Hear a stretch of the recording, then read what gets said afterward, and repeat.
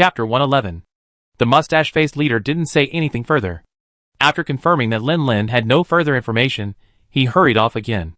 However, before leaving, he seemed to remember something and turned to Lin Lin, saying, "I almost forgot to mention that the mission to repel the peak dragon has been completed. I sent it to the cabin earlier. I'm keeping the elu for you. Remember to check it out when you get back." Battles like this against oversized ancient dragons are difficult to categorize by star level, so they're recorded as special missions without stars in the hunter's notes. The reward is 3 times the average reward for the corresponding mission for that hunter level. Based on level, Lin Lin curled his lips. The average reward for a 3-star mission is around 3,000 Z. Doesn't that mean his reward would only be around 10,000 Z? Although 10,000 Z wasn't a small sum for Lin Lin, who had just crafted weapons and armor, and spent a fortune refining a protective stone, successfully returning himself to poverty, it was still a direct confrontation with an ancient dragon. 10,000 Z felt a bit lacking. The mustachioed guild leader, a businessman, immediately saw what Lin Lin was thinking and added with a chuckle, "I haven't finished yet. The rewards are calculated based on hunter level, and there's also a bonus. It's divided according to your contributions. You've been instrumental in this battle. Let me think. The bonus alone seems to be over 50,000. Lifting that box of money must be a struggle. Over 50,000? Then, with the rewards, wouldn't that be over 60,000? Lin Lin's eyes lit up. What a wonderful connection. We're rich men now. He rubbed his hands, eager to head back to his quarters, but then a thought struck him, and he turned back to the mustache-clad leader. By the way, leader, as a top-ranked hunter, what are Rachel's rewards and bonuses? Could you share some information? With every level increase in mission difficulty, the reward increases significantly. With Rachel's 6-star hunter level, a triple reward would surely reach hundreds of thousands. The thought of it makes his mouth water. Well, didn't Rachel leave right after the harvest festival? I'm afraid I can't send her my share of the reward, so I had to take matters into my own hands and exchange it for something else. The mustache-clad leader scratched his face, looking slightly embarrassed. Why hadn't top-ranked hunters been invited to previous feasts? Wasn't it because the rewards were too high? While it's true that high-ranking hunters generally have plenty of money unless their entire fortunes are sunk into the sea, as a qualified guild manager, he couldn't simply withhold it simply because someone didn't want it. He was simply offering it flexibly. It's called flexibility. Anything else? Lin Lin tilted his head. Hundreds of thousands of Z. What else could be considered equivalent in value? The mustachioed guild leader scratched his hair. Like a piece of real estate. Lin Lin subconsciously glanced in the direction of the hunter's hut, the image of that mansion floating in his mind. How could that one be worth over 1,000,000 Z? What are you thinking? Those hunters' huts belong directly to the guild. I only have control over their use. They're just other properties. Lin Lin couldn't help but touch his face with an awkward smile. Are my thoughts so easy to guess? After returning from the training ground, Brave had already packed his things and was waiting in the living room for Lin Lin to leave. After spending some time together, Tayo had become much more familiar with this greedy human. He completely ignored him and happily munched on the large steak Lin Lin had specially prepared for him.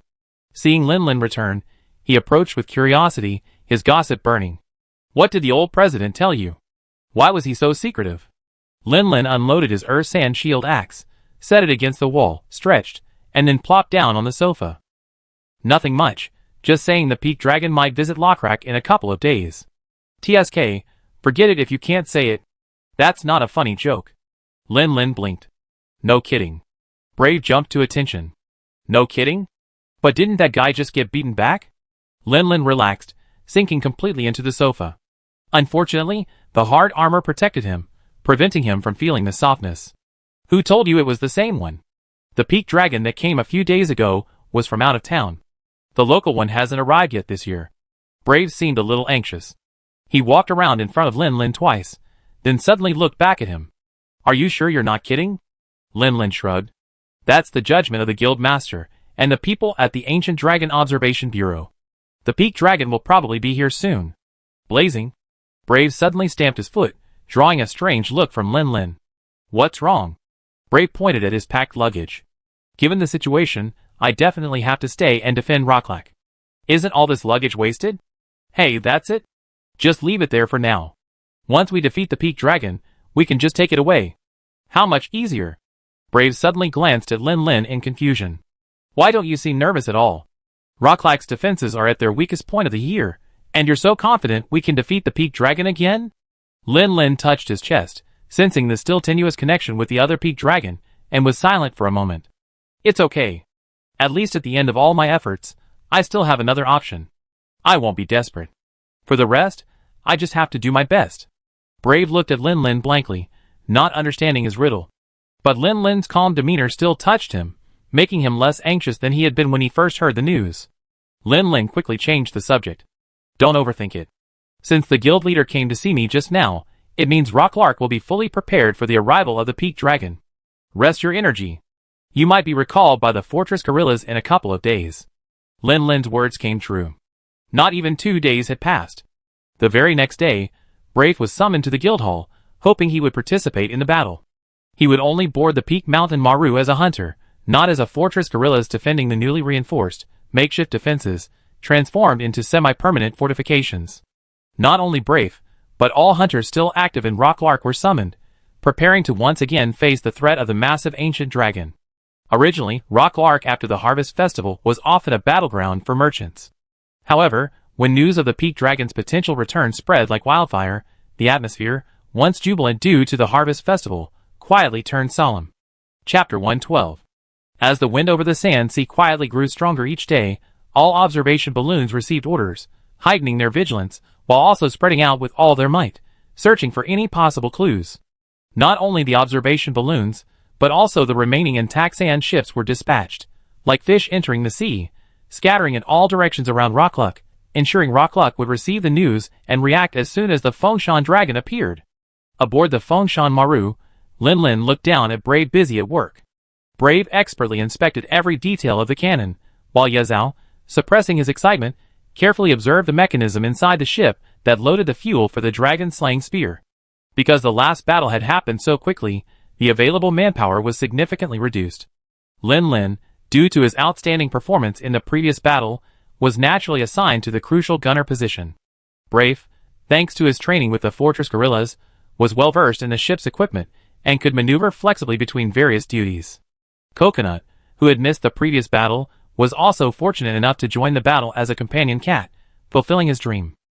However, when the captain discovered Coconut's unique talent for mechanical work, he generously assigned it to the Dragon Spear's fuel tank, giving it an opportunity to learn.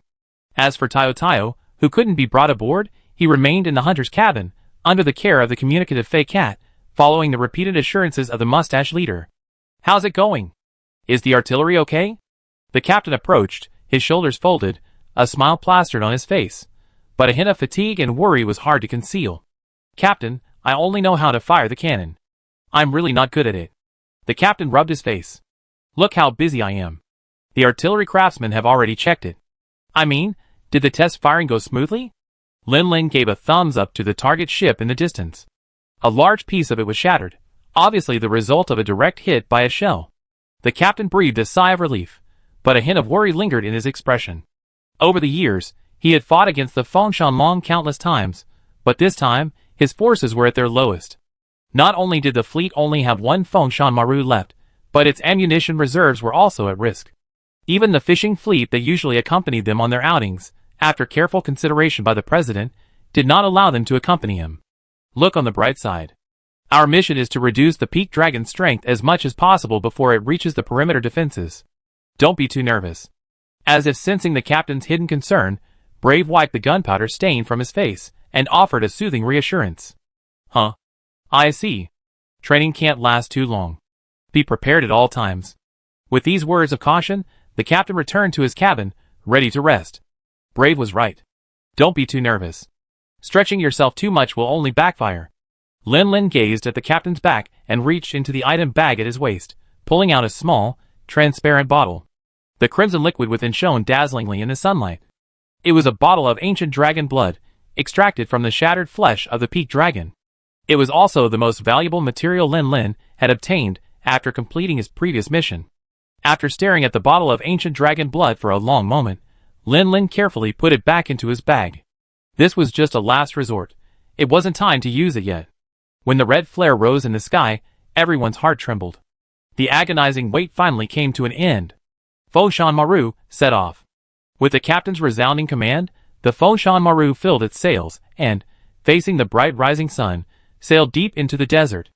Unlike half a month ago, when many crew members had been enjoying the feast, everyone was now on edge, vigilantly observing their surroundings. And the Fengshan dragon didn't keep them waiting for long. Soon, a pair of massive fangs broke through the sandy bottom, and then, its massive body emerged to the surface, keeping pace with the Fengshan Maru. Lin Lin held his breath, observing the Fengshan dragon carefully. It wasn't long before he noticed the difference between this one and the previous one. Although the size difference was minimal, a comparison of the two revealed a subtle difference in color. While the shell of this peak dragon was about the same thickness as the previous one had a slightly bluish hue, while this one had a more yellowish hue. Could it be due to a different living environment and the different mineral composition of its diet that this color difference, easily overlooked without careful observation, result?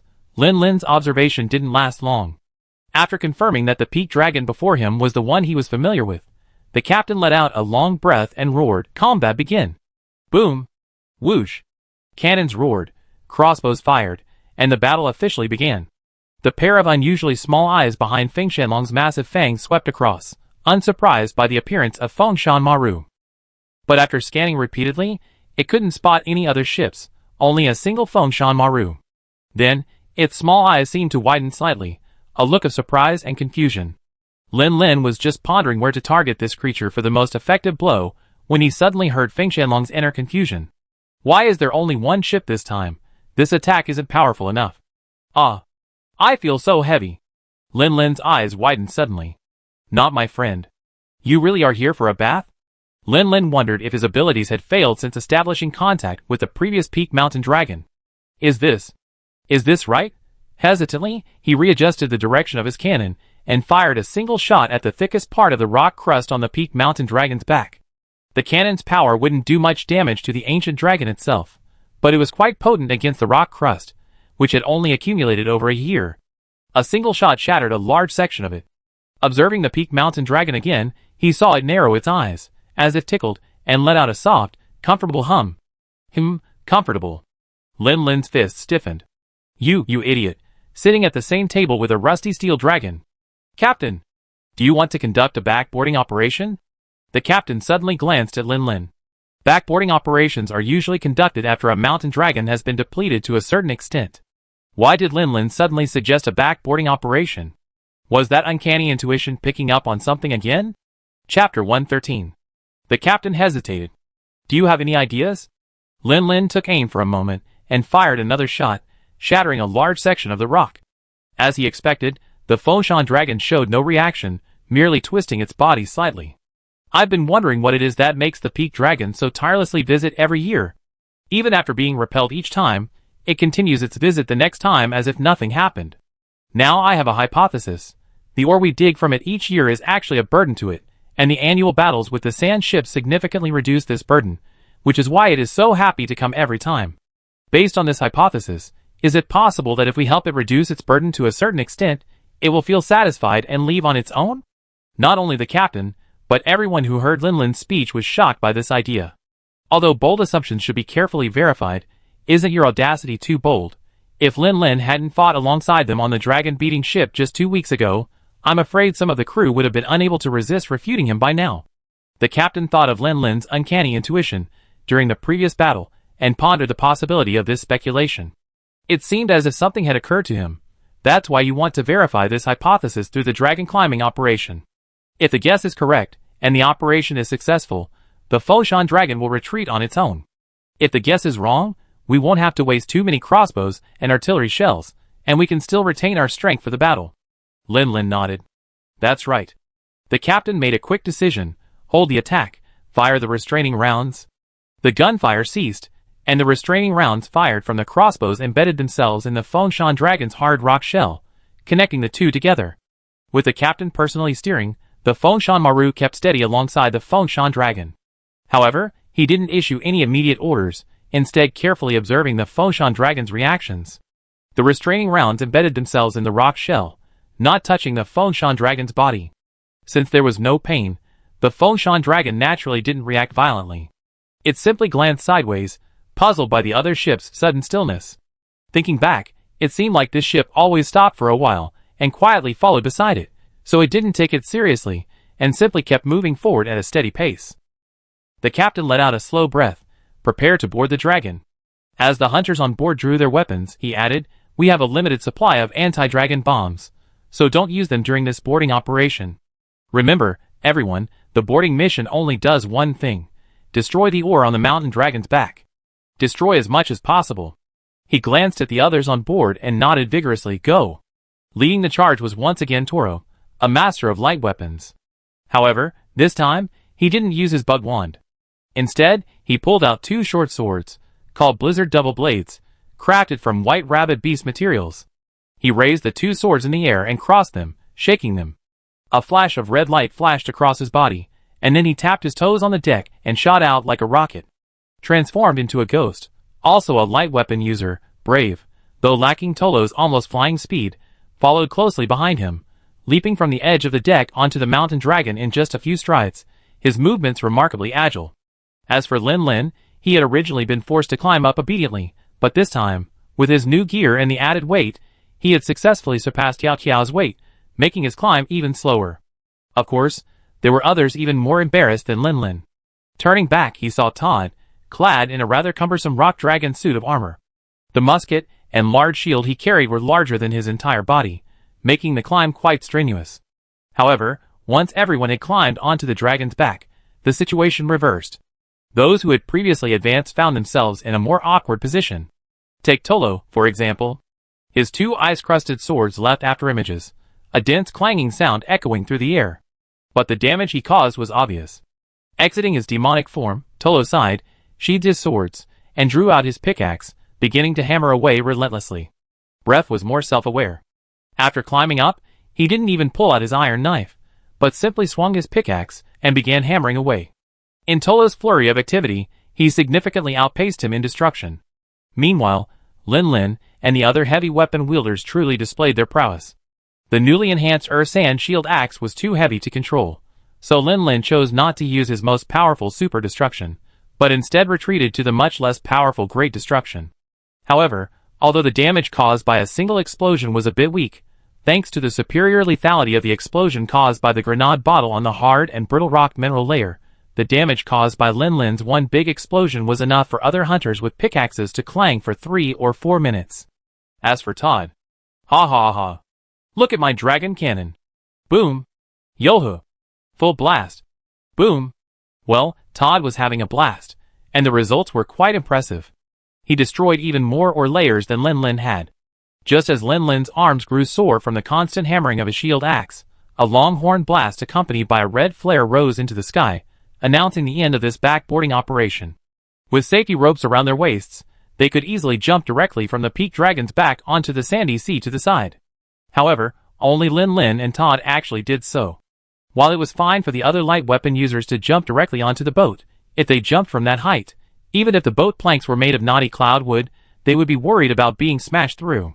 The signal to retreat was incredibly timely. Almost as soon as Lin Lin fell into the sea of sand, the peak mountain dragon roared, leaping upwards, its entire body soaring back down over the dragon boat, landing on the starboard side, and then on the port side. Lin Lin glanced at the shower of ore fragments that fell from the sky as the peak mountain dragon leaped, and a sudden thought struck him. This was like a bath. After scrubbing one side, the master pats you and tells you to turn over and scrub the other side. Then, an endless wave of sand swept over like a tsunami, forcing Lin Lin to hold his breath and curl up to mitigate the impact. He was experiencing exactly the same treatment as Rachel. Chapter 114. After finally climbing back up the safety rope to the dragon boat's cabin, and then back onto the deck, Lin Lin didn't even have time to catch his breath as he hurriedly looked in Feng Shenlong's direction. "Are you satisfied with the back rub? If so, can we go home?" Woo! Feng Shenlong twisted his body, as if a lot of weight had suddenly been lifted off his shoulders. The relief was a little difficult to adjust to. Did it work? The captain was also watching Feng Shenlong, feeling a mixture of nervousness and anticipation. If it failed, it seemed the backboarding tactic was indeed effective. Based on past experience, even if Fengshan Maru wasn't angry, he'd definitely retaliate. Pushing down and side slamming were quite common. But now, even after being boarded on the back, the only major movement this creature made was a rollover, without even a hint of a counterattack. Was it because it wasn't hurt? But if it succeeded, why was Fengshan Dragon still advancing towards Rocklac, and even faster? "Captain!" The backboarding tactic failed. Stop it! The captain instinctively glanced at Lin Lin, only to see his expression suddenly darken. Reducing the load is only one of its aims. It also wants to destroy the giant Fong on the giant rock platform. Even though he didn't understand Lin Lin's judgment, the idea that destroying the mineral layer on its back would cause Fengshan Dragon to retreat on its own was clearly a failure. Without hesitation, the captain resumed the battle, but this time, all his attacks were concentrated on its relatively soft and large abdomen. Lin Lin gritted his teeth and fired a cannonball. Perhaps because he had too many distracting thoughts in his mind, the shot was a little off target and landed on the much weaker mineral layer on the back of the Fengshan Dragon. With the memory and dream of the foreign mountain dragon, Lin Lin preconceived that Rocklak's tusk exuded a certain allure unique to mountain dragons. He then wondered why the local dragon so persistently visited Rocklak each year, perhaps simply using it as a guiding beacon, swimming towards it to enjoy the scrubbing service. After all, after so many years, having felt that allure every year, did it really have to come every year? Even curiosity wouldn't be enough, right? And then, he had just listened carefully to the mountain dragon's thoughts. The first words he heard, expressed in human language, would go something like this: "Ancient dragon curse, that old bastard is in heat again. This is clearly my territory. If a female comes, I lure her away every year even if he calls her like that. I need a wife." It was a bit confusing, and Lin Lin's mind raced for a while before realizing that the attraction he felt in the dream wasn't specific to all peak dragons. It was a breeding signal for peak dragons. The opposite sex is attracted to the signal, while the same sex is repelled, triggering a territorial dispute among the same species. Thus, year after year, provoked by fellow males, this mountain dragon persevered in its quest for a showdown at Lokrak. However, each year, it was intercepted and attacked by the Sand Fleet, causing its condition to decline. When its condition deteriorated to the point where it felt its chances of success in a subsequent battle for territory were slim, it would retreat and recuperate, waiting to strike again the following year when provoked again. Although it was baffling how that weathered, shabby tusk could still signal its annual reproduction, this was an ancient dragon, and there were countless unknown species. Seeing the relaxed, perfectly maintained Fengshanlong before him, his fighting spirit surged, charging excitedly towards Rocklak. As the Fengshanlong swam at full speed, the Fengshan Maru, boasting the highest speed of any sand boat, could only barely keep pace. After firing a few cannon shots, the recoil affected Fengshan Maru's speed, even the slightest drop, immediately falling behind the opponent. Lin Lin gritted his teeth. He once again fished out the vial containing the ancient dragon's blood. The resin bottle survived a fall from great heights, and the crimson blood shone enchantingly in the sunlight. Looking at the anxious captain, the gnashing but helpless crew, and the Fengshanlong drawing ever closer to Rocklak, Lin Lin no longer hesitated, unscrewed the transparent vial, tilted his head back, and dripped a few drops of the crimson liquid into his mouth. Fishy, a little salty. The next moment, Lin Lin could clearly feel a burning sensation spreading through his body. The mysterious connection, which had become quite weak, suddenly became quite strong. Lin Lin could even sense a wave of surprising thoughts coming from the other end of the connection. Until now, the inner voices of monsters that Lin Lin had heard were essentially just the monsters' emotions and their thoughts. Simple-minded monsters, like flying beetles, didn't even have much emotion, only a fearless and aggressive attitude. But for ancient dragons, whose intelligence was equal to, or even surpassed, that perception was the only way to translate their thoughts into logical language for comprehension. But at this moment, this ethereal connection transcended previous perception. It was a two-way connection, a communication between thoughts. The thought on the other end of the link was filled with curiosity, even a hint of joy. Who are you? Why are you in my head? Lin Lin exhaled, conveying his thoughts with his mind. I am Lin Lin, a human. I'm not in your head, but I'm communicating with you in a way I don't understand. Relax, feel it carefully. Just as I can sense your direction, you should be able to sense my location. The thought on the other end seemed to be thinking, Lin Lin? Human? I seem to have some impression. I remember, it was you who left me covered in wounds that day and stuffed explosives into my mouth. Through a tiny ant, I saw the source calling me. It was you, wasn't it? You're not weak. You told me to leave, and I already did. Why are you using this strange method to get into my mind now? Lin Lin's mouth twitched. He really holds a grudge. This connection is two-way. You saw the giant Fong through me, and I saw bits of your past. You felt lonely, didn't you? The thought on the other end fell silent for a moment, and the voice grew deeper. Indeed. I can help you find companions so you're no longer alone. Can you please stop remembering our fight? Really? Chapter 115. Really? The voice sounded delighted, and Lin Lin even detected a hint of impatience. It seemed he had been tormented by loneliness for so long that the sudden surge of anger upon learning the human who had previously injured him dissipated in the blink of an eye. Lin Lin rubbed his face and brazenly tried to establish a bond. No fight, no acquaintance. We're friends now, and I'm always sincere to my friends. Friends? Do you mean companions? Are you saying you want to be my companion? 3 questions were hurled at him in quick succession, leaving Lin Lin frozen in place, unsure how to respond. This is my first time communicating with an ancient dragon. How should I respond? Waiting online, urgent, the voice continued to echo. You won't be frightened and flee in panic without even seeing me, like other creatures do. You can even injure me. Your fighting ability is quite good. Besides my mother, you're the first creature who can communicate with me. I accept you as my companion. But only you. I don't understand the cries of other humans. They're not worthy. Even though loneliness was driving him mad, he still acted so arrogantly. Is this worthy of being an ancient dragon? So arrogant. Lin Lin subconsciously complained, but heard a proud snort from the other side.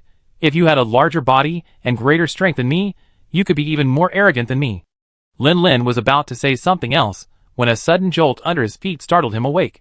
He quickly grabbed the cannon barrel to avoid being thrown out. Turning his head, he saw that it was Fengshan Maru that was relentlessly pursuing him. The Fengshan dragon in front of him, also provoked, twisted its body and charged towards him.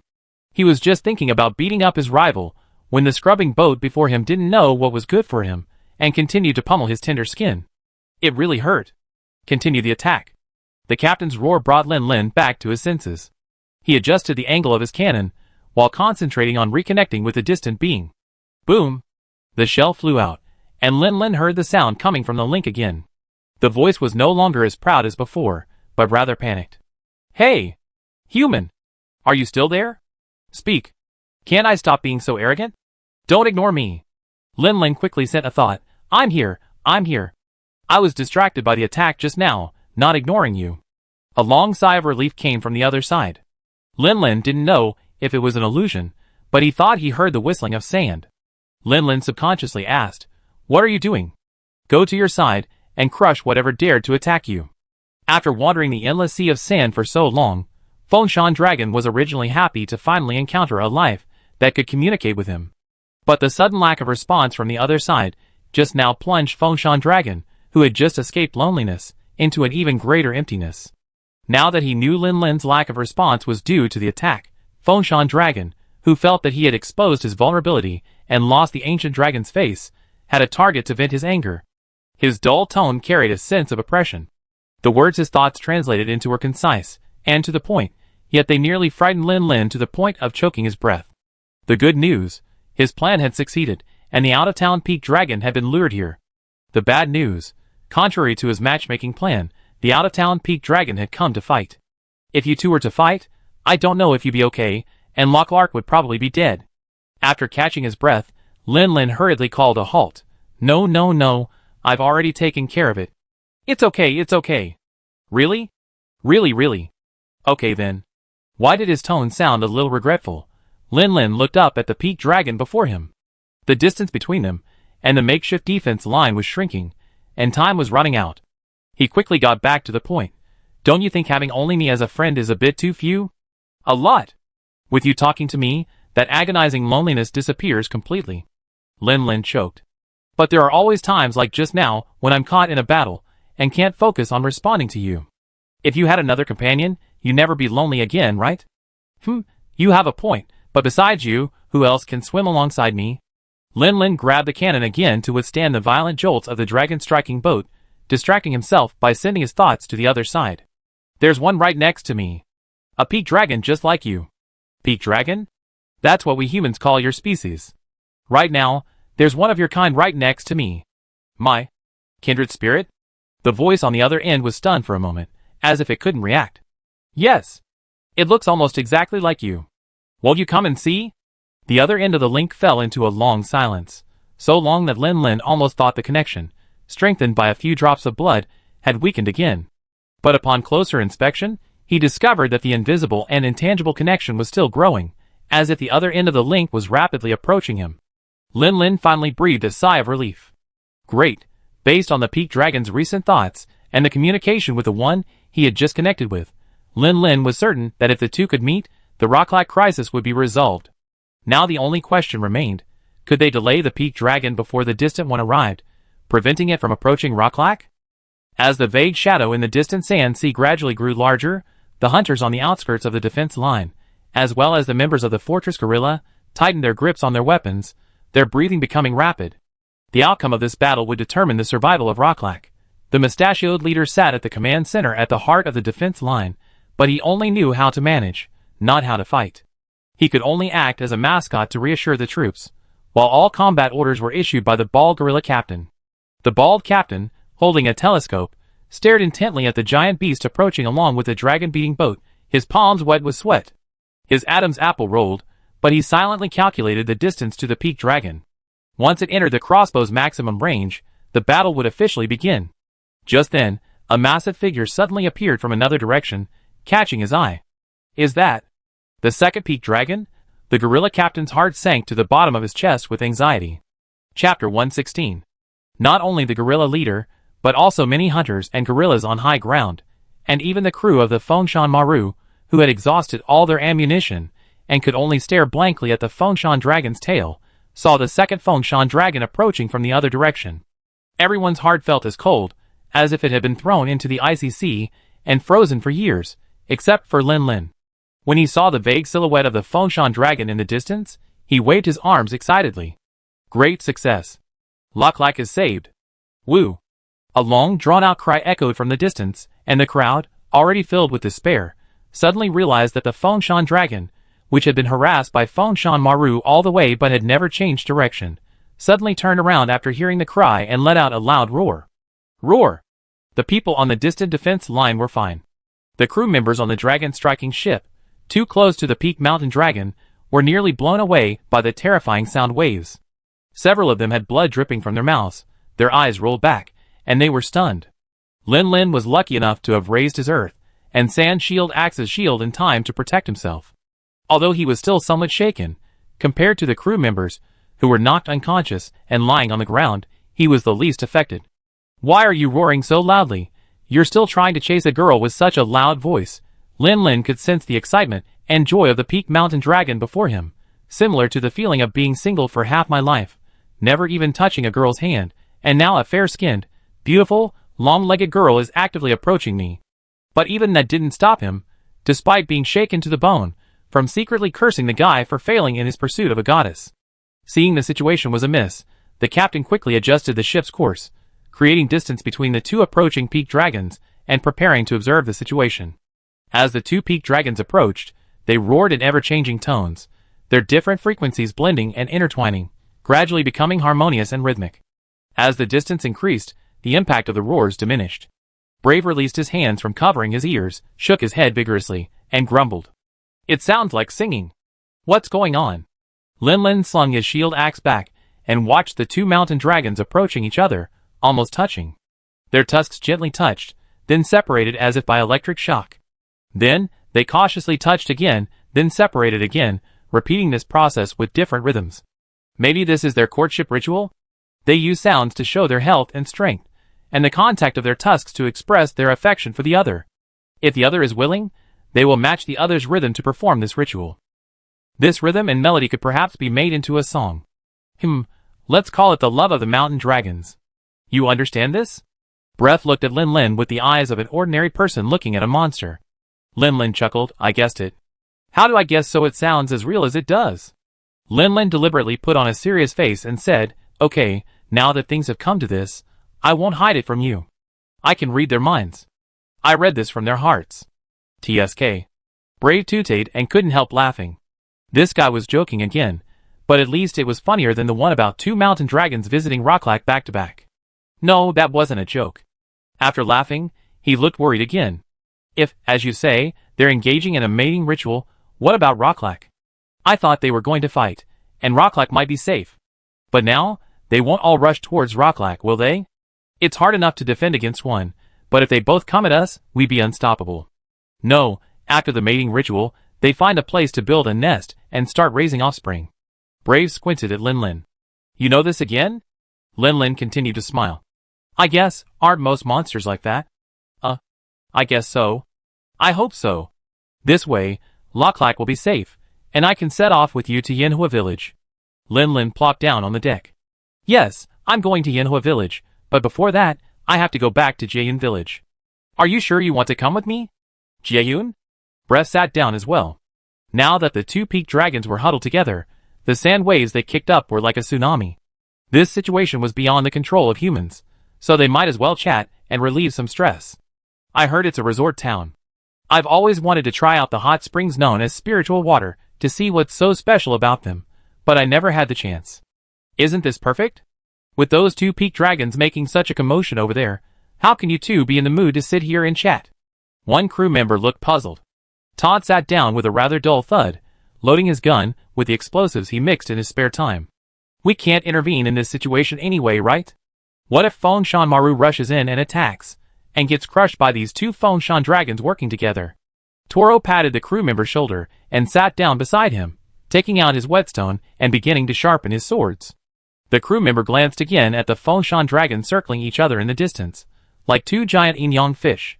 He sighed and turned to get some healing potion to pass to his companions, who had been stunned by the roar. They're moving!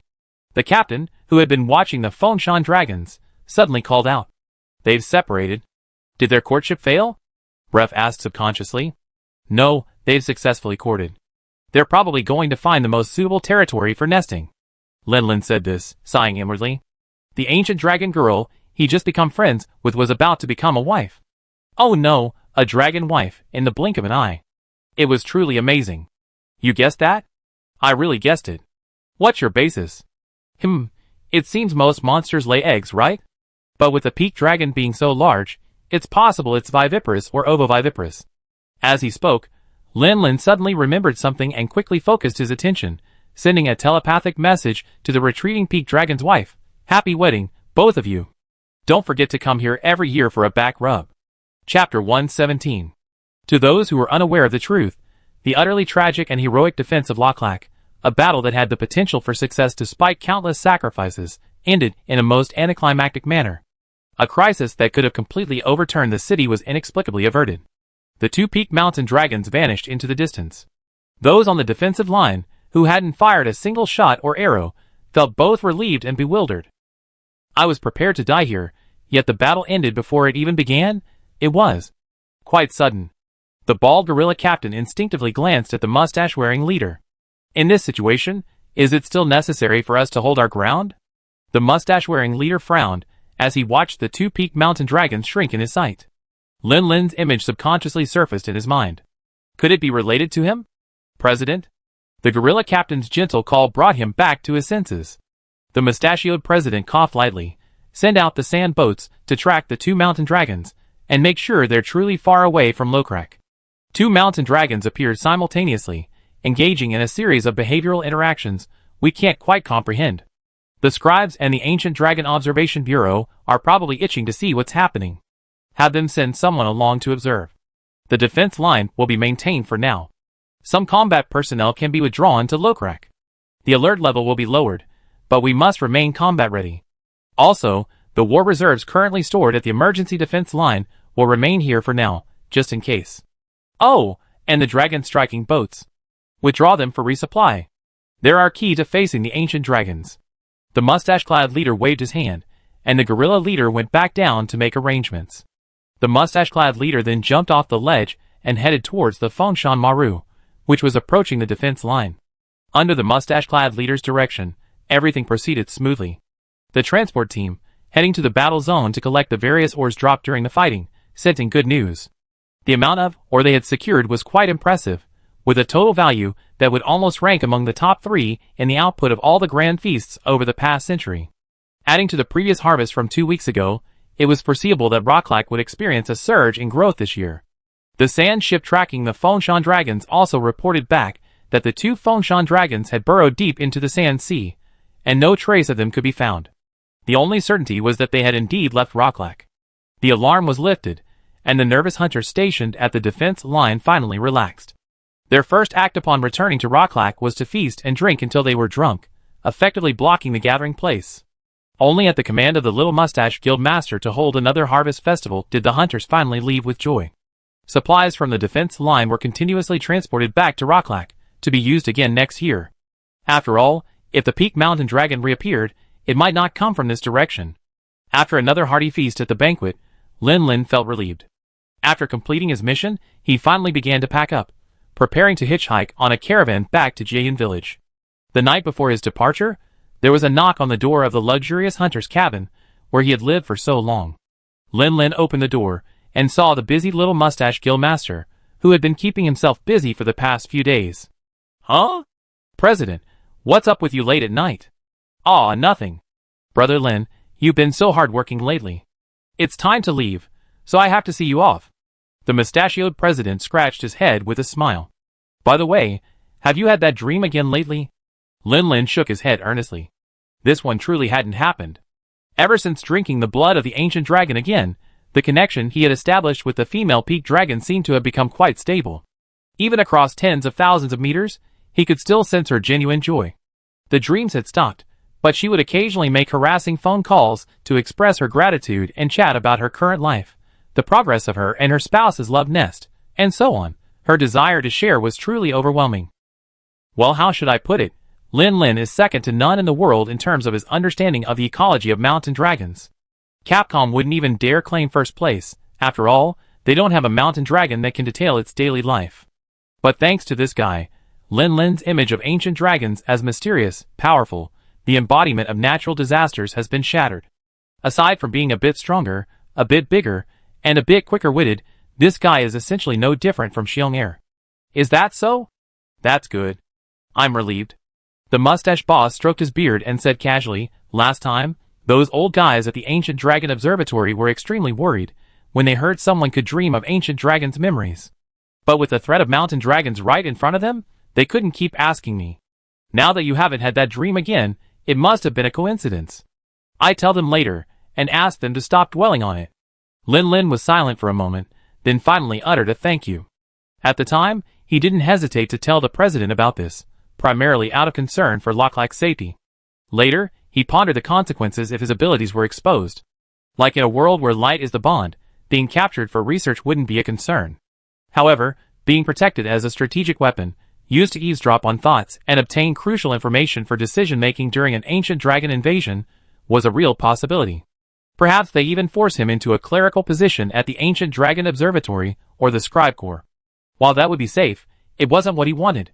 He loved his current, unfettered hunter life. He could go wherever he pleased, take on hunting commissions when he wanted to fight, grill by a gurgling stream, gaze at the stars in a desert oasis. So, upon learning that the president had kept his secret, and that he could continue his hunter life, he felt a heartfelt gratitude towards the mustachioed president, whose only flaws lay beyond his lust. Perhaps in the various battles he might face, he'd be forced to reveal his abilities for various reasons. But until then, he could only enjoy his life as a hunter to the fullest. Hey, what are you thanking me for? Isn't this what I'm supposed to do, brother? Could it be that just because I had a bizarre dream, you're no longer a hunter? Haven't you fought to protect this city and its people? Relax. The mustachioed president patted Lin Lin's arm carelessly, then suddenly lowered his voice. By the way, brother, I'm really curious. What's the mind of that peak dragon? Why does it come to Rocklark every year? Chapter 118. I'm just guessing, President. Don't take it too seriously. So Lin Lin recounted the whole story to the mustache-faced president, leaving him speechless for a long time. Does it come every year to remove the accumulated ore? Does that giant tusk emit a reproductive signal every year at this time? Does the opposite sex feel attracted, while the same sex wants to come and fight? It's just my personal speculation based on my previous dream. Just take it as a joke, President. Unexpectedly, though shocked, the mustache-faced president didn't question Lin Lin's speculation. Instead, after listening to the whole thing, he frowned and muttered to himself, if that's true, what if the mountain dragons never come again? The ore they produce is the backbone of Rocklark's finances. Lin Lin's mouth twitched. They should still come, right? After all these years, that mountain dragon's bathing. Probably. Has it become a habit? Scrubbing? That's a surprisingly apt adjective. The president rubbed his cheek.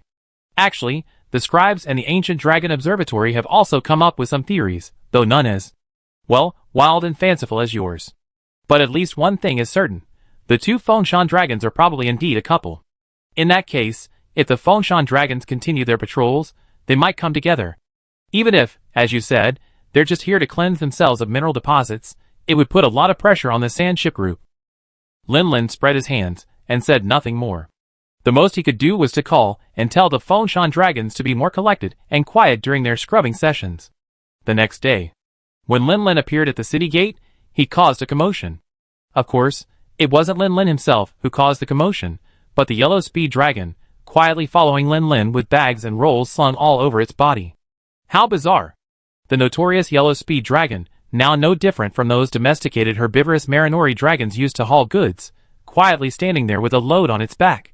If Tayo had appeared here without anything on his back, the crowd would have probably already fled, shouting for help from the fortress gorillas. However, Tayo's behavior at that moment was so harmless and novel that it attracted a large crowd of onlookers, curious but hesitant to get too close. Lin Lin raised his hand speechlessly and rubbed Tayo's head. But he couldn't lead Tayo away from the crowd just yet. Turning his head, he saw Silver Elu, dressed in a red uniform, holding Elu of the same color, wearing earth and sand Totoro armor, in his arms. Wiping away tears, he kept giving the child instructions. When you're with the Hunter-sama, you must obey his orders. Take care of yourself when you're out. Don't be too stubborn. Come back when you feel you can't go on. Safety comes first. Well, that's about it. It's normal for a mother to worry about her child going on a long journey, and to nag about things. All Lin Lin could do was promise to bring the dates back intact, to put her mind at ease. As for why only his mother came to see him off, and Seabuckthorn didn't, as a social animal, Elu, Seabuckthorn had already been out with a caravan on another trade trip before the Peak Dragon's second attack. Even when Coconut Day tried to convince him that he was a hunting cat, and would be able to earn money to support his family, he simply smiled and told Coconut Day to use the money for himself. The touching family love made Lin Lin subconsciously think of the world before his time travel, wondering if he ever had the chance to go back again in this lifetime. Finally, the sentimental farewell ended. Coconut Day wiped her eyes, waved goodbye to her mother, and scurried towards Lin Lin on all fours. Boss, meow! Let's go, meow! Lin Lin waved to Joey, who was still wiping tears, as he looked over at them. He led Coconut Date and Tayo into the vast expanse of yellow sand. The farewell had delayed them slightly. Brave had already left with the caravan for a while, and they needed to catch up. This caravan was primarily transporting various spices and Rocklac specialty cocoa beans. They were to sell them in Jieyun Village, then purchase a batch of Jieyun Village specialties there for transport back to Rocklac. Because the cargo was so heavy, the main force behind the transport was the herbivore dragon. These monsters were easily targeted by larger monsters in the wild, so they needed to hire hunters to escort them. Luckily, a 3-star hunter named Lin Lin offered a ride, and they readily agreed, even making a separate vehicle available for the hunter to rest. However, when they saw the yellow speed dragon, laden with luggage and drooling intently at the herbivore dragon pulling the cart, their relief at having a free hunter escort was replaced by a question mark. Not a buddy? Lin Lin awkwardly stepped forward, blocking Tayo's view. Regardless of whether Tayo understood or not, he sternly warned him, "This is my property. You can't eat it. If you're hungry, I make you barbecue." Lin Lin glanced regretfully at the empty caravan, reluctantly giving it to Brave, while he continued walking alongside Tayo. Of course, carrying so much luggage was a considerable burden for Tayo, so Lin Lin transferred most of the weight to the car, which made things much easier for Tayo. In the vast desert, having a sand boat for transportation and relying entirely on foot were two completely different extremes. After walking for about 2 or 3 days, a hint of green finally emerged from the endless yellow sand in the distance, lifting everyone's spirits. "Everyone, hurry up! The oasis is just ahead." The leader's shout immediately drew cheers from his companions, but he frowned, paused, glanced at them, and said sternly, "Be careful, don't make any noise, and don't think everything's fine just because we have hunters escorting us. We're far away from the area around Lokrak, and there aren't the fortress gorillas constantly clearing out roaming monsters here. Those guys have incredibly sharp hearing in the Sand Sea. Do you understand?" Falling at the rear of the group along with Tayo and Coconut Date, Lin Lin observed the leader's serious expression and sighed slightly. Sometimes you can't underestimate the wisdom of ordinary people. They know much more about the monsters in the Sand Sea than I do. Lin Lin was about to raise his water bag to take a sip, but after shaking it, he couldn't help but sigh and put it down again. After 2 or 3 days of traveling, despite being conserved, His water bag was almost empty. Protected by heat-resistant stones, he was barely affected by the desert's heat, and his need for water was much smaller. Even so, the rest of the caravan desperately needed to resupply at an oasis. However, in the sea of sand, an oasis not only meant water and supplies, but also danger. Date, cheer up. Chapter 119. Boss, does this place look familiar to you, meow? Yins climbed onto Tao's back and gazed at the oasis in the distance. After a moment, he asked Lin uncertainly. Familiar? Lin was slightly taken aback. This vast desert was nothing but yellow sand, and occasionally monsters, like sandfish and sand dragons, would rush over at the sound of the caravan. How could this even look familiar? It's the oasis where we first encountered Tao, meow. Yinza unfolded the map, identified the direction, calculated the distance, and then nodded confidently. That's it, meow. Oh my goodness, this oasis has really changed. Lin couldn't recognize it himself, but since Yinzo said so, it was likely correct. He watched the oasis gradually expand before his eyes, deeply feeling the magic of nature. The oasis before me was lush and verdant. As I got closer, I could hear the chirping of insects drifting on the wind. Occasionally, desert birds flew overhead, preying on emperor grasshoppers on the ground. The oasis was a scene of vibrant life, a stark contrast to the last time I hunted the Sand Dragon King, a bleak, dilapidated oasis that looked like it was on the verge of collapse. Yes, meow. The water source here was nearly dry last time I came here, meow. Now it's bursting with new life. Looks like the water source is safe, meow. We can finally rest up. Lin nodded, but stopped talking to Coconut Date because he suddenly noticed a slight sway in the trees at the edge of the oasis. It wasn't the wind itself, but more likely the movement of living things within. Lin whistled, alerting the caravan to heightened alertness, and unsheathed his earth and sand shield axe. Something's happening, meow. Yeza's reaction was equally swift. Although he didn't notice the unusual shaking of the bushes like Lin did, his keen sense of smell allowed him to detect a faint scent of blood in the air. Lin led the way, passing the others and leading the way. Braith also jumped from the middle car, prepared for a possible attack from behind. Yezao, eager to catch up with Lin, patted Tao beneath him, signaling him to speed up. But to his confusion, Tao, quite unusually, didn't cooperate. Instead, he kept sniffing the air, as if trying to identify something. Tao, what's wrong, meow? There was indeed a slight scent of blood in the air. If Tao had smelled it, wouldn't he have been excited? Not long after, a figure leaped out of the bushes, answering Yeza's puzzlement. Gioao. The orange and green stripes were remarkably familiar. Aside from being smaller than Tiao, the attacker's appearance was practically identical to Tiao. It was Huang Sulong. Lin, breaking away from the main group and marching ahead, had long since sensed the creature's desire to attack from the shadows. He had been on guard. Seeing a shadow lunge out, he unhesitatingly thrust his sword into his shield, blocking the attacker's attack. Like muscle memory, he transformed his weapon and launched a powerful blow.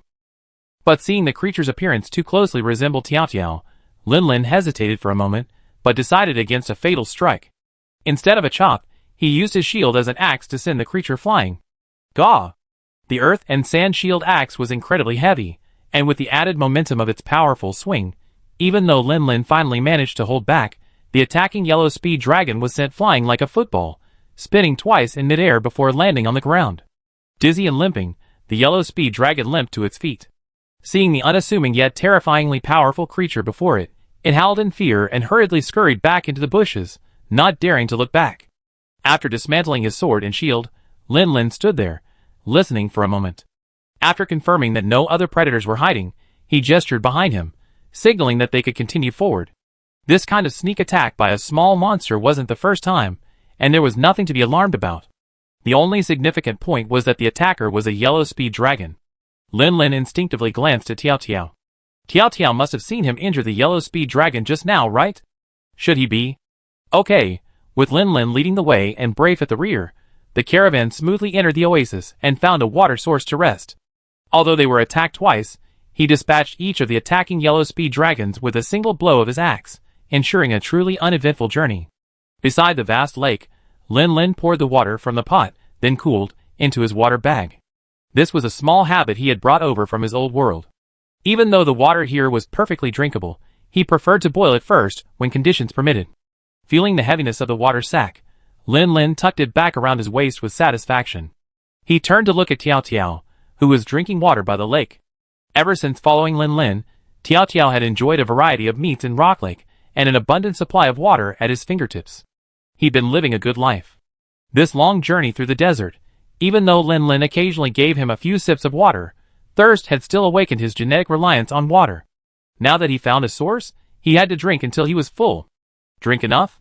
Lin Lin walked over to Tiao Tiao and saw that he had finally raised his head. He smiled and reached out to scratch the scales on his neck. Snoring. Tiao Tiao made a soft snoring sound in his throat and gently nudged Lin Lin's heavy armor with his head. Lin Lin placed his ear close to Tiao Tiao, grinning for a moment. He seemed unfazed by the fact he just injured several yellow velociraptors.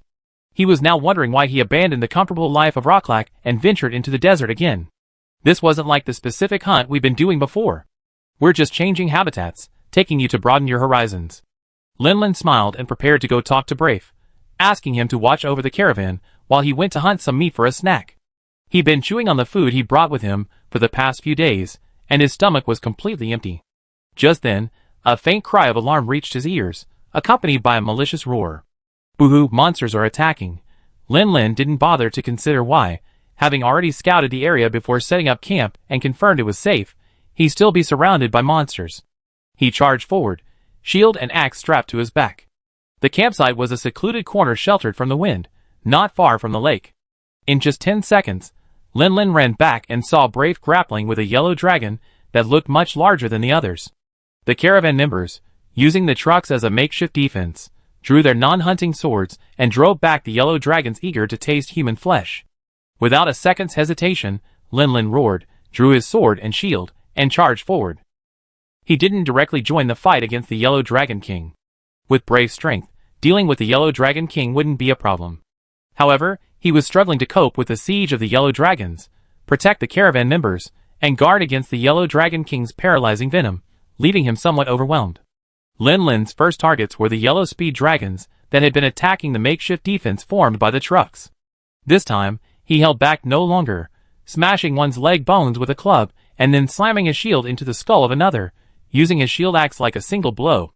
The yellow speed dragons, known as desert bandits and prone to bullying the weak and fearing the strong, were awed by the sight of a killer god suddenly appearing out of nowhere, slaughtering them like melons and vegetables, as powerful as monsters, and unable to withstand their might.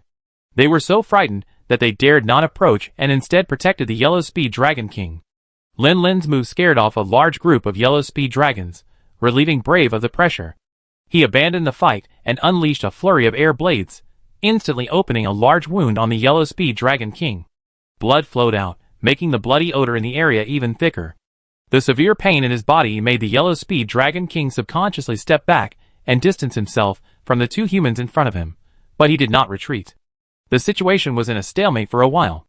Just as Lin Lin lost his patience and prepared to capture the leader first, aiming to kill the Yellow Speed Dragon King, a figure suddenly leaped out from the other side and slammed into the Yellow Speed Dragon King, sending him stumbling and nearly falling. Looking closely, he saw a Yellow Speed Dragon King wearing simple leather armor. Who else could it be but Tiao Tiao, who had been left behind? Gio. Turning his head to see the attacker clearly, the Yellow Speed Dragon King howled in anger and immediately aimed his spear at Tiao Tiao, who had suddenly appeared out of nowhere. Is he so eager to return and challenge the leader? Lin Lin paused slightly. Why did it sound like this Yellow Speed Dragon King even recognized Tiao Tiao? Gio. Tiao Tiao roared back without hesitation.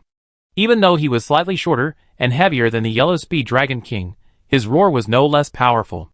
Old Ding, that useless bastard who even the Sand Dragon King can't defeat, it's time for you to step down. Lin Lin blinked, a sense of realization dawning on him. So this was the tribe that had driven Tiao Tiao away? Haven't they already migrated? Did they return after discovering the oasis had revived? But his racing thoughts had no effect on Lin Lin's movements. He lunged forward, ready to swing his sword at the Yellow Speed Dragon King. However, just as he reached Tiao Tiao, Tiao Tiao turned and roared at him, startling him slightly. You mean you want to challenge this guy to a duel?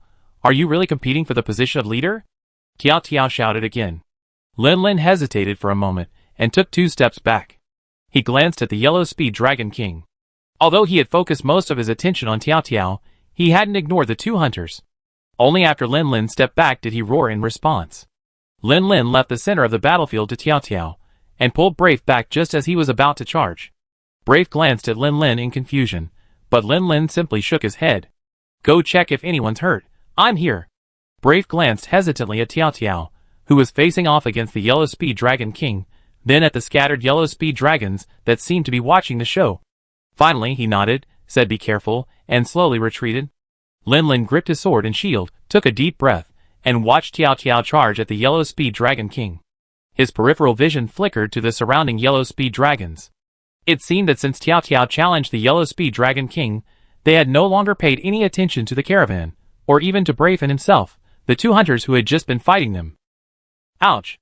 Tiao Tiao charged forward with all his might. Just before the two sides made contact, he turned sideways, and slammed into the Yellow Speed Dragon King with his leather-protected side. Although the Yellow Speed Dragon King was larger and heavier, Tiao Tiao had been well-fed for nearly 2 months, growing at a rate impossible in the wild. His weight was only slightly inferior to the Yellow Speed Dragon King's. Now, fueled by the momentum of his charge, the two were evenly matched. However, the opponent, having grown from an ordinary Yellow Speed Dragon to a Yellow Speed Dragon King, had experienced far more battles than Tiao Tiao, and his combat experience far surpassed Tiao Tiao's. As he stumbled backward, Tiao Tiao lashed out with his tail. Bang! Already stumbling backward, Tiao Tiao's balance was already precarious, and the lash of his tail forced him to stagger sideways a considerable distance before stabilizing himself. Fortunately, in addition to its nutrient-rich, extraordinarily tough scales, it also had a layer of leather covering its body. Furthermore, the suddenness of the Yellow Speed Dragon King's tail strike only threw Tiao Tiao off balance, but he sustained no real injuries. Staying steady, Tiao Tiao charged at the Yellow Speed Dragon King again without stopping. The Yellow Speed Dragon King, however, simply narrowed his eyes, and stared at the young challenger, remaining motionless until Tiao Tiao reached him, then exerting force with his legs and leaping backward. The short jump was just enough to avoid Tiao Tiao's open jaws. Then, slightly opening its mouth, it unleashed a gulp of paralyzing venom, showering Tiao Tiao with it. A hunter struck by this potent paralyzing toxin would have collapsed, twitching, and watched helplessly as the Yellow Speed Dragon King slowly approached, gnawing at their flesh with its sharp fangs. Fortunately, Tiao Tiao was also a Yellow Speed Dragon, and as long as his scales were intact, he was highly resistant to this venom. His movements only became slightly stiffer, but he wasn't significantly affected. Instead, he took advantage of the Yellow Speed Dragon King's venom spray to charge forward again, unpretentiously biting him, leaving a jagged, bloody gash on his left front paw. The Yellow Speed Dragon King knew his species was highly resistant to paralyzing venom, but he deliberately exploited this vulnerability. Based on his experience with previous challenges, these young, impulsive creatures typically rush forward. A single flaw would trigger a reckless attack, leaving the enemy's vulnerable neck vulnerable to his own mouth. Expecting Tiao Tiao to seize this opportunity and relentlessly bite his front paw, the Yellow Speed Dragon King opened his jaws, ready to sever the exposed neck of this unsuspecting challenger. However, contrary to his expectations, his bite missed. Tiao Tiao's bite drew blood, but instead of pursuing the challenge, he leaped back to distance himself, seemingly observing its reaction. The Yellow Speed Dragon King had no idea that Tiao Tiao, having followed Lin Lin and observed his combat so many times, had grasped a principle. When combat begins and both sides test each other, prioritizing inflicting injury while protecting themselves is the priority. Only when the opponent reveals a vulnerability large enough to be eliminated in one fell swoop is it worth launching a reckless attack. Its leader possessed the aura of an ancient dragon. Would it not learn his fighting style? Would it instead imitate the Yellow Speed Dragon King, who couldn't even defeat the Sand Dragon King? Discovering that things weren't going as planned, the humiliated Yellow Speed Dragon King flew into a rage. With a roar of fury, he suddenly exerted force with his feet, and leaped over 10 meters into the air. He intended to crush the creature's spine with this blow. Unfortunately, Tiao Tiao, also a Yellow Speed Dragon, was well aware of the power of this blow, and had no intention of resisting the flying grass. He lightly leaped back to create distance, then, without hesitation, leaped back into the air in the same position. The Yellow Speed Dragon King had just landed, before he could even fume over not having landed on the opponent, when he felt a shadow descend upon him. Raising his head, he saw a pair of clawed feet slam down, one landing squarely on his face, the other on the wound inflicted by Brave's air blade slashes. Ouch! The Yellow Speed Dragon King howled in pain, his strength suddenly draining away, and he was kicked to the ground. Huh? Tiao Tiao is quite formidable. Lin Lin raised an eyebrow in surprise. If the small crossbow made by Jujube was finally built, and paired with Tayo, hunting a fire dragon might not be impossible. The group of yellow speed dragons watching quietly around widened their eyes in surprise when they saw the original yellow speed dragon king being knocked down. Two of them instinctively left their positions, attempting to stand beside Tayo, the new leader. But an angry roar stopped them in their tracks. The newly knocked down yellow speed dragon king climbed to his feet again, roaring furiously, and glared at Tayo with his bloodshot, almost crimson eyes. In a leadership struggle, only if one party withdraws can the other maintain its position or even take over the group. It hasn't quit yet. When it defeated the old yellow speed dragon king, it knew the fate of a loser was to be expelled from the pack, left to wander alone in the sea of sand until one day, a lonely death. It couldn't accept that outcome. What infuriated it even more was that it was already showing signs of aging. If it could be defeated by this new challenger now, would it face more and more challenges in the future, until it was driven away or even killed? Kill! This competitor must be killed. To prove its rule was still secure. In his rage, the yellow speed dragon king's physical strength and agility increased significantly. Driven by his surging desire to attack, Tayo had no time to react before he was knocked over by the yellow speed dragon king. The yellow speed dragon king didn't hesitate, opening its maw and threatening to bite Tao's neck. Lin, watching from the sidelines, grasped his shield axe and, seeing the situation was unfavorable, rushed forward, ready to knock the yellow speed dragon king down with one blow. But the next moment, seeing Tao, using the force of the knock, roll again and then, somewhat awkwardly, stand up, Lin couldn't help but pause. This little guy must have watched me practice tactical moves frequently. Although this roll seemed strange due to his different body structure, he had mastered the concept of using momentum to regain his footing. In his rage, the yellow speed dragon king transformed into a mad dog, not giving Tao any time to breathe before launching a fierce attack. Tao, unable to react at first and knocked down, was overwhelmed by the continuous attacks and completely lost the upper hand. Although Tayo diligently avoided the opponent's attacks, preparing to wait until the yellow speed dragon king's strength was depleted before striking back, the relentless attacks still left Tayo with numerous wounds. The simple leather armor Lin had crafted was torn and bitten beyond recognition, and the excruciating pain constantly irritated Tayo's nerves. While Lin sweated profusely, ready to intervene at any moment, Tayo seemed to be enraged by the mad dog-like attacks. His initial intention of calmly responding and draining the opponent's energy was gradually replaced by a bloodthirsty killing intent rising from deep within him. Tayo no longer focused on dodging the opponent's attacks. Instead, he risked scratching a bloody mark with every claw, and ripping off a piece of flesh with every bite. The battle between the two, initially a melee of counterattacks, gradually evolved into a raw, bloody battle. Lin had already grabbed his shield axe, intending to strike the yellow speed dragon king from the sidelines, but the two were locked in a tangle, leaving him with no chance to strike without accidentally injuring him. "Don't worry, boss." Yinzhao's cry made Lin turn around. He saw that Yinzhao was holding a large package, which he showed to Lin. The caravan has already retreated to the other side under Brave's protection. Meow. This is the potion I got from them. It's called Life Dust. There's also a recovery potion here. Meow. Tayo will be fine. Huh? I hope so. Lin let out a breath. If he had known things would turn out this way, he wouldn't have let Tayo fight alone. He and Brave could have taken down the yellow speed dragon king together, and Tayo wouldn't have suffered these injuries. Fortunately, Tayo was protected by his leather suit. While the protection wasn't great, it was better than nothing. Though Tayo was now practically covered in blood, the wounds were mostly superficial. The opposing yellow speed dragon king was in far worse shape than Tayo. The initial wound inflicted by the continuous air slashes had been targeted by Tayo during the battle, leaving a large chunk of flesh missing from the yellow speed dragon king's side chest, with bones faintly visible at the deepest part.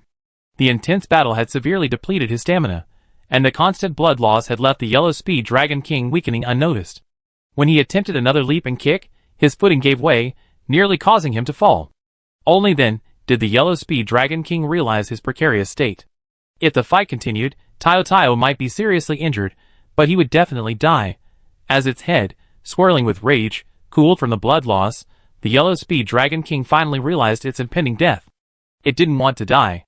Even if it had to leave its pack and live alone until death, it was definitely better than losing its life in the competition right now.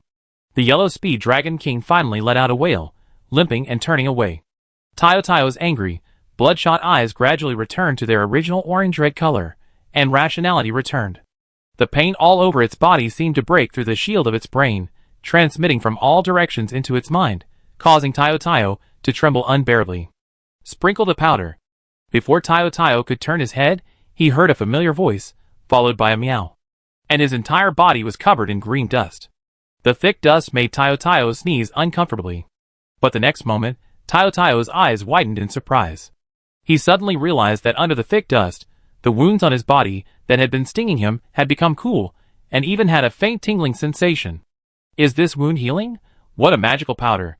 Before, injuries could only be healed by eating and resting. Could a sprinkle of powder have such an effect? Tayo turned his head left and right in surprise, examining himself for a closer look. Don't move. A pair of large, armored hands suddenly pressed down on Tayo's head, but Tayo didn't react. He had already determined from the sound that this was his leader. A bottle was stuffed into my mouth. What was this drink the leader gave me? The bitter taste was a bit like the weeds that help heal wounds, but there was also a strange sweet fragrance that mostly masked the bitterness. After finishing one bottle, he poured another. Lin poured 3 bottles of recovery potion into Tiao in a row. He used his mind to judge Tiao's feelings. When he was sure everything was fine, he breathed a sigh of relief. Looking up, he saw what seemed like 20 pairs of eyes fixed on him, leaving Lin momentarily stunned. Don't these kind of social monsters usually retreat after defeating their leader? The Yellow Speed Dragon King had already fled, so why were they still here, wanting to move forward but afraid? Then Lin suddenly realized that the previous battle had been a battle for the leadership of the pack. It wasn't him who had defeated the Yellow Speed Dragon King, but Tiao. So, in the minds of these Yellow Speed Dragons, Tiao was now their new leader. No wonder they weren't leaving, but were trying to move closer.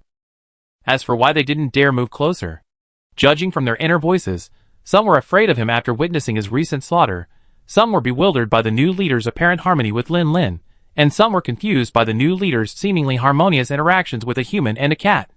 TSK. Lin curled his lips and rubbed Tiao's head. After Tiao shifted his attention from his rapidly healing wounds to him, he let out a long sigh.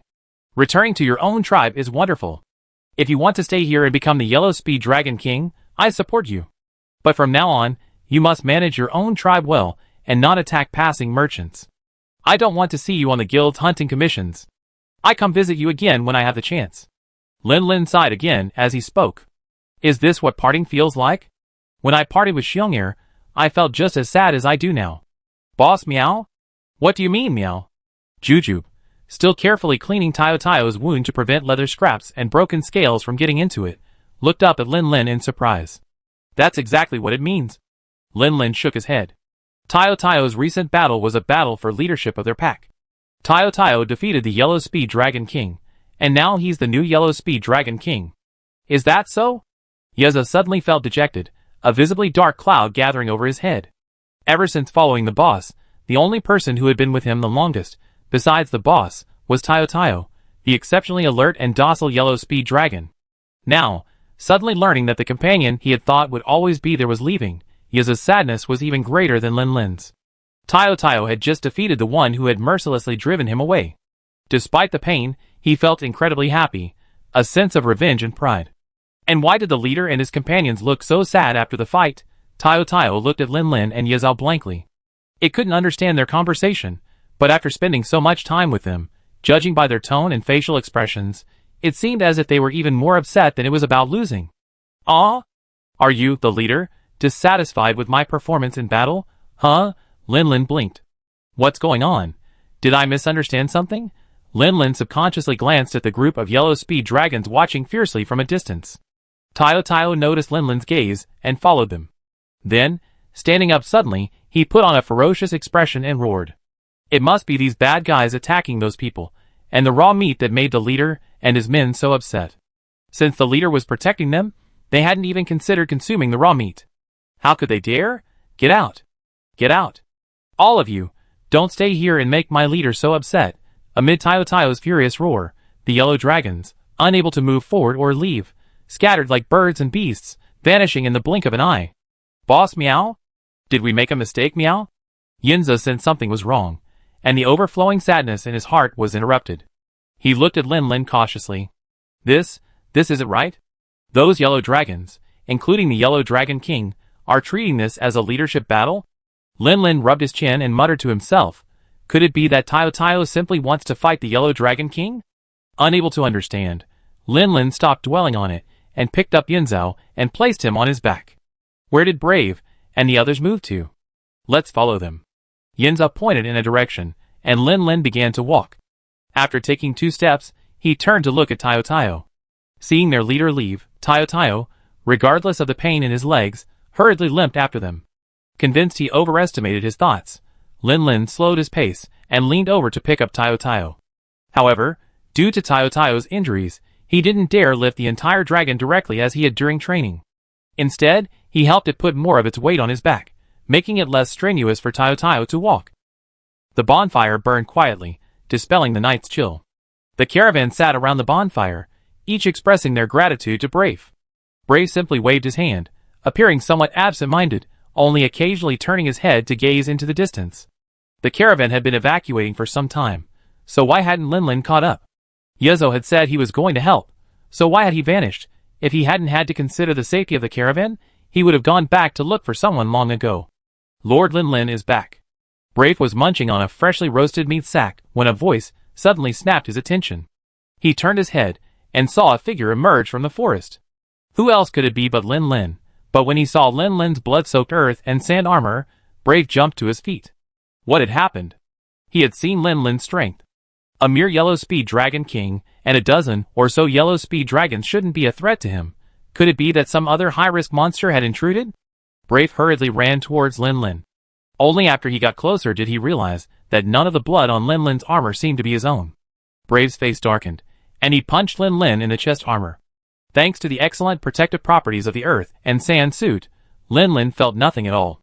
Of course, neither did Brave, as the alloy armor he was wearing was quite tough.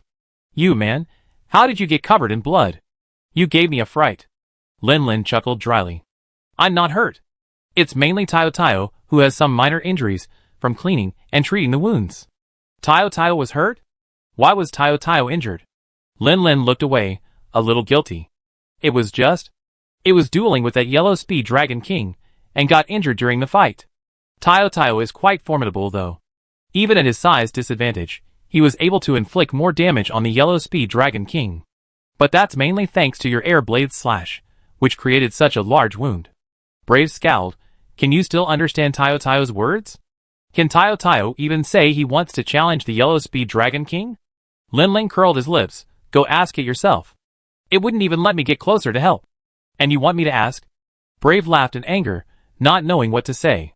He turned around and glanced around, but there was no sign of Tayo. Looking more closely, Date wasn't there either. Where's Date Tayo? Lin Lin nodded to the side. He's resting in another safe area not far from here. Then he looked at the group of merchants looking over at him from a distance. They were just attacked by a pack of Yellow Speed Dragons. I bring Tayo, covered in blood, over here so they don't get stressed out. After all, a Yellow Speed Dragon like Tayo is too unbelievable to most people. Someone might even think Tayo attracted the Yellow Speed Dragons. It's better to keep a distance. It's better for everyone. Bref shook his head. How could that be possible? We all have eyes. Tayo hasn't caused any trouble along the way, and he's also. It's used to detect and warn monsters when they attack. Lin Lin smiled and brushed off the topic. Okay, let's not talk about that. I came here just to report safety and reconfirm the caravan's location. Those Yellow Speed Dragons probably won't dare pursue us anymore. I go get some food and barbecue. Remember to come and eat later. It's over there. The Yellow Speed Dragon King was only a minor incident in the caravan's journey, but such minor encounters were countless throughout the long journey. Besides the Yellow Speed Dragon King, the Sand Dragon King and the Earth Sand Dragon also attacked the caravan along the way. They even encountered a rampaging Ceratopsian just as they were about to enter the desert plains. Lin Lin desperately wanted to kill a Ceratops to upgrade his shield axe, but the problem was that now was definitely not the time. The Ceratops, known as the Desert Tyrant, was absolutely devastating to the caravan. Relying solely on Lin Lin, a 3-star hunter, and Brave, who remained at 2 stars due to mishandling the procedures when hunting the Earth Sand Dragon, it was a pipe dream to repel this terrifying monster. Thankfully, thanks to Tayo's desperate escape and the aid of Date's items, they were not completely helpless. Ultimately, thanks to Taio's desperate escape and the help of Date's items, they successfully lured the Ceratops to the next door to engage a rock dragon, allowing the caravan to hurriedly flee the area. Lin could clearly sense that after the Ceratopsian crisis, whenever Taio appeared in the caravan's sight, he was no longer met with skeptical and evasive glances, but with heartfelt gratitude and admiration, which made him happy for Taio. Another point worth mentioning is that since defeating the Yellow Speed Dragon King, Taio seems to have entered a growth phase again. His height is visibly increasing, and the brow-like protrusion on his head is also growing larger and larger, clearly showing a tendency to develop the appearance of a Yellow Speed Dragon King. This surprised Lin. So, becoming a Yellow Speed Dragon King isn't just a matter of natural growth. It requires defeating the original Yellow Speed Dragon King? Or are there other factors involved, such as being recognized as a leader by a group of Yellow Speed Dragons? Lin isn't a scholar from the Scribe Corps, so he can't figure this out, so he just let it go. After all, Taio's growing strength is a good thing. Instead, as the view shifted from a blanket of yellow sand to a brown rocky landscape, and then to a gradually lush forest of various varieties, the endless mountain ranges rose and fell before him, the air gradually becoming moister, and Lin's heart began to stir. 3 or 4 months of traveling back and forth may not sound like much, but it felt like he had been away from that red village for a long time. He couldn't wait to go back to the village. Chapter 120. Ha ha ha. Jiayun Village. I'm back. Looking up at the steps rising before him, Lin put his hands on his hips and laughed unceremoniously. Behind him, Taio's eyes widened. He had grown up in the desert, and this time, following Lin out of the desert, he saw previously unimaginable natural beauty. The entire journey had been incredibly refreshing, but now, looking at the building perched on the mountain ahead, the sense of novelty intensified. Although he didn't quite understand what architectural style meant, at first glance, he could tell it was completely different from Locklark's. Is this Jiayun Village, meow? Jujube, perched on Taio's back, also looked curious. After Brave finished addressing the caravan's thanks, he saw they were already entering the village. He walked over to Lin and looked up. It's truly a completely different style from Tangia Port and Lokrak. Just looking at it gives me a sense of softness. Lin nodded seriously. Yes, the hot spring wine, the maple leaves, and the flowing water. It's truly quite beautiful. Brave glanced at Lin sideways. So how long are you going to stand here and sigh? Lin finally realized that he had been standing there in a daze for a while. He coughed dryly. Let's go. Get Taio settled first, then I take you to the meeting house. Taio had grown considerably, and the simple leather armor he had previously sewn was damaged. If he were to wander into the village without permission, it would easily cause a disturbance. Rather than taking the direct path up the mountain, Lin circled halfway around the foot of the mountain until he reached a clearing in the woods. He stopped only when he could see a farm across the river. Lin glanced around, cupping his hands to his mouth, forming a trumpet shape. Xiong Air. Xiong Air. I'm back to see you. He called out 2 or 3 times, but there was no response. Lin rubbed his cheek. Strange, isn't he here now? Sophia? Are you there? Under Brave's strange gaze, Lin chuckled dryly. Maybe I came at the wrong time? If neither of them is here, things will be a bit troublesome. How should Tiao be taken care of? Just as Lin was lost in thought, Tiao suddenly cocked his head, as if sensing something approaching. Tiao quickly let out a sharp cry to warn, but no one present was ordinary, so even without Tiao's warning, everyone sensed the approaching being, and its weight was so heavy it could have been at least 2 Tiaos. Brave gripped the hilt of his knife. Coconut Date nervously dipped its cat claws into its tool bag, and Tiao tensed, ready to leap and attack at any moment. Only Lin strode forward. Hey! Breath instinctively tried to pull him back, but failed. Too impulsive, huh? He didn't even know what was coming. Boom boom! Trees fell, and a dark green figure, on all fours, rushed forward at full speed. Lin showed no sign of weakness, charging forward with equally unstoppable momentum. Breath's pupils shrank. This brat hadn't even drawn his weapon. He didn't care about anything else and rushed after him. He had taken 2 steps when he heard Lin's roar of laughter. His footsteps froze in his tracks, unable to move forward. Ha ha ha. Bear too. I missed you so much. Brave, ?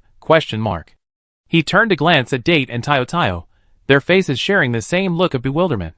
Turning back again, he saw Lin leap onto the charging, blue-black monster, clinging to it like a koala. The monster didn't attack either, simply embracing the rather petite Lin Lin with its bare arms, roaring rhythmically. Lin Lin's laughter didn't last long, quickly becoming intermittent. Okay. I know you miss me too, ahem. Can you let me go for now? Roar. The blue bear beast was extremely reluctant, but finally, despite Lin Lin's constant struggles, it reluctantly let go and plopped down on the ground. It gazed at its friend, whose skin had once again changed, its excitement still lingering. Regardless of whether Lin Lin understood its meaning or not, it continued roaring. Lin Lin really couldn't quite understand what he was saying. It was mainly because Xiong'er couldn't form his words. He didn't even know what he wanted to say, just venting his emotions. To paraphrase it, it was probably expressing his surprise at seeing him again, his longing for him after not seeing him for so long, his worry about Lin Lin's long absence, and his curiosity about what he'd been up to during that time. Lin Lin rubbed Xiong'er's firm, thick paw. Now, taking a closer look at Xiong'er, he noticed a slight difference from when he left. Huh? Xiong'er, did you dye your fur? Why is it so dark? Xiong'er didn't understand, and simply rubbed his head happily against Lin Lin's heavy armor. Although Lin Lin seemed to change his skin every once in a while, when he heard the faint voice from afar, he suddenly realized that his long-lost friend had returned, and was now enjoying their time together. Xiong'er didn't understand what Lin Lin was saying, and naturally couldn't mentally answer. Lin Lin had no choice but to let Xiong'er rub his head against him, while he circled around Xiong'er, carefully examining his physical condition. This inspection, wow, though its appearance was merely a shade darker than before, a touch revealed that Xiong'er's muscles, both in his claws and body, were significantly stronger. His darkened fur was also much tougher than the original green, significantly increasing his ability to withstand attacks. The cuticle covering his claws showed signs of repeated breakage and regrowth, significantly increasing its hardness. Its color had also shifted from its original brownish-yellow hue to a dark red. Oh my goodness, are you going to be the leader, or the runner-up? Lin Lin was filled with wonder. Suddenly, as if realizing something, he parted the thick, dark green fur under Xiong'er's bewildered gaze, and examined the flesh hidden beneath. As expected, a variety of interwoven scars formed a shockingly thick scar. If it weren't for the thick fur covering it, the mere sight would have made one's scalp tingle. Lin Lin felt extremely distressed all of a sudden. He was very worried about the skin injuries that Taio had received after the fight with the Yellow Speed Dragon King. Now, looking at the scars on Xiong'er's body, he could easily imagine how many times it had suffered injuries no less severe than those of Taio. He turned his head and looked at Coconut Date, hoping she'd get him some healing potion to apply to Xiong'er. But the moment he turned, he was met with 3 pairs of bewildered, shocked, and bewildered eyes. No, it should be 2, because Lin Lin noticed a hint of hostility in Tiao's gaze towards Xiong'er. I'm acting so good friends with Xiong'er, how could you still be hostile? We're allies. Lin Lin subconsciously listened to Tiao's thoughts. Such powerful strength, such a strong body. And you're so close to the leader. Damn, so jealous. Lin Lin, ? Is this right? No, Tiao, wake up. What kind of jealousy are you feeling? Don't be so ridiculous. Huh? Lin Lin? Is that you? A female voice suddenly rang out from the woods behind him. She was breathing rapidly, as if she just finished a strenuous workout, and was a little breathless. Lin Lin turned her head back and peered past Xiong'er's obstruction, only to see a bespectacled girl leaning on her knees, panting heavily. Her once ivory-white skin had darkened a degree or two after long days of fieldwork, but even then, it was barely noticeable, far from a tan. She looked at the hunter in heavy brown armor. Although she couldn't see his face, she could guess his identity from Xiong'er's friendly demeanor. Yes. Sophia? I'm back. Sophia adjusted her glasses, took a deep breath, and straightened herself. She glanced at Lin Lin's armor, instinctively wanting to inquire what kind of monster it was made of. But a glance at the other side revealed a man, a cat, and a dragon, and her gaze became fixed on him. This is the Yellow Speed Dragon King? Lin Lin patted Xiong'er's head and whispered, I make you your favorite honey-grilled fish later. I need to talk to Sophia first. Xiong'er didn't understand anything else, but the pronunciation of the 4 words honey-grilled fish was deeply engraved in his mind, and his eyes lit up. I was so happy to see Xiong'er just now that I almost forgot what I was doing. Lin Lin stood up and walked over to Tiao. He reached out and pinched Tiao's crown, which had recently grown stronger, and gestured to Sophia. Come here, it's okay, Taio is very docile. After Sophia, suppressing her rapid breathing and cautiously inching closer, Lin Lin continued, This is Tayo Tayo. I brought him back from the wild when I first arrived in Rock Lake. Back then, he was just a yellow velociraptor. About a month ago, he fought a yellow velociraptor king and won. Since then, he's become more and more like a yellow velociraptor king. Sophia's eyes lit up, envious of Lin Lin's free reign. After introducing Tayo Tayo, the creature Sophia was most interested in, Lin Lin adjusted the dragon's back. This is Velociraptor, my hunting partner. Remember the velociraptor named Sea Buckthorn that you drove when you first arrived in Jian Village? Velociraptor is Sea Buckthorn's child. Sophia reluctantly turned her gaze away from Tayo Tayo and turned to Velociraptor.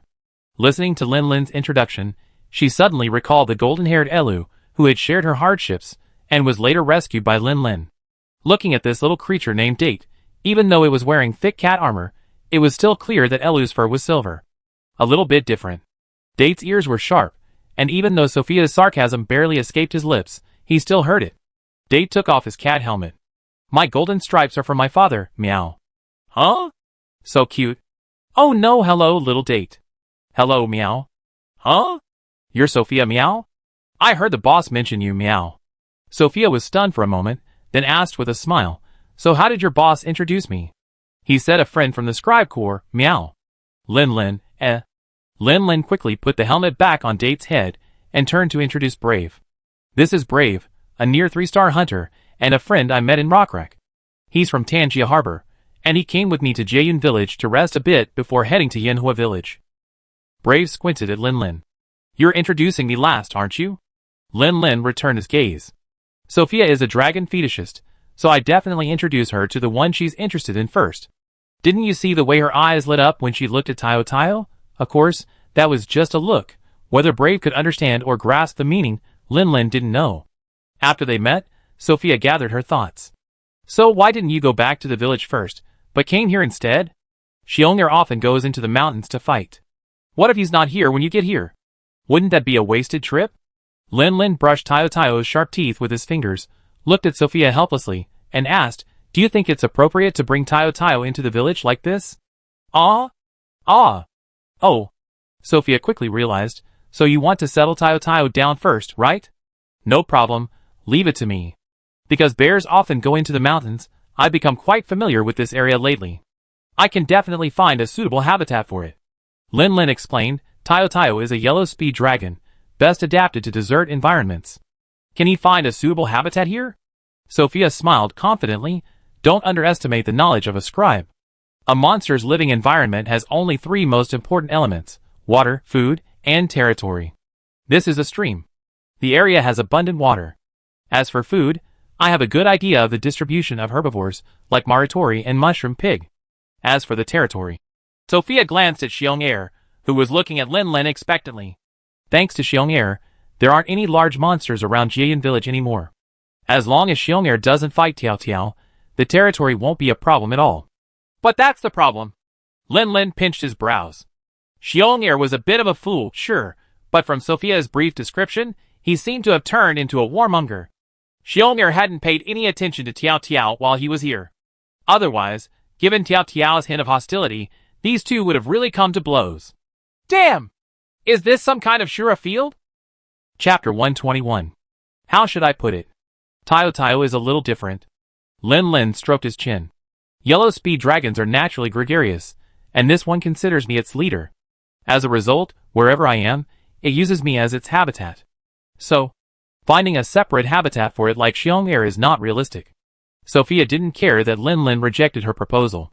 Her attention was completely captivated by the new information he revealed.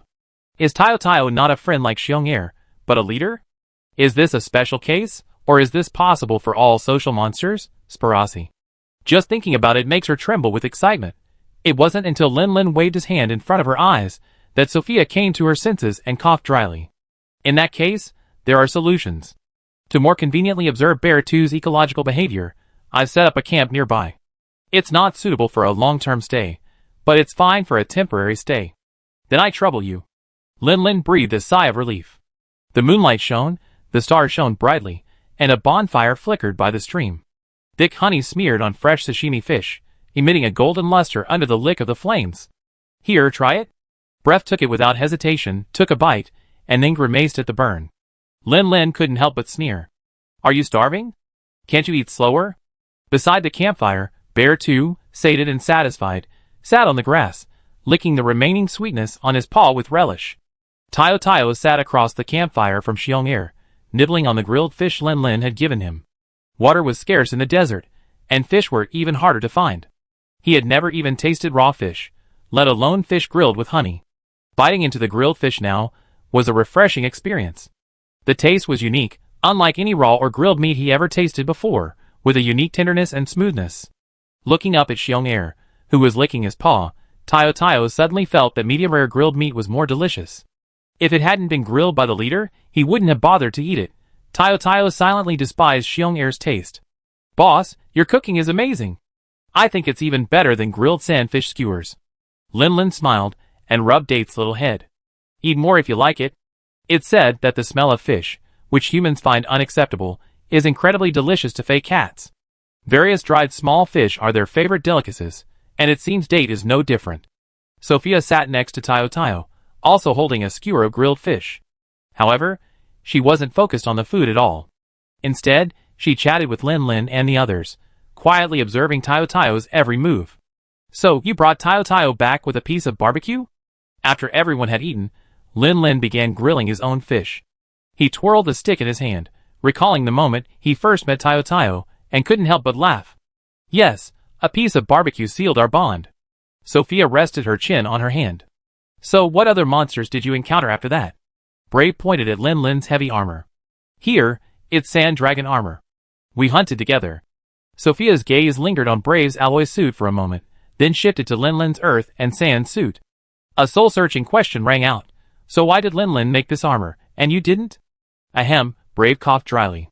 I wield a katana, which emphasizes lightness and agility. This heavy armor isn't for me. Sophia had just let out a sudden realization when Lin Lin bluntly rebuked her. Don't listen to his nonsense. He says it's unsuitable. The truth is, even if he wanted to, he couldn't make it. Hunting the Earth and Sand Dragon was an urgent rescue mission. This guy didn't even complete the commissioning procedures. Seeing I was about to leave, he rushed over. As a result, he was punished when he came back. He didn't get any materials, and his hunter rank didn't advance. Don't bring up such irrelevant issues. Brave, enraged, grabbed a freshly prepared sashimi fish, which hadn't yet been strung on a branch, and threw it in Lin Lin's face. Isn't that just overthinking? Lin Lin caught the sashimi in one hand and swiftly put it on the grill. He explained to the bewildered Sophia, his family was also in the caravan attacked by the sand dragon, so he got carried away. Sophia wasn't particularly interested in these anecdotes. After finishing the topic, she unleashed her scholarly instincts and delved into the sand dragon's ecology, quite excitedly. A mud mound was found in the center of their territory. There are even cubs inside? Oh, I see. That sand dragon attacked the caravan to protect its offspring. Do they cover themselves in mud to improve their defenses, to eliminate parasites, or to preserve the shine of their shells? Do they fight using the hard shells on their heads? Could you imitate them for me? Lin Lin's mouth twitched, feeling somewhat helpless to rant about Sophia's final request. Virtue. Selectively skipping the final question, Lin Lin simply talked about the peak dragon that had visited Rockcrack twice in a short period of time. As expected, Sophia's curiosity about the ancient dragon's complex ecology completely overshadowed her interest in the common beast dragon, the sand dragon, and her attention was immediately diverted. Long, long ago, before Rockcrack was founded, a mountain dragon passed by that giant rock platform. No one knew whether it was dead or alive, but the giant tusk left in the middle of the lake endured. Years later, another mountain dragon in the sand sea sensed the signal emitted by the broken tusk, and every year during the monsoon, it would journey to the source of the signal to challenge the dragon. Far away on the other side of the sand sea, on a sand plain prone to thunderstorms, a young mountain dragon, driven by loneliness, left its original habitat, and the story unfolded from there. And so, the two mountain dragons lived happily together, and Rockcrack found peace and stability. It feels like a story, meow. Date complained. It's exactly what I saw, but why does it sound so strange? Brave took a sip from his water bladder, rubbing his head, trying to figure it out. Sophia pushed her glasses and pointed out, isn't it because in this story, monsters have emotions just as strong as humans? This goes against the common perception of monsters, as ferocious and brutal, which is why it's so strange. Brev clapped his hands. Right. How could monsters have that kind of emotion and intelligence? Sophia gave him a wistful look, then pointed at Xiong'er and Tiao Tiao, flanking the campfire. Don't they have emotions? Breath fell silent. He suddenly realized that, as they spent more time together, he'd come to think of Tiao Tiao as something different from a monster, closer to something like feline, overlooking the fact that it was also a member of the same species as the yellow speed dragon. Sophia continued her analysis. Ancient dragons often possess greater intelligence than ordinary monsters like Xiong'er and Tiao Tiao. Therefore, I think Linlin's story is very likely true. Linlin smiled. I just said it, and you just listened. It does contain a lot of my conjecture. It's fine for a laugh, but it's not really suitable for ecological reference. Let Brief tell us his side of the story. The morning star appeared, and the east was already bright. Linlin, accompanied by Brave and Yezhao, ascended the stone steps of Jiyan village. After last night's dinner, Xiong'er and Tiao Tiao weren't exactly familiar with each other, but at least they knew each other. And with Sophia still there was no need to worry about them fighting. This way, Linlin could return to the village and meet his acquaintances without worry. Let me take you to the gathering place first. The hot springs are right inside, and hunters can use them for free. It's quite nice. Brave nodded, having no objection, his mind completely focused on enjoying the scenery. You know what? This Jiyan village is truly a renowned tourist resort. The scenery is truly stunning. Its delicate and gentle beauty is the polar opposite of the ruggedness of Lokrak. In the gathering hall, vapor rose, and the large red lanterns radiated a warm glow. Someone's leisurely harmonica playing, somehow, imbued the gathering hall with a relaxed and comfortable atmosphere. The pink-uniformed hostess noticed someone entering and instinctively straightened up to greet them warmly. After spotting the figure in heavy brown armor, Chica quickly searched her mind but couldn't find anyone who matched her. Looking back, she saw another figure, a katana user wearing alloy armor, and behind them, an Elu cat, also wearing brown cat armor. An unfamiliar combination. Are they hunters new to Jiyan village? Hello, how can I help? Linlin? The hunter in heavy brown armor lifted his visor, revealing a young face. You're back? Kanahana yelled, and Sasayuki beside her widened her eyes slightly, but then she came to her senses and bowed with a smile. Welcome back. Linlin strode forward, glancing around, and asked in confusion, Huh? Just the two of you here? Where's that drunkard president? Kanahana calmed down, pouted toward the bathhouse, and muttered, soaking in the hot springs. All she does all day is drink and soak in the hot springs, nothing to do. Sasayuki tapped Kanahana's forehead gently. This girl, isn't she afraid the president might hear? Want to work overtime, huh? Turning to look at Linlin and the man and cat beside him, she asked, Who are these two? I'm Brave, from Tangia Port. I be staying in Jiyan village for a while. Brave handed over his hunter's notebook. Please register me. Sasuke helped Brave register, and Date hopped onto Linlin's shoulder, waving his paw at Sihua. My name is Date, meow. I'm the boss's hunting partner, meow. Sihua's eyes lit up at the sight of Date's sleek fur, and she couldn't help but reach out and caress Date's cheeks. Such a lovely Elu. Linlin, where did you kidnap you? Linlin, What kidnapping? You clearly came to me on your own. I clearly found the boss myself, meow.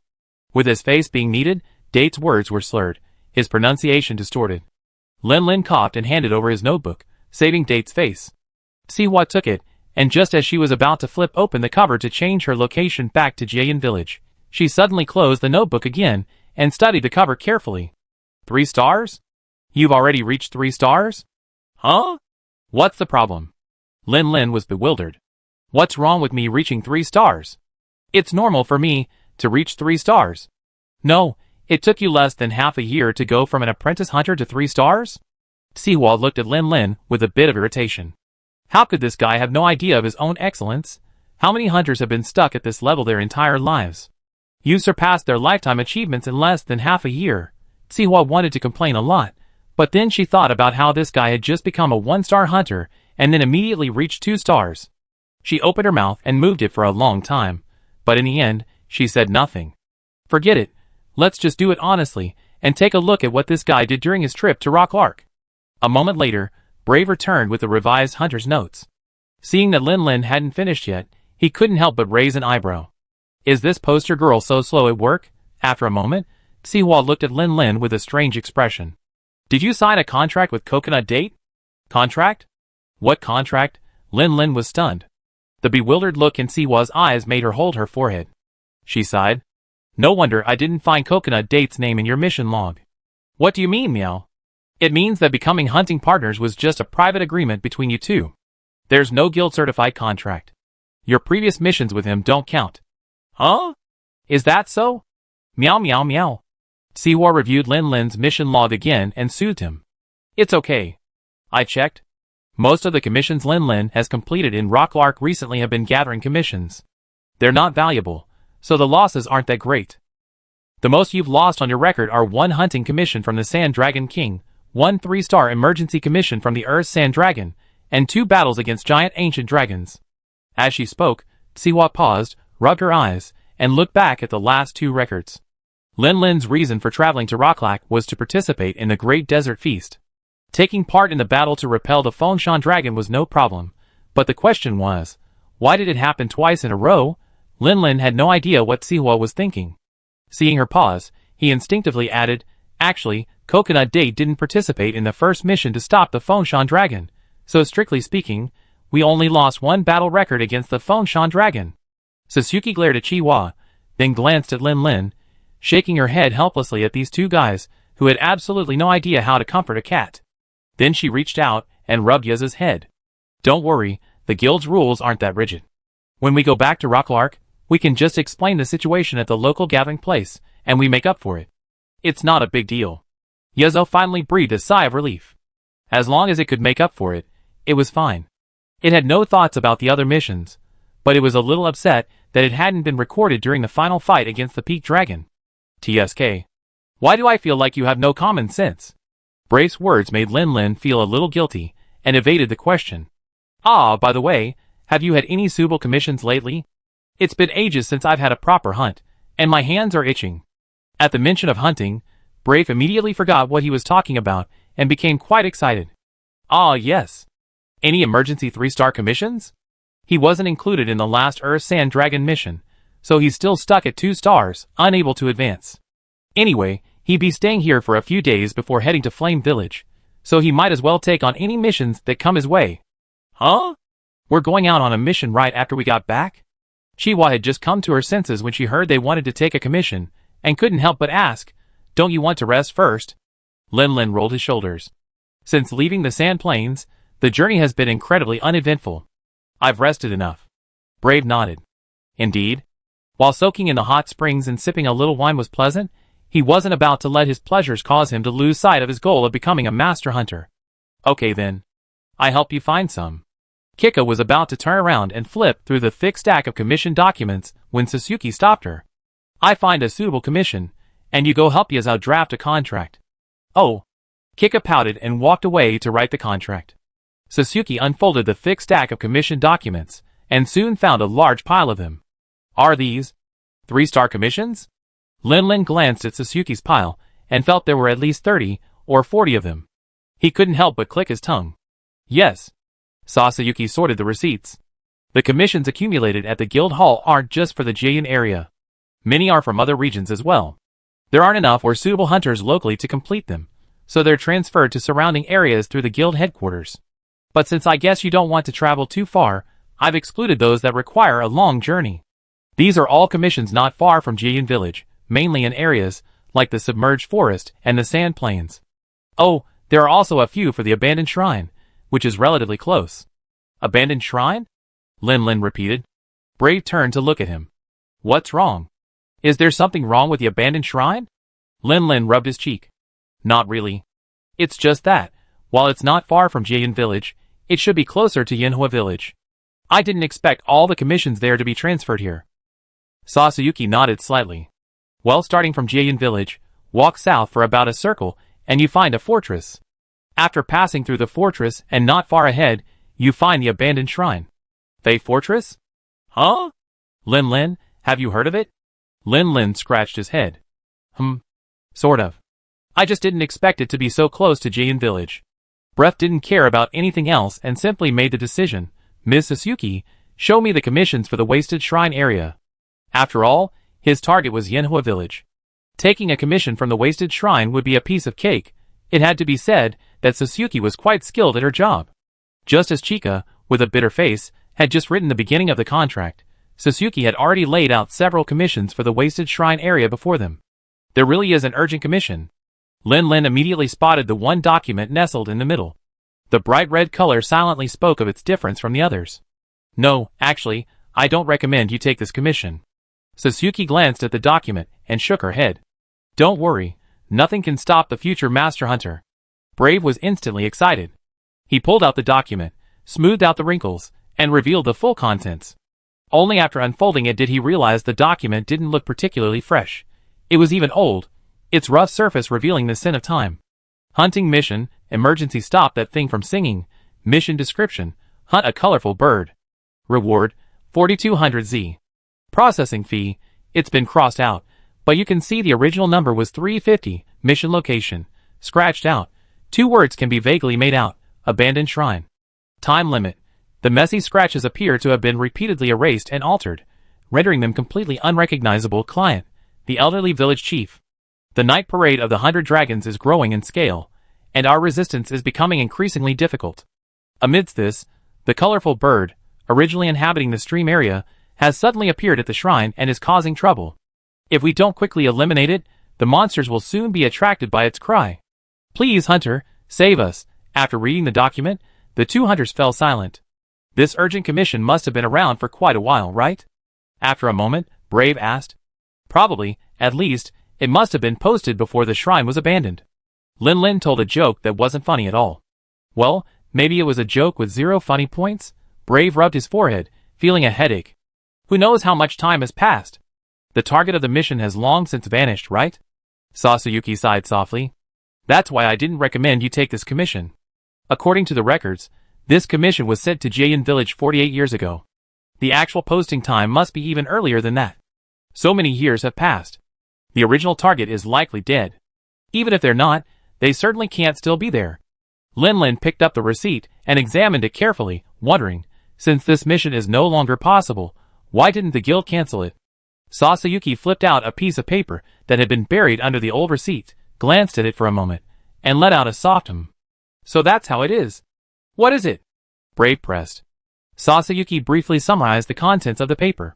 After the old village chief passed away, the successor submitted a request to the guild, hoping to preserve the last commission issued by the old village chief before his death. At least it's a reminder. If someone can complete it, it will comfort the old village chief's spirit in heaven. The successor village chief? Is it Master Puxian? Lin briefly calculated the time. If his timeline wasn't much different from the game, then Puxian, the village chief of Yanhua village, should have taken over during the last 100 Dragons Night Parade, which was quite consistent with what Sasuke had said. Master Puxian? Breath's eyes lit up. He hadn't forgotten that, besides wanting to raise a Fang Hound, he also wanted to learn some katana techniques from this master. If he could complete this quest, wouldn't that fulfill one of Puxian's wishes?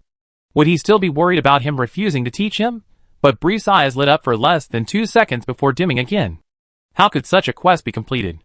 Sasuke shook her head helplessly. However, she was used to hunters being impatient, so she didn't feel like complaining. She simply continued, so the successor village chief changed the quest's requirements. It's no longer limited to the original colorful bird. As long as it appears in the wasteland after hunting, it can be completed. The colorful birds in the shrine area are all considered completed. Lin pouted. Even so, this quest is completely a matter of luck. If we're lucky, a colorful bird happens to appear in the abandoned shrine, and we encounter it. If we're unlucky, we might spend a year or 2 there, and not even see a single feather. Sasayuki spread her hands. I've explained this quest very clearly. It's up to you whether you want to accept it or not. Brave looked at Lin hesitantly. How about? Give it a try next time? Just try your luck. If you don't encounter one, just give up. Lin retrieved his hunter's notebook, flipped through it, and shook his head in defiance. If you want to take it, take it. I don't want to break my 100% completion record on a mission like this that relies solely on luck. At most, I defend myself and help you a bit when attacked by the colorful bird. Hey! This guy actually cares about that? Brave pondered for a moment, then nodded sharply. I take it. Anyway, he didn't care about the 100% completion record. Failure wouldn't deduct the contract fee. Just consider it a chance on the road. If he's lucky, he'd get a 3-star upgrade and even establish a good relationship with village chief Puxian. If he's unlucky, there's no loss, and it won't even delay his journey much. Okay, then I help you with the paperwork. But remember, while this mission has no time limit and no contract fee deduction, you can't accept other missions until you complete or abandon it. Brave nodded repeatedly, indicating he'd taken note. The last time he didn't follow the rules, he was nearly expelled from the fortress guerrillas. It was a harsh lesson for him. Sasayuki had completed all the paperwork, while Chika took a long time to write the contract and hand it to Date. Once they signed the contract, she would affix the guild seal to it, and Date would become a certified hunting cat. Since the commission had no time limit, Brave was in no hurry to leave. He had finally come to the renowned Jian resort, and it would be a shame to leave without even soaking in the hot springs. Brave went to the hot springs, but Lin Lin didn't follow. Although the hot springs were free at the gathering hall, he had other options.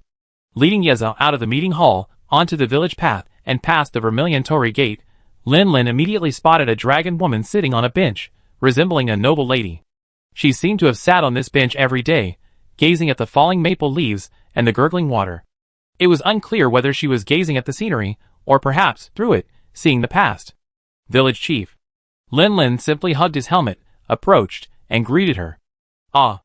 The village headwoman, seeing the newcomer's face clearly, covered her slightly open mouth with a hint of surprise. Lin Lin. Did you just get back from Rocklack? Lin Lin scratched the back of his head, a naive smile on his face. Yes, I just got back, but I won't be staying in the village for many days. I saw you, so I came to say hello. Huh? Why? Are you going somewhere else?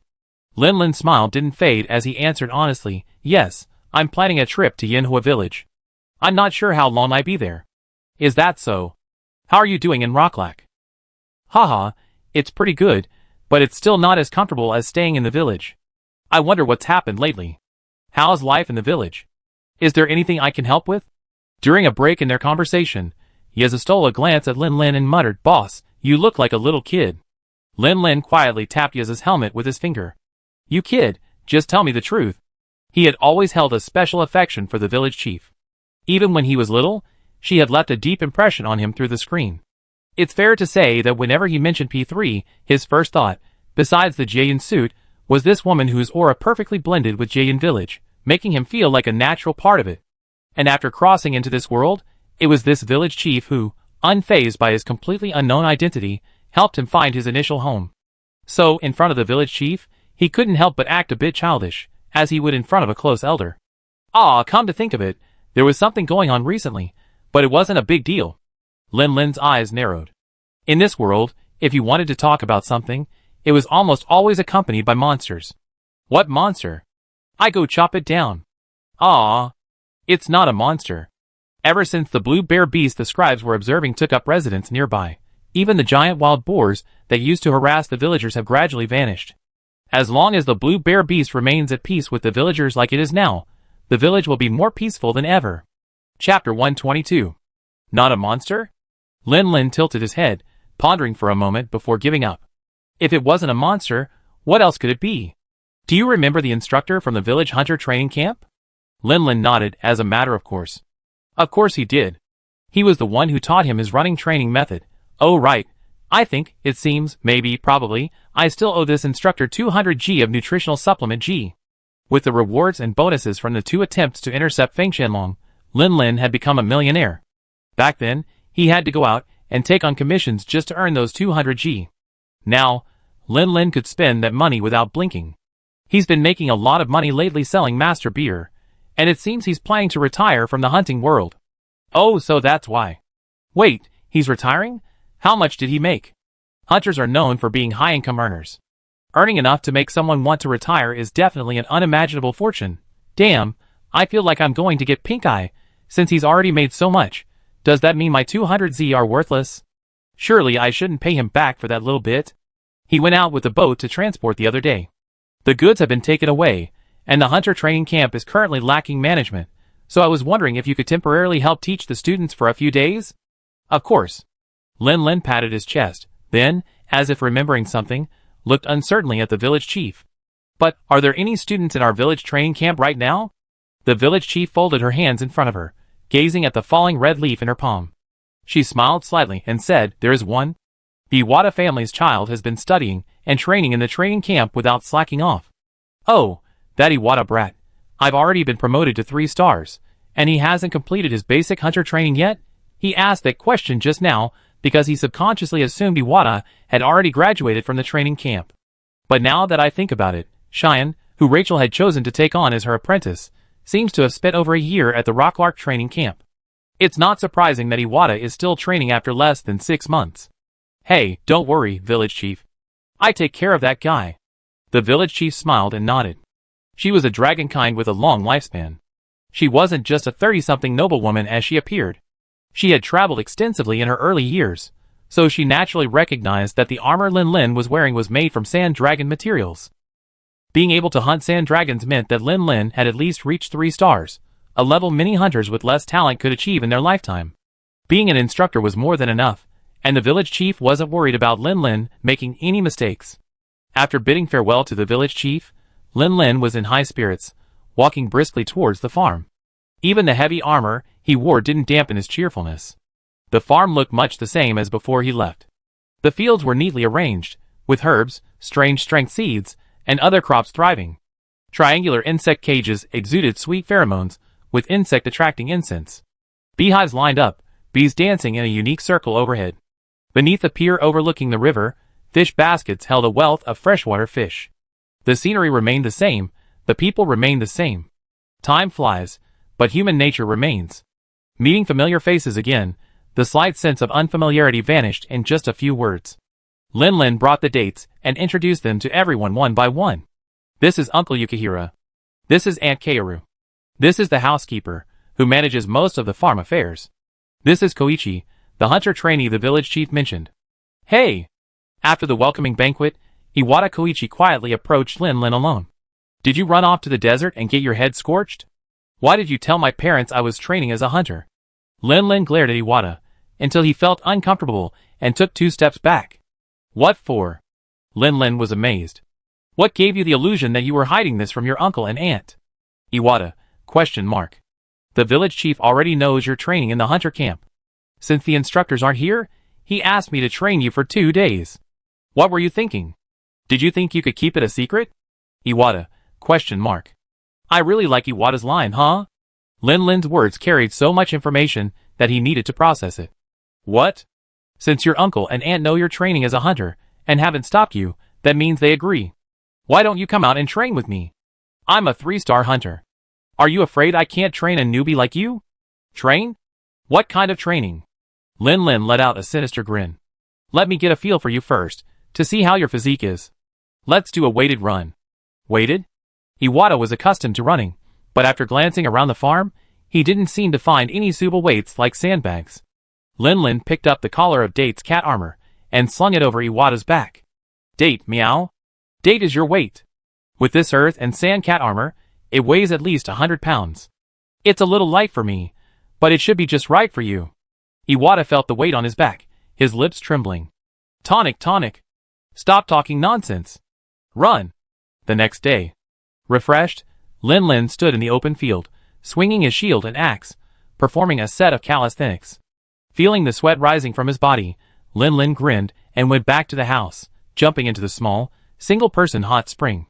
After a refreshing swim, he felt quite good. After donning his armor and shouldering his weapon, Lin Lin pushed open the door and saw Iwata waiting there. He nodded with satisfaction. You're recovering quite well. It seems the nutrient G is really effective. Iwata's mouth twitched. To be honest, I think you're more worthy of the title Demon Instructor. Lin Lin tapped Iwata's forehead with a finger, causing him to groan and clutch his hand. What Demon Instructor? That's so offensive. I put so much effort into training you, and you call me that. It's truly heartbreaking. Isn't it just that the training intensity is a little bit higher? This is all for your own good. Encountering monsters in the hunting grounds, are they really going to show mercy? Iwata clutched his forehead, silently complaining, but I see you're clearly enjoying it. Lin Lin turned and headed out of the village, a faint smile playing on his lips. It feels really good to knock someone on the head. Thanks to Senior Rachel, this is inheritance. Chapter 123. Since Lin Lin had been brought up entirely by Kevin and Rachel, 2 senior hunters, using the old to new approach, and had never experienced full hunter training at the training camp, Brave could only think of practical instruction, aside from physical training. He wasn't familiar with the training methods at the training camp, but he was all too familiar with the old-to-new approach. Last night, after Iwata rolled his eyes from exhaustion from weighted running, he'd gone to the gathering place to find Konoha and accepted a 1-star commission to subdue a giant boar. He planned to take Iwata into the hunting grounds today to see some blood.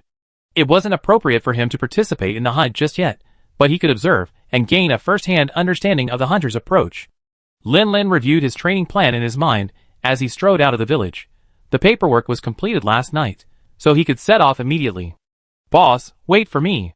Date caught up in a few steps and leaped onto Lin's shoulder. "Huh? Are you going too? I need to learn a lot from the boss, meow." Lin's smile was strained. Coconut Date was truly a master at giving emotional value. Looking at Iwata, who was taking deep breaths and mumbling something under his breath, what a contrast. "What are you mumbling to yourself?" "Huh? Oh, nothing. I'm about to enter the hunting grounds, so I'm a little nervous." Lin was slightly stunned.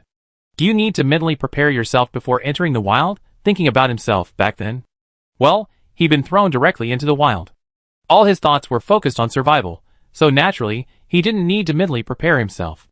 Later, when he met Xiong, the pressure to survive was largely relieved. Living in the wild became a daily routine, and he completely adapted. Relax, there's no need to be nervous. Haven't you left the village to chop down trees before? It's no different, except today we're chopping down monsters instead of trees. Lin paused, seeing that Iwata still hadn't calmed down, and couldn't help but add, besides, I'm the one chopping down monsters. Why are you so nervous? Iwata, Thinking about it, that seems to be true. He gathered his composure, glanced back at the entrance to Jaeyun village behind him, and carefully reviewed what he had learned in the training camp. He couldn't help but wonder, are we just going hunting like this? We don't need to prepare anything. Of course not. Who goes hunting without good supplies? Although melee hunters aren't as reliant on supplies, medicine, food, and whetstones for sharpening weapons are essential. We're heading to a camp now. Lin paused, then turned to look at Iwata. You're planning on going the melee route, right? Iwata rolled his eyes speechlessly, gesturing to the shield strapped to his right arm and the short sword tucked behind his waist. This was the training weapon chosen for him by that ghost instructor, a one-handed sword called the Ancient Not Cloud One-Handed Sword. Does this weapon look like it could be used for ranged attacks? Lin chuckled. What I mean is, have you decided which weapon you're going to use in the future? Or are you planning on sticking with the one-handed sword forever? Iwata shook his head. Even though he'd been diligently training, he only recently reached the required level to practice with a weapon. It was a bit premature to decide on his future weapon. It's okay.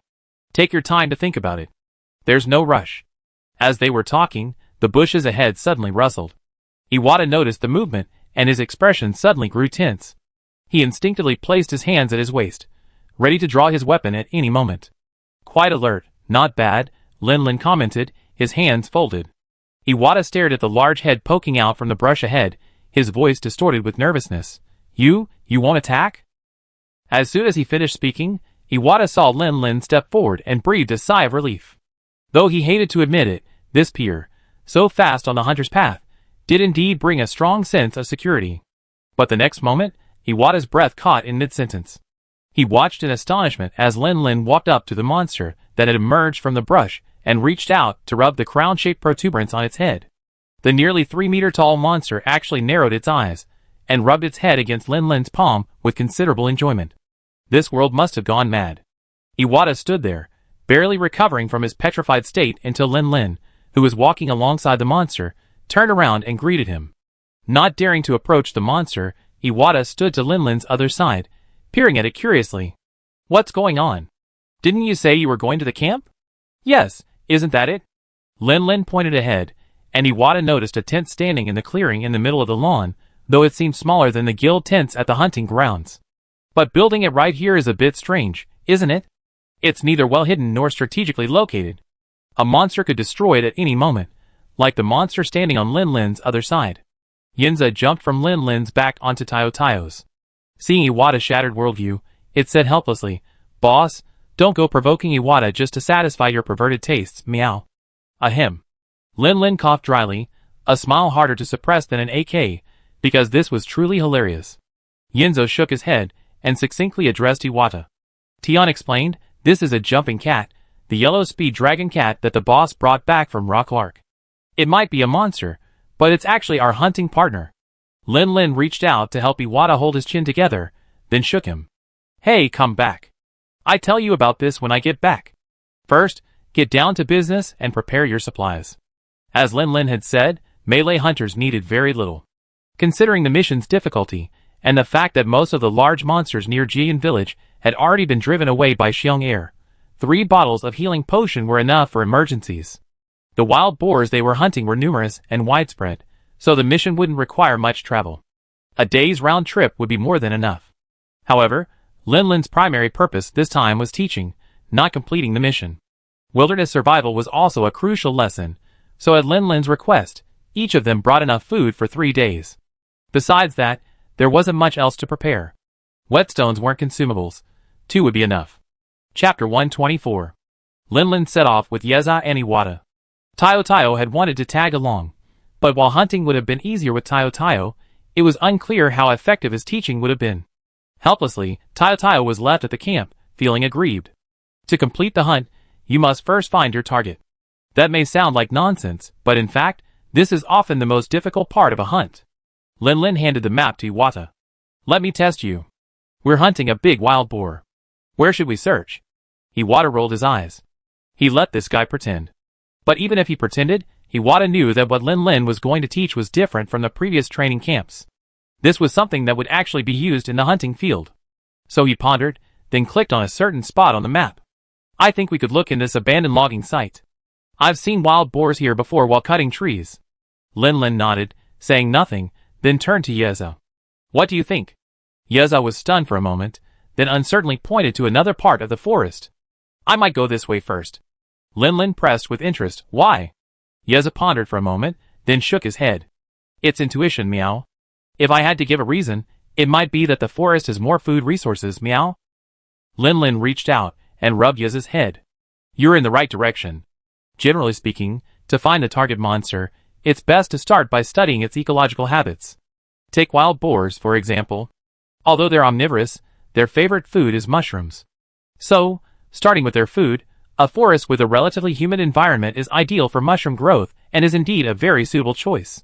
Lin Lin then turned to look at Iwata. What I just said is only the general situation. As hunters, we don't always hunt in familiar hunting grounds. In such cases, analyzing based on ecological habits is less likely to miss any mistakes. For example, this time, the hunting environment is very familiar to you. You've even seen your target in that abandoned logging camp before. Then, the task is simple. Just go there and search for traces and start tracking.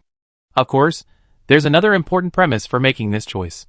Even if the logging camp is abandoned, it's still open space, making the search much easier than in the complex environment of the forest.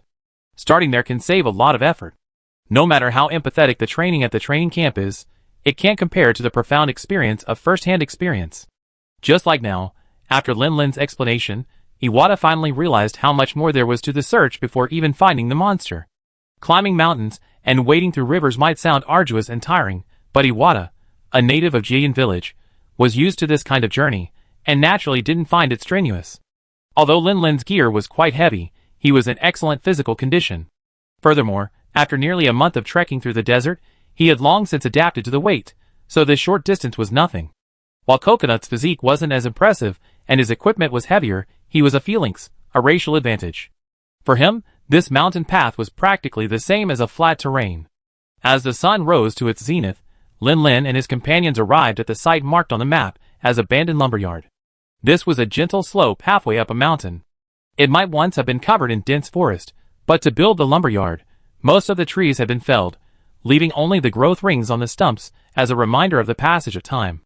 In the center of this vast area stood a massive wooden building, even as large as the village meeting house. However, the ground seemed to have collapsed, burying the lower half of the building underground, leaving only the round, tower-like spire above. Now I understand why it's abandoned.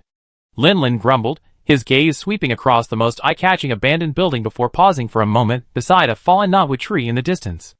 It was a large boar with brown-black fur, its curved tusks looking quite sharp. Lucky luck. We've just arrived and encountered one. Lin Lin waved Iwata and Yeza back off, stretched his arms and legs, and then walked forward alone. Is the battle finally about to begin? Iwata and Yezao found a stout enough wooden stake to hide behind, then stared wide-eyed with anticipation, holding his breath, ready to see what moves Lin Lin would demonstrate. After all, the one-handed sword and the shield axe both wield the sword in one hand and the shield in the other, so there should be some interplay between their techniques, right? Then, filled with anticipation, Iwata saw Lin Lin rush forward with great strides, his hand shooting out like lightning to seize the boar's two tusks. Iwata? ? Lin Lin's grip on the boar's tusks was so tight that the other boar, on all fours, tensed its muscles, trying to shake its neck and break free from the infuriating creature's grip. Lin Lin clenched his teeth, feeling the power transmitted back from his hands, his muscles tensing. Ha! Lin Lin exerted force suddenly, his feet digging into the ground a centimeter or two. Then, using his legs and waist and hands, he managed to push against the boar's resistance and toppled it to the ground. Stomping on the boar's head, making it unable to struggle, Lin Lin unsheathed his sword like a hammer and plunged it into the boar's throat. Huh? Done! Lin Lin brushed off the blood from his sword, clapped his hands, and turned toward where Iwata and Yezao were hiding, calling out, "It's done. Come over here. That's perfect. Yezao, teach Iwata how to peel it. I keep you guys on guard." Lin Lin seemed oblivious to Iwata's inhuman gaze, his tone relaxed. The reason he hadn't drawn his weapon and had engaged the boar barehanded was primarily to test his current strength. Of course, this was only possible because he was wearing the incredibly secure earth and sand armor. The result was quite satisfying. With a single exertion, he had toppled the boar to the ground. This creature, which had posed a deadly threat when he first crossed over, was now little more than a toy to him. Next, should he test his strength against a boar king? Lin Lin was pondering this possibility when a distant roar echoed through the air, causing him to look up. Tisk, it's going to rain, maybe even thunder. Chapter 125. Juzo was already quite familiar with skinning, so teaching Iwata felt no pressure. It wasn't long before Iwata completed his first skinning job, peeling a partially intact wild boar's skin. The edges of the skin were crooked, significantly reducing its selling value. However, Lin Lin merely glanced at it and said nothing. After all, compared to the previous time he cut the skin into pieces, Iwata's work was quite good. After the skinning, the meat and bones came next.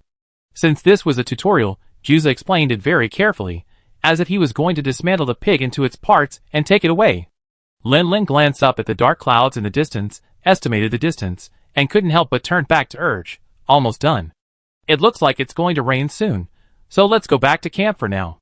Iwata wiped the blood off his hands and asked, somewhat puzzled, "It's just rain. It won't matter, right? Why don't you just rush and complete the mission?" He had just completed his first skinning prey and was excited, but suddenly told to retreat. Wasn't that a bucket of cold water poured down on his head? Rain doesn't affect hunting? Naive. Next, I'm going to propose a mission. Ancient tree, rainy night, steel dragon, 5 purples, 1 cat, 15 minutes. Lin Lin muttered inwardly, then shook his head. It's not just rainy days, but also sandstorms, thunderstorms, and so on. Unless absolutely necessary, avoid hunting in such weather. Actually, to be more conservative, night battles should be avoided whenever possible. These external conditions restrict vision, reduce visibility, and thus reduce awareness of the surroundings, making them extremely dangerous in a monster battle. Okay. Iwata agreed somewhat reluctantly. He still felt it was just a wild boar hunt, so he didn't need to be so cautious, but since Lin Lin had said so, he could only listen. Of course, he didn't know that Lin Lin was being so cautious because he was teaching. If he were hunting alone, with his style of fighting with the earth dragon cart and the wild boar, he would probably just rush in with a who cares what you do attitude. The guild's camp was a bit far away, and he probably wouldn't be able to get back before the rain started. So Lin Lin found a cave on a nearby cliff and built a bonfire to rest for a while. The stream area was plentiful with water, and it rained every 3 days and every 5 days. Both Lin Lin and Iwata were used to it. Since they couldn't hunt in the rain, they could just warm themselves by the fire and wait for it to stop. It would only take a few hours anyway, at most a night. As a hunter, wilderness survival skills are crucial, and competent barbecue skills are essential. We have freshly peeled wild boar meat right here. Come on, let me see your cooking. Lin Lin stood by, his shoulders crossed, looking like a stern instructor. Yezao looked at Iwata, who was busy at work, then at Lin Lin's serious face, and muttered, "Why do I feel like the boss is just trying to slack off?" Lin Lin's serious expression barely managed to hold. He glanced at Iwata, and seeing he didn't notice Yazo's words, he breathed a sigh of relief. Then he rubbed Yazo's head viciously, twisting his helmet slightly, and then grinned with satisfaction. What the hell are you talking about, you little cat? The wait didn't last long. Under the powerful fire of the charcoal built into the grill, Iwata quickly finished the barbecue. Well, if you ignore the appearance, which looks not much different from charcoal, it can be called barbecue, just burnt. Lin Lin held the charred steak in his hand, his mouth twitching. He looked at it for a long time, but couldn't bring himself to eat it. Coconut Date beside him couldn't stop chuckling. Serves you right, meow. You're letting me slack off, meow. Iwata turned away, slightly embarrassed, trying to defend himself. It's not my fault. The portable barbecue grill's firepower is much stronger than regular cooking.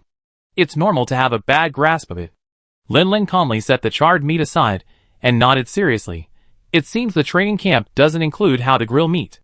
But that's okay. I'm your instructor now. Watch out, I only teach you once. Setting up the barbecue again, Lin Lin hummed a barbecue jingle, his timing precise. He lifted the meat just as the last note of the jingle ended. The crispy golden brown surface was incredibly tempting. Taking a deep breath of the barbecued meat, Lin Lin tore off a piece and handed it to Coconut Date, then explained what the barbecue jingle was. I don't know who came up with it at first, but the short, cheerful tune itself is so upbeat, and the grill's heat is quite strong, so the song lasts just long enough to cook this size of steak to perfection. So it gradually spread. It's a catchy tune, isn't it? Iwata nodded. Indeed. Lin Lin waved his hand. Hey! Now that you've remembered, start grilling. You can eat it yourself afterward. Iwata, The heavy rain continued, lightning flashing in the clouds. Lin Lin stared at the dark sky, frowning slightly. When will this rain stop? I don't want to eat any more of my broden food. Iwata stood beside Lin Lin, staring at the heavy downpour, rubbing his lips. This rain had been exceptionally long, lasting 2 days and 1 night. The wild boar meat they harvested had already been eaten, save for the one that was roasted to charcoal. They spent the entire second day relying solely on their broden food. I feel like something's not right. We can't wait here any longer. Let's go back to the village. Ah? Abandoning the mission? Iwata was a little resigned. Although he hadn't accepted this mission, it was, in practical terms, his first commission. Was it going to be abandoned for such an outrageous reason as weather? Lin Lin paused. He now faced a dilemma very similar to Kevin's. This was a 1-star commission, a simple one. How could he break his 100% completion rate just because of 3 giant wild boars? No, there are still 2 days left. I'm not abandoning the mission. Then why are you talking about going back to the village? Lin Lin glanced at him. Given the current situation, the original teaching plan can only be cancelled. I just escort you back. I'm really worried about your safety if I take a newbie like you hunting in a rainstorm. Didn't you say before that hunting should avoid weather like this as much as possible? Lin Lin was silent for a moment, searching his memory for a suitable answer. Can it be the same? Chapter 126. Due to the relentless downpour, the area once known as a stream now seemed more aptly called a river. The water, once barely above the ankles, now reached above the knees. Coupled with the force of the current, each step required greater effort, making the journey back to the village much more difficult. The previously common Maru birds, gathering in flocks to forage, were nowhere to be seen. The large wild boars, raking about everywhere, vanished. The timid elf deer, which would flee at the slightest sign of trouble, were nowhere to be seen. It seemed as if all the animals had gone into hiding under the heavy rain. The footwork Lin Lin had learned from Rachel proved invaluable. The heavy earth and sand armor helped him maintain his center of gravity. He only slowed down slightly as he moved through the river, while Yezo and Iwata were much more shaky. Date stood just over a meter tall, which was respectable for a phalanx, but navigating such turbulent water was somewhat difficult. Seeing how hard it was, Lin Lin simply lifted Date by the collar and carried it on his back. Iwata wasn't a particularly strong person, and he wore the Jian suit designed for novice Jian hunters. The hat blocked the rain and provided good vision, but this lightweight armor didn't allow him to maintain stability while wading through the river. He often stumbled after every 2 steps. If Lin Lin hadn't been holding him, he would have been swept away at any moment. After a difficult journey, they finally reached the village entrance. Lin Lin breathed a sigh of relief and waved to Iwata, signaling him to return home. He turned back and walked back into the rain, but instead of taking the same route back, he circled a bit and arrived at Sophia's campsite. Sophia wasn't there, presumably having returned to the village. Xiong'er had no idea where he'd gone to shelter from the rain, and Lin Lin couldn't find her. But when he lifted the tarp, he saw Tiao Tiao crouching down inside to avoid the rain. Having come from the desert, Tiao Tiao was initially drawn to the idea of a region with such abundant water resources. But when the relentless downpour began, leaving him with no dry spot, his fondness for the place suddenly turned to disgust. What the hell? It's even better than being in the desert. Seeing Lin Lin approach, Tiao Tiao forced himself to cheer up and raised his head to call out. Lin Lin glanced around. The tents in the camp were still quite dry, the moisture trapped by the canvas. Tiao Tiao had been hiding in the tent for who knew how long, but he was now much drier, unlike him and Yezhao, who were constantly dripping with water. I almost forgot Tiao Tiao came from the desert and isn't used to this kind of weather. Lin Lin took off his helmet and wiped the rain from his face. I was thinking of taking Tiao Tiao hunting with me. Tiao Tiao suddenly perked up. He didn't understand many words, and hunting happened to be one of them. His name was called. Were we going hunting together? Huh? You want to come? Are you acclimated to this environment? Tiao Tiao was excited. He simply disliked the excessive rain, but it had been raining for 2 days, and he hadn't eaten much. He was already starving. Compared to being hungry, excessive rain could be tolerated. Okay, let's go kill 2 big wild boars. Tiao Tiao carefully placed his paw, making sure it was firmly planted before lifting his other, muddy foot. The terrain here was relatively high, so walking wasn't as uncomfortable as wading through the river at the foot of the mountain. However, the heavy rain had made the soil incredibly soft and muddy, so much so that every step felt like it was being sucked down. Jujube stood on Tiao Tiao's back, surveying the surroundings. The dense trees blocked the rain, preventing it from pounding down and destroying any traces of the animals. It soon made a discovery and quickly called out to Lin Lin. Boss, meow! Look here! Lin Lin crouched down and carefully examined the tree roots that Jujube had pointed to. The roots of this tree were relatively high, with no obvious water nearby. Lin Lin could immediately see that the soil there had been churned up. Pulling aside the surface soil, he could see debris beneath, seemingly the remains of chewed mushrooms. He picked up a piece of the debris and brought it to his nose, sniffing it. It was fresh, evidently freshly gnawed. The rain has been going on for too long.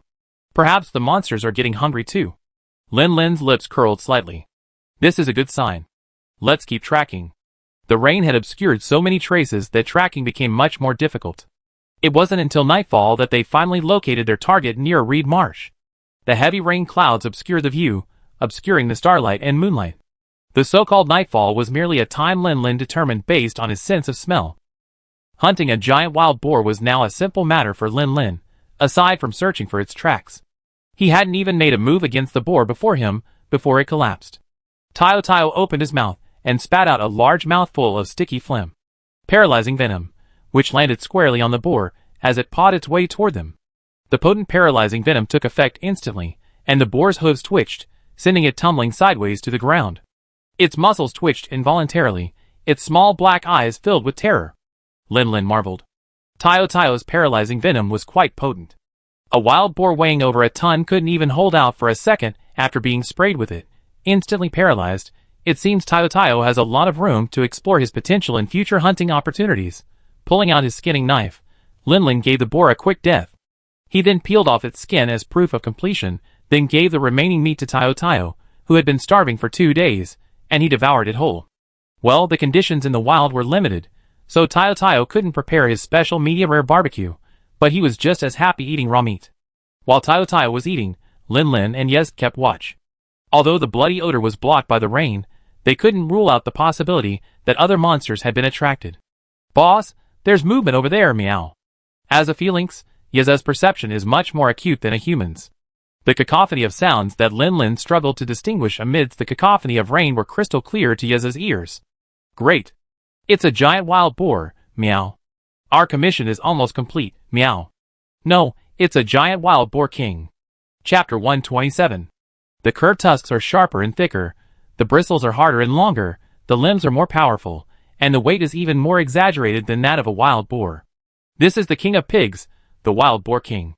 For many novice hunters, the wild boar king is definitely a very formidable opponent. Although his moves are limited, his pig cart skills are superb, capable of making countless hunters cry out in pain.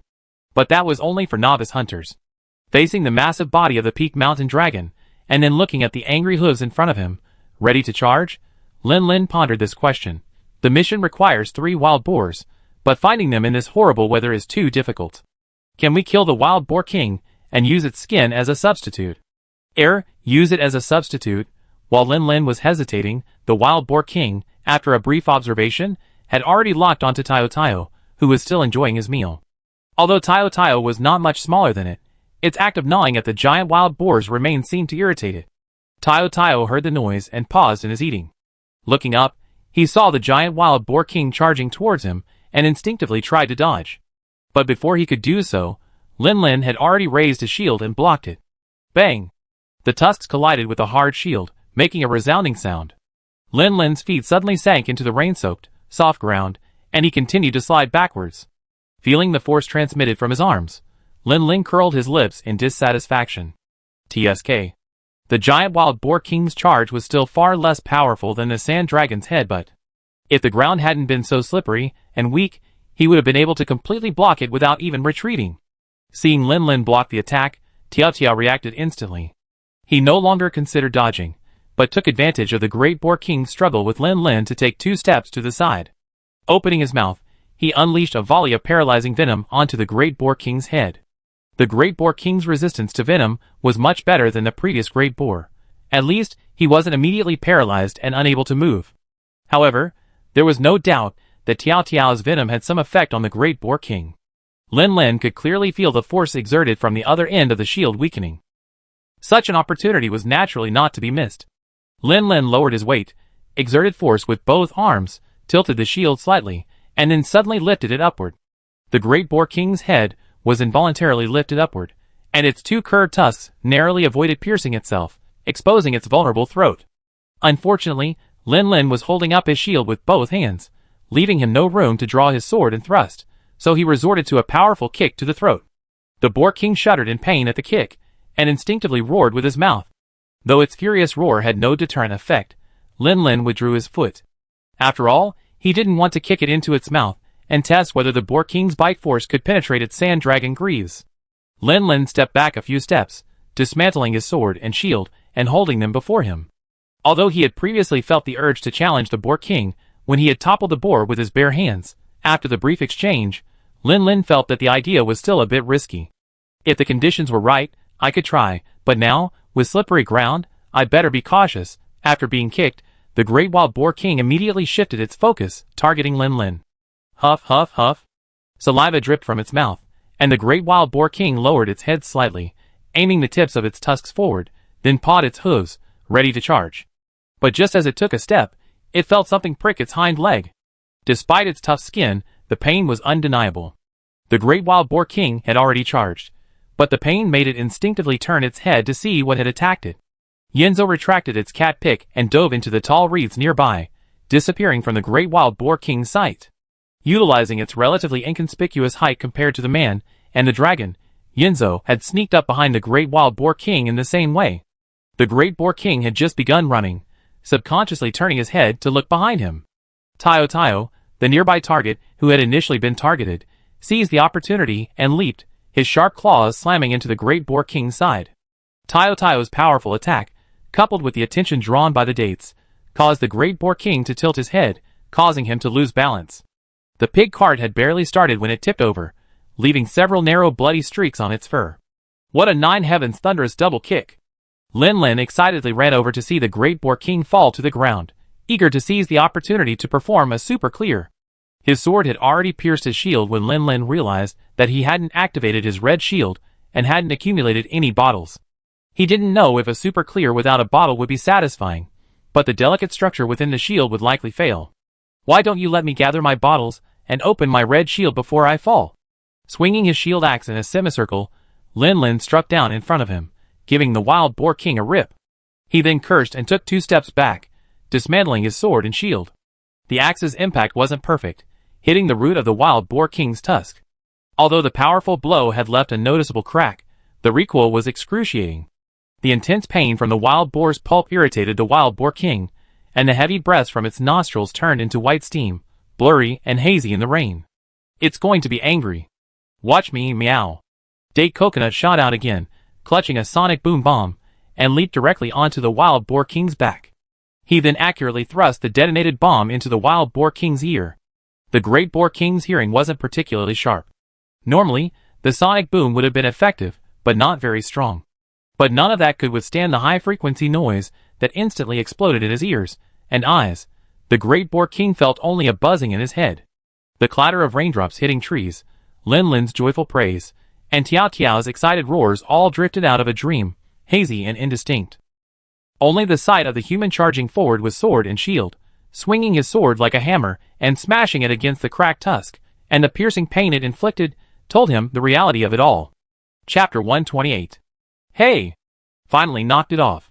Watching the crooked tusk break at the root, Lin Lin smiled with satisfaction, then inserted his overheated sword into his shield to recharge. He had a mild case of obsessive-compulsive disorder, and the sight of the cracked tusk was unpleasant. He couldn't get enough of it until he chopped it off. Perhaps it was the inheritance of life from Leo and Tiga he inherited from his childhood? Anyway, when playing games, he was particularly fond of the skill destroyer. He couldn't feel satisfied until he destroyed every part of a monster he could. The intense stimulation of the shattered tusk finally brought the great boar king's brain, which had been paralyzed by the noise, back to its senses, and he frantically struggled to stand. Lin Lin didn't use this moment to attack again. Instead, he took 2 steps back and, with a series of exercises, channeled the energy stored within the shield to its surface, thus entering a shield-strengthening state. Lin Lin finished his calisthenics and braced himself for the wild boar king's fury upon his return. However, upon seeing the creature rise again, Tiao Tiao unleashed another mouthful of venom without hesitation. The wild boar king, relying on his formidable physique, had managed to muster the strength to fight after the previous venom spray. But this second venomous attack completely overwhelmed his muscles, and after struggling to rise, he twitched and fell to the ground once more. With another fall imminent, Lin Lin had just activated his red shield, and was ready to use this opportunity to store up another wave of venom. Once the creature rose, with the weight of his earth and sand shield axe, a full blast of venom would be enough to send the wild boar king to his knees. Lin Lin, his sword in hand, was about to strike when Coconut Date approached him and asked hesitantly, "Boss, are we hunting this creature? I remember you said, boss, you can't hunt monsters that aren't on the commission, meow." Lin Lin's sword paused for a moment, then struck the great boar king's other tusk. "Ah, that's right, but this guy attacked us first. We're acting in self-defense, not against the rules." "I see. I thought defense only meant repelling, not killing." Yinzo swung his pickaxe, inflicting a subtle wound on the great boar king. Lin Lin's mouth twitched. Could he say he was just trying to slack off by using the great boar king's skin to impersonate a great boar? After a deep reflection, Lin Lin decided it was best not to violate the hunter's professional ethics. He needed to be more active and make more unexpected moves. For example, now, an idea struck him. "Hey! I have an idea. If finding the big wild boar is difficult for him, how could the big wild boar king be difficult too? This guy is injured and must be in urgent need of his pack's protection, right? If I let him escape and follow him from a distance, maybe I could find another big wild boar." Thinking of this, Lin Lin became excited, but he didn't immediately withdraw. After all, the premise for this idea is that the big wild boar king wants to escape, and he doesn't want to let him get hurt enough. Even if he falls to the ground and whimpers after a short encounter, he's still filled with rage, and wants to gore everyone present. Lin Lin focused on trying to cut off the big wild boar king's only remaining tusk, while secretly eavesdropping on his thoughts to determine when to stop. Hearing this, he finally understood why this guy had immediately attacked Tiao Tiao, the tallest person present. It turned out Tiao Tiao was eating a member of his harem.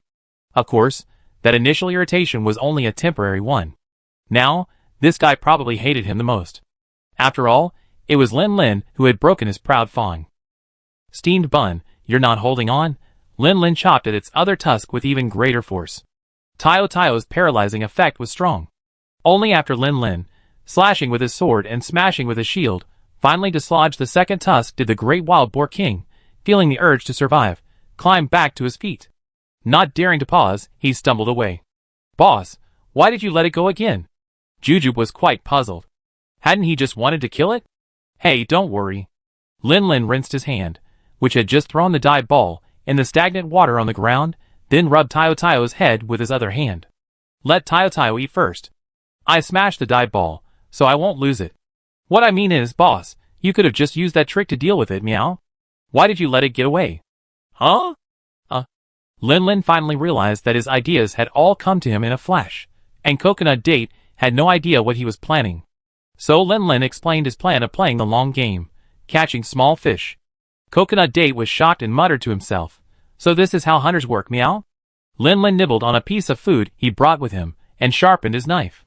Coconut Date also ate a small dried fish to replenish his energy. After Tayo had eaten his fill, they finally began to follow the trail left by the dive ball. In such a torrential downpour, the dive ball's lifespan would be greatly reduced, but with the fresh trails left by the Great Wild Boar King along the way, Lin and his group managed to stay close behind the Great Wild Boar King and not be thrown off. "This thing's really fast, meow. It's already climbed several hills." Date shook itself, shaking off the water droplets on its fur. Lin touched the fresh gnaw marks left by the Great Wild Boar King and began to doubt his own judgment.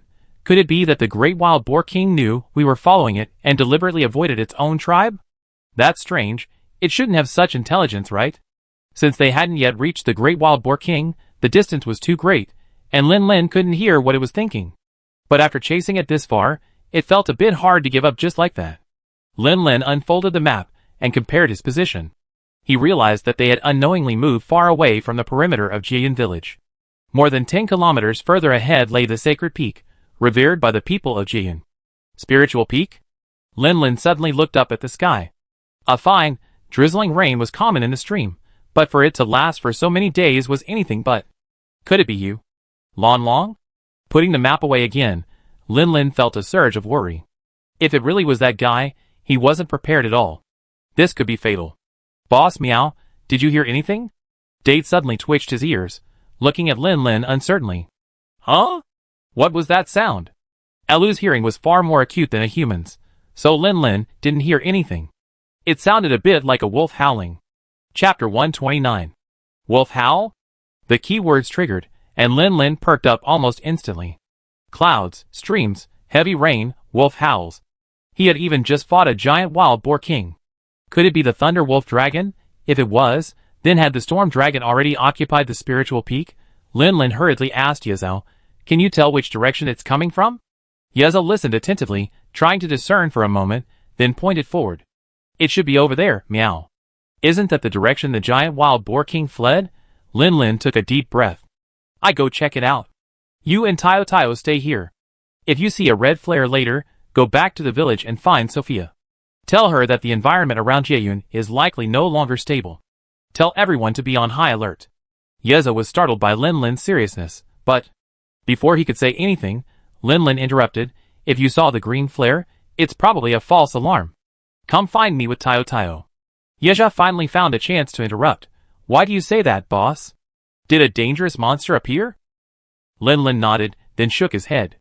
"Until I see it with my own eyes, I can't confirm it. I can only say it's very likely. Even boss says it's dangerous, so it must be a very powerful monster." Yezhou was quite worried. "Boss, I go with you. I'd definitely be able to help." Lin waved his hand, and turned to look at Tayo. "Tayo is so big. If we follow him, we'd definitely be discovered. Are we supposed to leave Tayo here alone?" Coconut Date was stunned. It hadn't considered this at all. Lin rubbed its little head. "Just wait here for my signal." With that, Lin plunged into the rain without looking back, his brown armor gradually blurring in the water. Coconut Date rubbed his face and muttered softly, "It'd be alright, meow." The last time he'd been completely alone in the wild, carefully concealing his whereabouts, seemed to be right after crossing over. The only difference was that back then, he was a weakling with no fighting ability at all. Now, at least he had some strength to struggle. Maintaining a steady and slow pace, about half an hour later, Lin had just found the hoofprints left by the Great Wild Boar King when a distant roar, remarkably similar to a wolf's howl, reached his ears. Although the sound grew fainter with distance, the intense anger in it was still faintly discernible. The voice was so familiar that Lin's heart finally gave way. Lin pulled out a flare and aimed it toward the sky, preparing to fire it, when he suddenly hesitated. "How about going to see it with my own eyes first?" Confirming it was indeed a Thunder Wolf Dragon before sending the signal? After all, the game was just a game, so he didn't dare follow it exactly. What if the real Thunder Wolf Dragon wasn't called that? He crept stealthily, approaching the direction of the sound. Finally, on the crest of a distant hill, he spotted the majestic figure, ablaze with blue lightning. The rain poured down, but the moment it came into contact with the giant figure, It was shattered by the crackling arcs of electricity pulsing from its surface. It was a massive, four-legged beast, covered in a pale blue scale. Its shoulders, neck, claws, and even tail were all covered in a pale yellow carapace. As it roared, the carapace opened, revealing the white, electrified hair hidden in the cracks, making the beast look even more ferocious. Not only in the cracks obscured by the carapace, but also from its neck, down its back, and all the way to its long, flat tail, which stretched almost half its body length, was covered in that special hair. As the intensity of the charge on it increased, the thick white hair stood on end. It inhaled deeply, until the humid air filled its chest to the point of bursting, then raised its head and roared angrily at the distant mountains again. Lin held his breath, staring intently at the Thunder Wolf Dragon's front paws. A tuskless wild boar king struggled futilely with its hooves, trying to break free from the weight of its claws. But it was useless. Its struggles couldn't shake the Thunder Wolf Dragon in the slightest, and even its roar remained unchanged. After another venting roar, the Thunder Wolf Dragon lowered its head, its eyes flickering with lightning as it gazed at the giant boar at its feet. With a sudden downward thrust of its front paws, the great boar king's relentless, butchered howls abruptly ceased. Its cervical vertebrae had been crushed by the claw, and it died instantly. The Thunder Wolf Dragon lowered its head, and began tearing and devouring the great boar king's flesh. While its favorite food was the tender and delicious meat of the savage bird, it didn't have the luxury of searching for those timid and clumsy creatures. It had to eat quickly and regain its strength before returning to the battle. Even though the territorial invader was terrifying, since the leader hadn't given up the fight, it certainly couldn't. Gnawing at the great boar king's body, the Thunder Wolf Dragon seemed to treat the meat in its mouth as if it were some abominable creature floating in the sky. Every bite and swallowing was fierce and forceful. Lin remained huddled quietly behind the bushes, observing the Thunder Wolf Dragon's movements and listening to its thoughts. Raindrops continuously seeped through the cracks in his armor. The warm breeding season had passed, and although the cold season had just begun, the rain was already feeling icy. While he had been exercising, it had been fine, but now, crouching quietly, Lin could clearly feel his body heat being eroded by the cold rain, drop by drop. Lin's Adam's apple rolled slightly, and he raised his left hand to check his wrist. There, tied with a rope, was a small, luminous stone. How I wish it was cold-resistant instead of heat-resistant. Or maybe I could just drink a bottle of hot drink to warm myself up. Unfortunately, Lin could only think about it now. Not only did he not have any hot drinks with him, but even if he did, he wouldn't dare drink it right now. Suffering from the cold was a minor issue, but if he accidentally made a noise, and the Thunder Wolf Dragon noticed and attacked him, that would be a serious matter. He was completely unprepared to face a 5-star monster directly. His previous fight with the Great Boar King was about even, but the Thunder Wolf Dragon had easily overpowered the Great Boar King, indicating that its power was also overwhelming him. If it were to be dealt a farmer's 3 punches, it would be a complete loss amidst laughter. Chapter 130. After Lin's agonizing wait, the Thunder Wolf Dragon finally filled its stomach and, with a few leaps, disappeared from the hillock. When the rain had faded to a single glimmer of lightning, Lin breathed a sigh of relief and launched the red flare into the sky. Stretching his frozen hands and feet, Lin no longer cared about the wet ground and sprinted back in the direction they had come from. Even though he stumbled while descending, getting covered in mud, Lin paid no heed. We must get this information back to the village. From what I just heard, Long must have set his sights on Lingfeng and might even have already moved in. The Thunder Wolf Dragons, originally inhabiting the spiritual peak, refused to yield to the ancient dragon's tyranny and launched a war to defend their homeland against the Mist Dragons. Of course, it's more likely they've been driven out, but they're still unwilling to accept defeat, so they've been trying to return and repel them. The heavy rain that's been pouring down for days now is probably summoned by the Mist Dragons for this battle. The two sides are currently engaged in a fierce battle, and aside from the potential flooding, the rain won't affect Jian Village. However, if the Thunder Wolf Dragons, after a few rounds of fighting, realize they're no match for the ancient dragons and have no hope of reclaiming their homeland, they inevitably expand their range to survive, squeezing out the monsters already in the area. This would have a far greater impact on the area surrounding Jian Village. We must take precautions early. Perhaps we could even ask the guild for help and send top hunters to repel the Mist Dragons. Every second after this thought came to mind, Lin shook his head helplessly. No, the guild wouldn't easily launch a battle against the ancient dragons unless absolutely necessary. The more likely outcome would be sending hunters to deal with the unrest caused by the Thunder Wolf Dragons. TSK, is this what the cover monster gets? He took the blame in the game, and now he has to take the blame in real life too? He hurried back to the hill where he'd parted with Date Jump. They were no longer there, but there were traces of words scratched into the dirt by Jump with his cat pick. He could vaguely make out the following: "Boss, we're going back to find Sophia first. You must come back soon." Lin couldn't help but smile. Why was this little kitty so worried? It was just a reconnaissance, not a direct battle. Lin had been exhausted from running all that time, and with the incessant cold rain adding a debuff, he felt an indescribable weakness and chill creep over him the moment he stopped. He gasped for breath and shivered uncontrollably.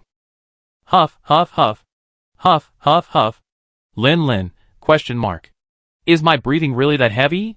Listening closely, it seems like there are actually two panting sounds, the other coming from behind him. Lin hurriedly reached for the shield and axe hanging from his back, but before he could even turn his head, he felt a pain in his butt. A powerful force slammed into him from behind, knocking him flat on his back. However, thanks to the excellent protection of the Sand Dragon armor, Lin wasn't seriously injured. Just a slight pain in his butt, and I'm sure there'd be a bruise. Although he hadn't seen the attacker's true face, from the force of the collision and the familiar panting, Lin had already determined the identity of his attacker. "You big wild boar, I've been looking for you for ages, but you're hiding. Now I want to go back and deliver the information, and I'm going to spare your life, and yet you barge in again? There's a way to heaven, but you're not taking it." Even though Lin wasn't in good shape right now, his fighting power probably less than half of his peak, the boar still passed away peacefully. After skinning the boar and collecting the final quest credentials, Lin unceremoniously set up the barbecue grill to replenish his energy for the raw meat that was presented to him. It's worth noting that portable barbecue grills designed specifically for hunters, while often criticized for their excessive firepower, are precisely the powerful power of this coal-fired fire that allows hunters to enjoy warm meals in even the most extreme conditions. For example, right now, the raindrops formed into threads, emitting wisps of smoke. The strong flame still provided enough heat to not only roast the boar meat, but also dispel the chill of the rain. After consuming 2 large pieces of barbecued meat, Lin felt the heat rising from his stomach and breathed a sigh of relief, stretching his limbs. As expected, this level of cold doesn't require hot drinks to withstand. Just eating more will be fine. My previous decline in condition was due to not having eaten much hot food in the past 2 days, relying entirely on the food I carried. Now that I'm almost back, it's time to head back. The village scribe's base. Due to the recent heavy rain, field research has been hampered, so Sophia returned to the village to organize her ecological observation records from the past few days. Just as she finished compiling the changes from Xiong Air's relocation to the area until now, Sophia hadn't even had time to stretch when the door to the research institute suddenly flew open, and a wet figure rushed in, swept by the wind and rain. Sophia frowned subconsciously, wondering who was so impolite as to knock first. Then, a voice spouted off a long string of words, like a machine gun. "Go straight back to the village and find Sophia. Tell her that the environment around Jieyun is likely no longer stable. Tell everyone to be on high alert." That's what the boss said, meow. Sophia then saw the figure who had intruded.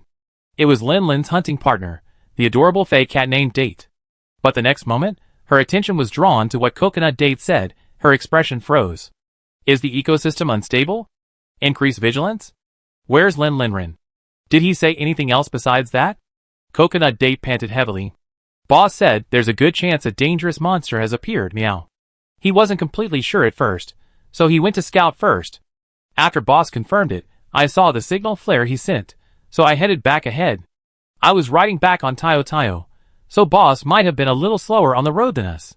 Hearing Coconut Date's words, Sophia regained her composure. She threw on her cloak, opened the door, and stepped out into the wind and rain. I'm going to find the village chief now. Let's talk as we walk. What did you see? What kind of monster was it? Why did Lin think it was dangerous? Date scratched his head, puzzled. Actually, I don't know. I just vaguely heard a sound like a wolf howling, and the boss suddenly became serious. Also, we were probably over 10 kilometers away from Lingfeng when we heard the sound. Chapter 131. When Lin rushed back to the village and headed straight for the meeting hall, he found the village chief, the drunkard guild leader, Mia and Sophia from the scribes, and others gathered. The few hunters in the village were also waiting, awaiting Lin's first-hand intelligence. Taking off his helmet, Lin wiped the water from his face and, without further ado, got straight to the point. It's a quadrupedal monster, electrically charged, about 16 meters long.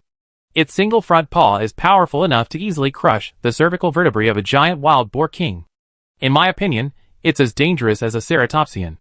5-star level? The drunkard guild leader glanced at Lin Lin, and after receiving a positive response, he rubbed his head, feeling a slight headache. Jieyun Village has always been a tourist resort, and hunting commissions are mostly fulfilled by hunters who come for leisure.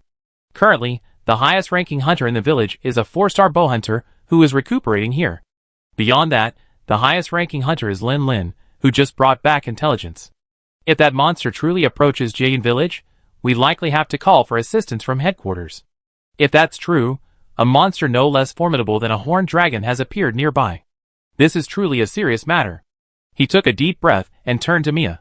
Can the scribes find any records of such a monster? Lin Lin then elaborated on the Thunder Wolf Dragon's appearance. However, he had low hopes for the scribes' records. After all, before the Mist Dragon took over Spirit Peak, Thunder Wolf Dragons had lived there for generations, making them relatively unknown to outsiders. As expected, after hearing Lin Lin's description, Mia frowned, pondered for a long time, and finally shook her head. However, she didn't deny it outright, simply saying she'd go back and look up more information. The village headwoman, who had been sitting quietly without saying anything, seemed lost in thought after hearing Lin Lin's description. This description seemed somewhat similar to the legendary monster called the Thunder Wolf Dragon. Oh! Village headwoman, have you heard of that monster? Compared to the drunkard guildmaster's momentary excitement, the village headwoman's mood remained relatively unchanged. She shook her head. It's just a rumor that someone once saw a Thunder Wolf Dragon deep in the stream, near the sacred peak. A mysterious monster. I used to think it was just a story made up to scare children, but now it seems the rumors are true. Sophia was quite intrigued by the vast number of unknown mysterious monsters, and couldn't help but ask, Village Chief, could you tell me more about that rumor? Perhaps there's some crucial information? The village chief shook her head helplessly. It's not that I don't want to talk about it, but the rumors don't describe it very well. We only know it's a carnivorous monster that emits powerful electric currents. Beyond that, the rumors only mention that it releases orbs of light that can curve. Lin Lin couldn't help but raise an eyebrow. The legend of the Thunder Wolf Dragon actually existed in Jieyun Village? That was a bit unexpected. Yes, what I saw must be the Thunder Wolf Dragon the village chief mentioned. It can indeed release orbs of light, but in reality, those orbs are just clusters of the lightning bugs that live in symbiosis with it. After all, he was the only one who had seen the Thunder Wolf Dragon, and no one else knew what had happened. He had no scruples, and could simply reveal everything he knew about it. Symbiotic with the lightning bug? The two members of the scribes were excited upon hearing this. However, the scribes weren't the only ones present. There were also the hunters still in Jieyun Village. Rather than discussing symbiotic with something, they were more concerned with what tricks this monster had and how to deal with it. Did you fight that guy? Tell me. Brave's eyes widened.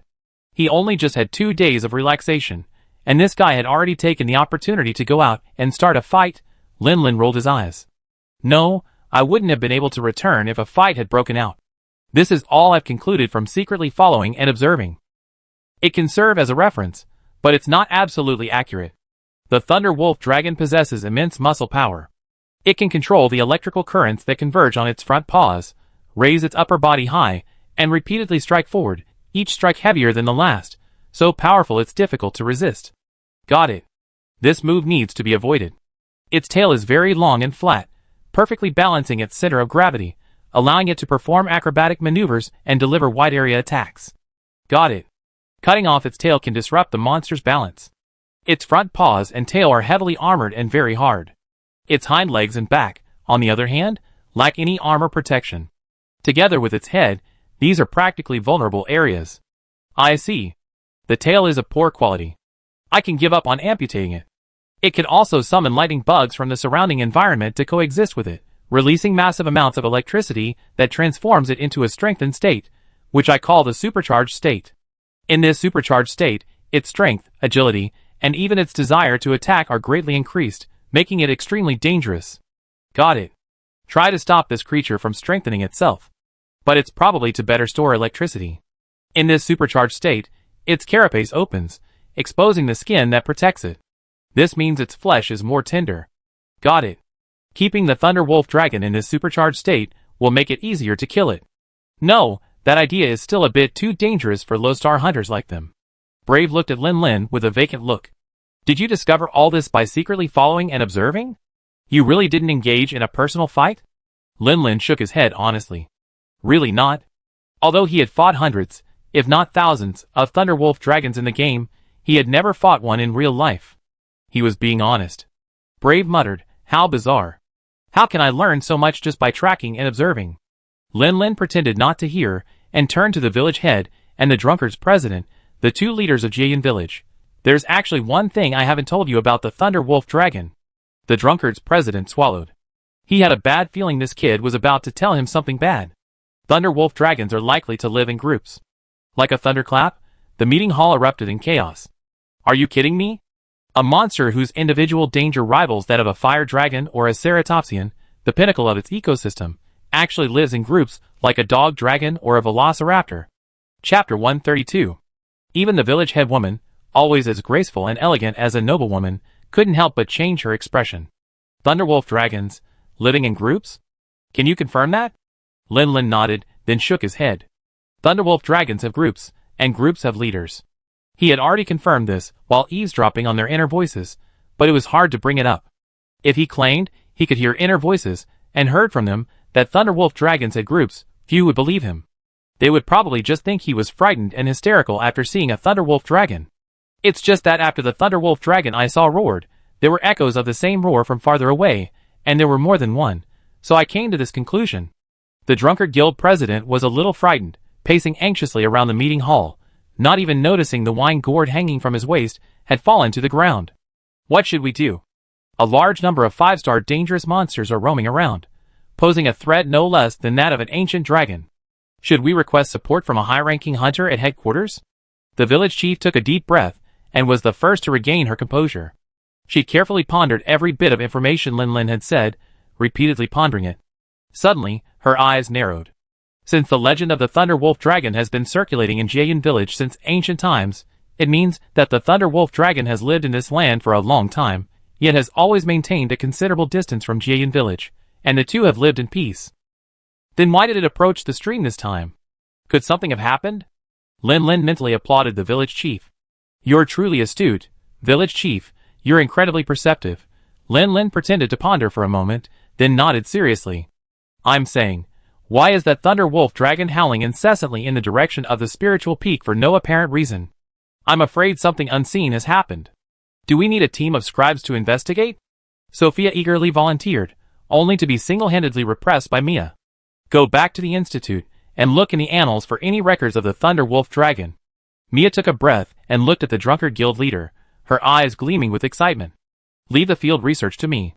I understand the Thunderwolf dragon's ecology and any potential incidents. The Drunkard Guild leader expressed concern. Are you alone? Do you want a hunter to accompany you for protection? Mia tossed her neatly cropped hair. Don't underestimate me. When I was young, I went on adventures with hunters many times, so I'm quite experienced in the wild. I can protect myself, but another hunter would be too conspicuous and potentially dangerous. Unable to personally explore the ecology of the new monster, the Thunderwolf dragon, Sophia gave Mia an annoyed look. What did that last sentence mean? You're targeting me, aren't you? So Rachel Senpai was only there to protect me. Wait, that's not right. Didn't Rachel Senpai say that Mia-sensei was always impulsive? Doesn't that mean she only acts calmly when she's alone?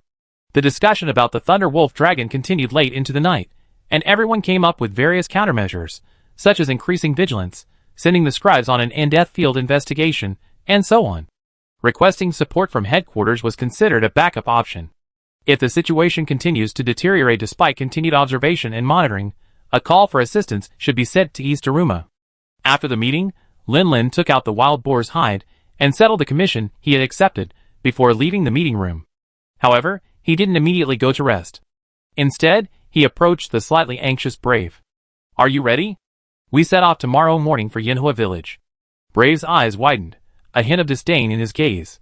Isn't Jian Village your home? Jian Village is in danger now, and you actually want to run away. If you want to go, go ahead. I have to stay and help. Lin Lin, What are you thinking? Lin Lin rolled his eyes.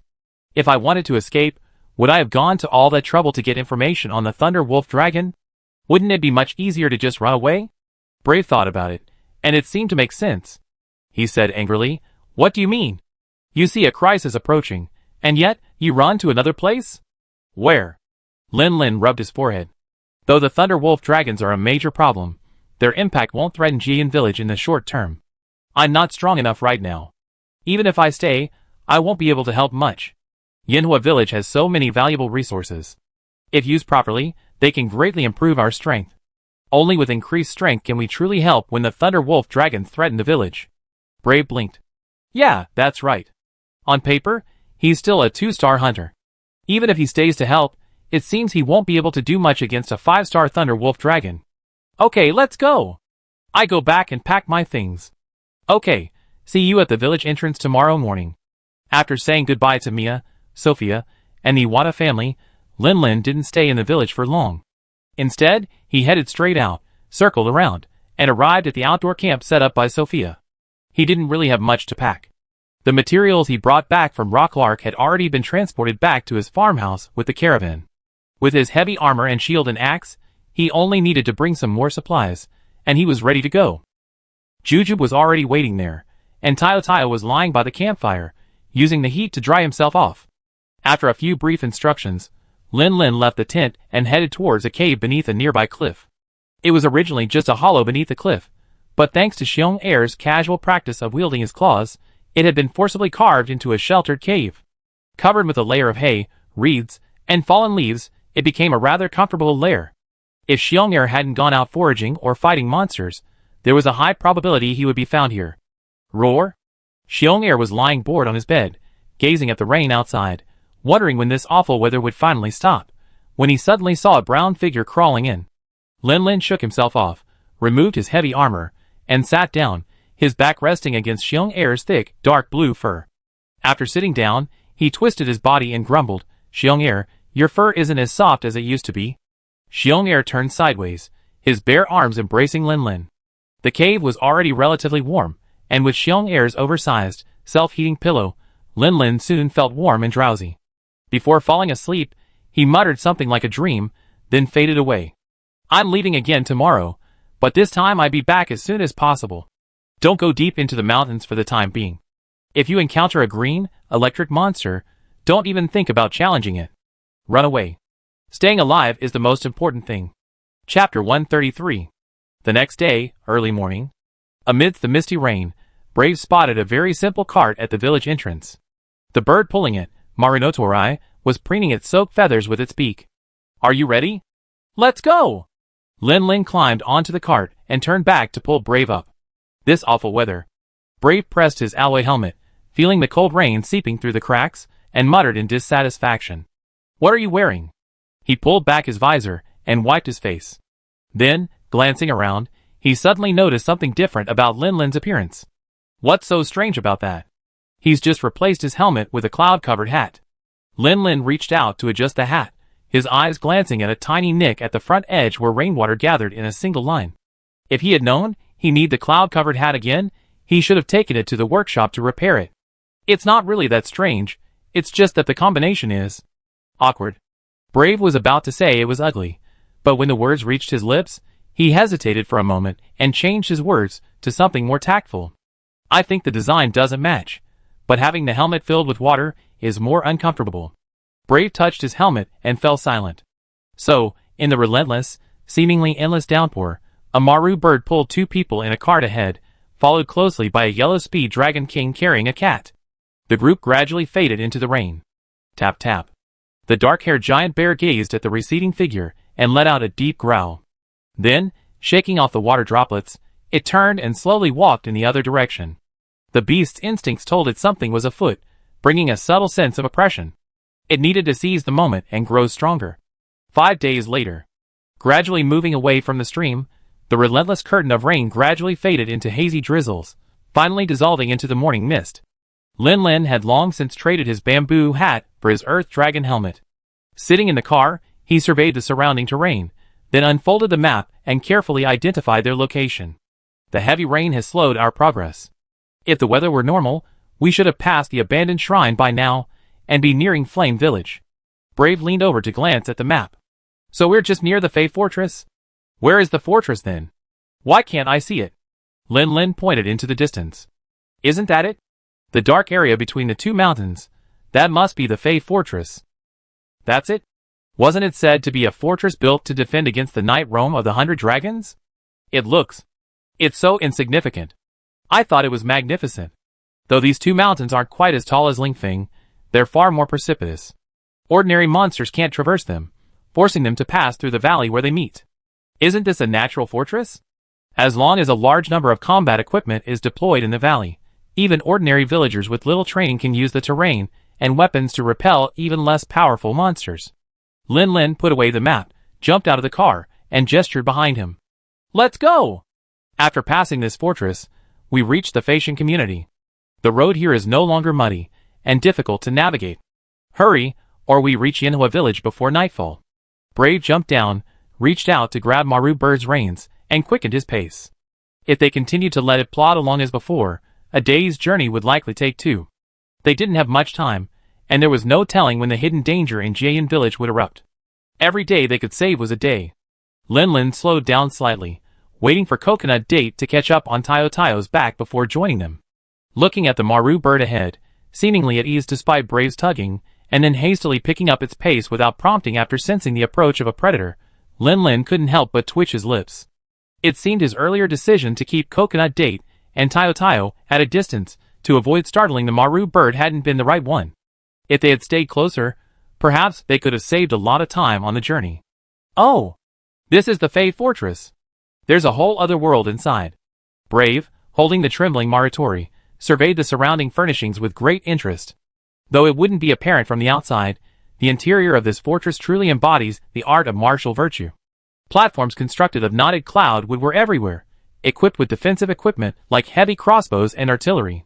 There were also some seemingly high-tech weapons he didn't recognize, like rapid-fire cannons and fixed dragon flame turrets, which Lin Lin seemed to recognize. Furthermore, he saw several platforms equipped with dragon-slaying spears and dragon-slaying cannons. Those weren't just any cabbages, but dragon-slaying spears and dragon-slaying cannons capable of posing a significant threat to even ancient dragons. These were weapons that would be decisive in any large-scale battle, and yet they were found here in plural numbers. Lin Lin walked beside him, Tayo Tayo comparing what he saw with his memory of the game and offering serious comments. They have fewer Dragon Slayer spears than I expected. I thought I see a platform covered in Dragon Slayer spears on 3 sides. Breath couldn't help but grumble, what are you dreaming about? Being armed with multiple Dragon Slayer spears is ridiculous, isn't it? With that kind of defense, even that peak dragon wouldn't be able to get through. Lin Lin smiled, but said nothing. He simply pointed at the towering black barrel again. How do you know it's a Dragon Slayer cannon? I feel like it should be called a Dragon Breaker cannon? Breath used. He forcefully grabbed Maridori, who was trying to get away from Tayo Tayo, and said matter-of-factly, although I haven't been to Dongdaruma, I've heard a little about the battle streets there. I heard there's a Dragon Slayer cannon that works with high-density Dragon Slayer carbon, a decisive weapon in battles against ancient dragons. Doesn't this thing look like the same model? Is that so? Lin Lin rubbed his chin. He'd been so busy killing monsters in the game that he hadn't noticed these details. He didn't even remember if there was a Dragon Slayer cannon in Dongdaruma's battle streets. Speaking of which, why haven't we seen anyone after walking all this way? Didn't Yanhua village build this fortress to prevent the night parade of the 100 dragons? There's no one guarding it. What if a monster appears? Lin Lin looked up at the slit in the sky above. There were several tiny shadows hovering there. He smiled. Perhaps they've already spotted us? Chapter 134. Whoosh! As soon as Lin Lin finished speaking, a sound of breaking wind ripped through the nearby cliff. The two present were hunters, naturally alert. They immediately looked in the direction of the unusual sound and saw a figure, seemingly pulled by an invisible force, flying down from midair. With a deft somersault, it landed steadily in front of them. Huh? Breath looked at the man before him, then back up at the cliff passage from which he had emerged, his mouth gaping in surprise. What incredible agility! How on earth had he managed to descend from such a height? Lin Lin, paying close attention, finally saw a faint green shadow swiftly slip into his armor after the man landed. Hello, guests from afar. Welcome to the land of fire. The man, dressed in black, suddenly appeared before them. He landed firmly, his hands clasped together in a strange hand gesture, seemingly a special etiquette of Fire Village. Oh, hello. My name is Brave, from Tangia Port. This is Lin Lin, from Jian Village. We're both hunters. Brave tried to imitate the movements of the man dressed like a ninja, but after several attempts, he couldn't imitate them. He gave up, and instead used the most common wave to greet them. "Just call me an I Tai." "Huh? Instructor in I Tai?" Lin Lin was momentarily stunned. Shouldn't instructor in I Tai be wearing the Thunder Wolf Dragon suit? But then he realized that the Thunder Wolf Dragon in Jiayan Village had just been driven off the Spirit Peak. Naturally, there wouldn't be any Thunder Wolf Dragons in Yanhua Village. It was perfectly normal that they didn't have the Thunder Wolf Dragon suit. "Well, with all due respect, could you please tell us your purpose for visiting Yanhua Village?" Inaitai looked at the two men, but his peripheral vision couldn't help but dart to the Yellow Speed Dragon King nearby. With the Fakuma rabbit soaring in the sky, he had actually spotted Taio's tracks long before they even approached the fortress pass. However, there was no need to sound the alarm for a single monster, and Inaitai could easily have dealt with it on his own. But the strange thing was that this monster was following the two hunters, not only peacefully but even seemingly on friendly terms. Undecided, Inaitai didn't approach immediately, but observed from a distance for a while. It wasn't until Lin Lin noticed the Fakuma rabbit in the sky that he appeared to see what was going on. "I heard Yanhua Village has a specialty called Kinsex. I like to see if I can use them to improve my hunting skills. I'm looking for a fawnhound as a hunting partner." Inaitai nodded, but his eyes couldn't stop drifting to Tiao. "So that's how it is." Lin Lin belatedly realized what Inaitai was worried about. He patted Tiao's back and rubbed Yeza's head. "It's called Tiao, and this is Yezo. We're both my hunting partners." "Hunting partner? Yellow Speed Dragon King? Is that really feasible?" But looking at the quiet appearance of this Yellow Speed Dragon King, it might not be impossible. "Don't worry. Tiao is different from those monsters. It's very intelligent and has never hurt anyone. If I had any concerns, I wouldn't have brought it into the village." Inaitai subconsciously touched his nose, feeling a little embarrassed by the remark. "Well, that depends on the village chief's opinion. If village chief Pushian agrees, we can bring them in." After confirming that the two men posed no danger, Inaitai was already tempted to fly away with his Kinsect. But after a moment's reflection, he realized it would be inappropriate to suddenly drop from the sky, block someone's path, say a few words, and then soar away. So he offered to act as their tour guide, leading the two through Fei Fortress. Actually, to prevent monster attacks, there are many roadblocks throughout the fortress. The main road ahead is not so easy to navigate. Where there are roadblocks, we've carved passages through the rock face to ensure passage. Those passages are spacious enough for people, but not for monsters. As they spoke, they had already seen the first of the so-called roadblocks. It was actually just a row of oversized wooden barricades, only about 5 or 6 meters high. At this height, Taio can easily jump over it, meow. "No." Inaitai scratched his head and pointed in the distance. "The roadblock I'm talking about is actually one of those large iron gates. To prevent the night parade of the 100 dragons, these gates are usually closed. Raising them is time-consuming and laborious, so they're usually only open temporarily when preparing weapons and equipment. In that case, I'm afraid Taio will have to endure some hardship." Lin Lin looked at the tunnel carved above and compared it to Taio's size. He could only say that Taio was fortunately a slender type. If he tried to shrink, he could still squeeze through. If Xiong'er had tried to squeeze through, he would most likely have gotten stuck at the entrance. After leading Lin Lin and his group through the iron gate, Inaitai took the opportunity to act as their guide, briefly introducing the weapons and equipment. After all, both of them were hunters. If a sudden 100 Dragons night roam occurred, hunters could be far more helpful than simply trained village guards. A brief introduction wouldn't hurt. Yanhua Village boasts world-class weapon craftsmen. Well, they were all forced into service by the night parade of the 100 Dragons. What you see now, the rapid-fire cannons, heavy crossbows, cannons, dragon flame battery, even the dragon-slaying lance and dragon-breaking cannon, were all crafted by the village's artisans, then transported here for installation. This tireless work, year after year, has shaped the fortress into its present form. Brave had been listening with rapt attention, nodding his head, when he suddenly paused. "Dragon-breaking cannon? Isn't that the dragon-slaying cannon?" Inaitai turned to look at him in confusion. "Dragon-slaying cannon? Yes, I heard there's one on the East Daruma Battle Street." Inaitai pondered for a moment and couldn't help but laugh. "You're talking about the giant dragon cannon, right? Our dragon-breaking cannon is indeed. It was based on the dragon cannon, but because we're primarily dealing with ordinary monsters, rather than the ancient dragons specifically targeted by East Dorma, many targeted adjustments have been made. I'm not a craftsman, so I can't explain the specifics, but I remember the general conclusion. They say the explosion is more powerful than the dragon cannon, but it doesn't unleash the same high-intensity dragon attribute energy. Did he actually just directly paraphrase the craftsman's conclusion? Lin blinked, feeling a bit like complaining, but thinking about it, it seemed like most hunters were like this. Asked to kill a monster, they roll up their sleeves and go at it without a second thought, but when asked to explain principles or laws, they become completely lost. Even a college student like him had developed this tendency after becoming a hunter. Chapter 135. Alright, exit from here, and you reach the abandoned shrine. Going through here again will lead you to Yanhua village. Have a safe journey. An Aitai waved to Lin and his group, indicating that he would remain at the fortress, alert to any changes in the surrounding ecology. He then pulled up his kinsect and vanished from their sight in the blink of an eye. Is this the kinsect you were talking about? It certainly looks like a good thing. If it could be used in hunting, it would definitely greatly improve agility. Indeed? Lin nodded. But I think the katana itself is already quite agile. With the kinsect, be careful of dragon climbing, full moon imprisonment, and Kamui zone change. Brave looked confused. What are you talking about? Lin suppressed a laugh and shook his head. No, it's nothing. Let's go. Let's see if we can encounter the colorful bird at the abandoned shrine. Brave ignored Lin's incomprehensible words and seriously considered the possibility of hunting the colorful bird. Given the rainfall in the stream area, I'm afraid many monsters will choose to change their habitats. I think the chances of us encountering the colorful bird are quite high. Really? I hope so. Lin shrugged, unconcerned. If they encountered one, they would fight. If not, they would continue on their way.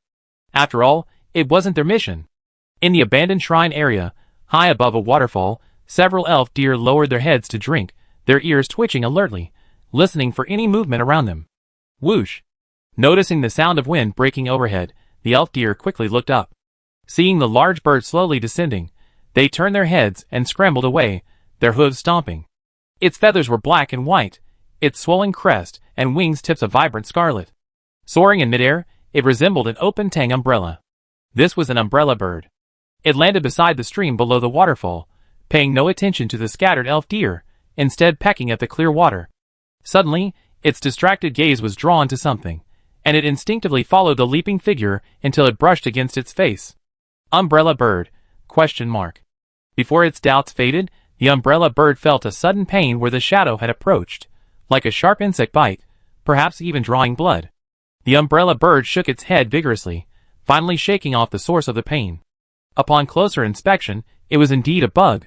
The bug was about the size of a palm, with a bright red carapace, a pair of blue compound eyes, and a horn atop its head that looked imposing and slender compared to its body.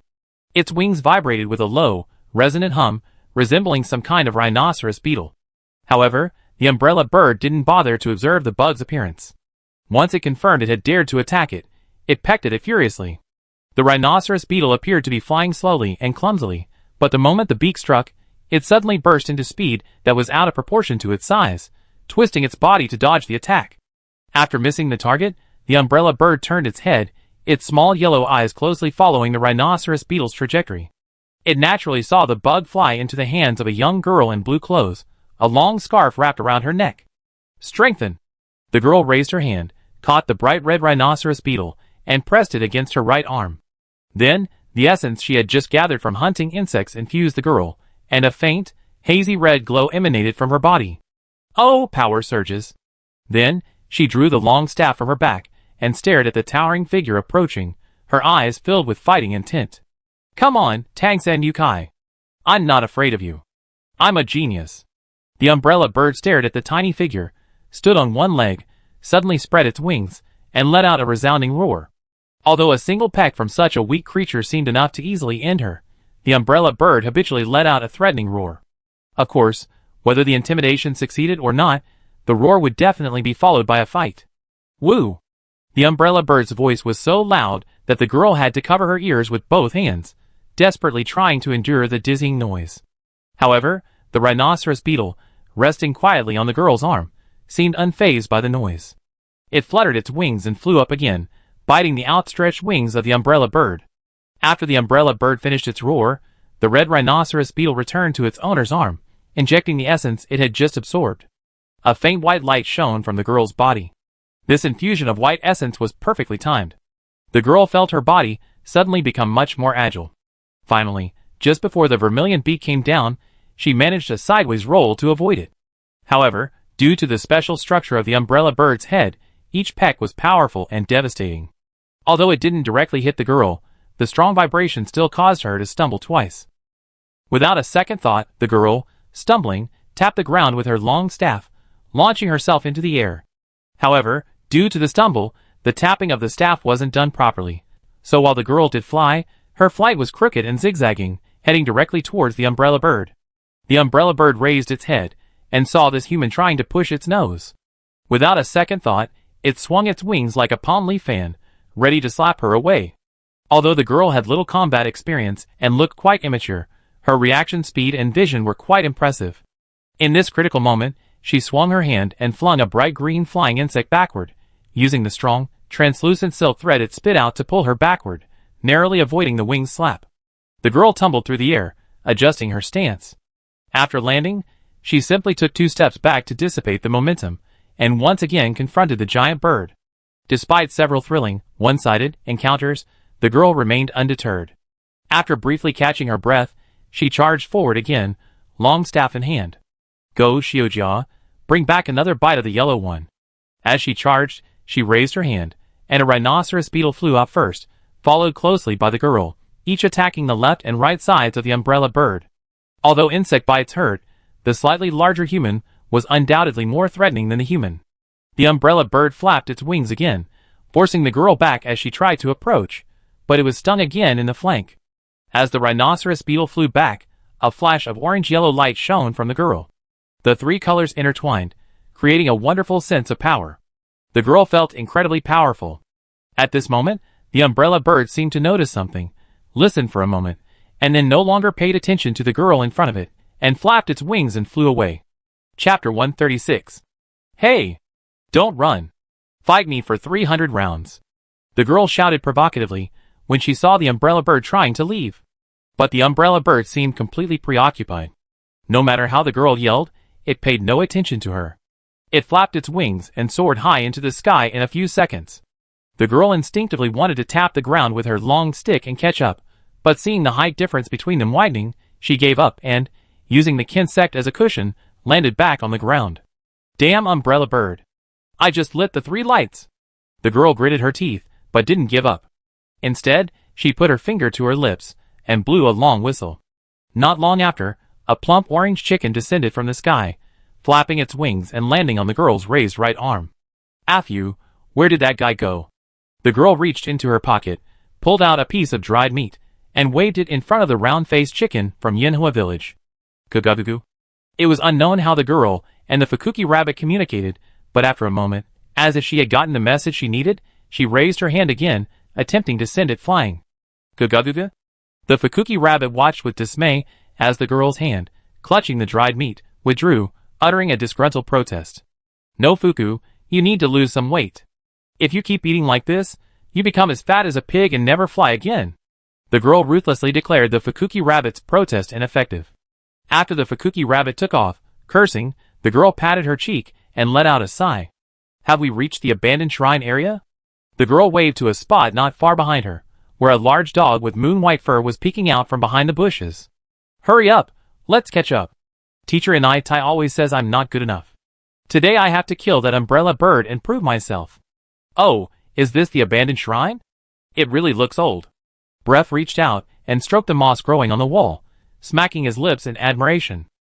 Indeed, only about 50 years have passed, and aside from the remains of these buildings, there's practically no trace of human life left.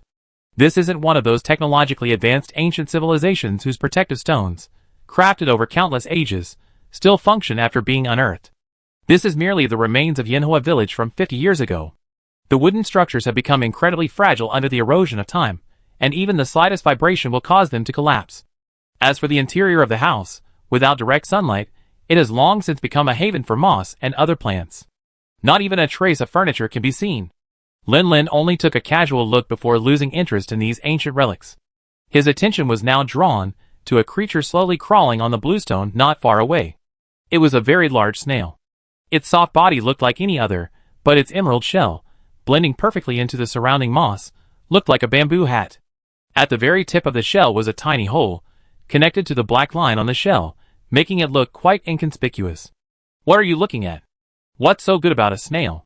Breath noticed Lin Lin's pensive expression, and casually approached to examine him. Not finding anything unusual, he raised his hand to grab it. Hey! Wait! Unfortunately, Lin Lin's intervention was too late. The giant snail, startled, twisted its conical shell, and a stream of emerald green mist erupted from a small, inconspicuous hole at its tip. Cough, cough! Because they were so close, Brave was hit directly in the face by the mist, choking and causing him to cough uncontrollably.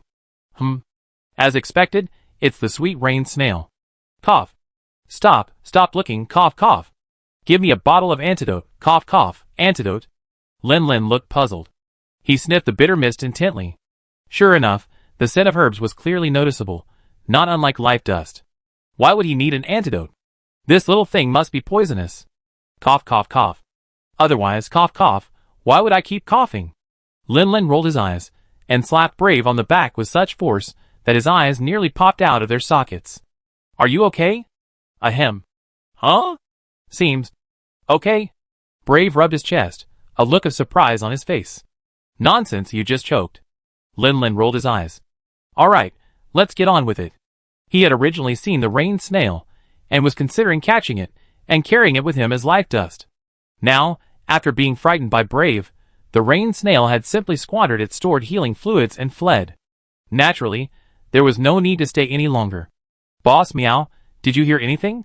Date, who had been curiously surveying his surroundings, suddenly scratched his ear. You heard it again? What was it this time? Lin Lin raised an eyebrow, his hand already reaching for his weapon behind him. Last time it was a thunder wolf dragon. Could it be a tiger dragon this time? Date's face darkened.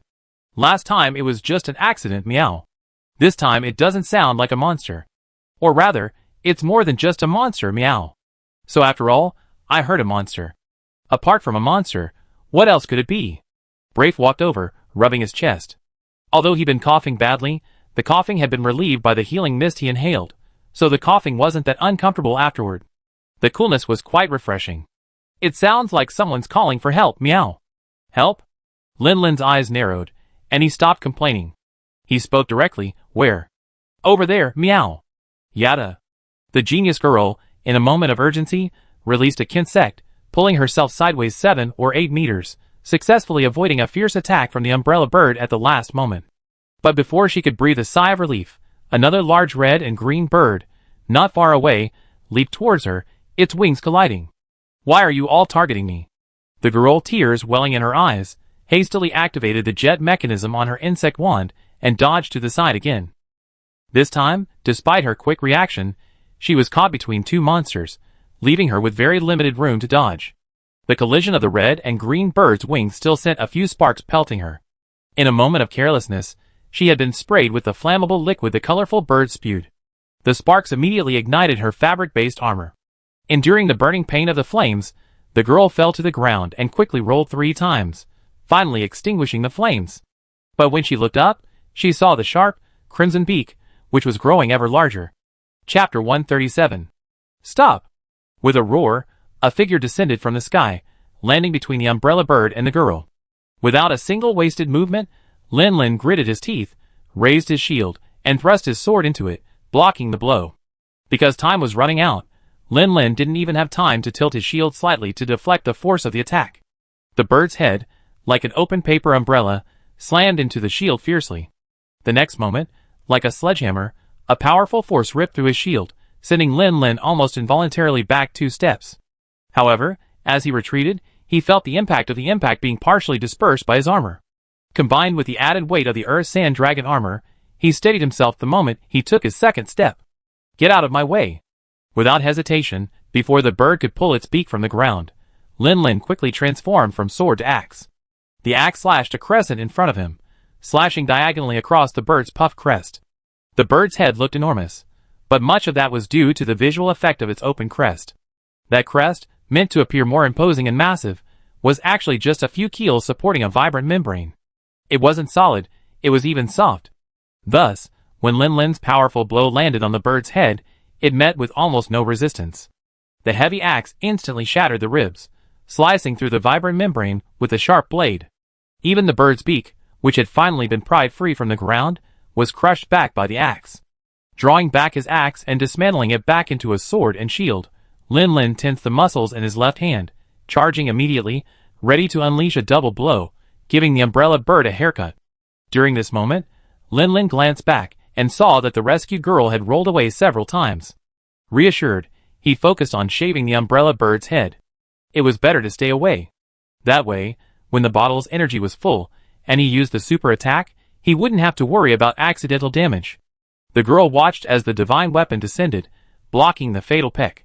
While she breathed a sigh of relief, she also rolled several times to gain distance and reassess the situation. The hunter with the shield and axe, who had just rescued her, looked very powerful, overwhelming the arrogant umbrella bird.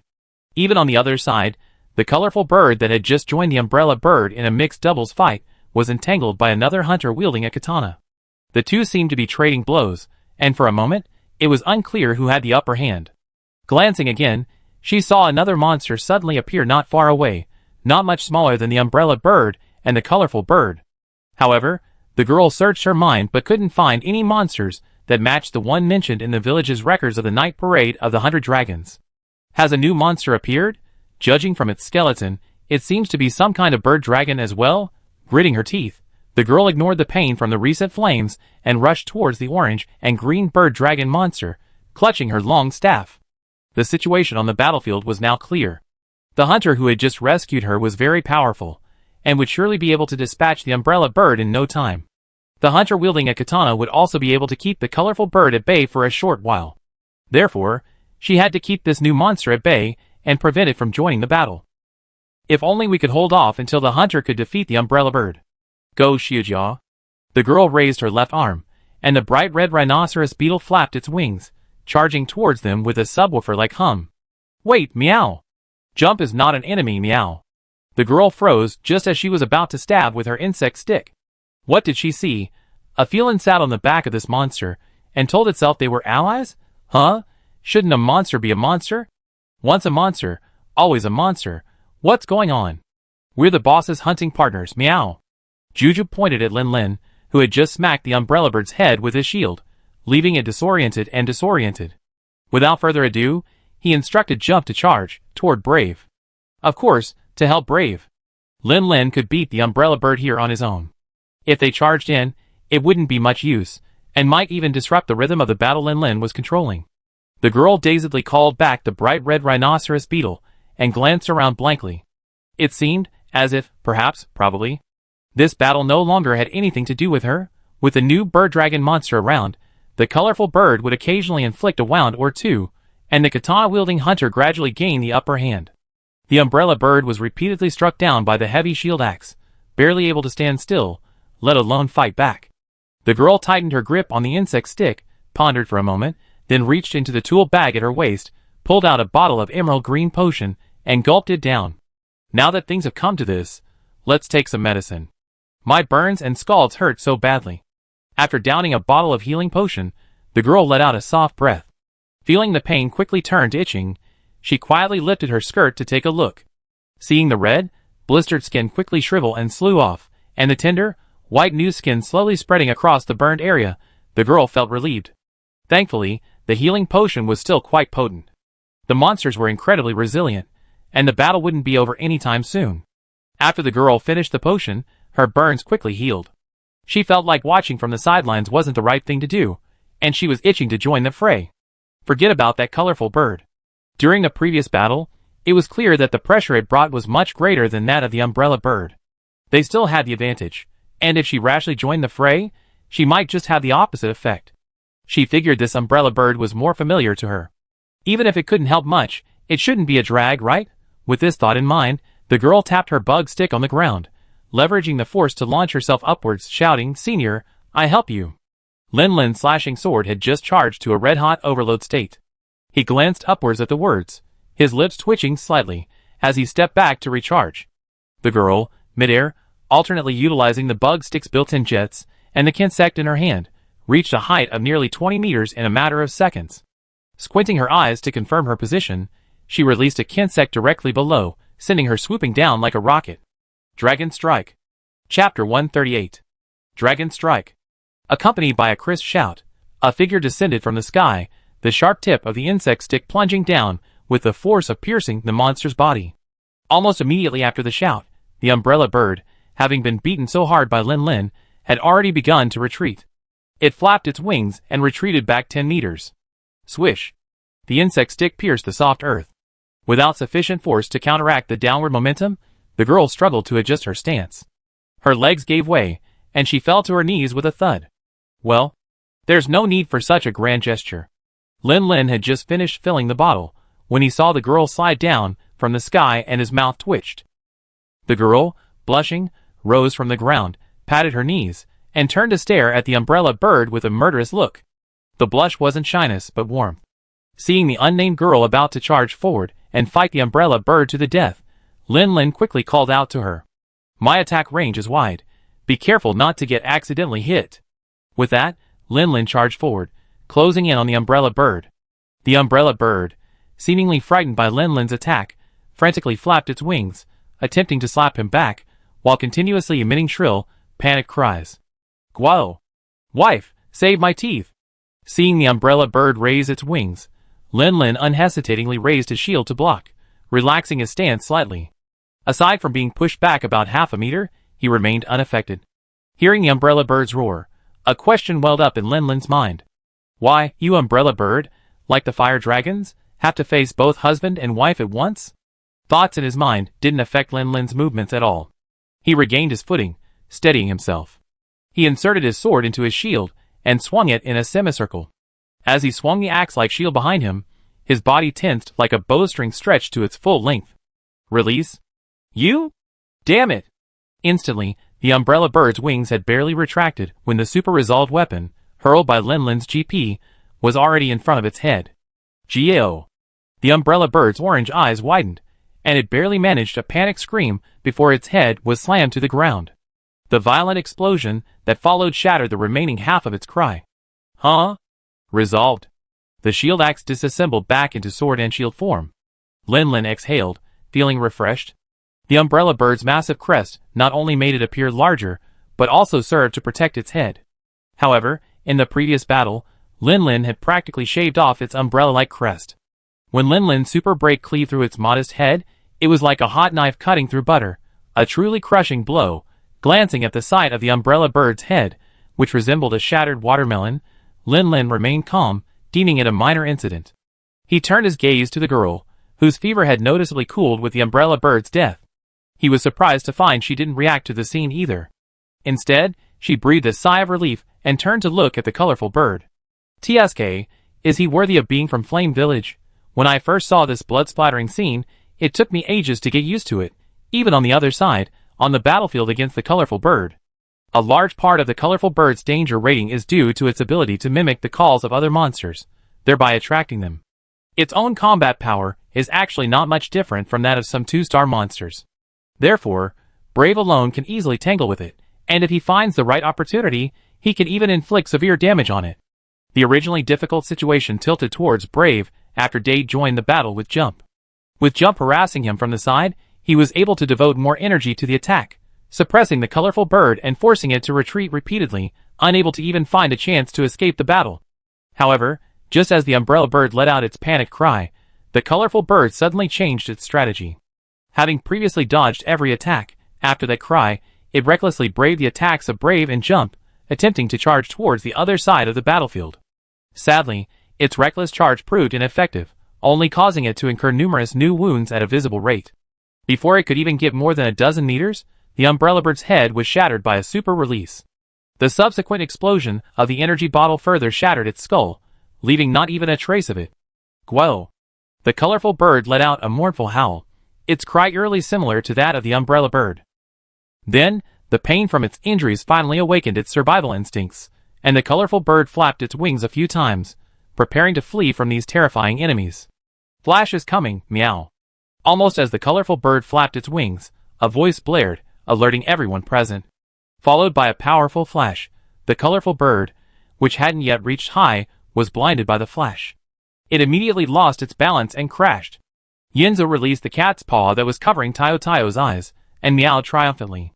Tayo also reacted the moment he saw the situation clearly. With a kick of his legs, the entire dragon, carrying Yinzao, leaped high into the air. Then, bang! Crack! A meteorite crashed from Mount Tai. The colorful bird, fluttering to the ground, was kicked, its cervical vertebrae broken, and it fell silent in an instant. Brave, who had just unleashed the red blade before the colorful bird took flight, said eh, looking at the blood-red sheen swirling around his blade, then at the colorful bird's swift and decisive death. Brave sighed helplessly.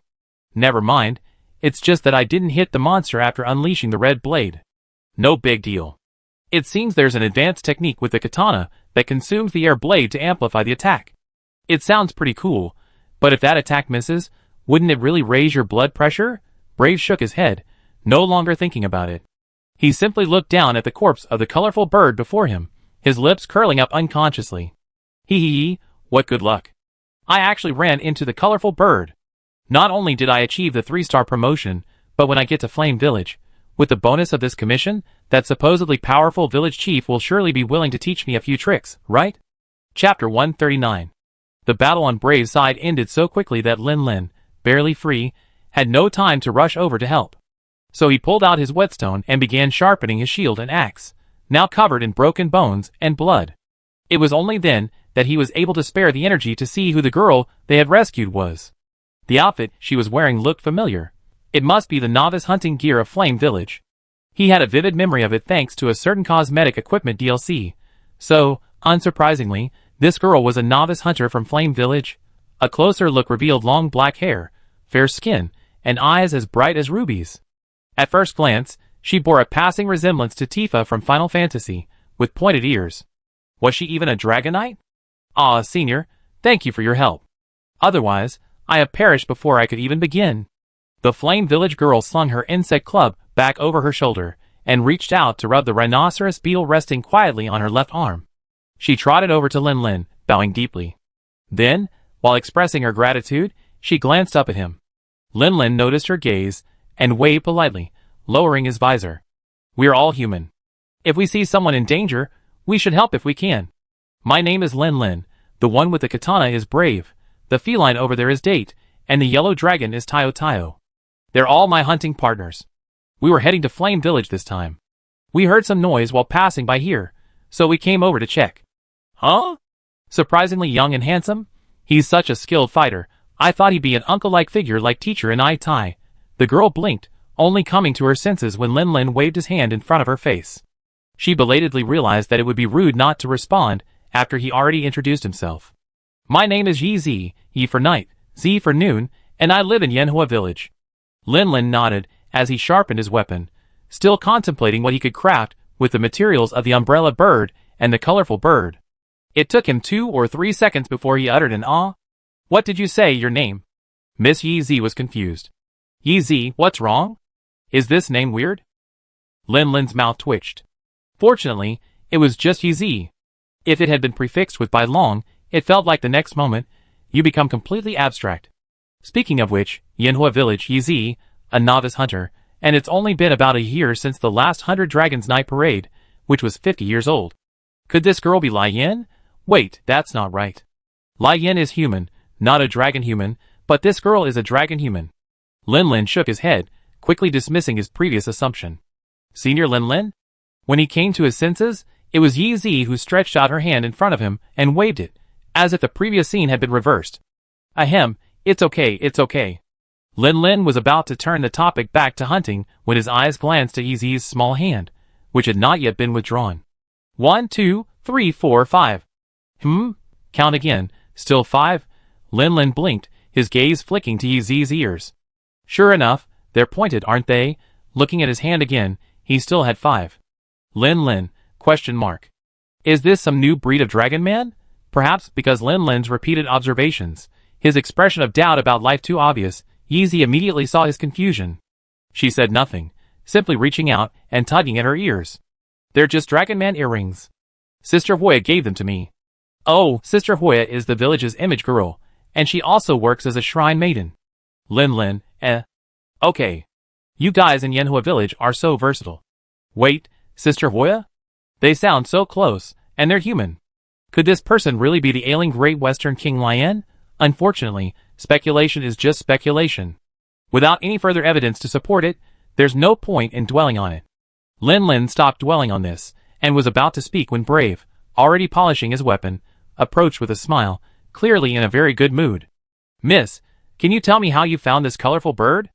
We came all the way from Fei Fortress, but didn't see any trace of it. Her name is Yi Zi, Lin Lin reminded him. Brave coughed dryly, changed his address, and asked again. Miss Yi Zi sighed softly. I followed that umbrella bird here. She turned to Lin Lin again and explained the whole story. I had just started fighting with that guy, and then the umbrella bird, as if it heard something, suddenly flew over here without looking back, and I followed it. Originally, seeing these two massive monsters together, I thought they'd start a fight, giving me a chance to take advantage. But as soon as I appeared, they acted as if they were oblivious to each other's presence and chased me down without a second thought. The dragon controlling techniques I was just about to practice were completely useless. Brave also felt something was amiss. Then the colored birds supposedly imitate the cries of other monsters to intimidate their enemies. But sometimes, if the imitated monsters are nearby, they be attracted to them. And those attracted monsters aren't blind. Seeing they're not of the same species, they definitely fight. How could they be so indifferent to their presence? Lin Lin rubbed his chin, recalling the umbrella bird's final howl, and the colored bird's subsequent behavior. A bold idea suddenly occurred to him. Is it possible that this umbrella bird and the colored bird are actually engaged in an incestuous love affair that transcends species? Impossible, absolutely impossible. Brave immediately rejected Lin Lin's theory, saying his imagination was even more powerful than he imagined. Lin Lin then began to lay out the facts and evidence. Look, the fact that the umbrella bird and the color bird can get along so well, and even attack Yezi, who is insignificant compared to their size, is quite unusual in itself. Plus, the umbrella bird's howl before its death was clearly a cry for help, and the color bird's reaction clearly indicated a desire to help it. I think this is entirely possible. Lin Lin rubbed his chin. I remember hearing a rumor that someone saw a female fire dragon, always considered a model couple among monsters, partnering with an electric dragon instead of a male fire dragon. The two of them were discussing this, but Miss Yezi showed no interest in the romances between monsters. She was more curious about the yellow speed dragon, whom Senior Lin Lin had called his hunting partner. Isn't even President Swaifengmin's ghost frog chick this clever? Chapter 140.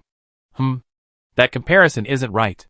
Guild Master Swaifengmin's ghost frog cub was merely docile and harmless, but this yellow speed dragon king could truly help hunters and establish an advantage in battle. Thanks to its paralyzing venom, and a body significantly larger than the hunters, this yellow speed dragon king's effectiveness in battle could even surpass that of the village's domesticated fang hounds. Thinking of this, Yeezy glanced in a certain direction and sighed softly. Come here, the battle is over. Rustle.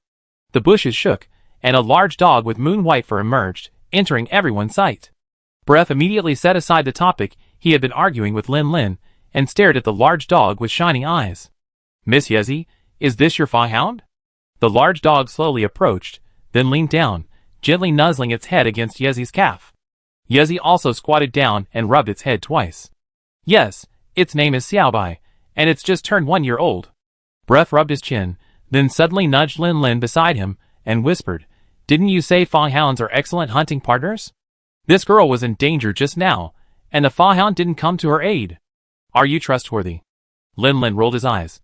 Didn't you hear what I just said? This fanghound is just over 1 year old, and it doesn't look very big, and most a subadult. Is it any wonder it can't participate in the battle? Yezi's senses were naturally sharper than those of ordinary people. Even though Brief lowered his voice, she still heard him clearly. Yezi sighed softly and stood up. Because something happened to Xiaobai shortly after he was born, it left a deep impression on him. Although he performs very well in training, when faced with a monster, none of his abilities are fully utilized. Part of the reason I challenged the umbrella bird this time was to help Xiaobai see more blood. Perhaps he could overcome his psychological trauma.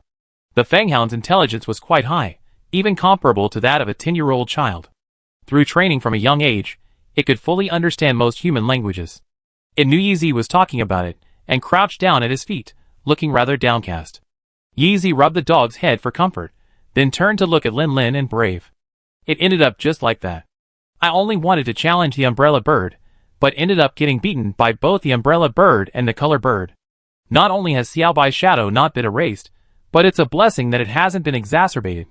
Lin Lin had finally finished the post-battle maintenance on his weapon, and slung his shield axe back onto his back. Lin Lin didn't continue Yi Zi's conversation. We can discuss this later. This isn't a place to stay for long. The carcasses of these two monsters will be left here for a long time. The bloody smell will easily attract other monsters. For now, we should hurry and finish skinning them, and head to the village. Yi Zi nodded quickly. Xiaobai has a special tool bag with him that can hold quite a bit. It can help you carry the materials. What do you mean you? Shouldn't it be us? According to hunter rules, you get a share of the materials from these two monsters. Lin Lin had already reached the umbrella bird's body, and began selecting the appropriate parts to skin. Hearing Yi Zi's words, he couldn't help but correct her. But I haven't officially become a hunter yet. Lin Lin was stunned for a moment, then realized that Lion registered as a hunter with the guild at the same time as the 100 Dragons Night Parade. If this girl was truly Lion, then she certainly hadn't officially become a hunter yet. Wait, she's out hunting umbrella birds before she's officially a hunter? This isn't. Aren't you poaching? Brave was just about to skin the colorful bird when he heard this, his eyes widening. He wasn't even classified as a poacher at first. He was severely punished for not accepting the mission according to procedure. This girl wasn't even a formal hunter, and it was impossible for her to have gone out hunting umbrella birds at the guild. This was definitely poaching. This girl is in trouble. Poaching? What poaching? Yi Zi blinked her eyes, her gaze clear and innocent. Shouldn't all these monsters that threaten the safety of the village be killed? Why do you say, senior, that the guild is protecting them? Pa! Lin Lin slapped her forehead. No, sister, you're really the great Western king. Considering the unique situation in Yanhua village, it's not hard to understand. These people are already exhausted just fighting against the night parade of 100 dragons, and struggling for survival. How could they have the energy to consider ecological harmony and natural balance? Even if Yi Zi was punished for running away, it would at most be for challenging an enemy she shouldn't have faced at that stage. Hunting without accepting a mission wouldn't really be a big deal in Yanhua village. After all, you've been living around the village. If you're not here now, you have to wait until the night roam of 100 dragons happens. It's only a matter of time. Lin Lin shook his head, banishing these distracting thoughts. He urged, all right, hurry up and extract. We deal with anything else once we're safe. The setting sun cast a fiery red glow across the lake, reflecting off the ripples. In front of Maratori's car, Yako was jumping around with her hands behind her back, seemingly in a very good mood. See that smoke ahead? That's the village's melting pot. She leaned over and pointed excitedly at the island in the center of the lake. The island was surrounded on three sides by mountains, where roaring waterfalls flowed down the mountainside into the lake, creating a white mist that drifted across the surface, giving the island a dreamy cherry pink hue. It's already cold weather, and there are cherry blossoms on the island? Lin Lin squinted, recognizing the source of the cherry pink color. It must be the cherry tree in Yanhua village. Perhaps, he was looking at the same tree that had been used for the original meeting place. Because the village is built on an island, with the surrounding mountains blocking out the cold air, and the village furnace rarely shuts down, it's naturally extra warm. I see. Lin Lin nodded, looking back at the cart pulled by Maratori.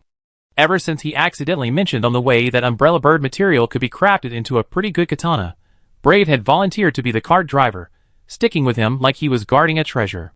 Even now, with Flame Village within sight, he showed no sign of quickening his pace.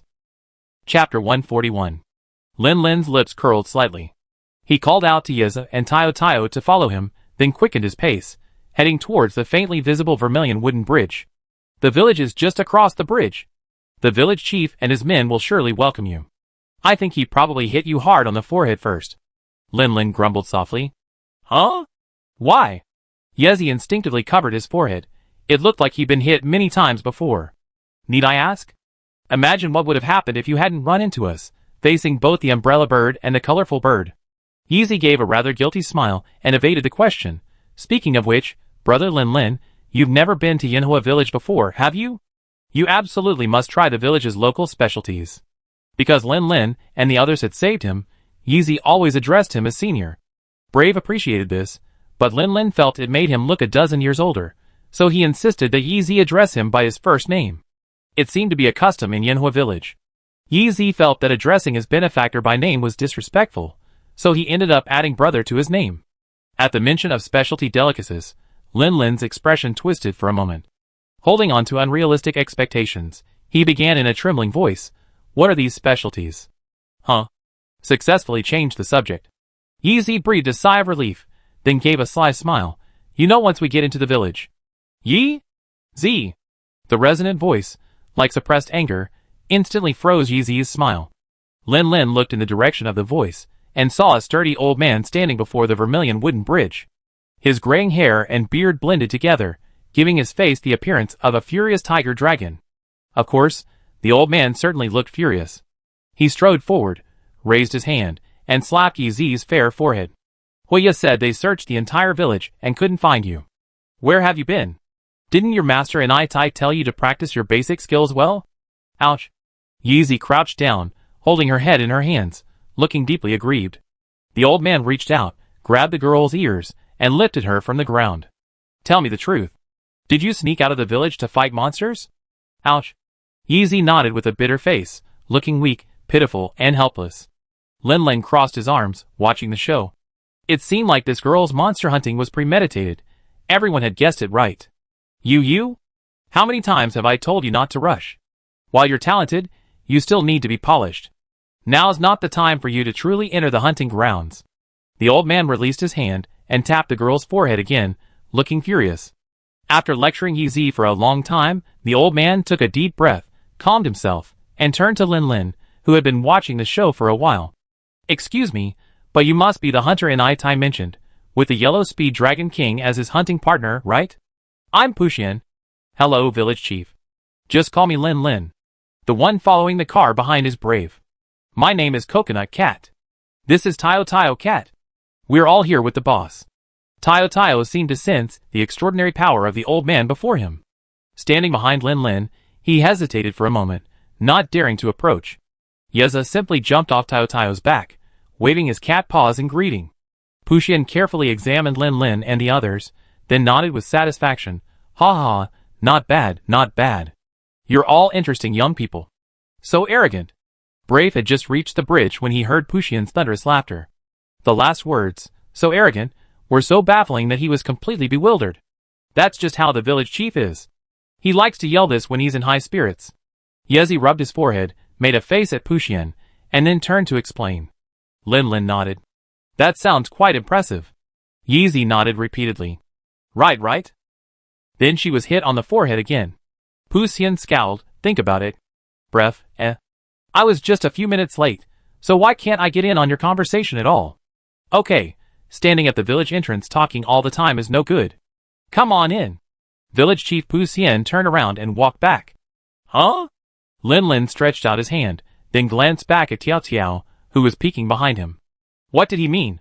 What are you standing there for? Hurry into the village. The village chief said it's okay. Yi Zi rubbed her forehead as she walked home, feeling dizzy. Turning back, she saw Lin Lin standing there in a daze, and couldn't help but urge him on. Oh. Lin Lin hurried to catch up.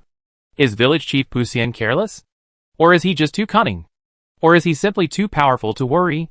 Just let Tio follow him into the village? Without even asking? Normally, hunters arrive at a place, and complete formalities at the local gathering place, which then provides them with accommodations. As Village Chief Puxian walked toward the village, he turned back to explain the situation to Lin Lin and the others. Our Yanhua village is small, and the gathering place is even smaller. I take care of the accommodations. Do you have any housing requirements? Lin Lin and Brave exchanged glances and shook their heads. We're all hunters, and sleeping outdoors is commonplace. A place with enough space to sleep is all we need. Of course, it would be even better if we could live in a luxurious palace like the one in Rock Lark. How much is the rent? Brave thought about his wallet. He was about to upgrade his equipment, and he had no idea how much money he had left afterward. He just hoped it wouldn't be too expensive. Ha! What rent? Our village can only offer so little. How can we possibly ask for it? If you're interested, just take on more missions and help ease the pressure on the village. Lin Lin nodded thoughtfully, then suddenly asked, Village chief? As far as I know, wasn't Yanhua village hit by the 100 Dragon Night rush about 50 years ago? Is the village's defense still under significant pressure? Puxian sighed softly. It's understandable that you outside hunters don't know. Although the largest 100 Dragon Night rush occurred nearly 50 years ago, the ecosystem around the village has remained unstable since then. Smaller 100 Dragon Night rushes occur from time to time. If you come from Fey Fortress and observe carefully, You should notice that some of the weapons there are brand new. These are replacements for the original weapons that were damaged during the defense. Chapter 142. The village chief briefly introduced the village while leading Lin Lin and his group forward. They soon arrived in front of the large furnace at the heart of the village. Through the half-open door, a scorching red light could be vaguely seen from within. Okay, see that big cherry tree over there? The meeting house is built inside the hollow of that tree. Huh? Is it that amazing? Breath peered in from the doorway of the meeting house. He had never seen such a unique meeting house before. Standing here, even the air was scented with the fragrance of cherry blossoms, creating a truly unique atmosphere. As for what kind of atmosphere, he didn't know how to answer this question. After all, he was just a hunter. Are you coming in or not? If not, get out of the way. Lin Lin sighed. Seeing this meeting house, built entirely within a living cherry tree, was truly awe-inspiring in a way that the in-game graphics couldn't possibly convey. But he had a preconceived notion, so he didn't react like Brief, as if he were just Granny Lou entering the Grandview Garden. Oh. Brave stopped pondering the adjective he'd been struggling to come up with. He turned around, greeted Village Chief Puxian, and walked in. Puxian smiled and waved. I go find you some lodging. When you come out, find Yezi, and have her take you there. Inside the meeting hall, Brave, who entered first, was startled and nearly dropped his hand on his iron knife. Fortunately, he caught a good look at the old man sitting on the monster's back and stopped himself in time. The old man looked quite portly, with a smile on his face, like a Maitreya Buddha. His unusually large earlobes were so eye-catching that it was almost hard to ignore the dragon man's characteristic pointed ears. Could it be that you are the visiting hunter Gua that Nai Tai mentioned? Yes, this is my hunter's journal. May I ask, old man? Haha, I am the guild master of the Yanhua village guild hall, Suifeng Ringhua. Brave muttered the name, finding it a bit awkward. However, it was rude to casually criticize someone's name, so he got down to business. Guild master Suifeng Ringhua, we plan to stay in Yanhua village for a while. Where do we register? Suifeng Ringhua froze, twirling his beard. He corrected, my name is not Suifeng Ringhua, it's Suifeng Ringhua. Brave was confused. What difference did it make? Lin Lin, who had followed in from behind, tried to stifle a laugh. Just as he was about to explain, a cold voice came from the left. Sir Suifeng Ringhua simply adds Gua at the end of every sentence. Please excuse my quirk. Brave scratched his head and apologized. Lin Lin looked in the direction of the voice. As expected, it was the dragon girl who spoke. She was dressed in a shrine-like uniform, her long, inky hair adorned with symmetrical bell ornaments. Her delicate face was almost expressionless, appearing cold. Please allow me to introduce myself. I'm Shuiyuan, the village shrine maiden, and the meeting hall's attendant. If you need any paperwork, just come to me. Brave rubbed his arm subconsciously. Why was this attendant so cold? Aren't attendants supposed to be enthusiastic? Hello, Miss Shuiyuan. This is my hunter's notes. While Brave was stunned, Lin Lin had already passed him and reached the quest counter, handing over his own hunter's notes. Sui Fengmin rubbed her round belly and explained to Brave, although Shuiyuan appears cold on the surface, she's actually just a bit introverted. Plus, she's incredibly focused on her work, which means she lacks expression. She's not a difficult person to get along with. Shuiyuan was indeed very focused and efficient at work. She returned the notes to Lin Lin in no time. Compared to Shuiyuan, this woman from Jieyun village was a complete slacker. Miss Shuiyuan, I'm sorry to bother you. I have another commission to settle. After completing the paperwork for Lin Lin, Shuiyuan took Brave's notes and opened them to an urgent commission. Shuiyuan, ? Didn't you just arrive in Yanhua village? How did you accept a commission from us? After carefully reading the information on the document, Shuiyuan's expression, which had remained unchanged until then, began to fluctuate slightly. It's actually the last commission the old village chief issued. She looked up. You're saying you successfully hunted a colorful bird that lives in the abandoned shrine? Can you describe the details? Having originally assigned the task to Shuiyuan, Sui Fengmin, perched on the back of the young ghost frog, began to doze off again. Hearing Shuiyuan sigh, he suddenly straightened up, pushed himself off the ghost frog's back with his hands, and in a few steps reached the quest counter. His agility was truly remarkable. Let me see. Sui Fengmin grabbed the hunter's notes and read through them word by word, remaining silent for a long moment. President? Brave waited a moment, then, seeing no response, called out tentatively. Onoka Toyotomi regained consciousness, put down his notes, wiped the nostalgic look from his face, and took a deep breath. I'm fine, huh? Tell me how you completed the mission. Brave uttered an "oh" and recounted the entire story honestly. On the way here, Lin Lin's feline companion heard the cry for help and led us to a cliff, where we ran into Miss Yezi fighting an umbrella bird and a colorful bird. Sorry to interrupt. Shueyun's cold voice suddenly echoed, repeating as if to confirm. Yezi was fighting an umbrella bird and a colorful bird at the same time? Brave nodded. Yes, Lin Lin and I heard. I only rushed over when she cried for help. Shueyun subconsciously rubbed her brows and muttered to herself, what a reckless guy.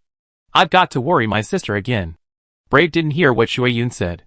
He just continued to express his own opinion. To be honest, this girl is really something. She's not even a full-fledged hunter yet, is she?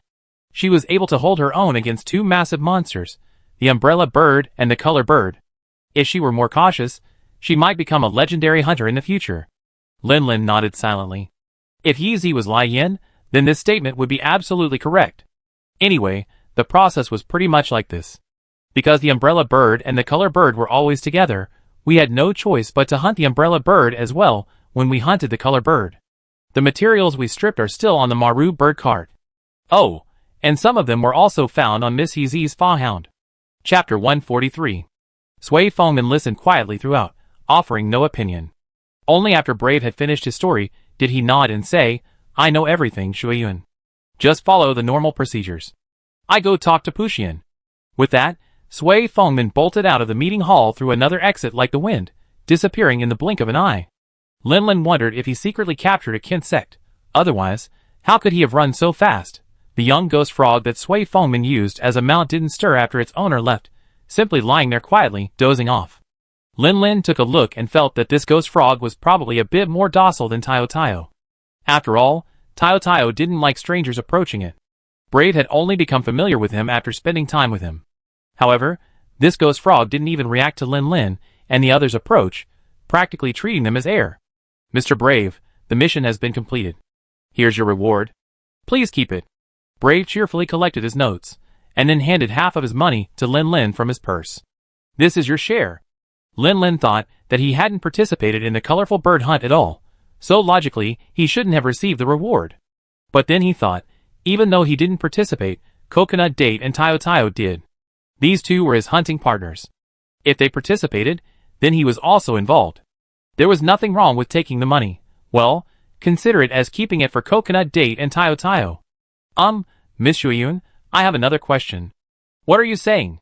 In addition to the materials from the colorful bird, we should also be able to use the materials from the umbrella bird, right? That's legal, right? Yes, you're planning to craft equipment with the materials from the umbrella bird, right? Brave nodded and pointed to Lin Lin beside him. He said the equipment crafted with umbrella bird materials is pretty good. Shueyun glanced at Lin Lin. Although she was a little puzzled as to how Lin Lin knew about the umbrella bird, a monster currently only found in the area around Yinhua village, and the equipment that could be crafted with its materials, she didn't delve into it, and instead began to explain it to Brave in a serious manner. Although she still appeared expressionless and rather cold, her subsequent words suggested that this girl was indeed, as Sui Fengman had described, the type with a cold exterior but a warm heart. When Grandpa Tommen designed the umbrella bird armor, he prioritized the katana as a weapon. For a weapon like this that requires frequent drawing and sheathing, he designed the most streamlined mechanism, maximizing sheathing speed, sheathing technique 3. Furthermore, since the reduced resistance during drawing significantly improves accuracy when striking vital points, drawing technique. Furthermore, since the monsters used as the material, the umbrella bird, are naturally adept at spraying fire, this set also offers a significant bonus to fire attribute attacks, fire attack enhancement. Brave blinked. Huh? The katana is a weapon that requires frequent drawing and sheathing? How come I didn't know that? Don't we all use the kasaya slash to precisely adjust our stance and engage monsters in close combat? Shueyun, unaware of his inner thoughts, continued her introduction. The umbrella thorn sword crafted from umbrella bird materials is indeed a very good katana. Its attack power is not low, and it has a very long green slash range in the slashing rating. Furthermore, it has a considerable fire attribute. If you're short on materials, I suggest using them for weapon crafting first. Bref hadn't quite grasped the previous part about drawing and sheathing the sword, but when it came to the weapons part, he understood instantly, and his heart instantly itched like a kitten being scratched. The iron sword he was currently using could only be rated yellow on the slashing scale. Compare that to Lin Lin, who was of similar skill level. He was already using a weapon that could reach blue status at peak condition. While the blue slashing scale might wear down to green after a single strike, it was still undoubtedly far superior to the yellow slashing scale. Now, with the Umbrella Thorn sword, he finally wouldn't be outmatched in terms of weapons. By the way, Mr. Brave, I'm afraid there's one thing I must warn you about. I've seen the Umbrella Thorn sword myself. While it can be fortified with an iron sword, its design is quite different from the original. You might not be as familiar with it as you like, so please be mindful of that. Hey! That's no problem. Brave waved his hand, citing Lin Lin as an example. The Earth Sand Shield axe he's currently using is also quite different from his original bone weapon. It'd take a little getting used to, and you'd be able to use it. Shueyan nodded and returned to her position. She had said everything she needed to say, and whether Brave listened or not was his own business. After saying goodbye to Shueyan, Brave excitedly dragged Lin Lin out of the gathering hall, intending to immediately take the materials to the workshop in Yinhua village to craft weapons. As for where that might be, besides the large furnace they saw not far from the village, was there any other place that looked like a workshop? As soon as he left the gathering hall, Lin Lin turned to his left and saw Date, who had been waiting there with Tayo Tayo, with his cheeks puffed out and repeatedly pounding his chest, as if he were choking. The entrance to the gathering hall's tree hole wasn't spacious, so Tayo Tayo could squeeze in if he tried, but there was no need. Lin Lin didn't want to keep putting Tayo Tayo down, so he let Date wait with him at the door. Why hadn't he been there for a while? Date looked like he was about to choke. Lao. Lauda, help. Meow. I can't breathe. So, to save Date's life, Lin Lin, at Date's signal, punched him hard on the back. Swish. Yinzo spat out a large, off-white mass. It landed on the ground and rolled twice, instantly covered in dust. This thing. Lin Lin's eyebrows knitted together. Why did it look so much like the thing that had tormented him so much in the game? It's back to life, meow. Yinzo panted heavily. Facing Lin Lin's raised eyebrow and questioning gaze, Yinzao turned his head away embarrassedly, pretending to count the dust. This dirt was so grimy, meow. Tell me about it. Yinzo's ears drooped. I heard Miss Yezi mention that Yinhua village has a local delicacy, so I wanted to try it, meow. That little girl over there also said it was delicious, so I bought a bunch of rabbit dumplings, meow. Lin Lin's eyes twitched. Wouldn't I only be able to eat rabbit dumplings in Yinhua village from now on? That kind of thing was out of the question. Chapter 144. Lin Lin tried hard to control his wandering thoughts, but Brave, beside him, couldn't contain his curiosity and asked, what kind of rabbit dumplings?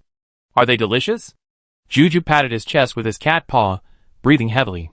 Hearing Brave's question, he couldn't help but think back to the flavor of the rabbit dumplings he had just eaten. They were quite delicious, meow, but a little tough to chew. The texture was sweet, glutinous, and sticky. It seemed like a different color and flavor, meow. The one I just ate seemed to have a cherry blossom flavor, meow. Lin Lin listened, feeling a slight sense of relief. That sounded okay. As long as he wasn't stuck with rabbit dumplings all the time, it was acceptable. Oh, the bunny dumplings are truly delicious. If you come to Yinhua village, it would be a shame not to try them. A gentle female voice came from the front, and everyone looked in the direction of the voice. Brave instinctively asked, Shueyan? It's only been 2 minutes since I last saw her, and she seems like a completely different person. It's like the sky has cleared up, and her smile is as bright as the sun. And weren't you just in the meeting hall? When did you run to the front? The dragon girl, dressed in a fiery red witch costume, rested her chin on one hand, holding a string of. A large trio of dumplings spoke softly. Shueyan is my sister. My name is Hoya. Besides being the village shrine maiden, I also serve as the village receptionist. You two must be the hunters who have just arrived in Yinhua village, right?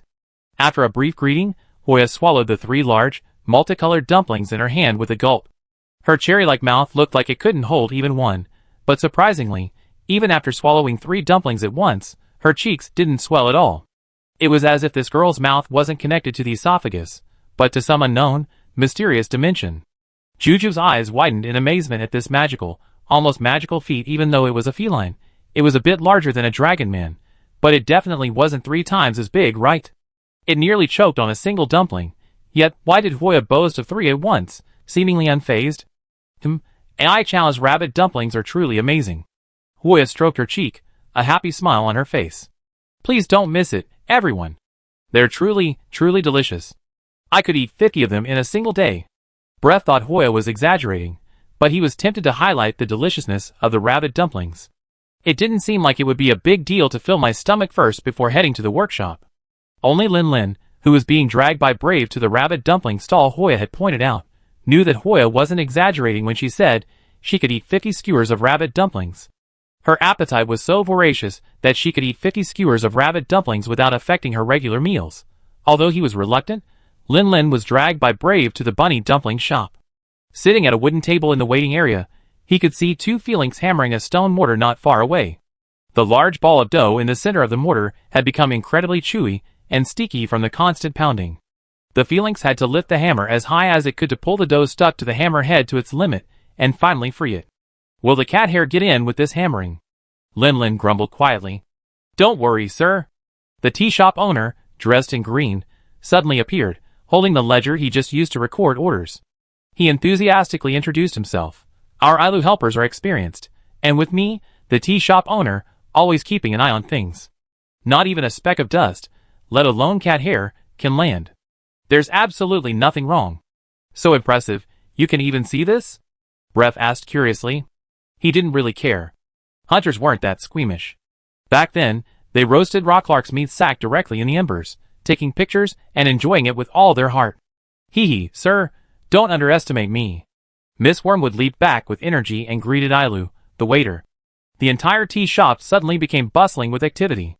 The stars are twinkling in the sky. One of the Calico Ailu performed an acrobatic trick, repeatedly throwing and catching several kneaded balls. The ball's movements formed a delightful arc. Ai Chow crossed her hands in front of her, striking a Wolverine pose, but instead of adamantium claws, bamboo sticks emerged from between her fingers. Brave was startled.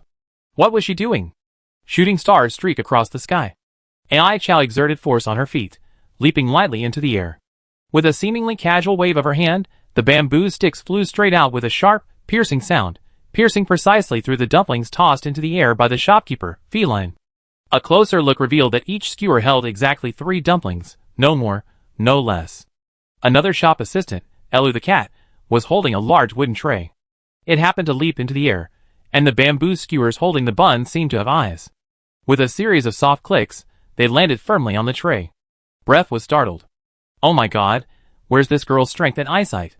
With her skills, working in a tea shop is such a waste of talent, isn't it? Wouldn't it be so great to be a hunter? Draw on the eyes and mouth. Artemisia and Sanhua Elu gathered around Elu, who was holding the tray. They grabbed a handful of sesame seeds and used them to create a cute little expression on the bunny buns. Rabbit dumplings. Done! An Elu shop assistant held the tray overhead and staggered toward the dining area where Lin Lin and Brave were sitting. However, the 2 skewers holding the bunnies above his head weren't stuck deep enough, and the slightest sway caused them to fall off. Fortunately, Ai Chow and another Elu cat shop assistant were quick to grab the skewers and instantly reinserted them into the tray. Here. Please enjoy your meal, sirs. Looking at the plate of rabbit dumplings and a cup of tea placed before him, Brave asked a soul-searching question. So the rabbit dumplings were already prepared, right? Why do they need this?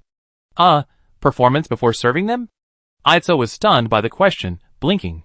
Her bright smile faded slightly, and a hint of disappointment lingered in her tone. Sirs, don't you like it? No, no. Brave waved his hands repeatedly. The singing is sweet, and the performance is wonderful, but my question is, owner Ai Chow, how did you come up with this performance? Hearing Brave's words, Ai Chow's smile brightened again, because I want everyone who eats the rabbit dumplings to smile. Chapter 145. Aizo pulled the corners of her mouth upward with her fingers and said with a smile, Smelu, Smelu.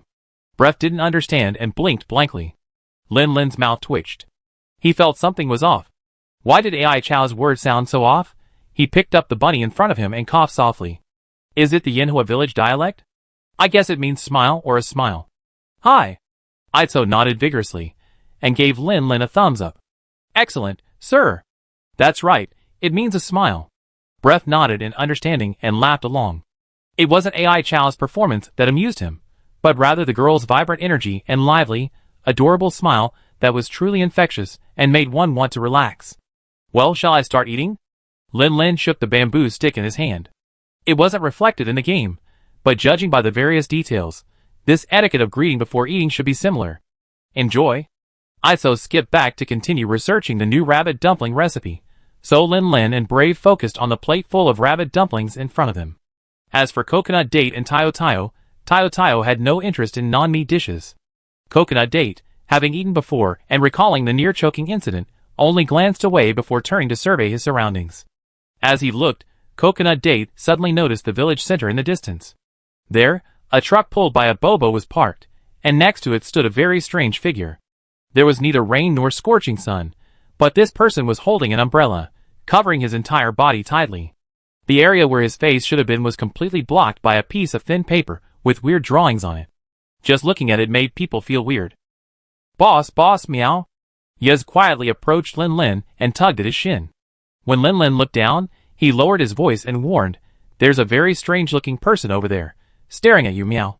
Lin Lin glanced back, and after taking in the man's appearance, he thought for a moment and understood. He rubbed Yez's head. "You're probably overthinking it. That person's face is completely obscured by the talisman. How could he possibly see us? Even if he could see through the talisman, he must be a traveling merchant. Hunters like us from outside might be unusual to the locals, but to these merchants, it's absolutely commonplace. There's no reason for him to be paying attention to us. In my opinion, even if he was paying attention to the mugwort shop owner, it's more likely than us." Lin Lin's analysis was well-reasoned. Yez pondered for a moment and dismissed his previous feeling as an illusion. After soothing the date, Lin Lin swallowed a dumpling with difficulty, quickly quenching his thirst with a cup of tea. He watched Ai Chao's busy back, his eyes slightly lowered. The princess of the fallen nation and the last night. Was the storm dragon that destroyed the moon citizens' capital the same storm dragon now lingering atop the spiritual peak? Aside from the in-game stereotype of eating rabbit dumplings until you vomit, after carefully tasting them, Lin Lin felt that these rabbit dumplings did make sense as the go-to meal in Flame Village. They didn't require a large amount to be filling, and their high carbohydrate content provided ample energy for subsequent hunts. Furthermore, by adding different ingredients, they could be enhanced with various abilities, making them quite useful. As long as he didn't eat it every day like Hoya did, and only once before a hunt, it wouldn't be unacceptable. After dinner, Lin Lin followed Brave all the way to the great furnace in the center of the village. However, the sight of the half-open gate puzzled Brave. Why isn't there even a gatekeeper? Wouldn't it be rude to enter without saying hello? Lin Lin had no intention of entering. He stood at the bottom of the steps at the entrance to the great furnace, looking around. Based on his experience in the game, he assumed the great furnace was just a place for processing and manufacturing weapons, but to place an order, he had to find Daowin. However, the real Yanhua village was much larger than in the game, with numerous shops lining the entrance. He had a hard time finding Daowin's shop. "Are you two having any trouble? Do you need my help?" A gentle female voice came. Lin Lin turned around and saw Hoya approaching with 2 skewers of rabbit dumplings. "No, you're still eating." Glancing in the direction Hoya had come from, I could see a wooden bench not far away. Unsurprisingly, that was where Hoya usually spent most of his time in the village. "Excuse me, Hoya. He wants to forge weapons and equipment, but can't find a place." Lin Lin pointed at Brave, completely clearing himself of all charges, as if he hadn't even needed to find a fabricator. "I see. Please follow me." Hoya smiled gently and led the way. They soon stopped in front of a small shop.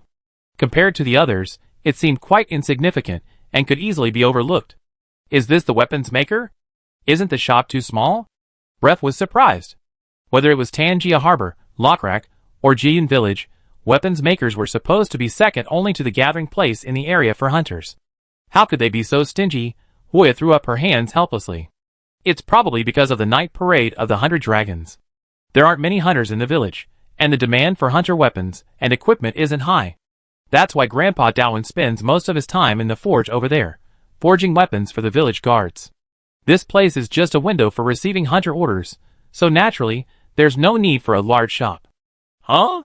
Hoya? Why are you here?" Perhaps having heard the voices of several people, a young man poked his head out of the shop. He immediately saw the girl he imagined, the sun that illuminated Yanhua village. He suddenly became nervous, his speech becoming somewhat incoherent. "Oh, it's Dao Fu." Hoya blinked. "Excuse me, is Grandpa Daowin here? The 2 behind me are hunters who just arrived in Yanhua village today. They want to craft weapons and equipment." The young man known as Dao Fu only then noticed the 2 people following Hoya. He quickly composed himself, suppressing the uncontrollable upward curve of his lips. He put on a serious expression. "Ah, Master Daowin is here. resting inside. I go get him. Dao Fu hurried back to find his master, while Huiya leaned over and briefly introduced him to Lin Lin and the others. Grandpa Dao Wen is the most skilled master craftsman in the village. That person just now was Dao Fu, his apprentice. Chapter 146. Huiya is here? The shop door opened again, and this time a rather gaunt old man emerged. Though his hair was white, a hint of sharpness still lingered between his brows. Grandpa Dao Wen, Huiya called out sweetly. The energetic old man smiled faintly, nodded, and then looked at the two people behind him. After a quick glance, he noticed they were unfamiliar faces and raised an eyebrow slightly. After all this time, are there finally hunters from out of town visiting Yinhua village? What are you crafting? Lin Lin pointed at Brave. We just hunted an umbrella bird. He wants to craft an umbrella rapier, and, if we have enough materials, a set of umbrella bird armor. As for me, I'd like to ask if I can craft a set of armor for my hunting partner. Dao Wen listened quietly, waiting until Lin Lin finished before nodding slightly and pointing to the room next to him. While I can craft equipment for followers, Dao Feng specializes in terms of refinement, over the years, its craftsmanship in crafting follower equipment has surpassed mine. You can go ask it next door. After saying this, Dao Wen turned to Brave. Have you brought all the materials? Brave shook his head awkwardly. They're all piled on the cart. I bring them right over. Actually, some of the materials were carried on the back of Yi Zi's Moonwhite Fang Hound, but because of Lin Lin's previous reminder, he specifically concentrated the umbrella bird materials on the cart and personally watched over them. Xiao Bai was carrying the unused colorful bird materials. No need to bother. I go with you to count the materials. If there's enough, we can start work right away. Brave took Dao Wen to the other side of the village. Lin Lin knocked on the door next door and met Dao Feng, the man in charge of crafting the attendant's equipment. Huiya glanced at him again, figuring her help wouldn't be needed anymore. She prepared to return to her sunny bench and focus on today's rabbit. But before she could take 2 steps, a girl with a bun suddenly hurriedly approached her and whispered something in Huiya's ear.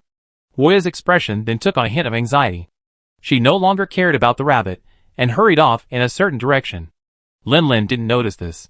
Instead, he exchanged a few words with the calico cat in front of him, then a look of delight appeared on his face. Really? Of course.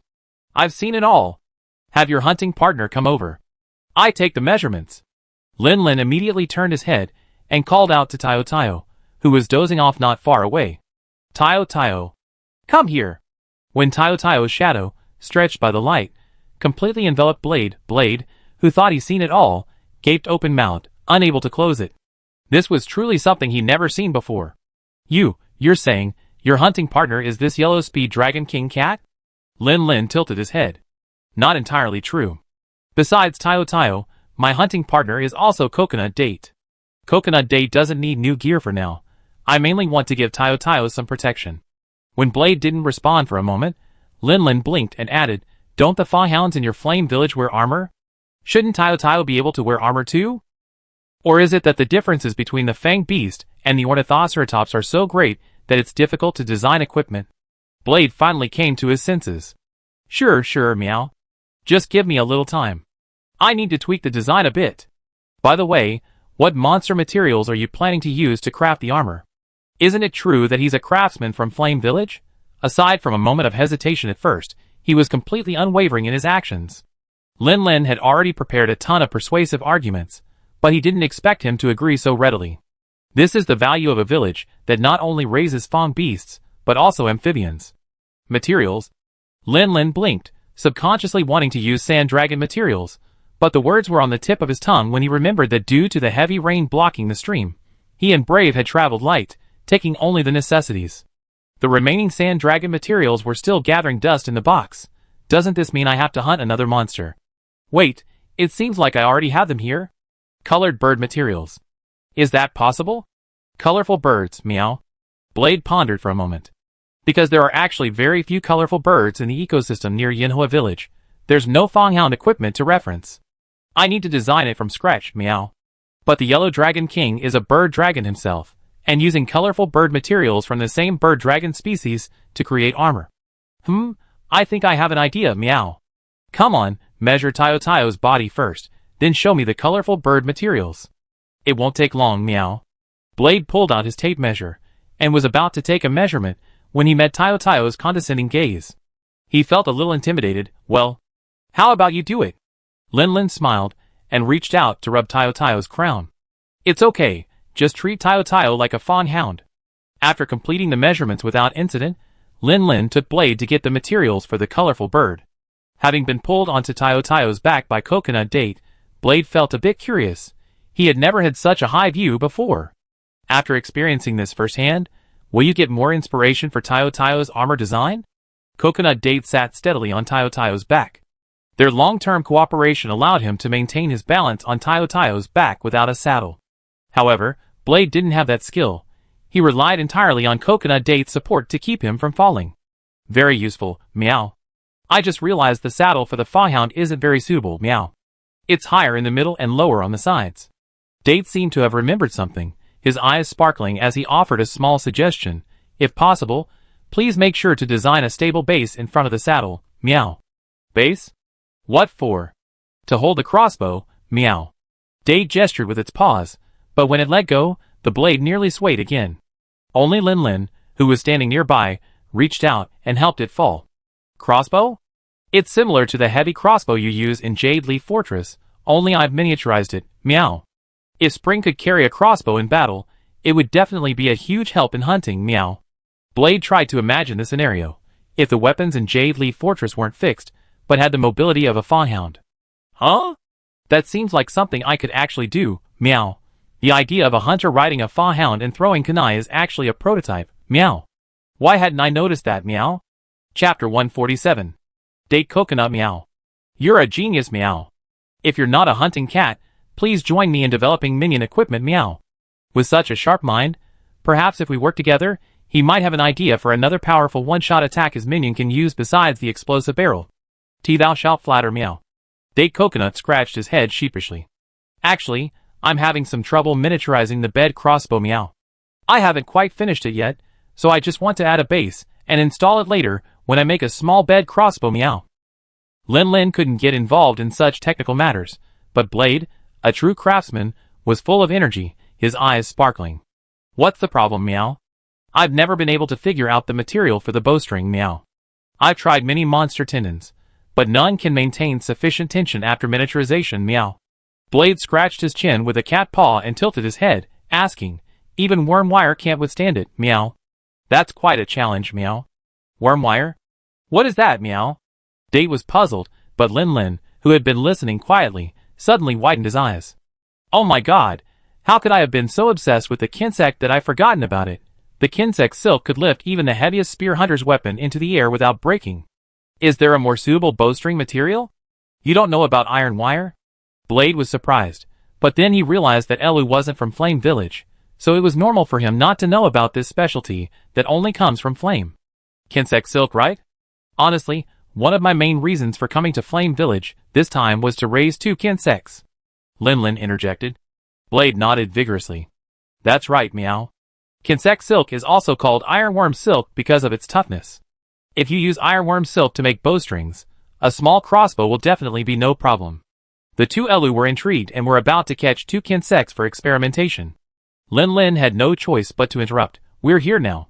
Shouldn't we first look at the materials for the colored birds? If they're not suitable or there aren't enough, I can quickly get some other materials. Yes, meow meow.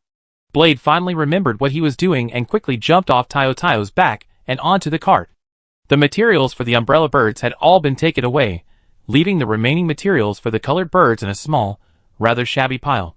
You hunted an entire colorful bird, and this is all you got? Blade jumped onto the cart and picked through the pile of materials. He looked unsatisfied with the mostly feathery stuff. Ah, some of it's still in EZ's Fawhound, Lin Lin said, then suddenly remembered something and turned to Yuzeo.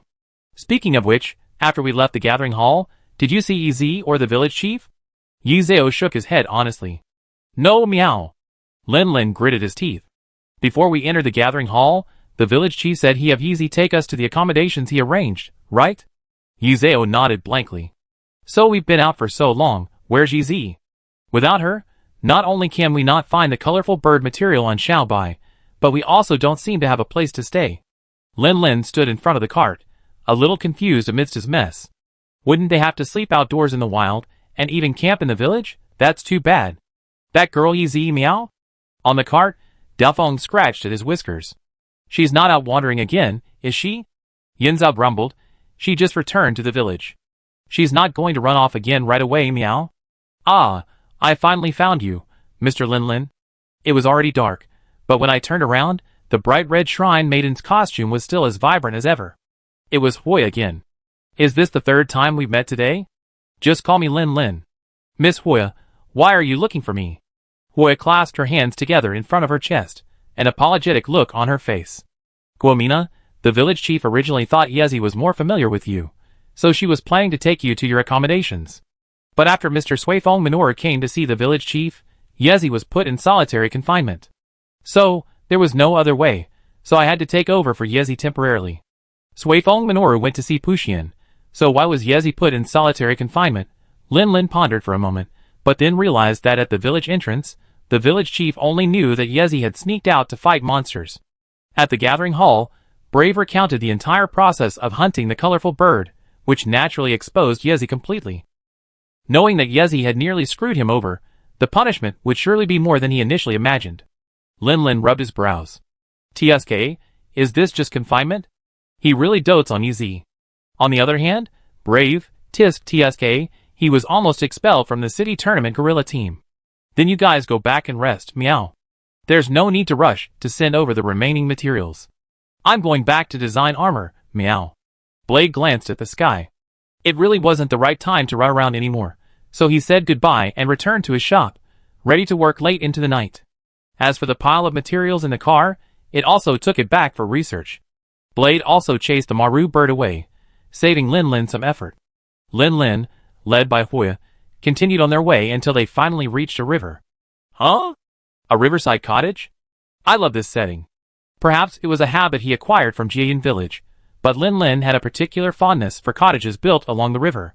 This room was originally used as a storage warehouse, not for residence. Although it's been cleaned up, the environment is only passable. If you're not comfortable living here, please don't hesitate to let me know.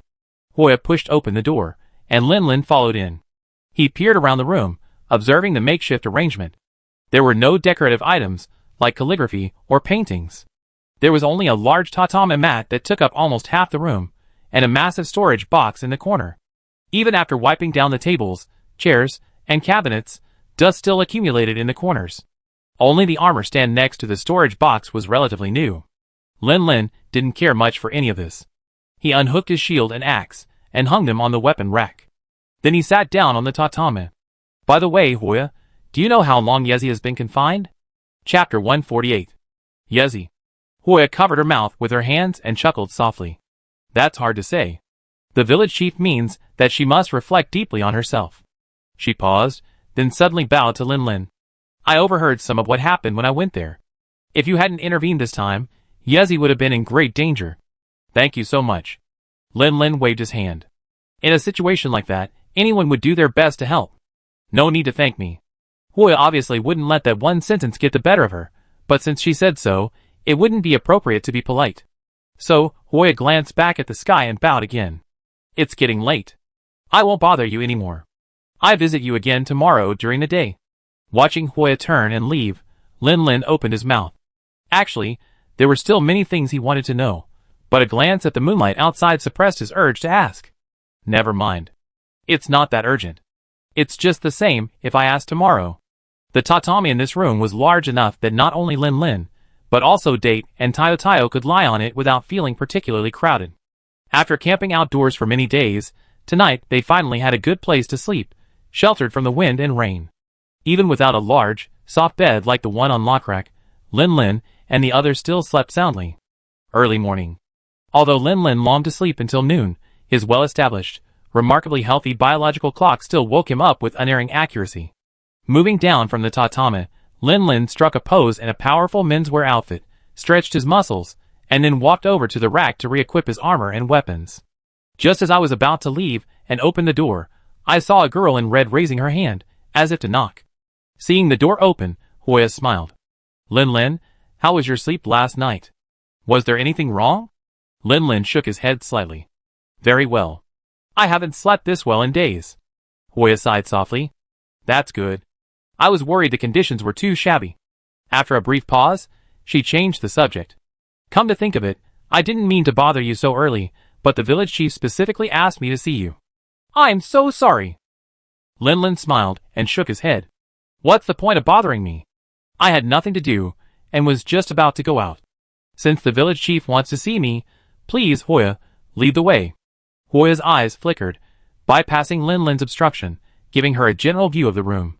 Tayo was still curled up on the couch, sound asleep. Jiaza was awake, but fiddling with a bunch of wooden parts, and it was unclear what he was doing. She then turned sideways, leading the way, and pulled out a paper bag from behind her. Come to think of it, Lin, you haven't had breakfast yet, have you? Lin instinctively rubbed his stomach. No, I haven't. But the rabbit dumplings he had last night were so filling that he wasn't feeling hungry at all. How about some rabbit dumplings? Hoya reached into the paper bag, and a string of 3-colored large dumplings came into view. Garlic. I don't want to have any teeth. Lin groaned inwardly, wanting to ask, are there no other food in Yinhua village besides rabbit dumplings? But seeing Hoya's genuine smile and remembering her love for rabbit dumplings, Lin finally reached out and took it, not refusing her offer. Yinhua village might be a bit smaller than Jian village, but it's definitely not small. At least it takes several minutes to walk from Lin's temporary home to the large furnace in the center of the village, enough time for Hoya to hum a song twice. Listening to the tune that was so familiar it almost made him cringe, Lin's lips curled slightly, and he turned to look at Hoya. It's a beautiful song. What's the name? Hoya smiled gracefully, looking like she was often praised. Actually, this is just a song I made up. I call it the Purification of Flame, camera purification song, hoping it can dispel the gloom of 100 dragons marching at night that has long shrouded Flame Village. That day will come. Lin glanced up at the sky. Perhaps in the near future, a blazing flame will incinerate all the gloom. Hoya carefully observed Lin's expression, and saw that his words were neither perfunctory nor comforting. It was as if within him, a blazing flame, capable of consuming all the gloom, truly burned. I hope so. Hoya whispered, subconsciously glancing in the direction of Yizi's house, where she was confined. For some reason, as Lin spoke, the image of the girl next door flashed through her mind. Shaking his head, Hoya gathered his thoughts and gestured for Lin to look forward. Puxian, sword slung over his shoulders, stood waiting at the entrance of the great furnace, his hands on his hips. Village chief, I've brought the people. Lin glanced around but didn't see Brafe. Could it be that Puxian had come looking for him specifically? Puxian saw what Lin was looking at and laughed heartily. That kid wants to learn some katana techniques from me. I told him to wait at the training ground to the east. I bring the stuff to him later. He then looked Lin up and down, and shook his head again. It's a shame I don't have much experience with weapons like the shield axe, otherwise I could teach you a few tricks. Something? Was village chief Puxian going to give them something? Then Puxian reached into his pocket, and pulled out something resembling a wreath. Judging by its size, this woven grass object was probably meant to be worn as a bracelet. This is... Lin searched his mind for a long time, just as he dug it out from the corner of his memory when village chief Puxian began to introduce it. This is a flower necklace woven from the stalk grass. Don't think of it as some insignificant ornament. It's a great aid for hunting. Of course, it's only effective in the area around Yinhua village. Hoya, standing next to him, added, the area near Yinhua village is inhabited by creatures called ghost firebirds. They feed on the pollen of the stalk grass, and their bodies take on different colors depending on the type of pollen they ingest. Depending on the type of pollen, this plant's pollen has properties similar to life dust, ghost dust, and hardening dust. When you wear this flower necklace and approach a ghost firebird, it will be attracted to you and spread the pollen on its bodies, thus strengthening the hunter. Hoya finished her words. Village chief Puxian thought for a moment, and seeing nothing else to say, he nodded. That's it. Chapter 149. Hoya turned to look at the village chief, a hint of confusion in her voice. Huh? Village chief, doesn't this flower chain attract different types of ghost firebirds depending on the type of grass used in its weaving? Can't you explain that? Puxian froze for a moment, then waved his hands with an awkward smile. Ah, that's not important. Hoya, you're not a hunter, so you don't understand. While there are indeed 4 types of flower chains, in reality, only the ghost fragrance flower chain is the most practical. No one uses the others. Hoya helplessly held her forehead. That's true, but shouldn't you ask Lin for his opinion, village chief? That's right, Lin, what do you think? Besides the ghost fragrance flower chain I just gave you, The other 3 flower chains are the hunting fragrance flower chain, the hard fragrance flower chain, and the strong fragrance flower chain.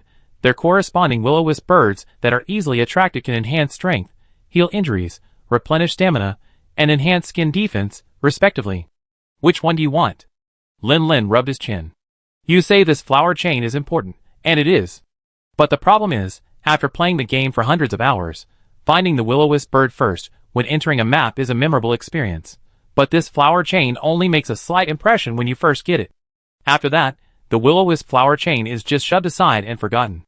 Though, in the game, there's only one equipment slot for that flower chain, but this isn't a game, this is real life. It's not like amulets, where they affect each other's effects.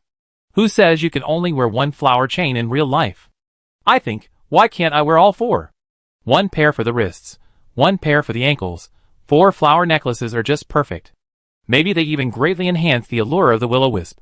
Huya was surprised by Lin's idea and looked at him in astonishment, while Pu Xian closed his eyes slightly, deep in thought. After a moment, Pu Xian opened his eyes and looked at Lin, his gaze tinged with admiration. Young people have active minds. Not bad. How about this? I give you all 4 flower necklaces. When you go hunting sometime, try wearing just 1 and all 4. How about that? Pu Xian produced 3 more flower necklaces of different colors and stuffed them into Lin's hands. Okay, I won't bother you anymore. I need to get to the training ground. Pu Xian was about to mount his foxhound and leave when Lin quickly stopped him. Wait a moment, village chief. I have something else to ask you. Oh! The village chief turned around. What is it? Just wanted to ask. Doesn't Yanhua village have a specialty called kinsects? I'd like to try taming a couple. Are there any precautions? Kinsects. The village chief pondered for a moment. As for precautions, I'm not really sure. After all, I've never tamed one myself. But there's a dedicated kinsect training base east of the village, next to the followers' square. Perhaps you could check it out? After thanking the village chief, the other man vanished on his dog. Lin was about to take a step toward the base, when he paused awkwardly. This village doesn't just have one main road. Who knows how to get there? Fortunately, Lin wasn't alone at the moment.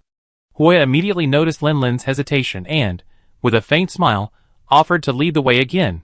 Lin couldn't help but feel a surge of emotion. Huya, as long as you don't control a dragon, you're my god. Taming kinsects, meow. Elu, who was in charge of the base, listened to Lin's request and fell into a moment of reflection. Although it was called a base, it was actually just a small area designated specifically for cultivating kinsects, less than 20 square meters in total. If it's in Flame Village, everything's easy, meow. But if we take it somewhere else, honestly, meow, it's going to be very difficult. Lin's heart tightened. What exactly are the difficulties? Elu stretched out her cat paw, and a sharp claw flicked out from her pads. First, meow, there's no way to solve the food problem. Kinsects mainly feed on nectar from the Magatama grass, but other than around Flame Village, we haven't found any Magatama grass growing anywhere. Second, meow, kinsects are actually quite cold sensitive. If we take them to places like the flashiest snow mountains, they'd be very vulnerable. It's fine for a short time, meow, but over time, the kinsecorn will lose its activity and go dormant, meow. Also, meow, while the wire is very strong, the kinsecorn itself is relatively fragile, meow. If it accompanies a hunter in battle for a long time, it's very easy to be injured or even killed by various attacks, meow. It's okay in Yanhua village, where we can always get replenishment, but if we go far away, there's nothing we can do if we die, meow. Lin pursed his lips. He had anticipated these difficulties, but he still came to Yanhua village without hesitation. There was no way around it. The insect skills were just too good to be true. Even just for a single fully charged counterattack move, it was enough to overcome all these difficulties. Let me think about it. Regarding the nectar of the Magatama grass, by the way, do bees also collect nectar from the Magatama grass? Elu's eyes widened. It seems so, meow. But since the Magatama grass is mostly occupied by kinsens, the bees are usually driven away, meow. Lin rubbed his chin. So, having bees collect nectar from the Magatama grass and then feeding it to kinsens should be feasible? Elu, who managed the kinsens' breeding, seemed excited. That way, the biggest obstacle to the promotion of kinsens would be gone, meow.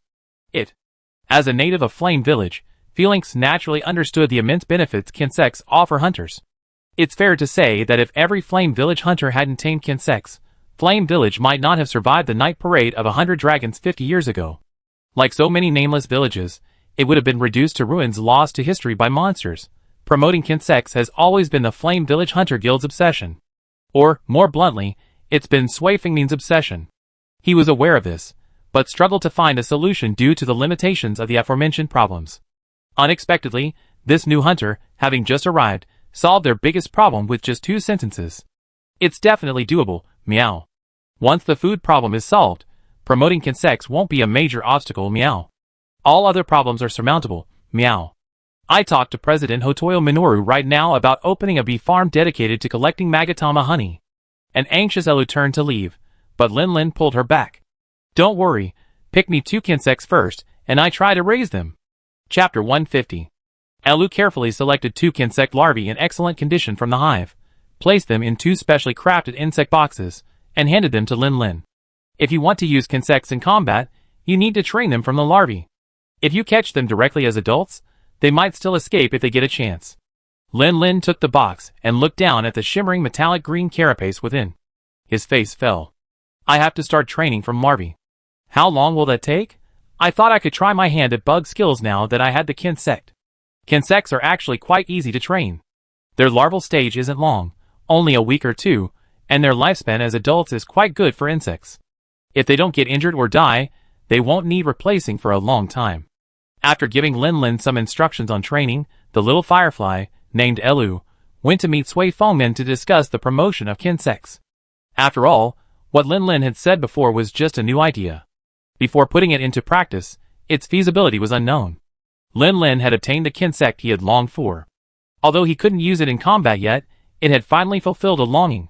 He was beaming with joy as he used his fingers to play with the curious little creature in the insect box. Insects generally have low intelligence levels, and the smaller they are, the more instinctive they are. The 2 kinsects in his hand are only slightly stronger than flying beetles. Lin Lin could only sense some simple emotional changes. Well, a little emotional change is fine. At least with Lu Ying's explanation, raising this kinsect is a bit more manageable.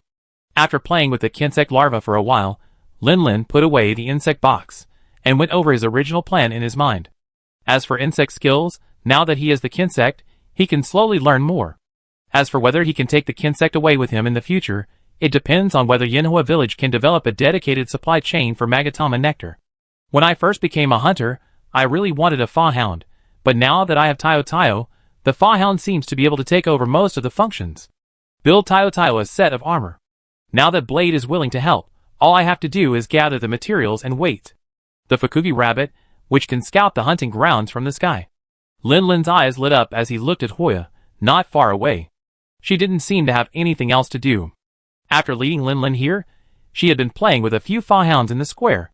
TSK, look at those licking dogs, their tails wagging like fans. Huh? Lin Lin, are you done? Seeing Lin Lin approach, Hoya gently smoothed the fur of a hound in front of her and stood up. Well, sort of, but I have another question. Ask me anything, I tell you everything. Lin Lin clenched his fist and coughed pretentiously. I want to know, can I raise one of those Fukuki rabbits from Yanhua Village? Sure. Fukuki rabbits are adorable, too. Hoya nodded without hesitation, which made Lin Lin's heart burn. Great. Full map perspective is beckoning. When it comes to detecting monsters, even the guide bugs of the New World are no match for Fukuki rabbits. So if I want to raise a Fukushima rabbit, what should I pay attention to? Hoya pondered for a moment, then began counting on her fingers. Not many, actually. Fukushima rabbits are very sociable. Just raise them from a chick, feed them daily, and make time to play with them. Once they grow up, they naturally become a great helper for hunters. It's just that transmitting information requires some training, but the hunters in Yanhua Village usually teach them while playing with them, so it doesn't take much time. Starting from a hatchling again, Lin Lin's lip curled, but it wasn't hard to understand.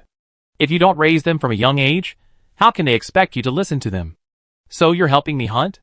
How long does it take to raise a Fukubi rabbit from a cub to an adult? Hoya blinked.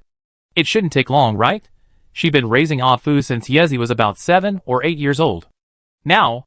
Well, it's been almost 10 years, hasn't it, huh? Did time fly so fast? When Yezi was born, she was only a little girl of 5 or 6. 20 years had passed in the blink of an eye.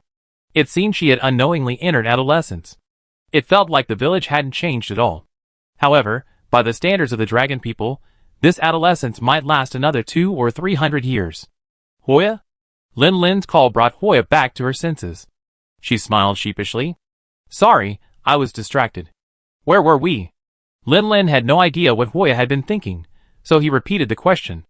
About 10 years? Lin Lin immediately dismissed the idea. If it were a week or two like a kinsect, or 3 or 2 months like a foxhound, he could accept it, but if it took years, Lin Lin had no choice but to give up. It would take too long, and he simply didn't have the energy for bird care. After a dry laugh, Lin Lin asked one last question. I wonder where Yi is being held captive? I still have some of the materials in her little white. After delivering those materials to Blade, Lin Lin should officially begin his retreat. No, retreat to cultivate the kinsect. Who knows how much longer Jian village can hold out. To Lin Lin's surprise, Yi had actually been very close to him last night. Very close. After all, the room he was staying in was the one Yi had originally used as a warehouse. Yi's hut was only separated from his by a wall. Lin Lin blinked, glanced at Hoya, who was giggling beside him, and felt a little embarrassed. If I discovered this yesterday, I wouldn't have bothered to ask for directions. Taking a deep breath, Lin Lin took 2 steps forward and knocked on the door. Who's there? Yi's listless voice echoed from within the room, completely lacking the spirit she expressed during their earlier chat. Just kill the monsters and stuff. Lin Lin felt a deep sympathy for the girl's plight, so he suppressed a laugh and spoke as calmly as possible. It's me, Lin Lin. Brother Lin Lin. The listless voice suddenly grew louder, followed by a chaotic commotion from within the room, culminating in a series of thumping footsteps approaching the door. Just as he was about to open the door, the voice inside suddenly stopped, followed by Yi's tearful voice. Woo-woo, Brother Lin Lin, I'm in solitary confinement now, and I can't open the door. Chapter 151. Lin Lin tried his best to keep the gloating from his tone, and consoled him. The village chief is doing this for your own good. After all, you were too reckless this time. If Brave and I hadn't happened to be nearby, you might not have made it back unscathed. I know I was wrong. Listening to the aggrieved voices in the room, Lin Lin couldn't help but chuckle. You're only in solitary confinement, which is still good. You don't know, Brave's mistakes weren't as serious as yours. As a result, he not only received several days of reprimands, but was almost fired by the City Tournament Guerrilla Unit. City Tournament Guerrilla Unit? What's that? Lin Lin rubbed his chin, wondering why he was chatting with this girl when he came here to collect materials. However, considering Yi was in solitary confinement, Lin Lin softened his heart a little. Well, let's chat for a while. It's a force in Lokrak specifically responsible for city defense. Just think of it as the village guards of Yanhua village. Where is Lokrak? Do they also have to face the night parade of 100 dragons? It's a city in the middle of the desert. The threats to their area are primarily roaming monsters, like the yellow speed dragon, winged serpent dragon, and shield bug. The pressure isn't great, so the city tournament guerrilla force is just a small group of people in the city, unlike yours where everyone is a soldier. A city in the middle of the desert? What would that be like? Yi grew up in Yanhua village. Although she occasionally ventured into the wild, she had never seen other towns or villages. Now that Lin Lin mentioned it, she couldn't help but imagine it in her mind. Standing and talking was inconvenient, so Yi sat down with his back to the door, his eyes filled with longing. Brother Lin Lin, can you tell me about it? A city where I don't have to face 100 dragons roaming at night? Since there was nothing else to do, and Lin Lin wasn't in a hurry, he simply sat down against the door, and began to vividly describe the Pearl of the Sand Sea, the City of Dust. Not far away, Hoya watched Lin Lin sit down and chat with Yi. She clasped her hands together, and sighed heartily. That's great. This way Yi won't be too bored. Well, to celebrate, let's eat another 50 skewers of rabbit dumplings today. Hoya, in high spirits, went off to look for Ai Chow again. Lin Lin glanced in her direction, then decisively averted his gaze, and continued to tell Yi about the various delicacies he had tasted in Rock Lake. Really? There's a way to eat noodles like this? I thought they used meat as stuffing and roll them into dumplings. Poor child, stuck in Yanhua village forever, never getting to experience the delicacies of other places.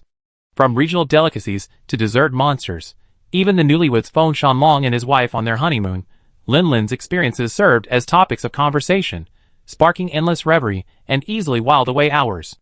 Before he knew it, 2 simultaneous gulps echoed from inside and outside the house. Lin Lin interrupted the conversation and turned to Yi Zi. Speaking of which, how are you going to eat now that you're in solitary confinement? Yi Zi's mind drifted away from the grand city of her imagination and returned to reality.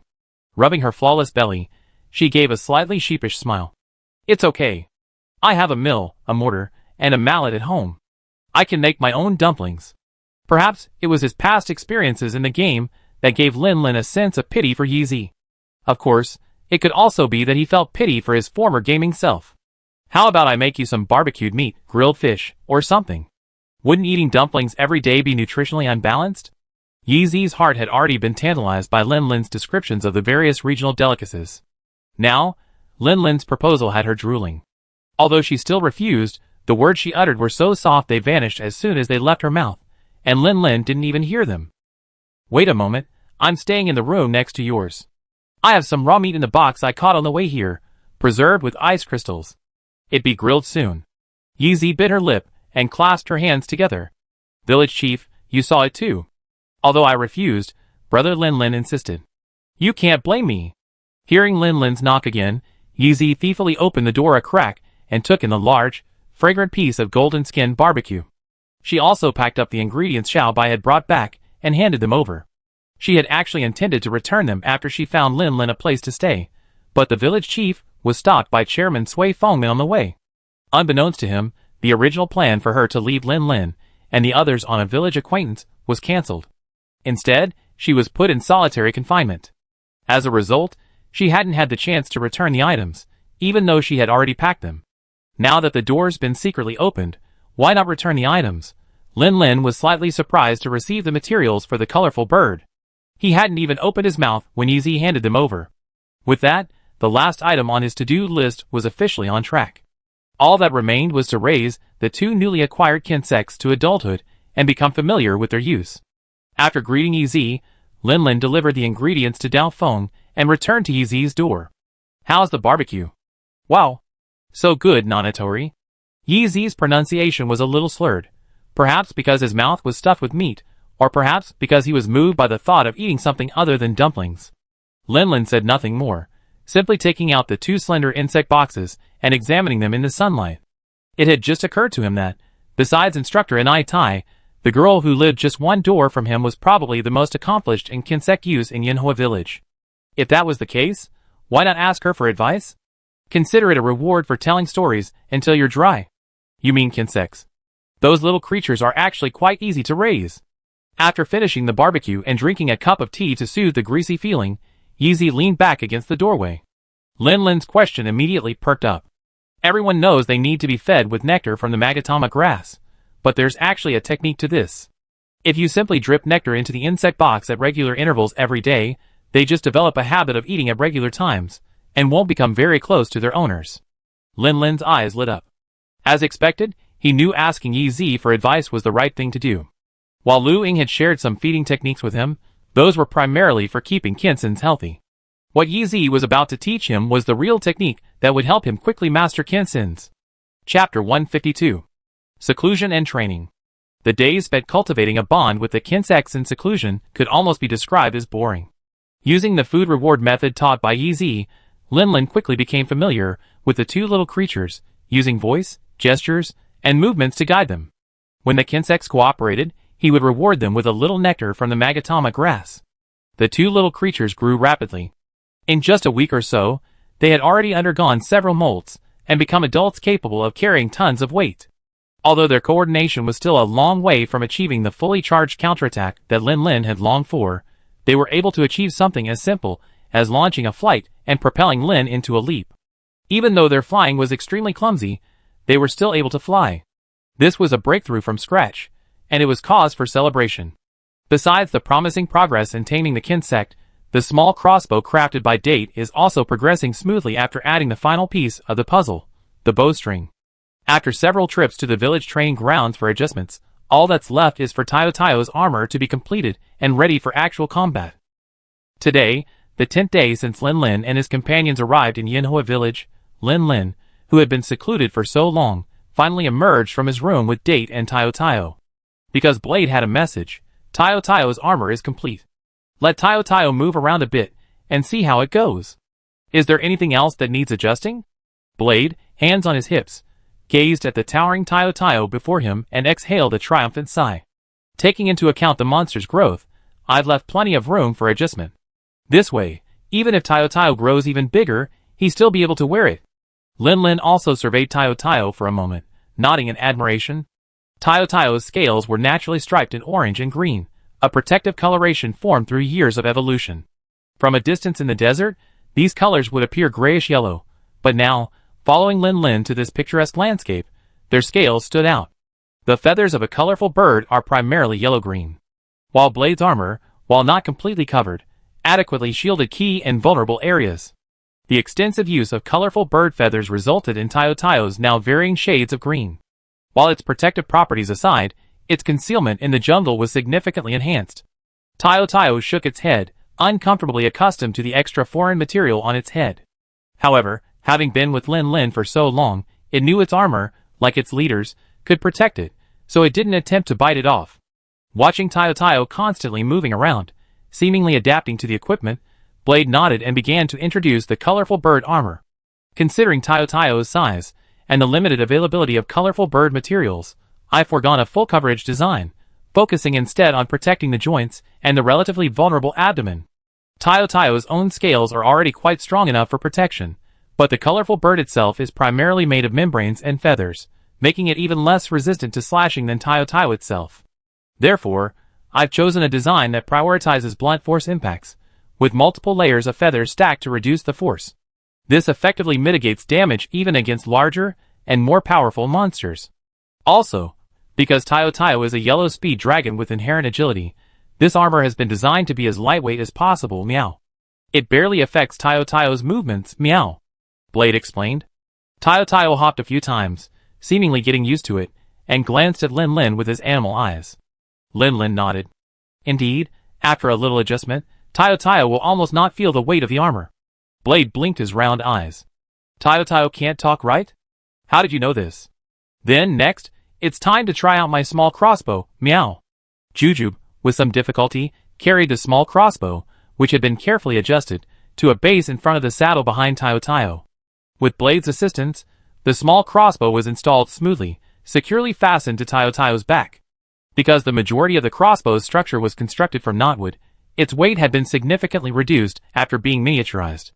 It weighed about the same as Coconut Date's own crossbow, and carrying it on Tiao felt nothing, not even affecting his center of gravity. After getting dressed and thanking Blade, Coconut Date excitedly led Tiao to the training ground for a test firing. The miniaturized crossbow naturally could no longer accommodate heavy crossbow bolts made of fine steel, but this wasn't a problem at all, as the short spear-like arrows used by archers were a perfect size. Just 2 or 3 bags from Daowin would suffice for daily use.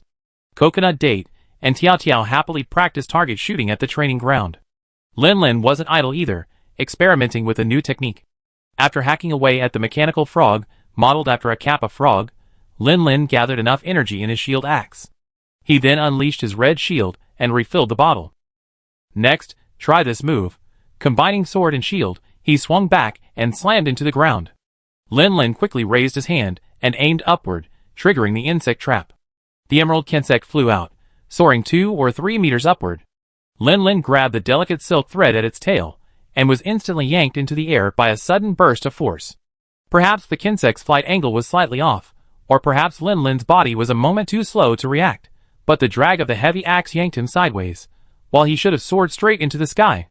While he managed to lift the shield axe into the air, trying to pull himself into a bow like on flat ground and swing it out was impossible. Huh? Stumbling back to the ground, Lin exhaled and shook his head helplessly. While the principle behind the aerial high-power liberation slash appears similar to a standard super release, the added pre-action of axe striking and jumping requires significantly higher control of center of gravity, force application, and timing, making it much more difficult to pull off than one might expect. It seems the extra damage gained by the aerial release over the super release isn't entirely due to the insect. It's just a little more difficult. More practice will fix it. Lin shook off his regrets and struck the ground with his axe again, simultaneously raising his right hand to tap the insect box. The insect didn't fly away immediately. While their short burst of power was immense, they still needed a period of rest before they could unleash it again. Chapter 153. Lin shook his hands awkwardly. This was a huge difference from the game. In the game, you only looked at your Kinsen bar. As long as there was any remaining, you could unleash a bug move. But that wasn't the case in real life. The axe jump was performed with the Kinsen in your right hand. What good would it do if your left Kinsen was full of energy? As for switching hands, he just started practicing this move. If he switched left and right? Ugh, even his muscle memory would be messed up. Shall you? I give you a treat later. Facing the Kinsen that emerged from his right insect box, Lin drew a picture, not caring if it understood or not. He swung his axe again, smashed it against the ground, and released the Kinsen. This time, Lin's jump was slightly straighter, but still a little crooked. Again! Again! Again! Lin wanted to continue practicing, but Xiao Yu, repeatedly pressured, began to passively strike out. Helplessly, he dripped a few drops of Magatama nectar into the jar, untied the wrist armor, and made room for Xiao Zue and Xiao Yu. Only then did Lin put on his gear and resumed his training. Unlock. Unlock. Unlock. Unlock. Boom boom boom. Lin landed on the ground, panting heavily. He slung the automatically disassembled sword and shield back onto his back. He watched the mechanical frog, its belly scarred by a deep slash, scattering sawdust from the explosion. Though his expression was exhausted, his eyes sparkled. Ha ha! I've nailed it! I'm a genius! From within their sleeves, Xiao Zue and Xiao Yu flapped their wings, protesting against the unscrupulous boss, who had exploited them all day. Ahaha, you've all worked hard. Extra food. Extra food for everyone. The next day, Lin donned his gear and took a deep breath as he looked at Yazao and Tayo, who were also fully equipped. When things get quiet, they start to think about action. Yazao and Tayo had done quite well in their target practice yesterday, and Lin's painstakingly honed air defense skills were in desperate need of real-world practice, so, let's go! Take the commission. It's time to test our skills. Okay, meow. I definitely helped the boss this time, meow. The meeting hall. Shui Yun leaned forward slightly, nodded, and greeted Lin. It's been ages since we last met. Mr. Lin, are you here to take on a commission? Yes, it's a good opportunity to test my current skills. Lin smiled. After a pause, he turned to Shui Yun and said, no need to use Mr. Just call me Lin, like Huiya. Shui Yun's eyes flickered slightly. Sister. After a pause, Shui Yun nodded. Although her expression remained unchanged, her address changed to Lin, accommodatingly. So, Lin, what are your requirements for the commission? Not too far away. 3 stars is fine, nothing more. Shui Yun nodded, and a moment later, she pulled a scroll from the counter. The figure with the plump white belly was strikingly lifelike. Hunting mission, whale-swallowing warrior. Mission description, hunt a kappa frog. Reward, 6480Z. Processing fee, 500Z. Mission location, abandoned shrine. Time limit, 14 days. Client, Shui Yun, receptionist at the gathering hall. Sir Sui Fengmin misunderstood. It's difficult for me to reveal that the monster I'm hunting is a kappa frog. Therefore, I've secretly prepared this request. Please go hunt it. Lin glanced at the letter of authorization, then looked up at Shui Yun. Her expression remained blank, as if she hadn't explained the instructions at all. He glanced back at Sui Fengmin, who was now sitting on the back of the young ghost frog, flipping through the documents. He seemed lost in thought and paid no attention. Lin, fine, it's okay if you don't want to talk. There's no specific individual, right? Shui Yun nodded. Yes. Got it. Thank you. Lin waved his hand.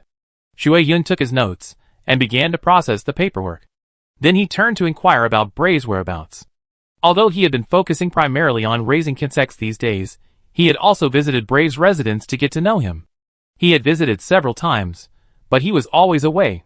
If he hadn't asked Hoya, who often saw him at the training grounds, Lin would have almost thought Puxian had confined him to closed-door training. Brev? He's been taking quests almost every day lately, but they're all small monster subjugation missions. Shui Yun paused, looking out the door of the gathering hall, then interjected with an unrelated topic. Are your 2 hunting partners going hunting too? Lin nodded. Having learned from Sihua last time that followers' resumes needed to be recorded, he immediately understood.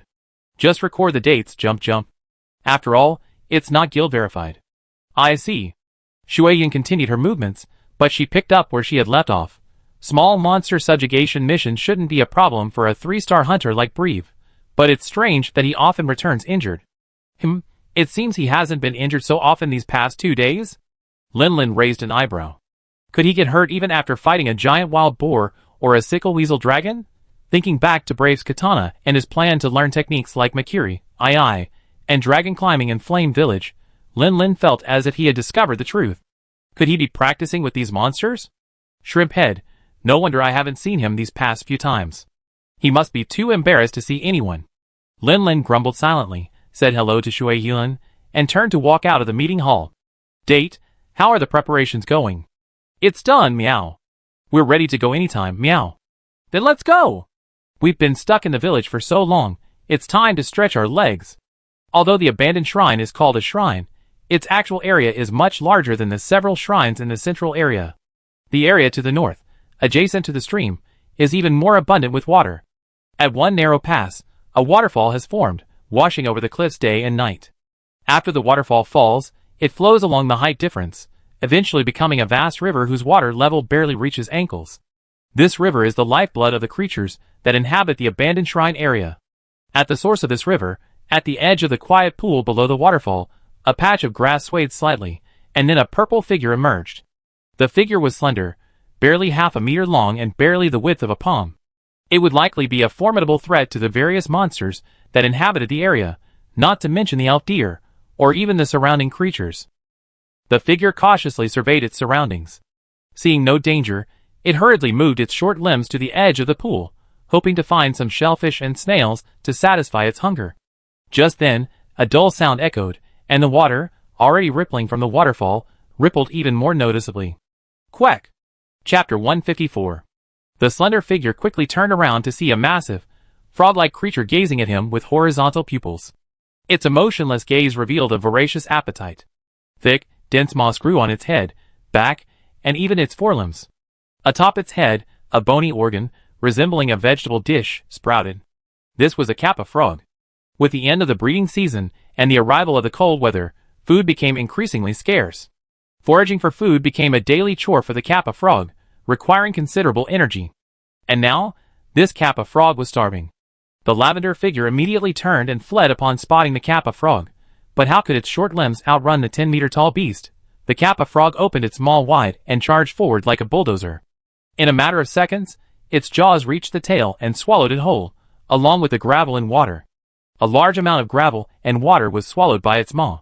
Even two green, striped creatures, previously hidden beneath the gravel, had no time to react and were sucked directly into the voracious creature's stomach, causing its incredibly elastic belly to swell immensely. The kappa frog's eyes flickered slightly, and its excellent dynamic vision instantly recognized the green, striped creature as its favorite sea cucumber. The sea cucumber looks similar to a cucumber, and is about the length of an adult's forearm. Feeling its belly bloated to its limit from swallowing the gravel pond water, the kappa frog paused, its belly protruding, supporting itself only with its relatively underdeveloped hind legs, while its sturdy forelimbs rubbed its belly. Crushing food with the gravel in its stomach certainly makes digestion more efficient, but the actual amount of food swallowed at once is not much that can be digested. Overall, its hunting efficiency is low. So, it plans to apply some external force to speed up digestion, expel the gravel that's taking up space, and quickly find something else to eat. Ha, found it! Take my sword. The kappa frog had just rubbed its belly with its front paws, but before it began to exert force, it suddenly heard a sound approaching from afar. It turned its head in the direction of the sound, and a sword shaped like a mallet struck its head. Bang! Even though the algae above its head blocked the attack, the kappa frog still felt a sharp pain in its head. Its red eyes immediately locked onto the tiny figure falling in front of it. The kappa took a deep breath and let out a roar like a frog's croak. Quack! Lin noticed the kappa frog inhale and immediately raised his shield in front of him, shielding himself with his entire body. The sound wave struck, but Lin's arm only slightly lifted, neutralizing the impact. Lin sighed inwardly, wishing he had learned how to fully charge his counterattack right now. This roar would have allowed him to unleash his red shield. When the sound wave subsided, Lin tensed his arms, concentrating on mobilizing his chi and blood, his strength steadily flowing into his left hand.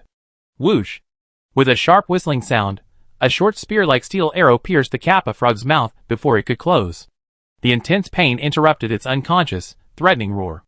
The Kappa frog instinctively shifted its gaze in the direction of the attack, and saw a monster covered in green feathers appearing on the mountain path not far away.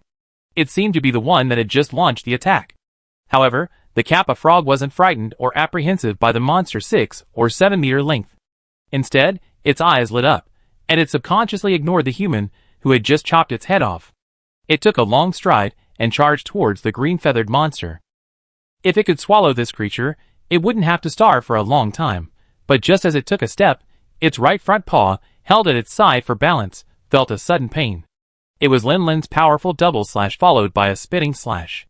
3 consecutive strikes hit the same spot, not only severing the thick moss growing on its surface, but also leaving a 7 to 8 inch deep wound on its paw. Blood immediately gushed out. However, this small wound was merely a superficial wound for the 11-meter-long Kappa frog. Besides causing a moment's pain, it didn't even distract its attention.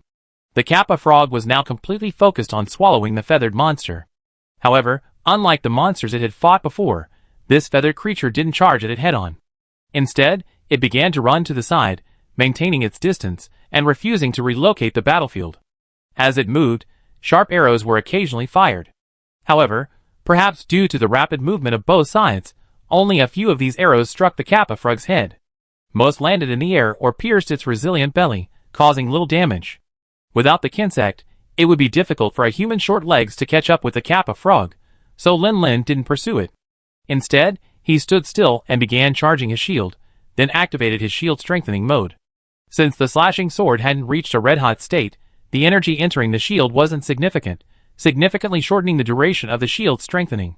However, Lin Lin still did it. After all, it was more cost-effective than running a marathon with the Kappa frog.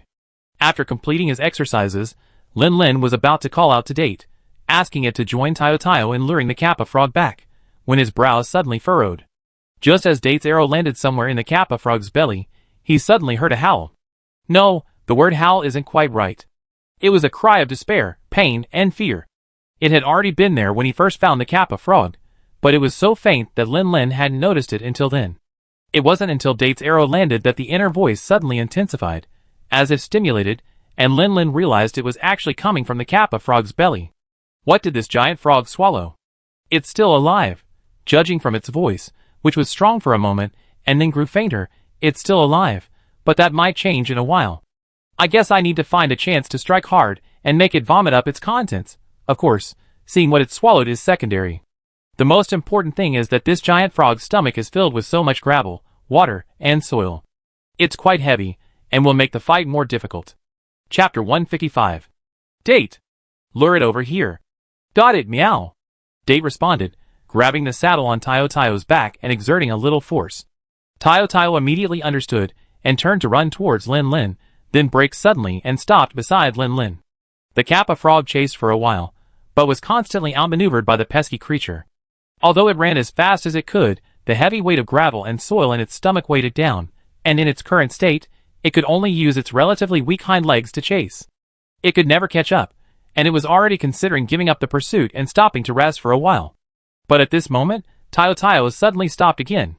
The Kappa frog immediately forgot about stopping and resting, and rushed forward again with its fat belly, completely ignoring Lin Lin in front of Tayo Tayo. Completely ignored by the Kappa frog, Lin Lin simply stood still, briefly calculated his lead time, and began to gather strength again. At Lin Lin's signal, Date quickly directed Tiao Tiao to retreat, once again maintaining distance from the Kappa frog. Seeing the other frog flee again, the Kappa frog suddenly lost its motivation to pursue, slowing its pace and stopping just in front of Lin Lin. At this moment, Lin Lin's strength had reached its maximum, and he slashed down twice at the creature's front paws. Quack! Previously, the Kappa frog had ignored Lin Lin because of a relatively greater threat, but when the creature retreated, the Kappa frog immediately set its sights on the arrogant hunter before it. Raise your front paws, and slap you. Lin Lin had been monitoring the Kappa frog's muscular movements, and when he saw the other frog raise its paws, he immediately recognized the attack. Of course, Lin Lin could have released the insect to distance himself, or he could have held up his shield and tried to stand firm against the creature, but he chose a different approach. Interlacing his steps, his lower body exerted force, as if on roller skates. Lin Lin's movements were seamless. After charging a double slash, he smoothly transitioned into a long, backward slide, retreating 3 or 4 meters in 2 steps. Then, he twisted his body and swung his sword. The Kappa frog's front claws swept across in front of him. Claws to the right, sword to the left. Their combined speeds enabled the sword to part the moss and slice into flesh, leaving a long, bloody streak. Our shield axe has its own way. As the Kappa frog's right claw retracted, Lin thrust his sword into his shield, channeling the energy he had just accumulated. Squinting slightly, he stared at the Kappa frog before him. Seeing its first strike miss, he cupped its belly with his claws, leaned forward, and without hesitation, transformed his weapon into an axe. He slammed it down on the ground, simultaneously slinging his kinsect upward with his right hand. The Kappa frog's bulging belly slammed down hard where Lin had been, but by then, using the recoil of the axe and the pull of the kinsect, Lin had already soared nearly 10 meters into the air. He swung the axe behind him, his whole body curved like a full moon, his gaze fixed on the Kappa frog's massive head not far below.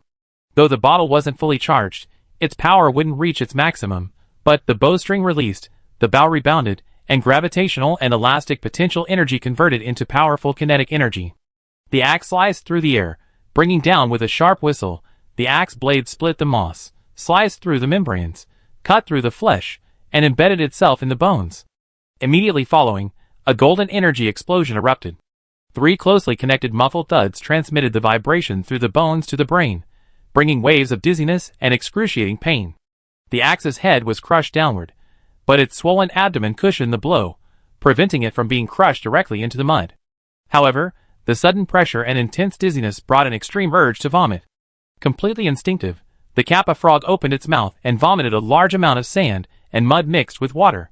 Simultaneously, its body fell backward uncontrollably, rolled twice, and plummeted directly into the pool. Redisassembling the shield axe and transforming it into sword and shield form, Lin intended to strike while the frog was weak and give it a good beating.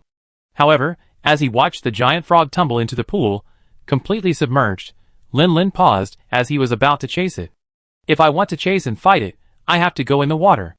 Lin pursed his lips, reluctantly giving up the pursuit. He simply stood there, weapon in hand, alert to any movement on the surface. There was no other way. He had no experience in water combat, so he didn't dare to jump in rashly. I don't know if the Kappa frog was stunned and still hasn't recovered, or if it recovered and was frightened by Lin's attack.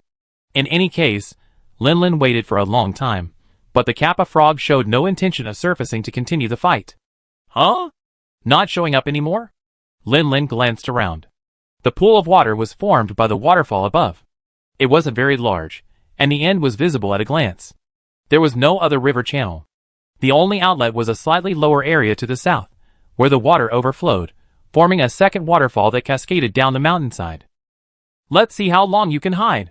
Even without the colored ball marker, the pool was only so big. As long as Lin was watching, the Kappa frog wouldn't be able to leave the area quietly. Calling Date to be on guard, Lin retracted his weapon and scanned the mud and sand the Kappa frog had just regurgitated. Following the extremely faint sensation, he finally spotted a faint purple figure amidst a tangle of waterweed. Huh? After being swallowed for so long, and with sand and gravel to aid digestion, it's still alive? Such a strong vitality. Clad in full heavy armor, Lin had nothing to worry about. He stepped forward and tore away the waterweed wrapped around this small creature, revealing the long strip. Bubble Fox Dragon? Lin was utterly astonished, blinking repeatedly, trying to confirm that what he saw was not an illusion. It had a head that resembled both a dragon and a fox, with fins shaped like peach blossoms in a pinkish-purple hue. Its scales were mostly white, and a long, relatively strong tail covered in thick, purple-blue hair. Who else could have such a look besides the Bubble Fox Dragon, known as the Enchanting Dancer? Wait, isn't this little creature's coloring a bit off? Boss, meow, is this the Bubble Fox Dragon you mentioned earlier, meow? Yinzhou, hearing Lin's exclamation, looked over, questioning in confusion. Although it looks battered and dying, it's slender and quite handsome, meow. The Bubble Fox Dragon, feeling a vibration, weakly opened its eyes. Suddenly, the pitch-black darkness was gone, and a large brown creature was approaching. It instinctively tried to scramble away. To it, even 1.8 meters and 11 meters were considered large. Chapter 156. I was born on the shores of a vast lake, lush with water plants. When I broke free from the eggshell and opened my eyes, the first thing I saw was a sky filled with misty white clouds and swaying reeds. Watching the clouds roll by, listening to the wind through the reeds. This peaceful and tranquil scene brought a deep sense of peace to my heart. Instinctively, I opened my mouth and let out a tender chirp. I knew it wouldn't be long before my mother heard me and took me under her protection, but she didn't. So I looked around and saw the eggshell fragments scattered around me. I realized I was the last of my siblings to be born. Young animals need the protection of their kin. I didn't see my father. That's normal. My genes told me that all males, after reaching adulthood, live alone, far from the pack. I didn't see my mother either. Perhaps something had happened to her, but my genes told me it wasn't a hopeless situation. I could seek shelter from the ants in the pack. So I left my nest and wandered through the reeds. When I was thirsty, I drank a few sips of lake water. When I was hungry, I searched for snail shells beneath the mud. But my favorite was a kind of bulging-eyed goldfish. Not only did it taste much better than those shellfish and snails, but after eating it, the bubbles I blew with my synovial fluid would spark when they popped. It was amazing. The lake where I was born is very large. Although everyone in the tribe lives here, they leave some space between them for hunting. So, by the time I found my first ant, it had already been 3 days since I was born. Seeing ant, I happily opened my mouth and blew out a stream of bubbles made of synovial fluid, hoping that ant would accept me as a member of the family. However, things didn't go as I expected. Upon seeing me, the auntie looked deeply confused, as if wondering if I was truly one of her kind. And after seeing the sparks that ignited when my bubbles burst, the auntie's eyes underwent something I couldn't understand.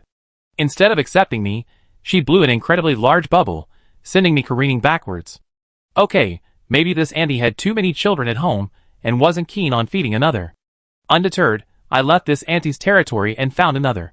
Unfortunately, the answer was still rejection. I tried again and again, but was rejected. I don't know how far I wandered, but I still couldn't fit in with any family. After repeated rejections, I looked at my reflection in the lake and finally realized that my body color was different from theirs. My fins were purple, not cherry pink.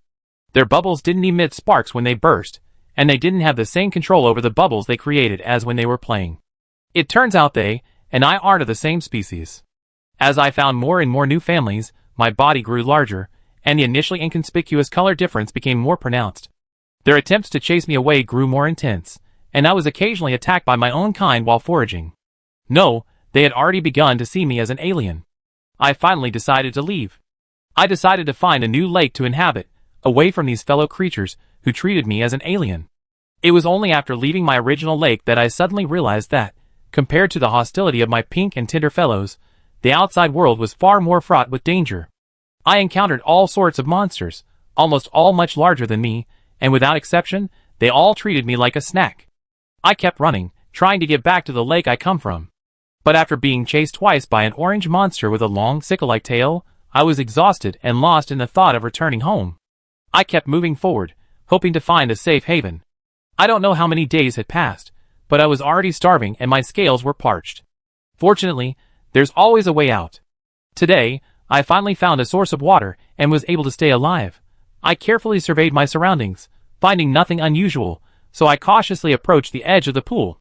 But I didn't realize that, right in the center of the pool, that algae-covered, driftwood-like object was actually a massive monster. I wanted to run, but my starving body had no strength left. Even my attempts to secrete synovial fluid to aid my escape were thwarted by my dry body's lack of water. No miracle happened, and I was swallowed whole by that terrifying creature. Darkness, suffocation, the grinding and crushing of gravel brought excruciating pain. I had long since despaired, never expecting death to come so slowly. The torment had brought even more agony. My body ached to the point of near numbness. Just as I drifted off, believing everything was over, I felt the world spinning again. Air flowed into my nostrils, bringing a glimmer of life. Was I being vomited out? I weakly opened my eyes. My nearly exhausted body strained for my pupils to see clearly before me. A brown monster, its claws extended towards me, ready to devour me. From the frog's mouth, I found myself in a human den. Although I had no strength left to resist, the glimmer of hope known as life still urged me to struggle. Live.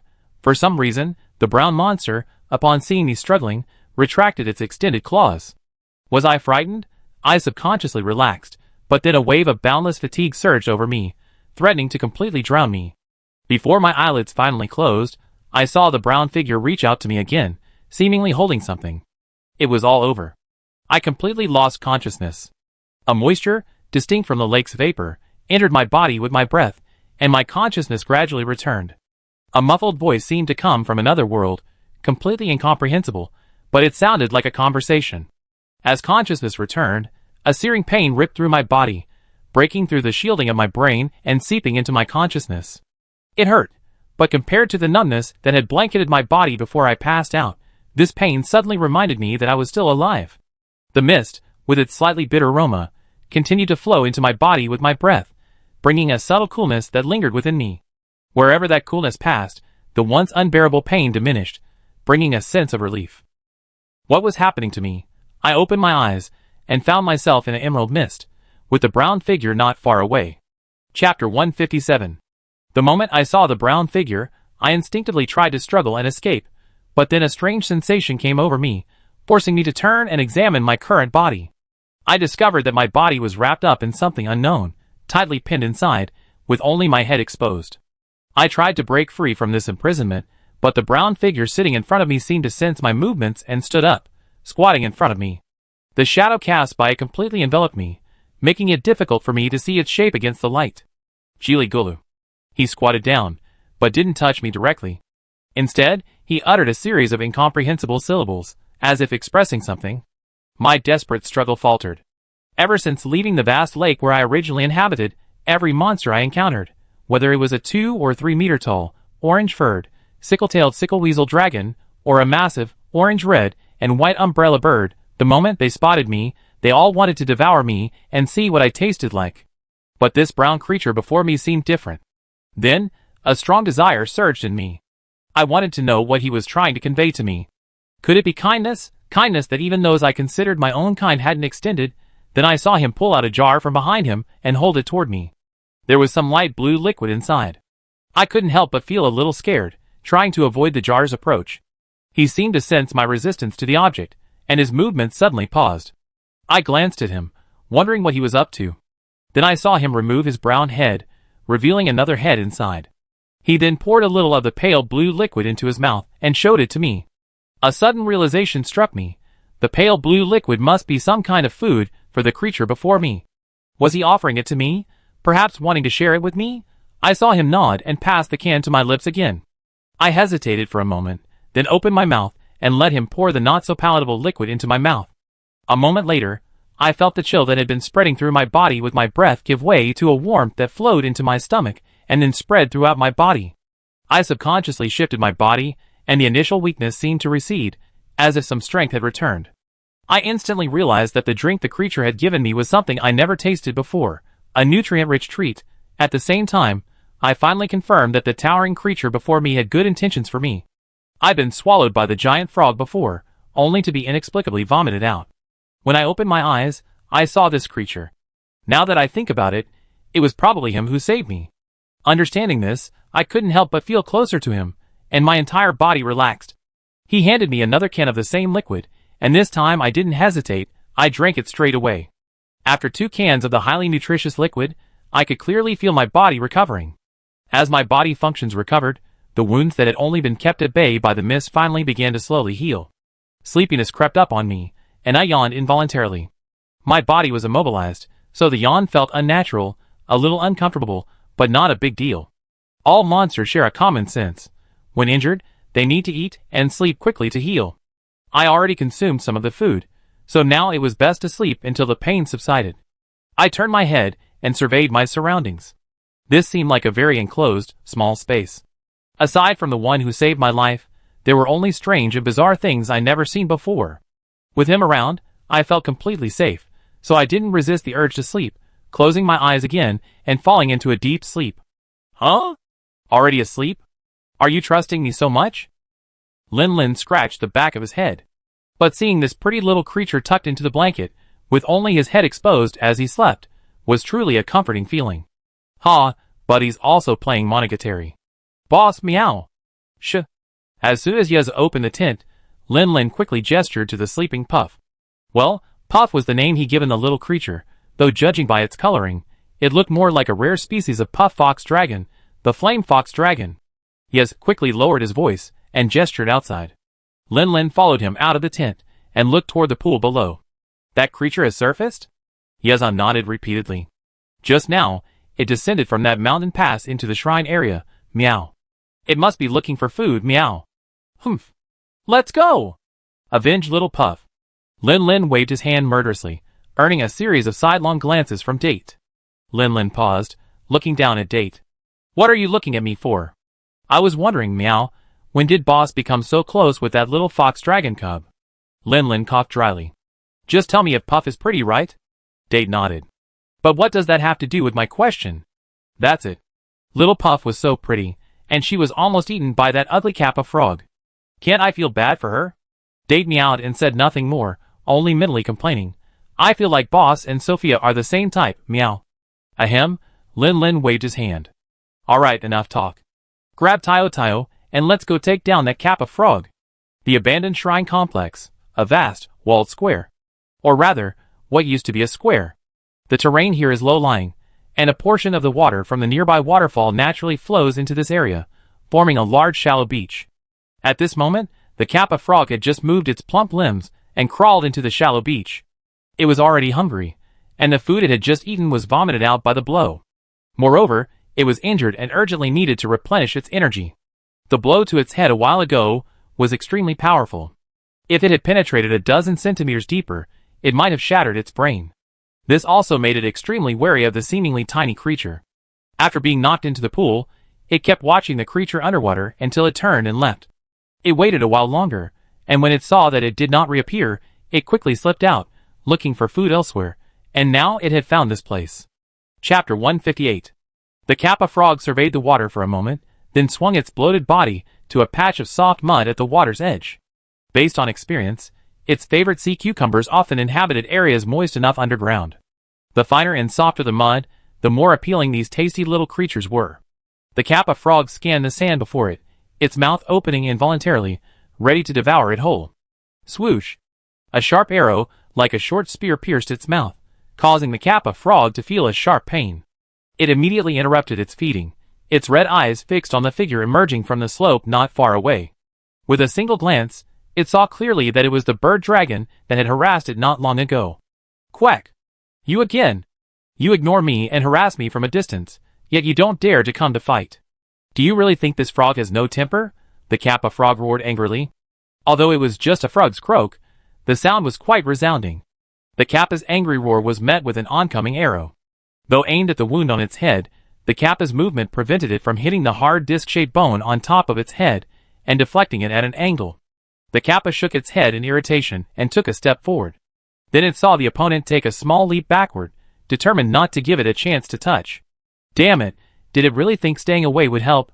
The Kappa didn't care anymore and simply leaned forward, swallowing the dirt and mud beneath its feet in huge gulps, filling its belly once again. The next moment, it opened its mouth and aimed at Tayo. Get out of the way! The jump had originally attracted the opponent's attention, and Lin Lin was about to close in and relaunch his red shield, but after only 2 steps, he noticed the creature had opened its mouth. Clearly, it was going to use ranged attacks, unsportsmanlike tactics. The next moment, the Kappa frog clamped its front paws firmly around its swollen belly, and a thick stream of high-pressure water shot out from its gaping mouth.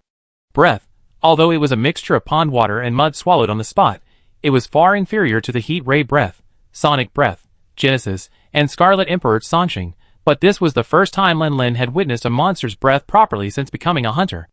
As for the umbrella bird, while it could indeed spit fireballs, the last time he fought it, it was practically crushed by Lin Lin's heavy shield axe, giving it no chance to distance itself and fireball. With Lin Lin's warning, Tayo dodged the first onslaught of water in time, leaping sideways. However, the Kappa frog clearly had no intention of giving up. Seeing that the first blast missed, it immediately closed its mouth and turned its head to the side. Then, with both front paws exerting force simultaneously, another jet of water erupted. Though this jet wasn't as powerful as the first, it continued under the constant pressure of the Kappa frog's abdomen, sweeping towards Tayo. If a hunter without a kinsect were present, at this moment, besides holding up a shield to withstand the onslaught, they would probably have had to seize the opportunity to pounce close to the ground to minimize the risk of injury. However, Tayo was no hunter. His incredible jumping ability allowed him to leap before the water jet swept in. The entire dragon briefly hovered in the air like a skipping rope, allowing the powerful water jet to sweep past him. Lin Lin took advantage of the moment the Kappa frog spit out 2 streams of water, to rapidly close the gap, now standing before the Kappa frog's belly. Glancing at the streams of water sweeping overhead, Lin Lin's lip curled, and he drew his sword and began to gather strength. With the two streams of water, the Kappa frog's bulging belly deflated considerably, and its movements became a bit slower, as if it were fatigued. No wonder he hadn't used this move before. It seems it takes quite a bit of energy to use it. Lin Lin mentally analyzed the opponent's condition, his hands moving non-stop. With two swishes, he slashed down. He had been preparing to dodge or block, but, seemingly out of strength, the Kappa frog's reaction was 2 beats slower. The battle shifted in an instant. Seeing this, Lin Lin's previously slowed movement sped up, unleashing several more slashes, finally gaining distance before the Kappa frog stomped its first 2 steps. Glancing at the red-hot sword, Lin Lin whistled and began his routine of filling a bottle and opening a red shield. According to Lin Lin's signal, Yez commanded Tayo Tayo to move slightly closer. As Yeza loaded his crossbow and pulled the capstan, Tayo Tayo unleashed a volley of long brewing paralyzing venom onto the Kappa frog's head. The Kappa frog already had a wound on its head that hadn't healed yet. The paralyzing venom, which was supposed to work simply by contact with the skin, entered its bloodstream directly through the wound, exerting an even greater effect than expected. The Kappa frog's body, several times larger than Tayo Tayo's, began to tremble visibly. While it wasn't paralyzed instantly, its movements were certainly significantly affected. Its front paws, which had been about to raise to strike, twitched twice, barely able to lift. The Kappa frog felt its body stiffen, then saw Lin Lin, his shield glowing red not far ahead. The memory of the axe's blow from the air lingered in his mind, and he subconsciously shuddered. It had fought well earlier, barely escaping a single blow. Now, exhausted, starving, and ravaged by wounds, the Kappa frog vaguely saw the shadow of death. Taking a deep breath, with a fierce yet cowardly roar, the Kappa frog turned and fled. Raising his shield to block the strongest of the sound waves, Lin Lin blew another whistle. Received the signal, Date Coconut drew a slightly different arrow from his quiver and, with a whoosh, blasted it into the Kappa frog's back. Watching the Kappa frog flee, Date Coconut saw that Lin Lin wasn't rushing to chase him, and couldn't help but look at him curiously. "Boss, meow? Why aren't you chasing meow?" "No rush. The dye bottle is already marked, isn't it?" Date Coconut nodded. "Let it relax for a while. It's starving, and has a lot of wounds. It definitely needs to eat and rest. We just follow it from a distance.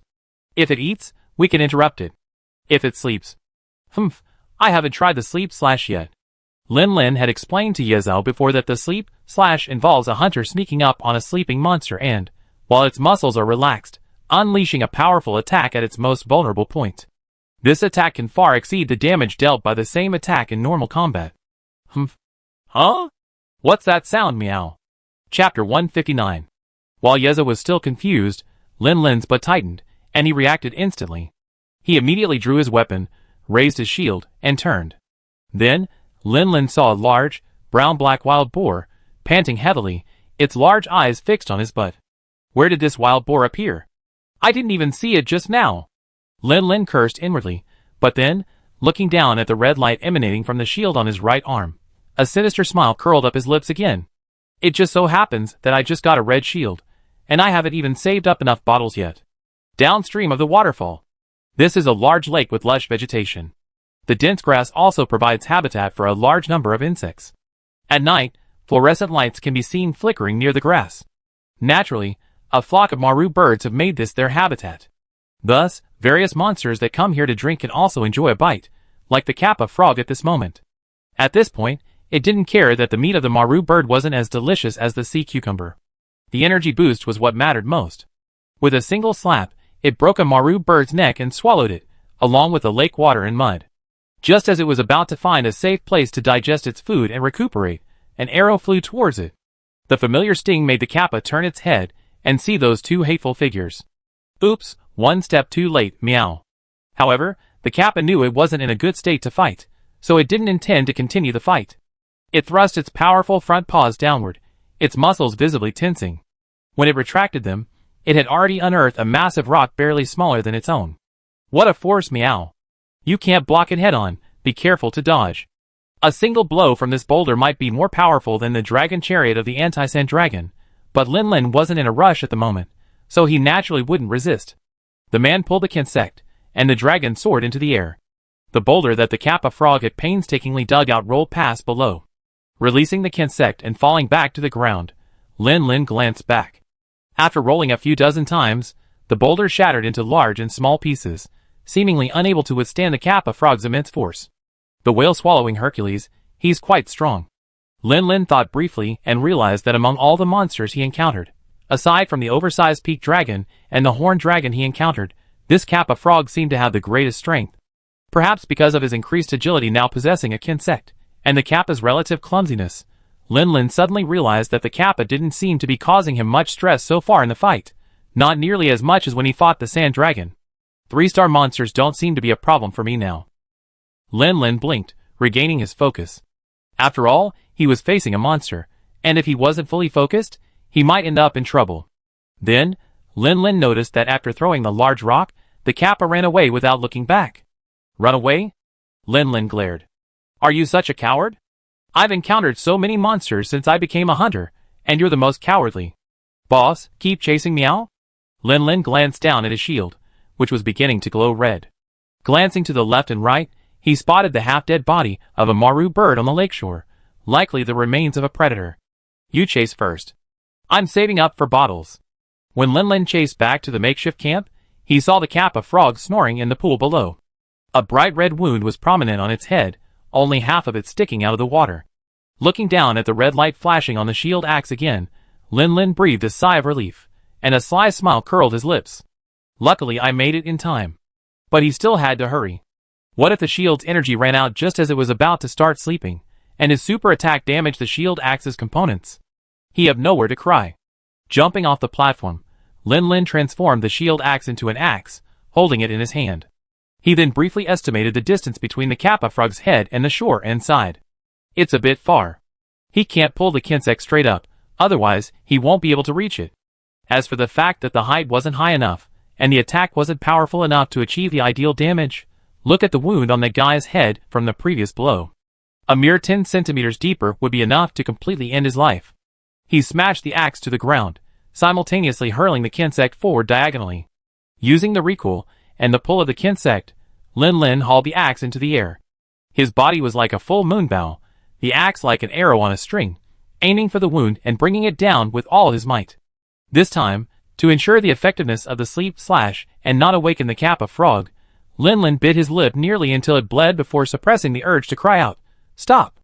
The axe blade pierced the frog's brain, and the energy exploded. The Kappa frog died in its sleep, peacefully, without even a struggle. Super release, awesome, of course, being awesome comes at a price. To close the distance, Lin Lin stood at the edge of the pool and launched his insect, aiming diagonally forward. This caused Lin Lin's super release to land. Oh no, it should be said that it landed directly in the water, creating a huge splash, soaking both Date and Tayo Tayo, who had just come over to see if they needed help. Goloyalu.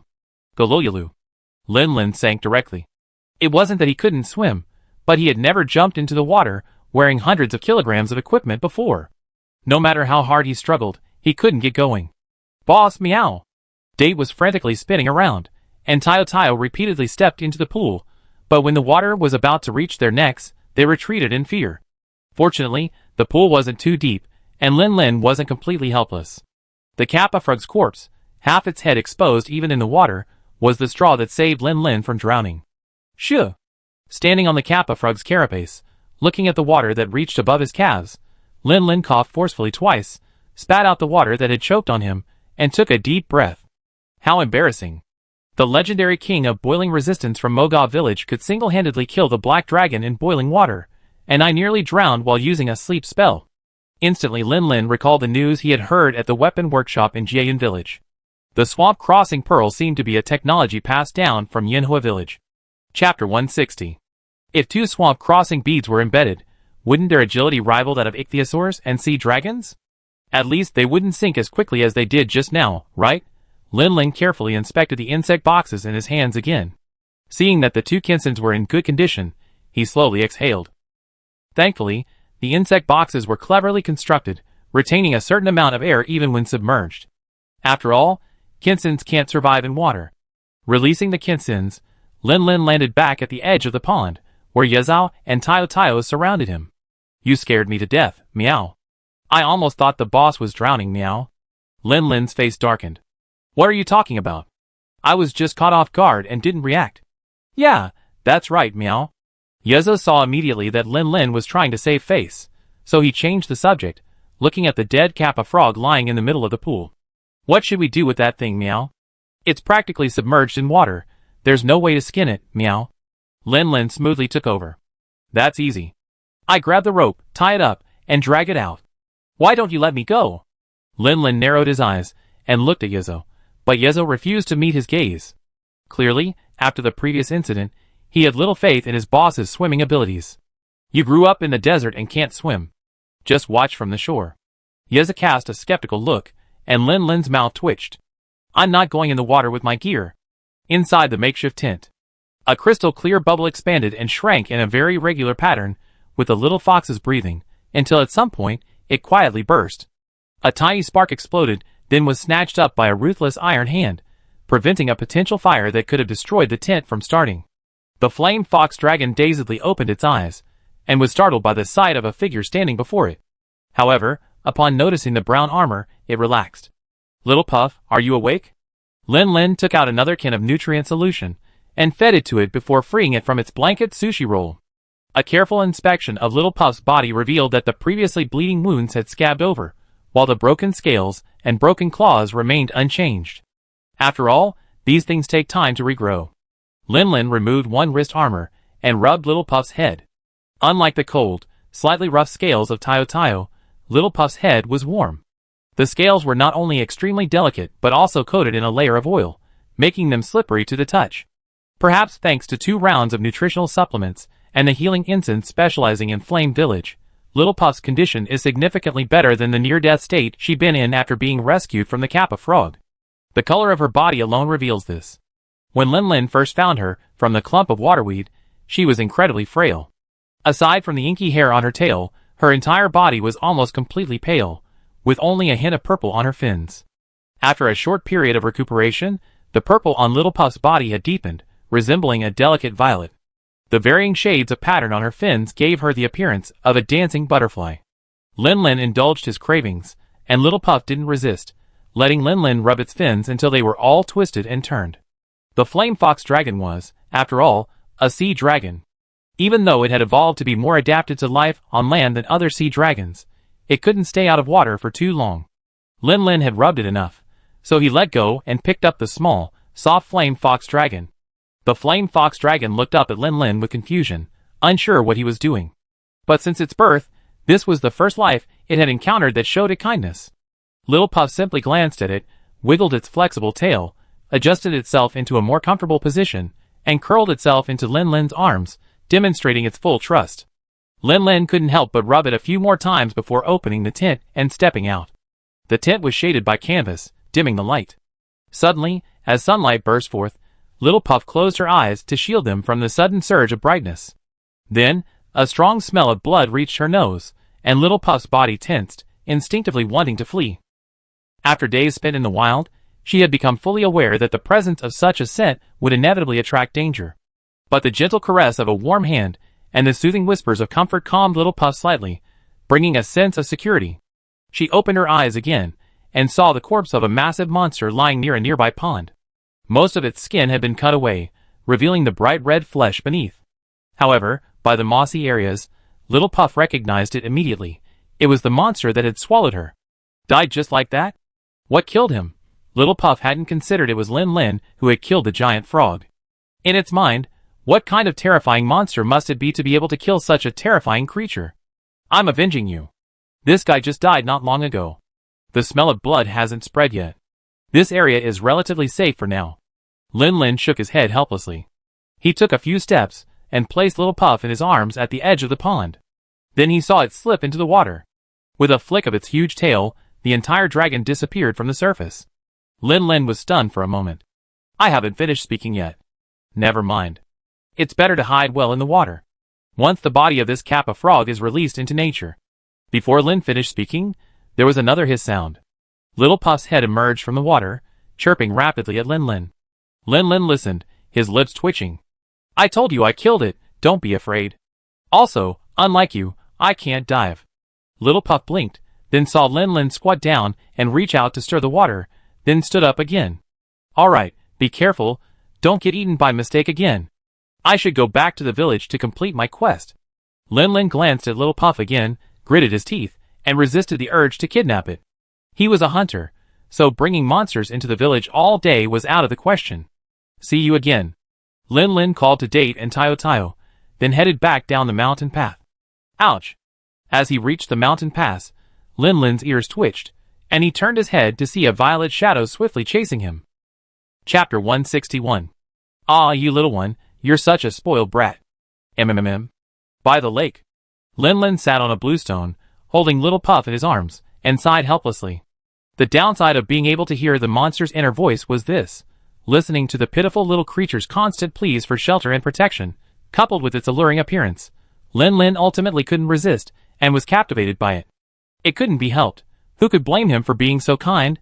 After once again condemning himself for interfering with the balance of nature, Lin Lin shook his head, reached out, and lifted up a freshly caught sashimi fish, dangling it in front of Little Puff's eyes.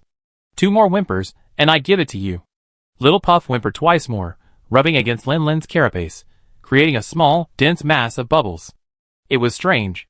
Little Puff was a flame fox dragon, and Lin Lin had seen sparks fly from its snot bubbles when it snored, but when it rubbed itself against him, it only produced a bunch of fine bubbles, with no sign of ignition at all. Logically, the pure white lubricant secreted by a flame fox dragon should be a highly flammable oil. But it was rubbing itself against him without issue. I wonder if it was intentionally controlling it, or if it was too young to have a high lubricant concentration. That's great. Eat it. In the original world, foxes whimpered when they acted coquettishly. The bubble fox dragon, with its many fox characteristics, happened to have inherited this trait. As a rare species of bubble fox dragon, the flame fox dragon was no less adept at acting coquettishly.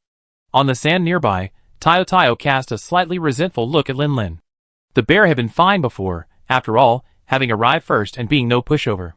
But now, while out hunting, a cub he inexplicably encountered had actually earned the leader's favor, and it felt a pang of remorse.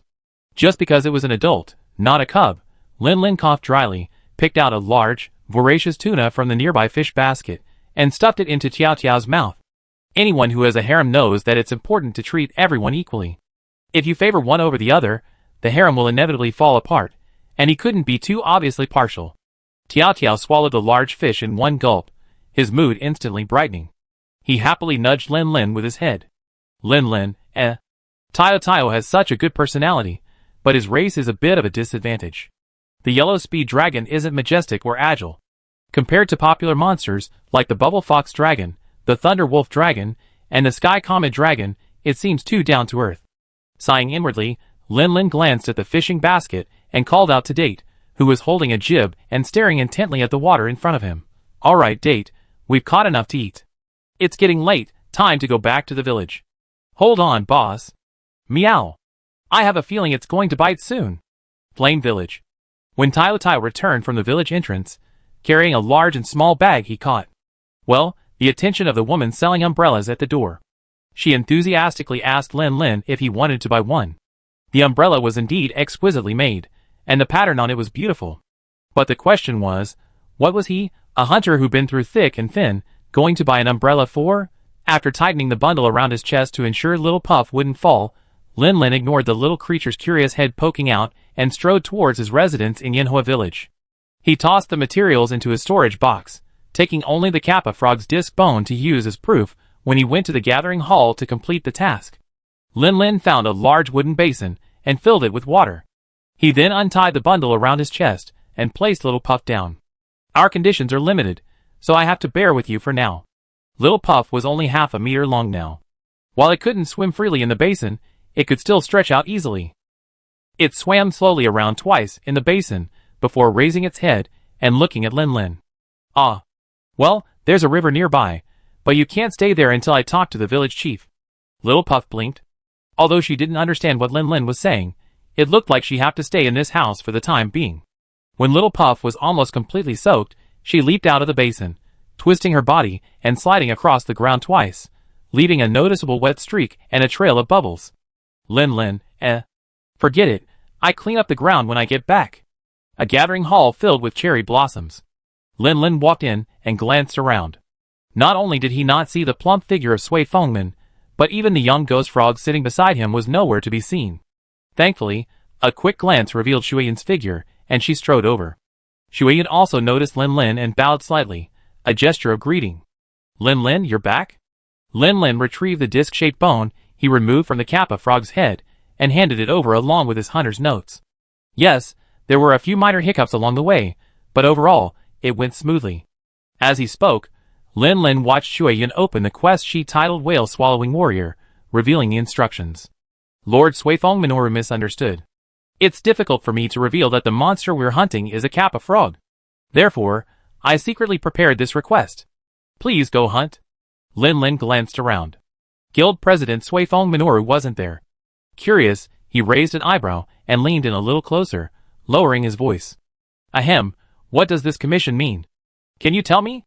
Shuiyan glanced around, but didn't see Suifeng Min, so she nodded. Her calm expression remained unchanged, but Lin Lin could sense a strange shift in her tone. You've already met Mr. Suifeng Min, and you've hunted a Kappa frog this time. What are your thoughts? Thoughts? Lin Lin scratched his chin, pondering for a moment. If I were to talk about thoughts, with Little Puff's preference for fatty fish count, but that was Little Puff, not Kappa frogs, so Lin Lin shook his head, indicating his mind was empty. Shuiyan sighed softly. Most hunters were like this. They were all fired up when talking about hunting, but when it came to other things, they were just like Lin Lin was now. Do you think President Suifeng Min looks a lot like Kappa? Lin Lin, question mark. Huh? Yes, isn't that right? Shuiyan blinked. Are they not? Lin Lin carefully recalled Suifeng Min's appearance, and the Kappa's bloated belly. They do look quite similar. Chapter 162. So, is this why the instructions are so vague? Shuiyan nodded seriously. I didn't want Lord Suifeng Min to misunderstand, so I kept the commission secret from him. Lin Lin tooted, suppressing the urge to laugh. Shuiyan was incredibly efficient. She already completed the paperwork in the blink of an eye, handing Lin Lin the hunter's notes and a large purse. Lin Lin thanked her and glanced back at the center of the meeting hall. Where the ghost frog cub should have been was now empty. Curious, Lin Lin looked at Shuiyan again. President Suifeng Min is away, so why is the baby ghost frog also missing? Shuiyan paused for a moment, as if pondering. Perhaps it was taken out of the village by Mr. Suifeng Min for some fresh air? After all, it's a monster, so maybe it's getting bored staying in the meeting hall all the time? So it seems President Suifeng Min has a pretty good relationship with that ghost frog. After all, he's raised it since it was a tadpole. Lin Lin pondered. Suifeng Min didn't have superpowers like himself, but he could raise a ghost frog from a tadpole to its current size. He must have some real talent. So, should I ask him for some parenting advice? After saying goodbye to Shuiyan, Lin Lin exited the meeting hall and headed straight for the melting pot in the center of the village. Sure enough, there he found village chief Puxian basking in the sun, his Fong Hound companion quietly lying beside him. Oh, it's Lin Lin. How are you? Are you adjusting to life in Yinhua village? Lin Lin smiled and greeted them. Everyone's so welcoming, it's great. Well, besides the bunny dumplings, the food could be a little more varied. I just heard from the villagers that you've returned from outside the village. Did you just finish hunting? Lin Lin stretched his arms, recalling his experience fighting the Kappa frog, and his smile widened. Yes, hunting a Kappa frog. With the help of the Kinsect, I feel like my strength has improved a lot. I feel like I can even take on a 4-star mission. Really? Pretty easy? Village Chief Puxian looked Lin Lin up and down and nodded. Not bad, but Kinsects are new to you after all. It's best not to rush into it, and give it some practice. By the way, have you tried the flower necklace I gave you? Lin Lin shook his head helplessly. Yes, I tried it with all 4 flower necklaces and with just one. Although he hadn't described it in detail before, it took a full day from leaving the village to finding the Kappa frog. He certainly wasn't idle during that time just searching for the Kappa frog. Puxian observed Lin Lin's expression, and knew the results weren't ideal, so he raised an eyebrow. Tell me about it. Lin Lin recalled the feeling when the ghost firebird sprinkled its colorful pollen on him, and curled his lips. Wearing all 4 flower necklaces simultaneously does increase the attraction to the will-o'-the-wisp birds. I verified this. Puxian didn't respond, instead waiting quietly for Lin Lin's but. Lin Lin paused, expecting Puxian to play the supporting role, but he refused to cooperate. Shaking his head helplessly, Lin Lin continued, but the human body's ability to absorb will-o'-the-wisp bird dust, or rather, the pollen of the stalked grass, is limited. Initially, The improvement was noticeable, but as more will-o'-the-wisp birds were attracted, the noticeable improvement diminished. Puxian nodded approvingly. So, if you want to focus on improving a particular ability, it's best to choose to wear only one flower necklace. While its ability to attract will-o'-the-wisp birds may be slightly weaker, with patience, you can still maximize the improvement of that ability. On the other hand, if you wear 4 flower necklaces, you won't have to spend so much energy looking for will-o'-the-wisp birds to strengthen yourself. However, attracting the right kind of will-o'-the-wisp birds will depend on luck. Basically, the improvement in all 4 abilities is more balanced. Puxian applauded. Not bad, not bad. So you understand why the hunters in Yanhua village basically only focus on one. Wearing a flower necklace, right?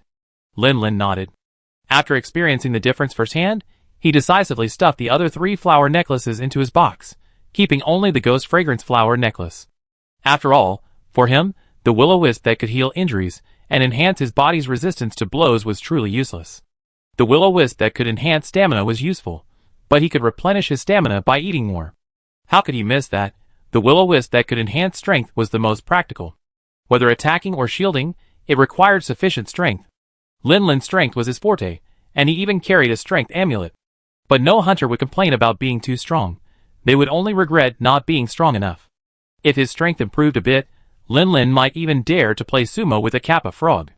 By the way, judging by your expression when you came over just now, was there something you wanted to say? Lin Lin scratched his head sheepishly. You saw through it. What's the matter? Tell me. Puxian waved his hand. What in this village couldn't he, the village chief, handle? While I was out hunting this time, I found a baby monster. Is it okay for me to raise it? A baby? Sure, sure. Puxian waved his hand.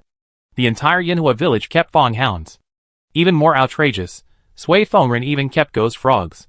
Finding a baby monster, how unusual could it be? Lin Lin was overjoyed, bowing quickly and thanking him profusely. Puxian waved his hand dismissively, then couldn't help but become curious. By the way, what kind of baby did you find? It wasn't a tadpole of a kappa frog, was it? Lin Lin shook his head. No, it's... Before he could even utter the words flame fox dragon, the words swirled around on his lips, and Lin Lin changed his mind. He wasn't sure if the guild had discovered this rare species of bubble fox dragon before, so to be on the safe side, he changed his explanation. It should be a bubble fox dragon cub, right? But the coloring seems different. Could it be a subspecies? Or maybe a unique individual? Puxian stumbled. What the hell, bubble fox dragon? Or a subspecies? Although the bubble fox dragon is relatively docile, its danger level is a solid 5-star, on par with the rat halos, known as the king of the sky, and the ceratops, known as the tyrant of the desert. If it were a more dangerous subspecies, it would require the intervention of a high-ranking hunter. And you just picked up such a bombshell for me in one trip? Chapter 163. Hunters capable of battling 5-star monsters must be the elite of the guild.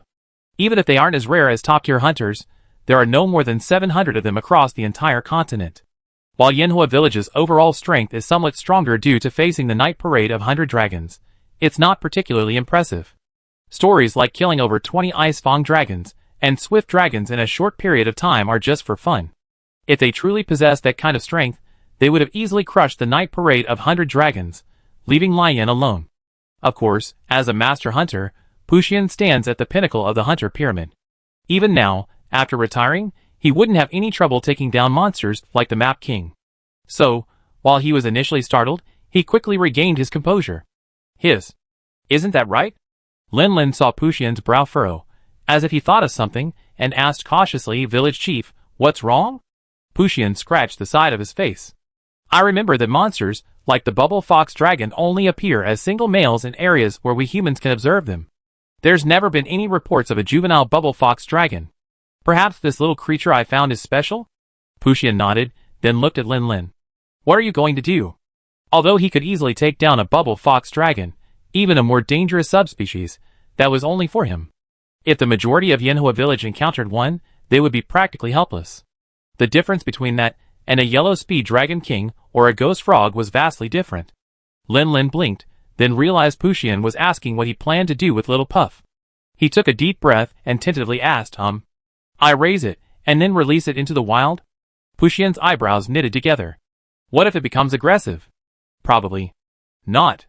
Lin Lin thought of Little Puff, clinging to him and acting coquettishly. His inner thoughts were clearly laid out before him. A sense of dependence and security, as if he were his male mother. This way, loving the whole thing, the likelihood of it harming others in the future should be low, right? So you can't guarantee it, right? Lin Lin twitched his lips. It was like Tiao Tiao. With him by his side at all times, that was certainly possible. But if he were released into the wild, and its feral nature took over, it would be hard to say for sure. Then, I let it go after it's grown a bit, and release it farther away when I do. Puxian looked at Lin Lin without saying anything, but his eyes made it clear. Is there really any difference? What should I do then? Puxian shook his head. Forget it. Just keep it by your side for a while, and see how it goes. Suifengren's ghost frogs can grow that big, so if your bubble fox dragon is just as docile, keeping it around wouldn't be a problem. Of course, if it could help with village defense and hunting like the Fong hounds and this kid's yellow speed dragon king, that would be even better. But Puxian just turned this thought over in his mind, and didn't say it out loud, lest it make him, the village chief, seem a bit naive. Well, village chief, would you like to come with me to see Little Puff? Little Puff? Oh, that's the name I gave the cub. Sounds delicious. Ahem, forget it for now. I wait until you've raised it for a while, and then go see the results. Then I go back first? Yes, go ahead. Lin Lin didn't go home directly, as he suggested. Instead, he walked along the village's main road until he reached the dock at the edge of the lake. Although Yanhua village seemed quite isolated due to the influence of the night parade of 100 dragons, this didn't mean it had no contact with the outside world. On the contrary, due to its coastal location and the relatively safe and closed environment surrounded by mountains on 3 sides, Yanhua village had a prosperous port. If not every day, then at least every once in a while, a cargo ship would dock here, transporting away ironware, ores, and local specialties from the village, while also bringing in spices, food, and other goods from outside. However, Lin Lin hadn't come here for the cargo ship, but for the fishing boats moored near the shore. Uncle, how much are your fish? I take them all, okay? I can carry them. I'm a hunter. Hey! Thank you, uncle. I come back to you next time I buy fish. Carrying a bucket full of various fish, plus half a pound of moga seashells given by the boatman, Lin Lin leisurely returned to his small house in Yanhua village.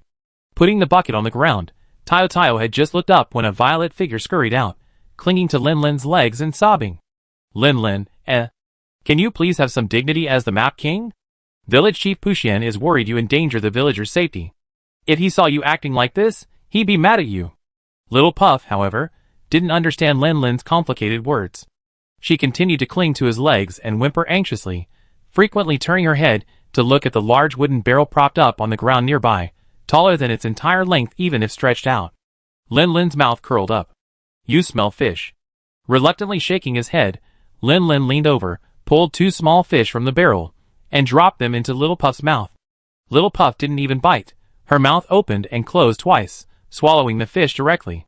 With a rather comfortable burp, Little Puff let go of Lin Lin's legs and began to circle around him, leaving a trail of bubbles on the ground. You, fully automatic floor scrubber. You've even cleaned up all the dust on the floor. Just like the bubbles that Little Puff created when she acted cute in his arms, the bubbles she created on the floor didn't catch fire. Lin Lin complained and let it go. Seeing Tiao Tiao staring at him eagerly, Lin Lin twitched his lips. You're from the desert, and you don't particularly like fish. Why are you staring at this all day? But having said that, Lin Lin didn't play favorites. He pulled out 2 more fish and tossed them to Tiao Tiao to satisfy his hunger. Then he focused on picking out a few larger fish and set them aside. This would be his and Yez's dinner today. He'd been in seclusion raising kinesins, and for convenience, he'd been eating rabbit dumplings in Yanhua village for several days. Lin Lin couldn't bear it any longer, and he just picked up a little fox cub. Today, he decided to have some honey-grilled fish to change his appetite. He took out several pieces of ice crystals from the storage box, and threw them into the big wooden barrel to keep the fish fresh. He then found a piece of wood to cover it, barely covering up the strong fishy smell. Then Lin Lin stretched and prepared to start work. Chapter 164. Knock, knock, knock. Who's there? It's me, Lin Lin. Outside the door, Lin Lin was carrying a bunch of honey-grilled fish. Brother Lin, are you back? Inside the room, Yizi's voice was filled with joy. These days of confinement had been agonizing for her. Lin Lin, who would occasionally ask the girl for advice on raising insects, would often come to chat with her. Occasionally, he'd bring Yi some delicious treats. Like right now, after finishing his meal with dates, Lin grilled another one and brought it over. Can you tell me about your hunting adventure? Lin laughed, then shook his head helplessly. No rush, I just made some grilled fish and brought you one. Really? Thank you, brother Lin. The door quietly opened a crack, letting in the fragrant, crispy grilled fish. While Yi ate grilled fish, Lin sat outside and recounted his Kappa frog hunt, then talked about the little puff he had just adopted. Huh? Why raise one? Even if it's no longer convenient, wouldn't it be better to just leave it alone? Lin, what else can I say? You're truly worthy of me. Dear Miss Yi, I'm afraid I have to remind you that, with the exception of monsters like the Deinonychus that could disrupt the local ecological balance, hunting young animals is prohibited. Yi seemed to mutter something under her breath, but Lin couldn't quite hear through the door. After 2 seconds, Yi spoke again. I'm just worried about the chaos that might arise if the 100 Dragons Night Parade happens again. Lin pursed his lips. No wonder Yi's first instinct to monsters was to kill them. It was all driven by the 100 Dragons Night Parade. Don't worry, this little creature is still young and won't cause any trouble. But when it grows up... Lin paused for a moment. I wonder if it could help protect the village during the night parade of 100 dragons. Just like Xiong'er, before Lanlong took over Lingfeng, it had already driven away all the monsters in the area surrounding Jian village. Even though there weren't many powerful monsters in the stream area at that time, and the colorful birds were already considered the strongest, it certainly brought a period of peace and stability to the village, didn't it? Yi snorted twice, seemingly unconvinced by Lin's words, but she didn't dwell on the topic any further. Instead, she sighed, I really want to see that cub you're raising, brother Lin. Lin glanced at the door next door, which he had closed. If you want to see it, I can bring it over right now. That's not necessary. The village chief said my confinement ends tomorrow. I can see it then. She didn't want to extend her sentence over such a small matter. Huh? So soon? Lin quickly calculated the days. It's only been about 10 days. Less than half a month, right? It's over already? I don't know my own strength. I didn't accept the commission, and I ran away. Aren't you going to punish me a little more? Inside the door, Yi wrinkled his nose, a little annoyed. That's fast? It's been a long time, isn't it? I've never been in prison for this long. I feel like my bones are rusting. At this point, Yi's eyes rolled, and he said casually, by the way, brother Lin, can you take me with you on your next hunt? Lin, So you're saying the punishment's too little? This is just a thief with unrepentant intentions. No, hunting is no joke. You're not even a formal hunter, so I wouldn't dare take you on such a risk. In theory, with Lin's current abilities, he could easily serve as an instructor for resident hunters in smaller villages. Taking Yi along to observe the hunts would be fine. The problem is that Yinhua village is a unique place. Even though the 100 Dragons Night Parade hasn't arrived yet, the ecology isn't exactly stable. If something were to go wrong, Yi, not even a formal hunter, would have a hard time taking care of himself. Humph. Brother Lin, are you underestimating me? No. I believe you're incredibly talented. One day, you single-handedly end the 100 Dragons Night Parade. Yi, who was about to lose his temper, suddenly smiled. Then I go apply for the official hunter exam tomorrow. Once I become one, you can take me with you, right? Lin, this. I seem to have accidentally messed up the world line. Girl, you shouldn't debut now. Wait until you actually pass the official hunter exam. The next day. Tai is still monitoring monster movements at Fei Fortress. I'd like to ask you to be the examiner for Yi's exam. Lin's mouth dropped open, and he pointed a finger at himself. Me? Pu Xian nodded. Besides judging Yi's hunting performance, if a monster beyond her ability appears during a mission, I appreciate your assistance. This mission didn't have to be assigned to Lin, but Tai said an unknown type of monster had appeared nearby, and he couldn't spare the time. Pu Xian immediately thought of someone with the skills to be the examiner, a close acquaintance with Yi, and someone willing to spend some time on this. Lin pondered for a moment, then reluctantly nodded, agreeing. Yi wanted to take the test right now, and he was largely responsible for it, so it was only right for him to go and see her. Where is she now? I'd be there. Pu Xian pointed at Yi's residence. She should still be preparing for the hunt. Lin was about to go over when Pu Xian suddenly reminded him, don't let your standards down just because Yi is your friend. High standards and strict requirements, that's what's truly good for her. Lin waved his hand. Don't worry, village chief. I won't have to. Lin Lin didn't go directly to Yi, but returned to his own house to prepare for the trip. Ever since he crafted the armor for Tiao Tiao, Yezhou had always been tinkering with Daofeng. Hearing that this trip wasn't a hunt, but an examiner, he meowed, indicating that he still had a lot to learn, and decided not to go and cause any trouble. Ever since Tiao Tiao defeated the Yellow Speed Dragon King in the desert, Tiao Tiao has entered a secondary growth phase. Even after his initial rapid growth phase, he's still growing, albeit at a slower pace. As he's grown, Tiao Tiao is no longer the little creature he once was, barely able to be carried by a hunter. If it weren't for Tiao Tiao, Lin Lin doesn't know how he keep up with Yi Zi in the hunting grounds. He has a dog. As for Little Puff, he's okay with being cute and coquettish, but for serious work, it's best to keep him at home. We have plenty of fish at home, and I'm sure Coconut Date can take good care of him. Chapter 165. Neatly dressed and fully stocked, Lin Lin and Tiao Tiao stood at Yi Zi's door. Brother Lin, I'm ready. A moment later, the door opened, and Yi Zi leaped out with a cheer. She had been so excited since she learned that Lin Lin would be the examiner for this assessment, even though Lin Lin had emphasized his strict standards. She was still wearing the same blue armor with a scarf, but looking at her exposed forearms, lower abdomen, and half of her thighs, which were covered in white, Lin Lin couldn't help but wonder if this gear really provided enough protection. Besides the minimalistic armor, Yi Zi looked quite like a hunter. On her left was Huang, holding the orange Fukuki rabbit, and on her right was Song. Huang was the orange Fukuki rabbit, and Song was the moon-white fawn hound. A red rhinoceros beetle rested quietly on Yi Zi's left arm guard. Sensing Lin Lin's presence, it fluttered its wings slightly, as if in greeting.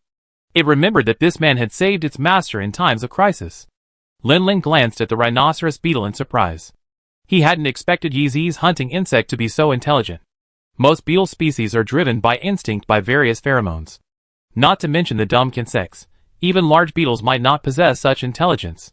The majestic, tall, and sturdy fawnhound, Xiaobai, was startled at the sight of Tiao Tiao's towering figure, but then saw Lin Lin, who was getting along well with Tiao Tiao, and calmed down with Yi Zi's comfort. Lin Lin nodded. I'm ready. Let's go! Let's make a deal first. Unless there's an unforeseen situation, I won't help you with your assessment. Everything is up to you. Yi Zi nodded like a chick pecking at rice. Lin Lin couldn't tell whether she was listening or just trying to put it off. Resignedly, he shook his head, and the two of them officially set off. Yi Zi rode the Fanghound Xiaobai and Lin Lin rode the Yellow Speed Dragon King Tiao Tiao. They left the village one after the other. Although they were outside the village, hunters frequently raided the area within a dozen miles. Although it was still within the wild, it was relatively safe. Largely behind Yi Zi, Lin Lin narrowed his eyes, observing her every move, and then nodded slightly. Thankfully, once they entered the wild, they knew how to curb their excitement and prevented Xiaobai from running wild. This alone proved that the previous confinement had paid off.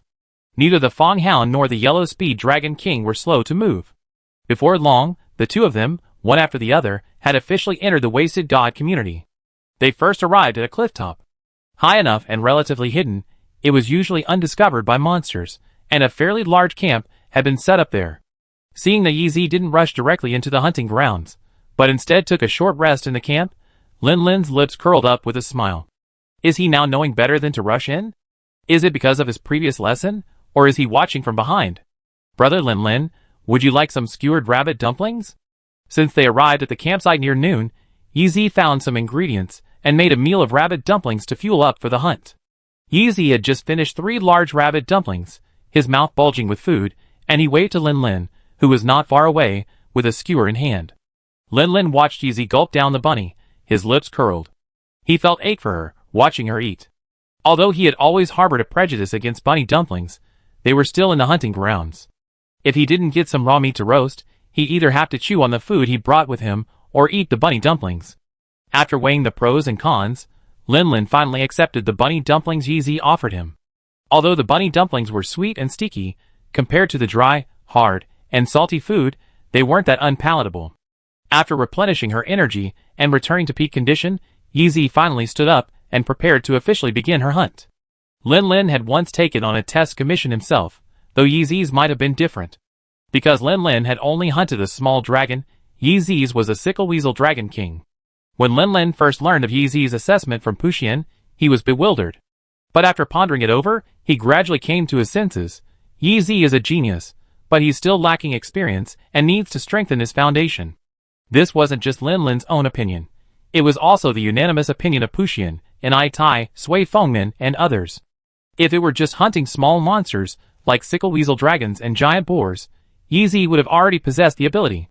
However, in Yanhua Village, the monster density in the surrounding ecosystem is much higher, and encountering various large monsters in the wild is easy. The one-star monster standard used in most places no longer applies here.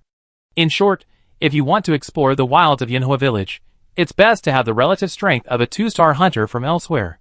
If Yi Zi can successfully hunt the Kamaitachi Dragon King, it means her foundation is quite solid. Even if she becomes a hunter prematurely, it won't be considered premature. If Yi Zi fails, then there's nothing else to say. Go back and focus on building your foundation. As for whether jumping right into hunting large monsters is too big a step for Yi Zi. Not to mention that she had already survived the attacks of the colorful bird and the umbrella bird until Lin Lin rescued her over 10 days ago. The fact that she had an examiner accompanying her for her assessment alone is enough to ensure her safety. After all, not everyone has an examiner for their assessment. Lin Lin, never mind, let's not dwell on it anymore.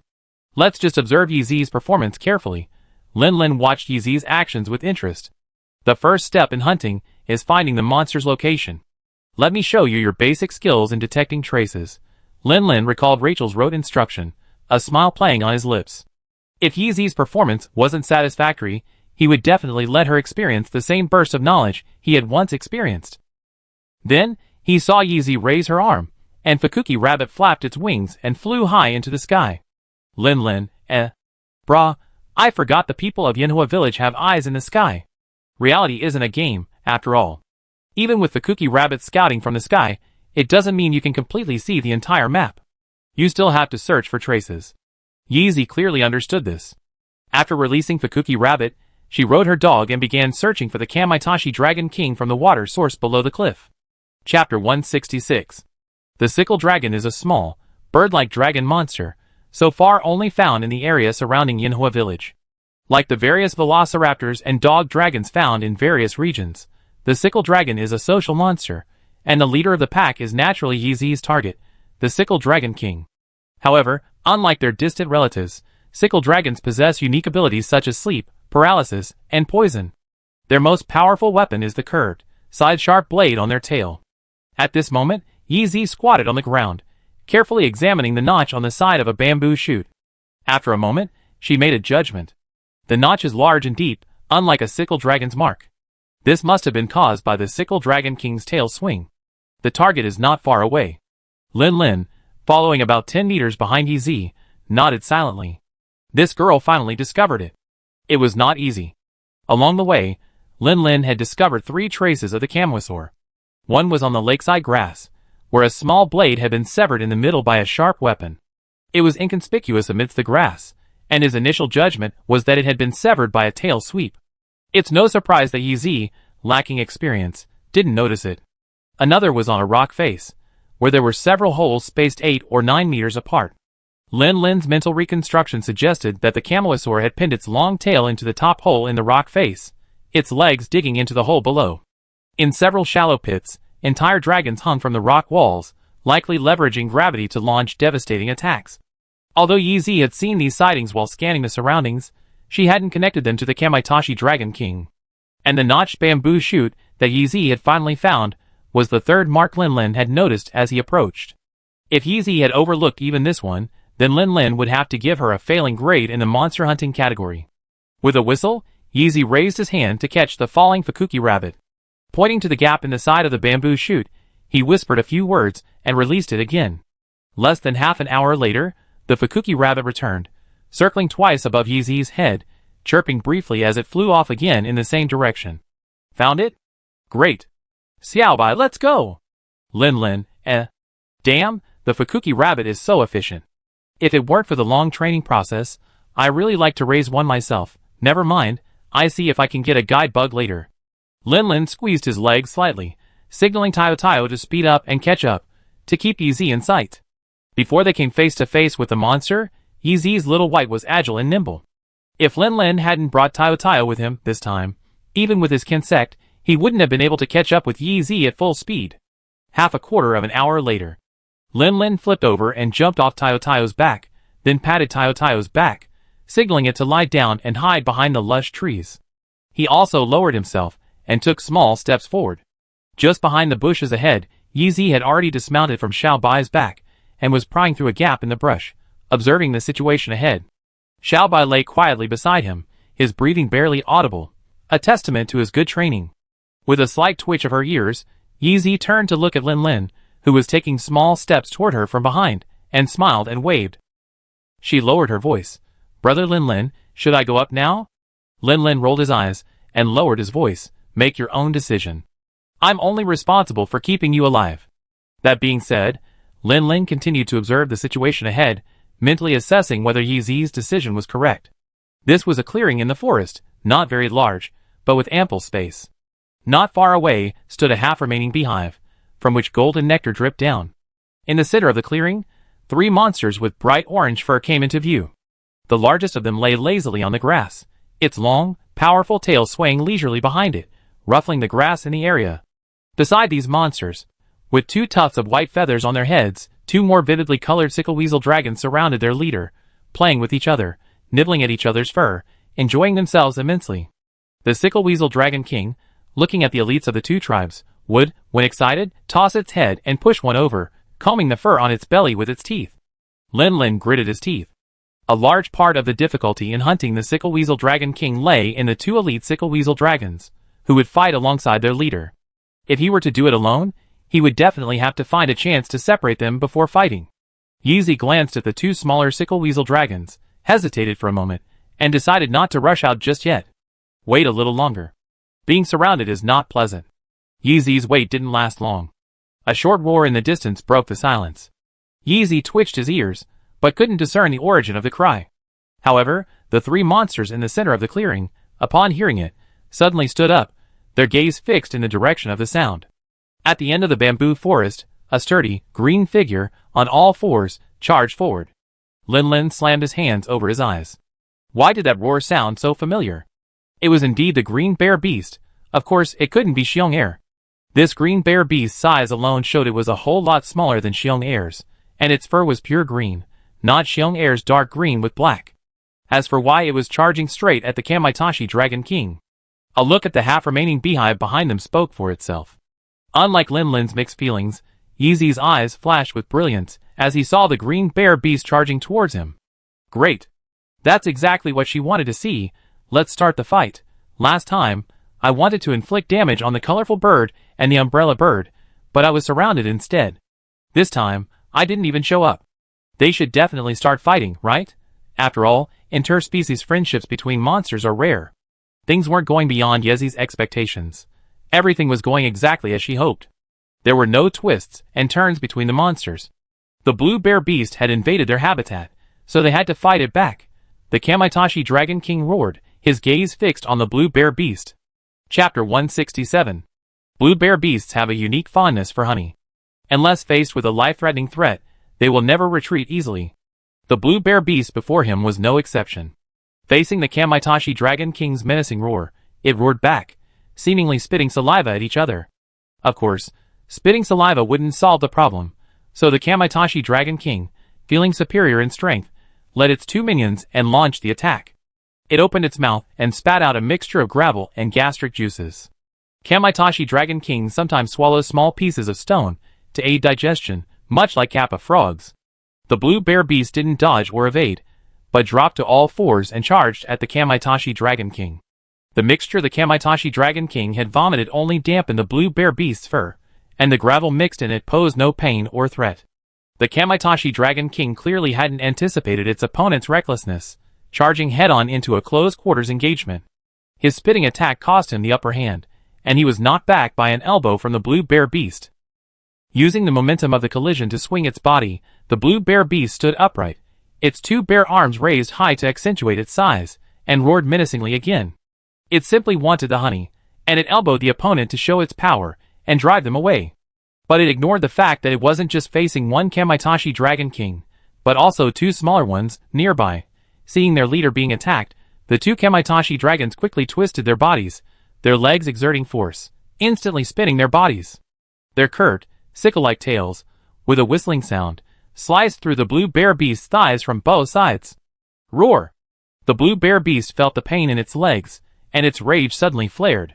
It just wanted some honey, so why were these guys trying to stop it? It twisted its body and swung its hand to its side. The sickle weasel dragon had just unleashed a full-force tail swing attack, and now its strength was exhausted. Trying to dodge, it was powerless. It merely turned its head slightly before being struck by the palm. The brute force sent the sickle weasel dragon flying. The sickle weasel dragon king, who had just been preempted by the blue bear beast, finally recovered. Seeing his most trusted subordinate sent flying by this creature, his life in jeopardy, he was immediately enraged. He twisted his body and swung his thick tail down on the blue bear beast's head. The sickle-tailed dragon king's bladed tail was far more formidable than its smaller brothers, far surpassing it in both weight and sharpness. The blue bear beast had barely swung it when it heard the sound of breaking wind, hurtling towards its head. Unable to dodge, the blue bear beast raised its other paw to protect its head.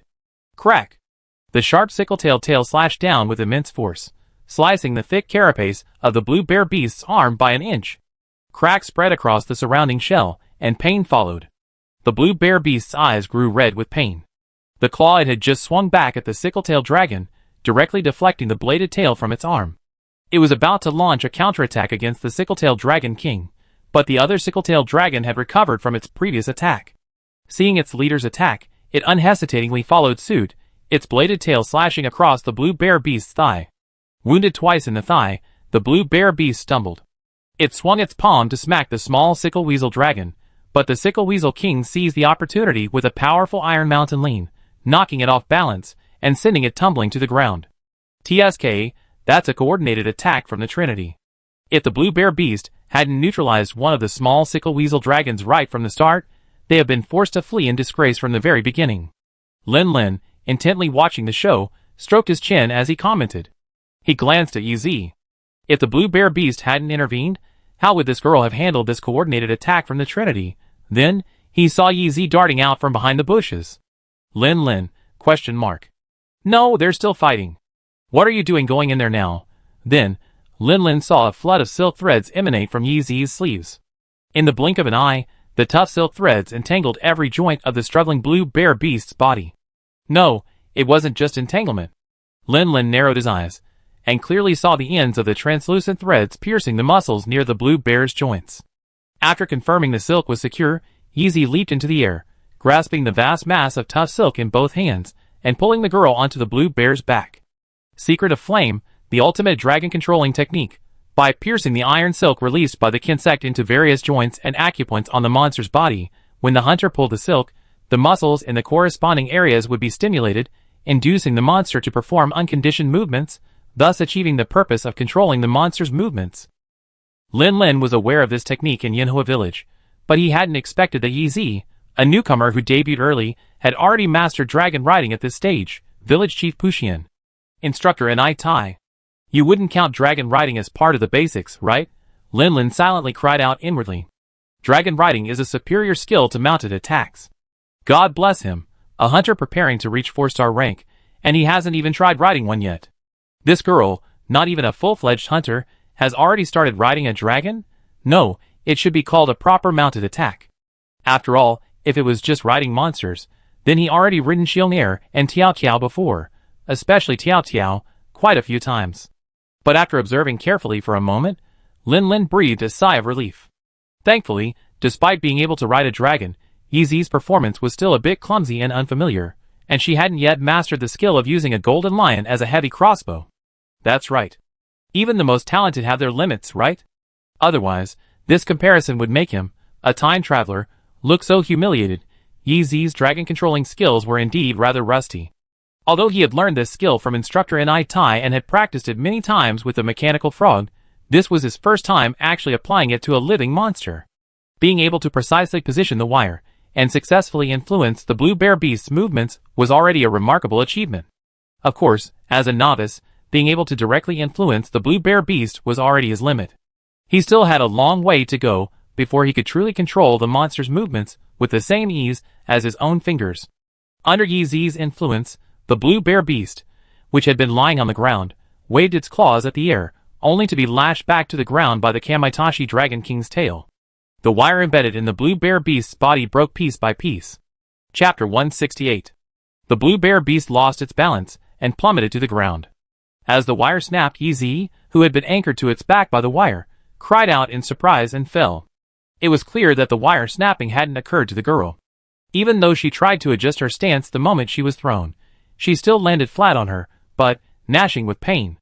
It was because the Kamaitachi Dragon King was distracted by the blue bear beast that he didn't pursue Yi, giving her time to pick herself up. After being knocked down twice in a row, the blue bear beast was covered in wounds. Even though these injuries were far from fatal, it was already beginning to retreat. No matter how delicious the honey is, you have to have a chance to eat it. Now, without even touching it, it's been beaten. The blue bear beast cast a reluctant glance at the tempting honeycomb before fleeing in disgrace. Yi glanced at the fleeing blue bear beast, paying it no mind. Instead, she drew her iron longsword. Well, while it sounds a bit like a katana, the name of this insect-controlling stick is indeed an iron longsword. Although her earlier dragon control hadn't caused any substantial damage, aside from forcing blue bear beast to withstand 2 attacks and sapping some of the Kamaitachi Dragon King's strength, before she could control the dragon, blue bear beast had already slapped the 2 smaller Kamaitachi dragons away with a single blow. Without the assistance of the 2 smaller Kamaitachi dragons, the Kamaitachi Dragon King's threat level had been greatly reduced. Now was the perfect time to begin the hunt. Go! Shujia. The insect-controlling stick can give instructions to insect hunters by emitting pheromones, or using low-frequency sound waves emitted by its movements. But in Yi's hands, she has another way to command her insects: language. This shiny red rhinoceros beetle possesses considerable intelligence, able to understand and cooperate with her simple commands, and possesses considerable strength. It was precisely because of this rhinoceros beetle that Yi later chose the insect-controlling stick when choosing a weapon. Buzz. To be able to hunt insects, one can imagine the size of this rhinoceros beetle. When it flapped its wings, a humming sound like a bomber filled the air. Having just repelled the invaders of the Dragon King's territory, the Kamaitachi Dragon King was roaring triumphantly at the fleeing blue bear beast when he felt a pain in his head, as if he had been stung by something. Looking back, he saw a rhinoceros beetle with a bright red shell fly past his head, ignoring his gaze and landing on his leg. The Kamaitachi Dragon King's eyes glared coldly. A mere insect dared to challenge him. It swung its tail, ready to shred the insect with its sharp blade. But the moment its tail swung, the beetle, which had been leisurely flying away from the Kamaitachi Dragon King's leg, suddenly accelerated, gliding past the bladed tail and flying back into Yi's hand in a flash. Raising its left arm, it forced the rhinoceros beetle back down. 2 small clouds of dust shot out from its mouthparts, enveloping Yi. Lin, who was in the bushes not far away, could see clearly that as Yi was enveloped by the dust, 2 flashes of light, one red and one white, flashed across his body, remarkably similar to the red light that flashed when he used his charged double attack. So, lighting the lamp with the insect stick is actually a form of utilizing one's own life energy. Lin was no longer a complete novice. After a moment's reflection, he understood the essence of the insect stick's lighting. It was somewhat similar to demon potion and demon dust, in that it also used external substances to activate one's own life energy, thereby achieving effects such as strengthening the body, enhancing resilience, and increasing agility. However, this external substance wasn't a potion, but the essence extracted from monsters by the hunting insects. As for any other requirements for this enhancement, such as the essence that the hunting insects must feed back to it for it to be effective, or how to coordinate the absorption of essence with the mobilization of one's own life energy, these details were completely unclear to Lin. After all, he didn't use the insect stick. Lin's analysis had no impact on the battle situation. After discovering that the dragon-biting insects were released by that unremarkable human, the Sickleweasel Dragon King launched his attack without hesitation. Because of the blue bear beast's presence, there was some distance between the Kamaitachi Dragon King and Yi. Realizing his tail might not be long enough to reach the opponent, the Kamaitachi Dragon King decisively changed his attack method, sprinting forward with his claws brandishing. Frenzy clawing. Although the Kamaitachi Dragon King's most prized weapon was its sickle-like tail, that didn't mean it was its only attack method. Its curved claws, reflecting a faint blue light, were also quite sharp, because the Kamaitachi Dragon King had been nearly 10 meters away before its charge. Yi had ample time to react. However, the girl didn't move or dodge in advance. Instead, she held her weapon tightly, her eyes fixed on the Kamaitachi Dragon King as the distance between them closed. Lin Lin frowned slightly. He didn't think a talented young woman with such a bright future like Yi Zi would be frightened into paralysis. He simply wondered how Yi Zi planned to fight. Was she planning to dodge the incoming attack? That was a bit risky. If it were him, he would have preemptively moved to the side, out of the range of the Kamaitachi Dragon King's attack. Of course, that was assuming he was using a bug control staff. If he was using a shield axe, he could have simply raised his shield and counterattacked. As Lin Lin watched, with the Kamaitachi Dragon King's claws about a meter away, Yi Zi finally moved. With a powerful push of her feet, her limber waist instantly unleashed a backflip to the side of the Kamaitachi Dragon King's charge. However, this backflip wasn't entirely for evasion. Her rotation also pulled a 2-meter-long double-headed sword with her, the center of the rotation being the center of the handle. Evasion. So, when the Kamaitachi Dragon King, unable to slow its charge, passed Yi Zi in front of him, a large tuft of its long orange fur was shaved off. 2 consecutive cuts in the same spot created a narrow, bloody wound. Lin Lin couldn't help but nod. Although it wasn't what he expected, this evasive counterattack was indeed a brilliant one. The insect stick was truly agile. I thought the first round of the fight was over, but the moment Yi Zi landed on her feet, she swung a kinsect in the direction of the Kamaitachi Dragon King, who had just begun to break. She quickly closed the distance with the Kamaitachi Dragon King, swinging her long sword and engaging him in close combat. Chapter 169. Lin Lin, a heavy weapon user, despite his previous gaming experience, witnessed firsthand the difference between a light weapon, like the insect staff, and the shield axe. If the main strategy in a shield axe fight is to let the monster run rampant, then build up enough power to counterattack, then the insect staff acts like a dogskin plaster, clinging to you and attacking you. Even if a single attack doesn't deal much damage, the accumulation of small wounds can still cause considerable damage. The fierce battle between the Kamaitachi Dragon King and Yi Zi had lasted for over 10 minutes. The Kamaitachi Dragon King was now covered in numerous small wounds, many of which were inflicted by the insect staff's double-edged blades, but also quite a few from the bites of the bright red rhinoceros beetle. Unlike the Kamaitachi Dragon King's battered appearance, Yi Zi was completely unscathed, save for a slight increase in his breathing and a slight mess from the Kamaitachi Dragon King's blood. From the previous battle between the Kamaitachi Dragon King and the Blue Bear Beast, Yi Zi had already mastered the Kamaitachi Dragon King's moves. Its repetitive attacks consisted of tail swings, backflips, 3-spin spins, clawing, and the less damaging but more insulting spitting.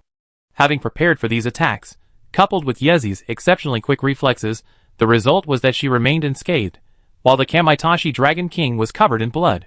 The Kamaitachi Dragon King felt the pain radiating from his body, puffs of white mist emanating from his mouth and nose, his eyes glaring angrily at the small creature across from him. However, despite its fury, the previous battle had already taught the Kamaitachi Dragon King that it could not defeat this enemy on its own. He glanced at the 2 elite Kamaitachi dragons lying on the ground not far away. These 2 elite members of the tribe, who had the potential to become the next generation of Kamaitachi Dragon Kings, had been struck by the Blue Bear Beast's slap. Although they didn't die instantly, their bones were broken in many places. They could only lie on the ground wailing, unable to get up. The 2 air dragons were already disabled, and could offer no help at all. The Kamaitachi Dragon King took 2 steps back, raised his head, and prepared to call out. No matter how far away, if the Kamaitachi dragons of the tribe heard his call, they would surely come. Alas, Yi Zi didn't give it this chance.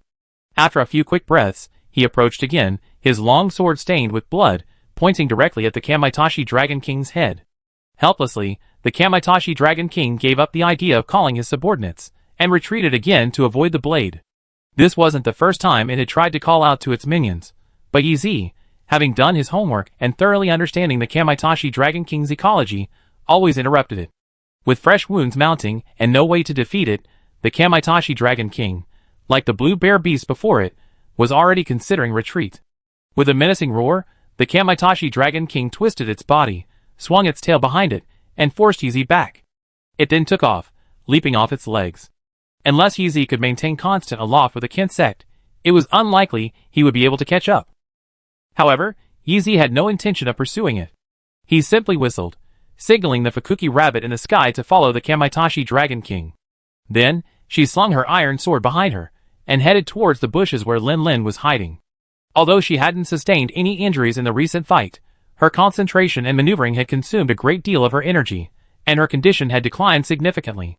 Even though she was reckless, she knew she wasn't in a good state to pursue. Well done. Seeing Yeezy approach, Lin Lin stood up and applauded. Isn't it true he's the destined protagonist? This performance is much better than when he first debuted. Hee, thank you, brother Lin Lin. Yeezy accepted Lin Lin's praise calmly, then pulled a piece of food from Xiaobai's gear bag, casually peeled off the outer packaging, and began to nibble directly with her water sack. She wasn't actually hungry. She hadn't yet fully digested the dumpling she'd eaten earlier.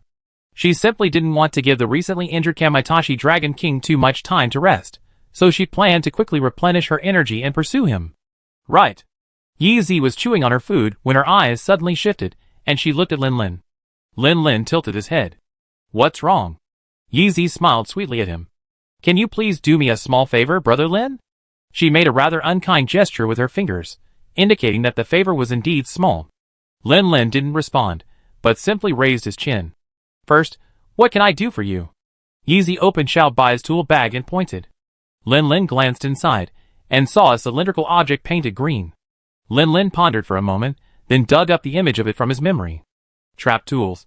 Well, judging by the color, they must have been filled with a special sticky netting rope, already mixed into a pit trap. Since he started hunting, he never caught anything on any hunting mission.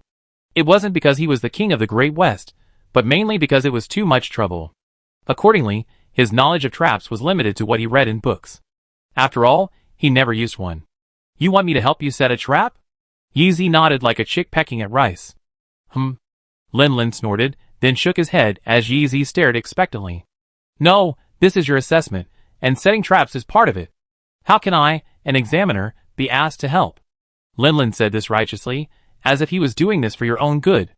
It had absolutely nothing to do with his lack of trap-setting experience. Yeezy's face fell. She actually knew how to set traps. She had done it many times under instructor Enai Tai's training, and her movements were absolutely perfect. But like Lin Lin, she found setting the trap too cumbersome. She already taken several stabs at it, even with the time it took to dig and fill the hole. I originally thought about asking brother Lin Lin for a little help, but I wasn't expecting such a rebuff. They claimed to have high standards and strict requirements, but they really weren't letting up at all. Yeezy pondered, then blew a final whistle, summoning Fukugi Rabbit, who was monitoring the Camosaur. It's unclear how she communicated with the round-faced, plump chicken. Lin Lin watched for a long moment, only to realize that Yeezy had gotten the information he needed. Then he frowned. What's wrong?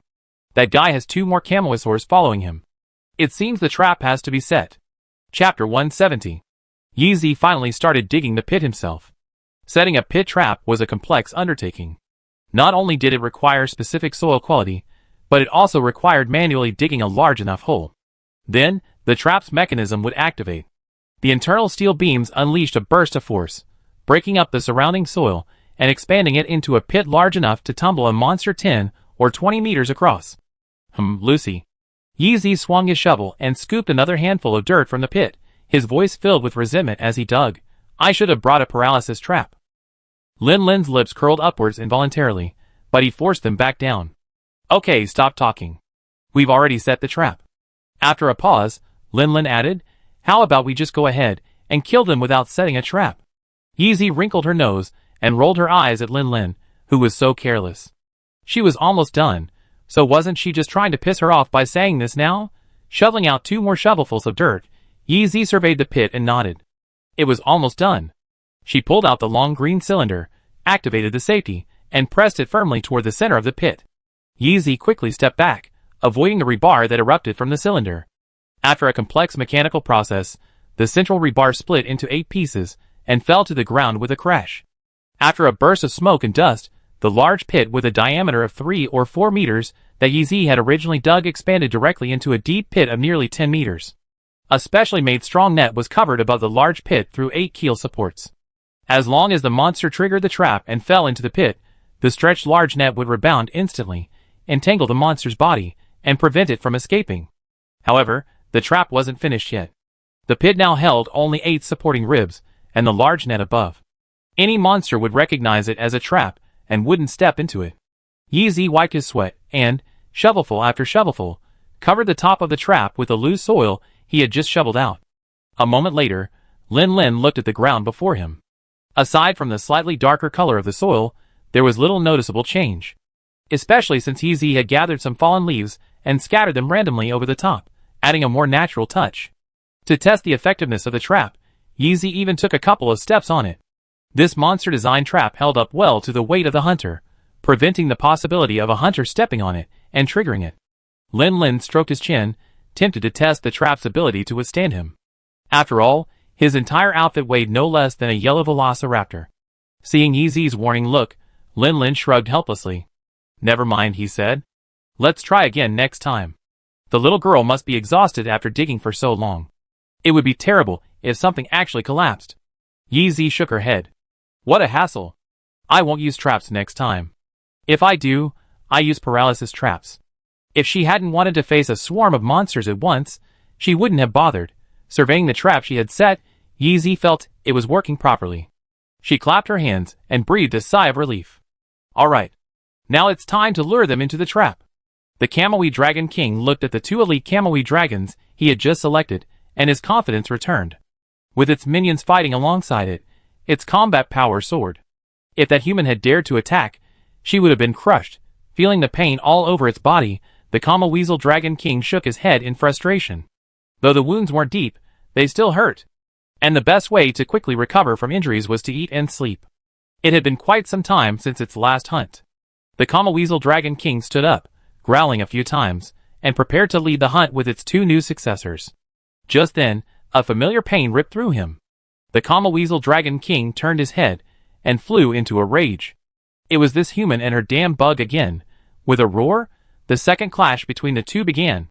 Unlike the first round, the Kamui Dragon King, with the coordinated attacks of its two minions, was suddenly hamstrung. It was forced to retreat awkwardly, trying to gain distance. The Kamui Dragon King had previously been irritated by this human and was fuming. How could he let him go? It was hungry, so it decided to use this human to fill its stomach. The Kamui Dragon King, his momentum rising, unhesitatingly summoned his two minions to pursue him. The human seemed terrified, initially retaliating with a few insignificant blows, but then simply turned and fled. Convinced that the enemy was doomed, the Kamui Dragon King pursued with even greater resentment until something seemed to move beneath its feet. Crack! The Kamui Dragon King sensed something was amiss and instinctively tried to leave the area. However, the events beneath his feet occurred at a speed far greater than he had anticipated. The seemingly solid ground suddenly collapsed, and a large net buried beneath the loose soil suddenly rebounded, entangling the Kamui Dragon King's legs and tail. Watching the Sickleweasel Dragon King fall into the pit, its head and claws left scrabbling frantically at the ground, Yi paused, pulled out her insect club, and turned back. The Sickleweasel Dragon King's own weight triggered the pit trap, but the two Sickleweasel dragons following closely behind it, slightly behind, hadn't fallen into the trap. Just as they gazed at the deep pit below in confusion, wondering how to rescue their leader, a clear shout rang out, "Hey! Take my flying circle slash!" The three monsters were closely positioned. Yi leaped into the air, using her body as the axis to spin her long sword. The double-headed blade repeatedly slashed through the three monsters' bodies. The continuous resistance from the flesh nearly sapped her rotational force, and with each strike, Yi nearly lost her balance. Attacking all three monsters simultaneously wouldn't work. She had to focus her efforts on one at a time. Her thoughts raced like lightning, and she made a nearly instantaneous decision. Yi didn't give the two Sickleweasel dragons a chance to counterattack. He released a Kinsect, launching himself into the air. Then, the jet mechanism in his bug stick activated, sending Yi soaring even higher. Flinging out a second Kinsect, Yi soared over 10 meters into the air. This isn't high enough for a fatal strike. Yi glanced down and, without hesitation, activated the jet mechanism again, soaring nearly 20 meters into the air. Although he wanted to climb even higher, the two Kinsects were exhausted from their recent bursts of energy, and the bug stick's jet mechanism needed to cool down. Yi shook his hand, hurled a Kinsect he had just caught from the wild, and plummeted like a meteor chasing the moon. Dragon Strike. Chapter 171. This time, there were no surprises. Even if the trapped Kamaitachi Dragon King struggled mightily, in those few seconds, it could only break through a few weak points in the net. Its fragile head couldn't move at all, making it a perfect sitting duck. Yi descended from the sky, his long sword raised. The gravitational potential energy of the nearly 20-meter height was converted into kinetic energy, allowing the long sword, with its not-so-sharp yellow level slashing power, to pierce the Kamaitachi Dragon King's neck with a single strike. A fatal blow. The Kamaitachi Dragon King didn't even have time to utter a wail before dying instantly at the speed of light. Yi Zi groaned as he landed on the ground, his arms trembling, and faint traces of blood appeared on his knuckles. The greater the force of the attack, the more painful the reaction.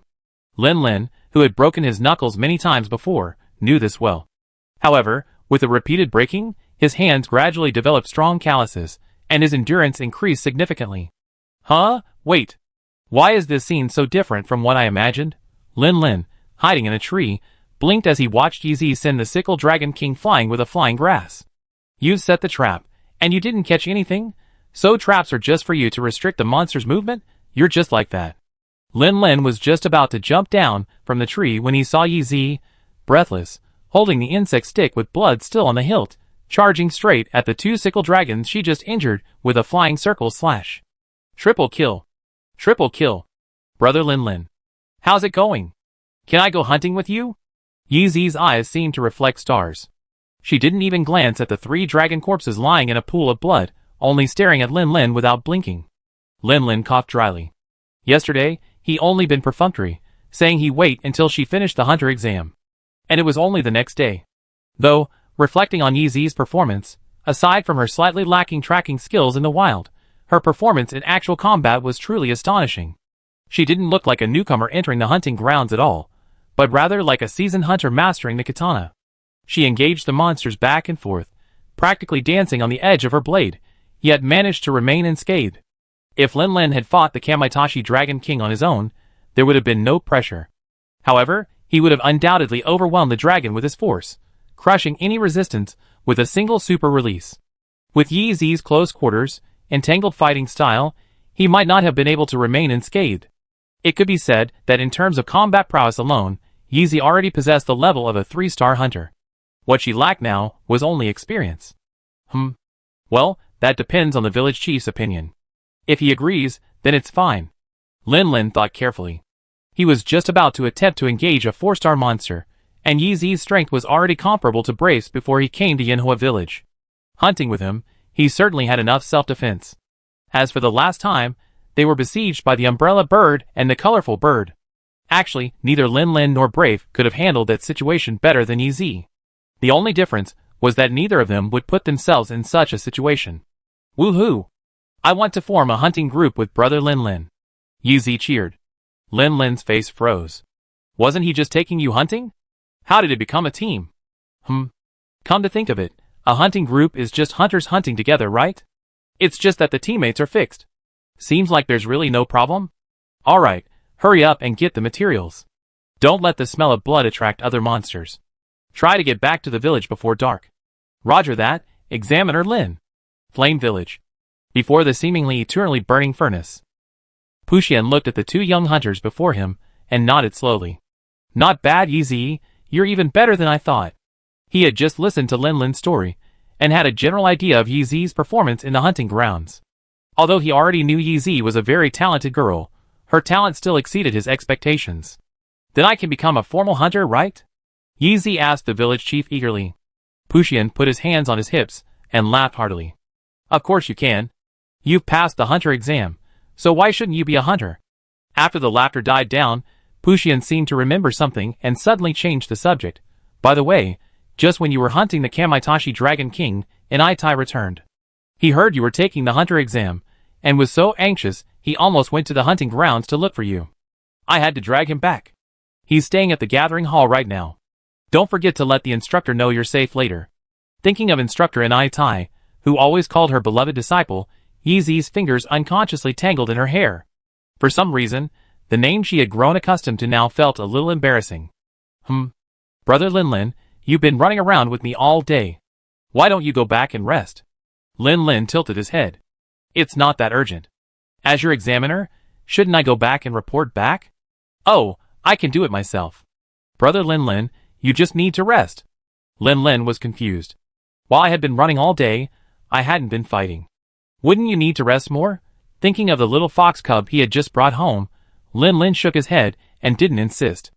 Okay, then I go back. Going home to take care of the kids. I wonder if Puff will miss me after a day away. The meeting hall was brightly lit. The ghost frog had returned to the platform in the center of the hall, its favorite resting spot. On the side of the meeting hall, on the open-air observation deck that extended beyond the building, two figures, one tall and one short, were whispering to each other. The tall, thin one had sharp eyes and a tough face, looking like a handsome old man. The short, stout one, with his eyes narrowed and a perpetual smile, looked powerless, and his chubby belly reminded one of a kappa frog. They were Anai Tai and Sui Fengmin. The ecology outside Fei Fortress seems to be in turmoil again. I suspect another outbreak of the 100 Dragons Night Parade. Sui Fengmin's usual smile faded into a serious tone upon hearing this. What's going on? Tell me in detail. Anai Tai took a deep breath, reflecting on what he had observed in Fei Fortress. Many monsters' habitats have shifted, but unlike the records from 50 years ago, their migrations are more chaotic, not uniformly heading towards Yanhua Village. I even saw lightning once. I wonder if new monsters have appeared. Chapter 172. Lightning? Sui Fengmin fell into deep thought, seemingly coming to an idea. Anai Tai waited a moment, then, seeing no response, asked again, "Do you have any guesses?" Sui Fengmin stroked his beard and, instead of answering Anai Tai's question directly, shifted to an unrelated topic. "Do you know how the abandoned shrine came to be?" Anai Tai muttered, "Huh?" Unsure why he suddenly brought this up, but after a moment's pause, he shook his head. "I'm not sure. Rumor has it that it's used to worship the gods?" Sui Fengmin nodded slightly. "Yes and no." Anai Tai gave a wry smile. "Could you please stop telling me riddles?" Sui Fengmin rolled his eyes at Anai Tai. "Don't be impatient. Listen to me slowly." Yes, what do you say?" Sui Fengmin cleared his throat and recited in a nearly chanting voice. "Clear water flows across that land. Clear water nourishes the earth, and the earth nurtures life. The melody of life transforms into prayer. Many gods reside here, yet they refuse human approach, forcing humans to admire them from afar. One ordinary night, a sudden roar of thunder erupts. At dawn, the gods are gone. People flock to the lands, where the gods' blessings remain, eventually building countless shrines to worship and honor the long-vanished gods. People enjoy peace and blessings, living in peace and tranquility, undisturbed by all, and the land is filled with prayers. As time flies, humanity grows more arrogant, despising the gods' blessings, and the gods' former lands gradually fall into desolation. On an ordinary night, someone suddenly unleashed a hurricane, and the end quietly arrived. The gods reappeared, faces filled with fear, their souls broken, as they rushed to this place. The people prayed, but the gods' wrath could not be quelled. So humanity left that land, leaving only traces of its former prosperity. As time passed, the shrine decayed, eventually returning to water and soil. New life sprouted from that land. After Sui Fengmin finished speaking, Anai Tai waited a moment. Seeing no further context, he commented, "This poem is quite imaginative." But Sui Fengmin shook his head. "This poem is from an ancient stone carving I found when I was young, before the shrine was abandoned." Anai Tai, ? He didn't quite understand what Sui Fengmin meant. "You're saying?" "According to my interpretation, in ancient times, before the shrine was built, a night parade of 100 dragons occurred there. Time passed, and after an unknown amount of time, all of this was almost completely lost in the dust of history. The ancestors of Yanhua Village once again built a shrine on that land. Then, until the last night parade of 100 dragons, the shrine was abandoned again." Anai Tai instinctively wanted to refute. How could that be possible? It was a bit too far-fetched, wasn't it? Sui Fengmin saw Anai Tai's doubt and slowly shook his head. "Until the night parade of 100 dragons, I didn't pay much attention to the content of this poem. But after that colorful bird, more and more monsters swarmed into the shrine, forcing the entire village to abandon it and move here. I realized that what we've been through is almost a replay of that stone carving. The gods in the poem refer to the monsters that appeared during the night parade of 100 dragons. Both the thunder and the hurricane are clearly related to the night parade of 100 dragons. Although the resentful tiger dragon that brought the monster last time didn't seem to have abilities related to hurricanes, the information on the stone carving is also worth considering. The thunder. After much deliberation, Anai Tai finally understood why Sui Fengmin had brought up such a seemingly unrelated matter just because of his mention of lightning. In the final analysis, it's just like I said. You suspect this lightning flash is related to the night parade of 100 dragons? Anai Tai spoke quickly, and the moment he spoke Sui Fengmin froze. While his lengthy speech was correct, how could my well-reasoned conclusion be the same as yours, based on intuition? Ahem, in short, be vigilant. If possible, it's best to discover the true nature of that lightning flash. As the two were whispering about subsequent defenses and investigations, an excited voice rang out, "Master, I passed the hunter exam. Let's not even talk about Yi happily showing off in front of an Itai at the gathering hall." Lin Lin returned home with Tayo Tayo. As he opened the door, he was stunned by the scene before him. The floor of the hut was wet, covered with bubbles of all sizes. A violet shadow scurried across the room, like an ice skate, using the slippery fluid to reduce resistance.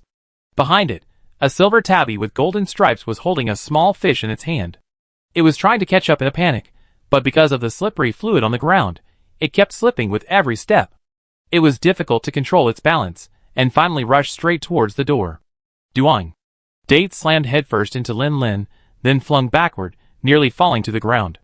Lin Lin's quick eyes and hands scooped Date up, preventing it from landing flat on its butt. However, while Lin Lin held Date, he couldn't grab the small fish in its grasp. The shimmering silver fish whizzed into the air, then landed back on Date's face with a resounding pop. Lin Lin helplessly straightened Date, brushing off the bubbles that had coated it. "What's going on?" Before Date could say anything, the violet figure scurrying around the room also noticed Lin Lin standing at the doorway. It slid to its feet again, twisting its long body several times on its legs before climbing directly onto Lin Lin's arm.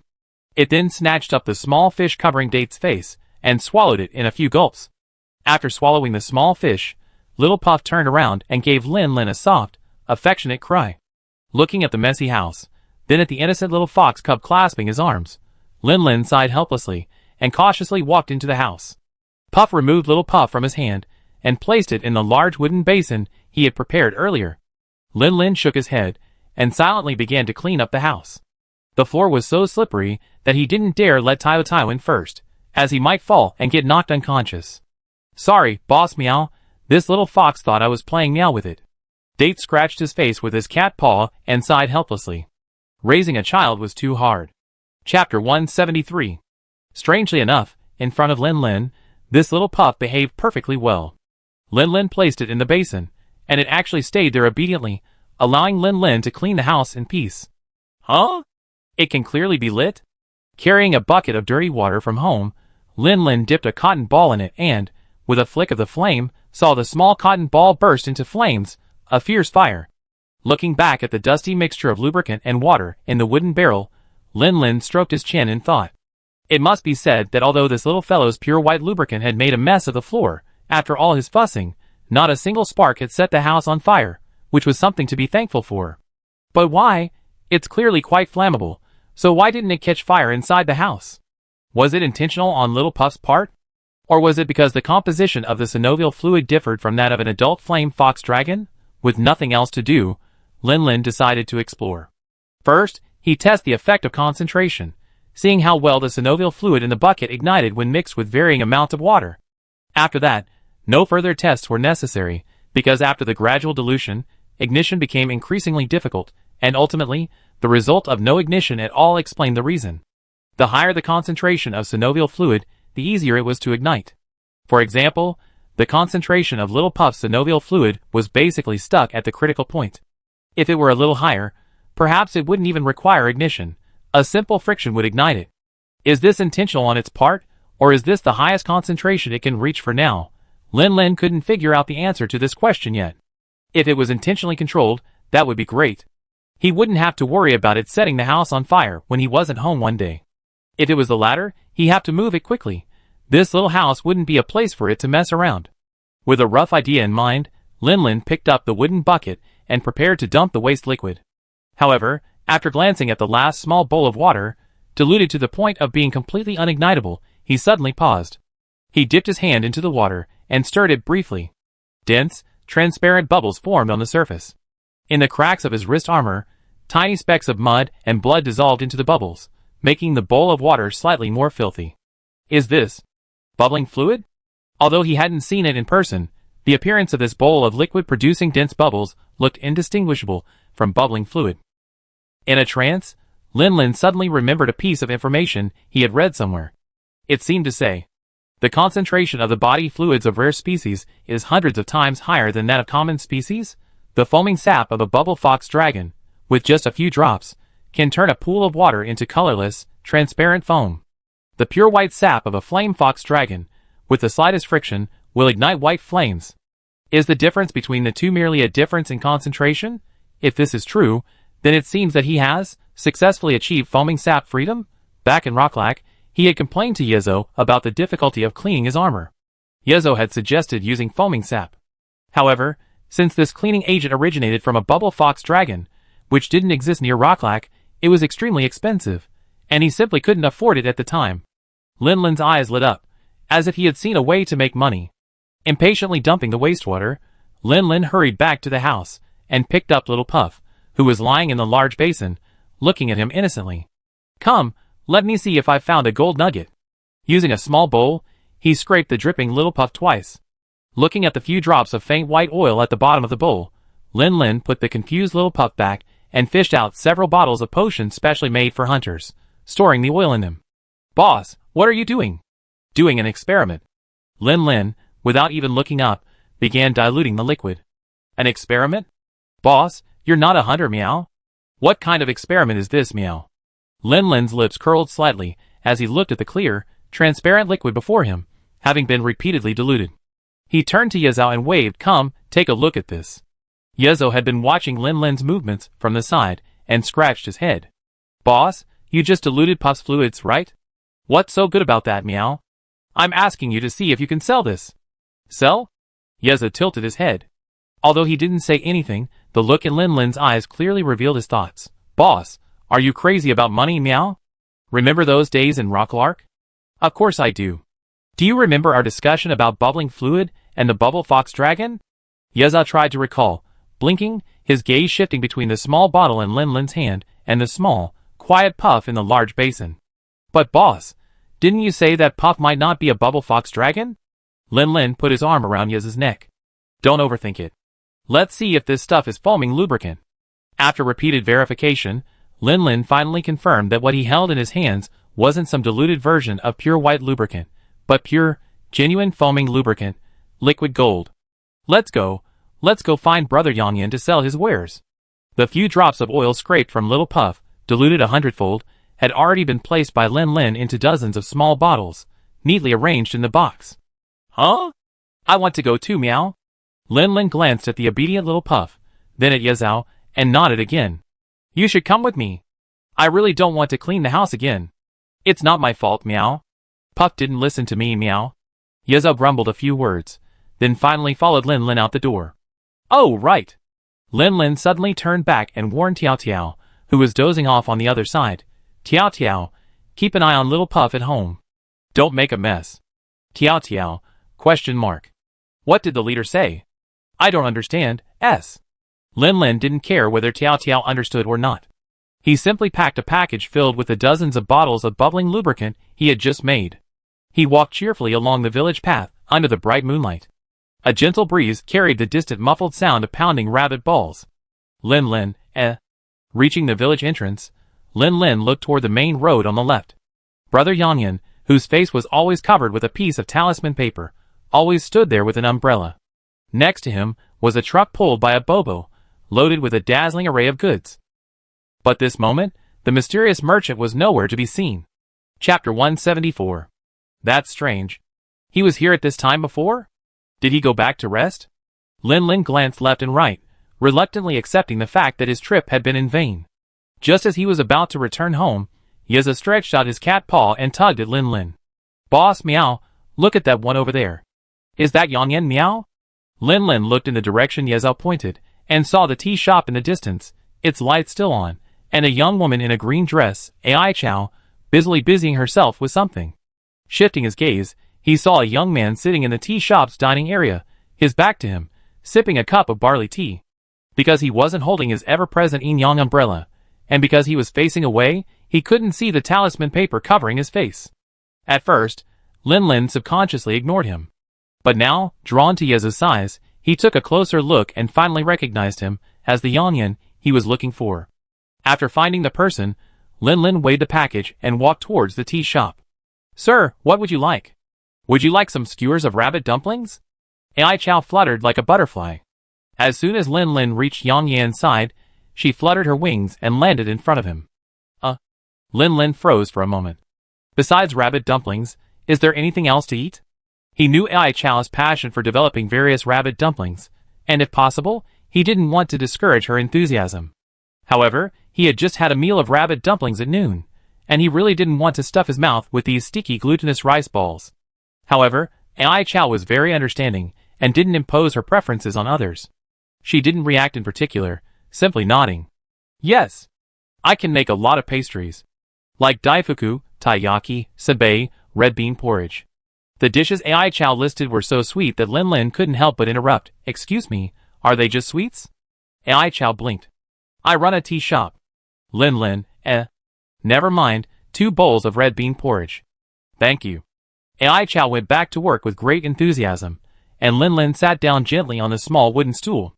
He dared not be too cautious. The hundreds of pounds of armor he was wearing was no joke. He felt like he could break the small wooden stool with just a little effort. Don't you like sweets? After Lin Lin sat down, the traveling merchant sitting to his left tilted his head slightly, his voice gentle and magnetic. Lin Lin glanced at the traveling merchant, only to find his face completely obscured by the talisman. If he remembered correctly, this guy seemed to be quite handsome, almost as handsome as himself. Well, actually, it's not bad. It's just that it gets greasy if you eat too much. The traveling merchant took over the conversation. That's true. After all, not everyone has a good appetite like Miss Hoya. Lin Lin nodded in agreement. Yang Yin paused, then continued, Let me introduce myself. My name is Yang Yin, and I'm a traveling merchant selling goods. Lin Lin, a 3-star hunter. As you can see, my weapon is a shield axe. Nice to meet you. So, Mr. Hunter, what can I do for you? The talisman obscured Lin Lin's view of Yang Yin's expression, and his tone remained unchanged throughout, as if knowing Lin Lin was coming to see him was perfectly normal. As if sensing Lin Lin's surprised gaze, Yang Yin paused and smiled slightly. Years of wandering in the wild naturally cultivate a keen sense of perception. I'm sure you experienced this later. So he sensed his gaze. To be honest, I do have something to discuss. Take a look at this. Do you have it? Lin Lin produced a can of diluted, pure white lubricant and handed it to Yang Yin. Yang Yin took it, tilted his head, and asked, Do you mind if I examine it? Lin Lin gestured please. So Yang Yin unscrewed the lid, brought it close to his face, sniffed it twice, and dipped his finger into it, dabbing a little. It's bubbling lubricant. It's quite pure. Did you encounter a bubbling fox dragon while hunting? Lin Lin smiled, but said nothing. Yang Yin patted his head. I'm being reckless. Then he nodded. Of course I take it. According to the market price, a bottle is about 540 Z. I give it to you for 600 Z. Just consider it a friendship. Materials like these, sourced from highly dangerous monsters, are extremely rare, and supply outstrips demand. Only highly skilled hunters can consistently obtain them, and unless they're desperate for cash, few hunters would choose to sell them. This often leads to a premium when acquiring such items.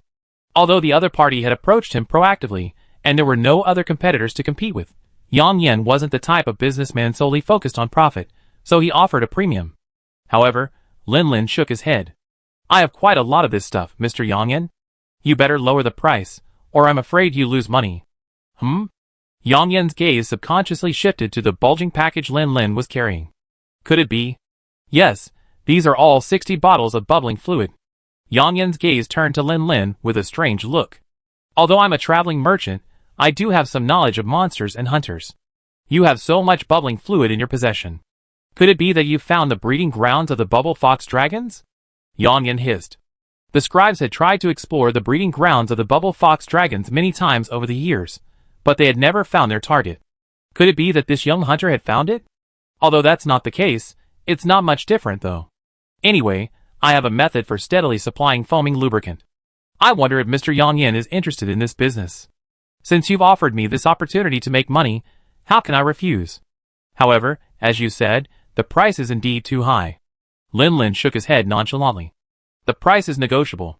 The main thing is to make friends. Selling foaming lubricant was a no-cost business for him. Just making enough to cover the cost of Little Puff's milk powder was enough. After all, he was a hunter by profession. Besides crafting equipment, he had little else to spend his money on. You are a wonderful man. It is an honor to be friends with someone like you. However, I feel a little bad about taking advantage of others like this. I happen to have quite a few potion items that could be of great help during hunting, so I give them to you. Lin Lin blinked. Huh? Such a good thing? I was just trying to earn enough money for milk powder. Chapter 175. Red bean porridge is here. Aizo hurried over with 2 bowls of steaming red bean porridge. After hurriedly placing the bowls on the table, she quickly lifted her reddened fingers and blew on them several times. Thank you for your hard work, Miss Aizo. Lin Lin took the large bowls and immediately saw 2 large, round, white dumplings floating on the surface of the sticky, sweet porridge made of piles of red beans. The dumplings were decorated with cherry blossom petals. Damn! Why do you Yanhua Village desserts even have dumplings in your porridge? Since Yanhua Village already has dumplings, it's okay to have some other Japanese sweets, right? Aizo didn't notice Lin Lin's expression. After cooling her reddened fingers, she pulled a stool and sat down across from him. She began chatting with Yang Yin, seemingly continuing a previous conversation. Lin Lin quietly pushed his bowl of porridge toward Yezo and winked at him. See how good I am to you, boss? I couldn't bear to eat it myself, so I gave you both portions. Yezo was so moved that he almost choked, and only after Lin Lin quickly patted his back did he catch his breath. Then, pretending not to see Yezo's grateful look, Lin Lin turned his head to join in Yang Yin and Aizao's casual chat. What are you discussing? Yang Yin was just about to organize his words to give Lin Lin a brief account of the whole situation, when Aizo opened his mouth and spoke without pause, like a bamboo tube pouring beans. Actually, I know that the flavor of rabbit dumplings these days is too monotonous. People will get tired of it if they eat it too often. So I wanted to improve and develop it, to see if I could make a new kind of rabbit dumplings. Then, I went to the water forest. I heard there were many different kinds of fish there, so I thought I'd try catching a few to improve the taste of the rabbit dumplings. Aizo hadn't finished her words when Lin Lin, looking quizzical, interrupted her. Wait! Are you saying you went fishing in the water forest to make rabbit dumplings? Aizo blinked. Right. Lin Lin slapped his head. That's a hunting ground. It's easy to encounter monsters. It's very dangerous. Don't tell me you went there alone? Aizo scratched his head sheepishly. Yes, that's right. I was just trying to fish quietly, but a giant mudfish turned everything upside down. Mud was everywhere, making it impossible to fish properly. So, I was just wondering if I should go to the gathering place to post a request and teach that troublemaker a lesson. Lin Lin, aren't all the villagers of Yanhua Village immortals? I haven't even been to the waterlogged forest yet. How dare a little girl like you go there alone? He scratched his hair, his gaze suddenly shifting to Yang Yin beside him. Although his expression was obscured by the talisman, his breathing and posture showed that he seemed calm, without even a trace of worry. Given Yang Yin's connection with Aizo, it's impossible to say he didn't care about her.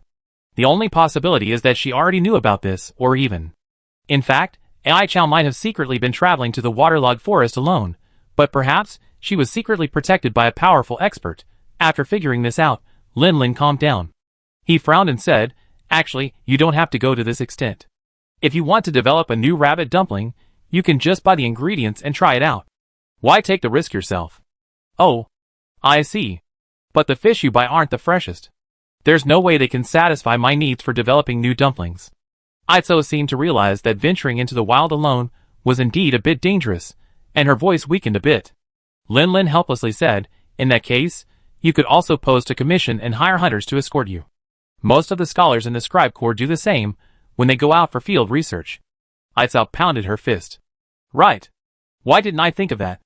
Lin Lin, Perhaps it's the tough character of the Yanhua village people.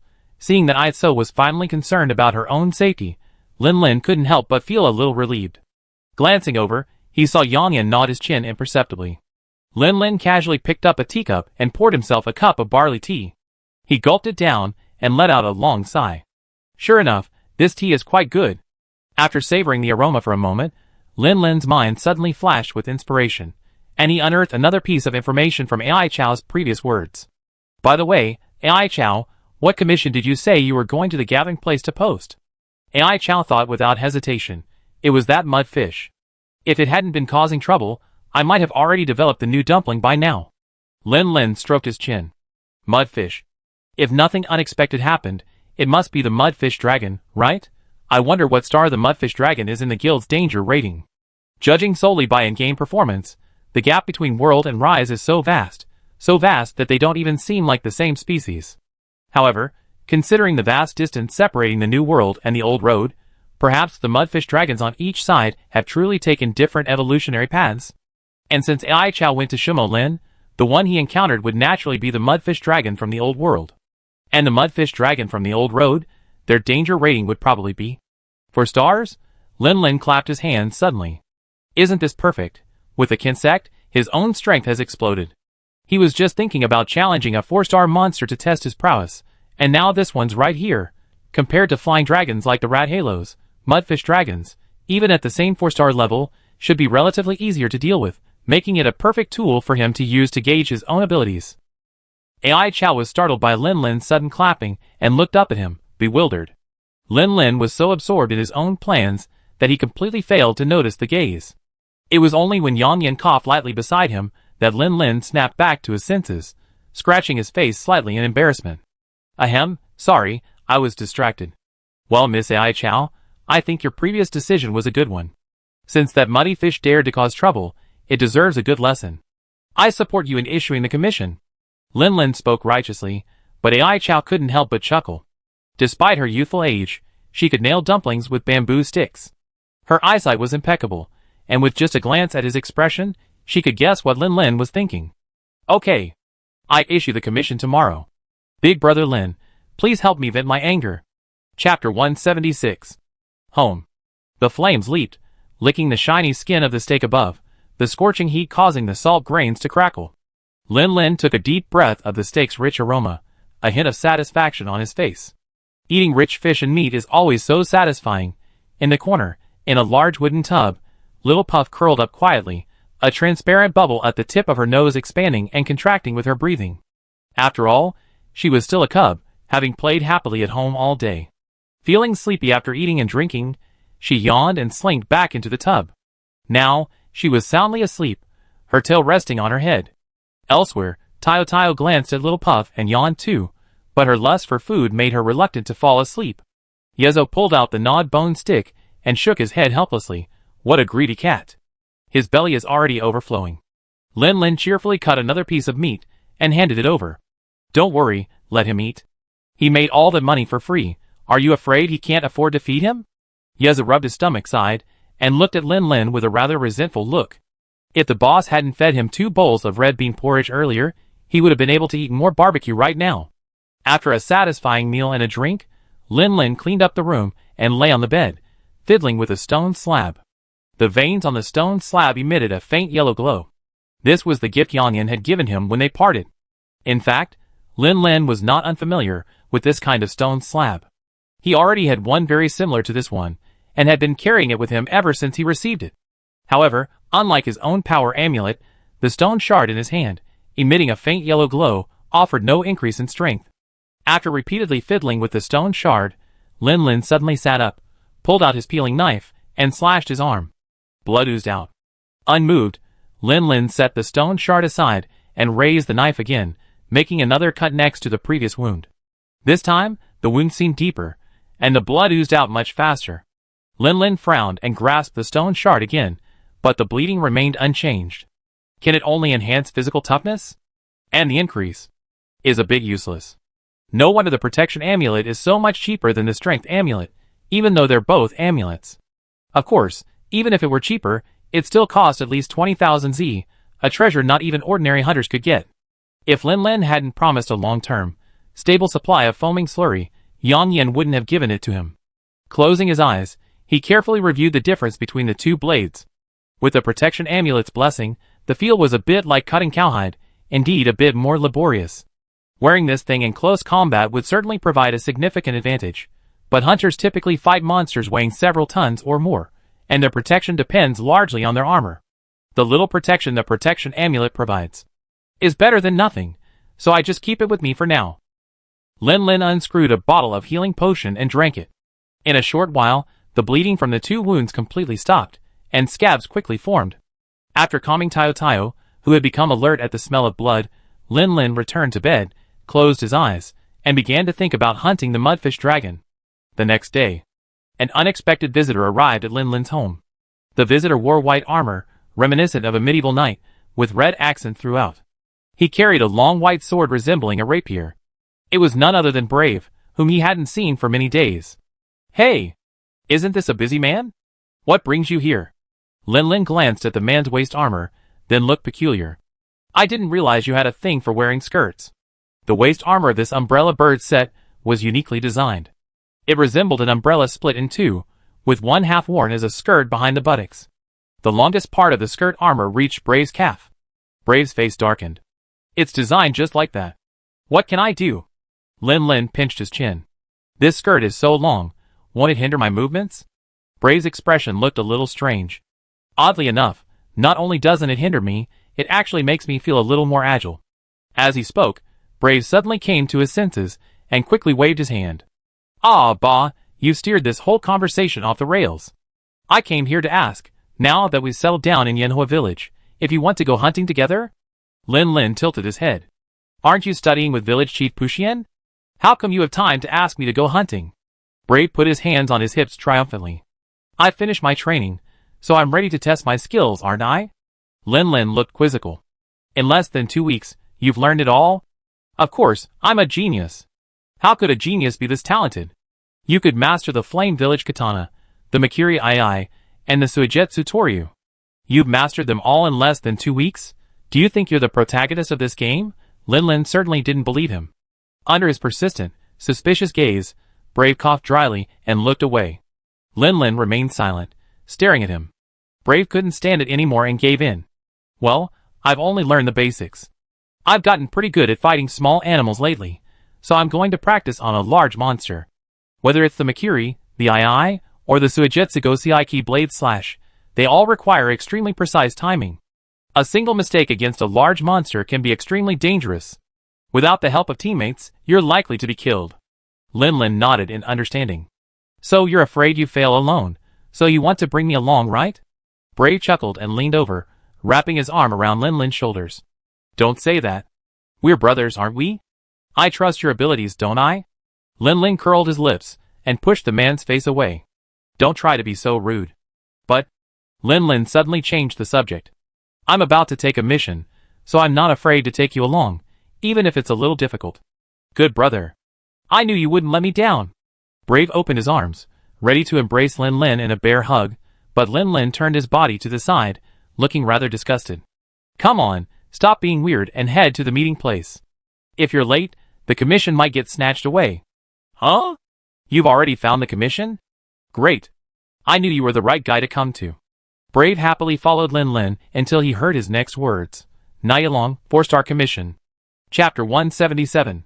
Young Master Duo? A 4-star mission, hunting the Mudfish Dragon. Brave nearly bit his tongue. Not my friend. How did you get a 4-star upgrade without me even noticing? How come I didn't know? Lin rolled his eyes. Not yet, still 3-star. Brave breathed a sigh of relief. That's good, that's good. I just knew it. How could the gap between people be so huge? But then he realized, that's not right. You're still 3-star. How did you accept a 4-star commission? Lin walked forward mindlessly. Hasn't it been accepted yet? Besides, why can't a 3-star rank accept a 4-star mission? Wouldn't it be better to just accept an emergency mission?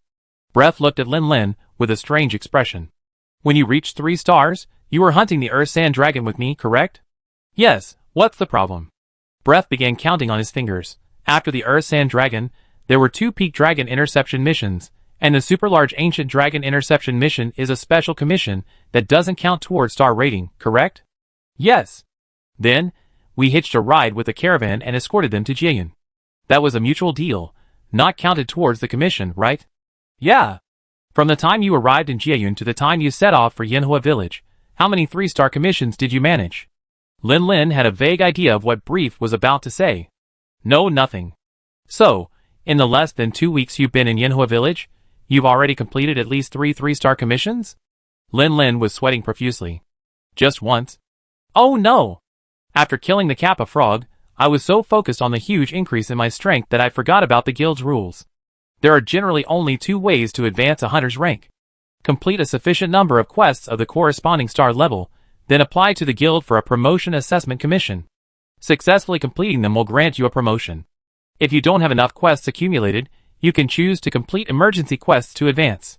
The problem is, while the requirements for accepting emergency quests are significantly lower than those for promotion assessments, they're not completely free. To accept a 4-star emergency quest, a hunter must have completed at least 5 quests of the corresponding level. While this requirement can be relaxed in certain extreme situations, given the current state of Yanhua Village, it's clearly not there yet. Ha ha, come take 3-star quests with me. We might even be more efficient working together, and then we can challenge for 4 stars together. Brave felt relieved. Lin Lin was silent for a moment, thinking that what Brave said made sense, so he didn't argue. Although he felt he was no longer a threat against a 3-star monster, having one more person would still improve efficiency. So what else was there to say? Just get on with it, and try to complete the goal within a week. What were you talking about? Before entering the meeting place, a young woman approached with brisk steps. You didn't need to turn to look, the voice told you it was Yi Zi. And judging by her mumbling, she might have a bunch of rabbit dumplings stuffed in her mouth. Lin Lin turned his head and saw, as expected, 2 dumplings in her left hand, and 3 in her right. Her cheeks were puffed up, likely from a meal at the nearby snack shop. With nothing to hide, Lin Lin explained his plans. Yi Zi blinked, struggling to swallow the bunny. Brother Lin Lin, didn't you say you'd take me with you on your next hunt? Lin Lin was scratching his head, unsure of what to say, but thankfully, he wasn't alone. Brave poked his head out from behind him. Huh? Miss Yi Zi? I remember you're not a full-fledged hunter yet, right? We're taking on a 3-star mission, so you can't tag along. Yi Zi glanced at Brave, then turned to Lin Lin, saying nothing, just blinking her wide eyes. Lin Lin, well, it's not like you can't tag along. You can take any other mission, as long as it's heading to the same destination as us. We can go together then. You won't be able to participate in the hunt though. You just have to watch from the sidelines, just like when I was the examiner yesterday. Then Yi Zi's eyes curved into crescents. Okay. Brother Lin Lin, let's go. Brave's gaze flickered between Lin Lin and Yi Zi, wondering if something had happened to them while he was diligently mastering his katana skills. To save time, the hunting destination was naturally the Wasted Shrine. With a bit of luck and early detection of the target's tracks, they might be able to go and return the same day. Lin Lin glanced at Shui Yun's list of documents, casually flipping through them when his gaze paused in surprise. So, there are also sand dragons in the Wasted Shrine? Don't these monsters live in places like sand plains? Wasted Shrine has mountains and water, but not much mud. How could a sand dragon live there? Shui Yun glanced at the receipt and shook her head slightly.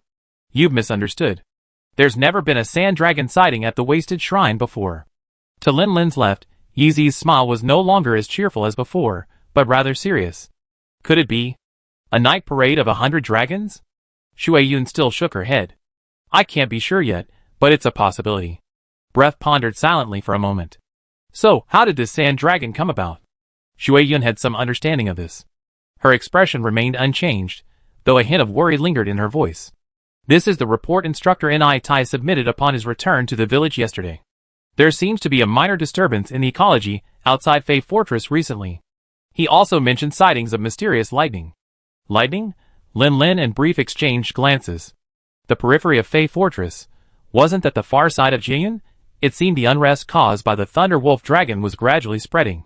The veil has been drawn, and time is running out. Sorry, I strayed off topic. Shui Yun brought the conversation back to the sand dragon itself. Because we're on guard against another monster outbreak, Instructor Ni Tai doesn't have the energy to deal with this sand dragon that's intruded from the mountain crevice, so we can only submit the commission to the gathering hall. You two have both fought sand dragons before, so I highly recommend this mission. Lin Lin gathered his thoughts and turned to Brave. I think this is the one. What do you think? He was still short of materials to upgrade his sand shield axe to a sand armored shield axe. He originally thought he'd have to go to Rocklark next time to get one, but he didn't expect there was one right here at the Wasted Shrine. If it escaped, it would be a shame to his weapon. Okay, this one. Brave nodded. Having fought sand dragons before, he was relatively familiar with them, so using them to practice his new moves was perfect. Chapter 178. That afternoon, near a shallow beach in the abandoned shrine, Lin Lin and his team found the intruder.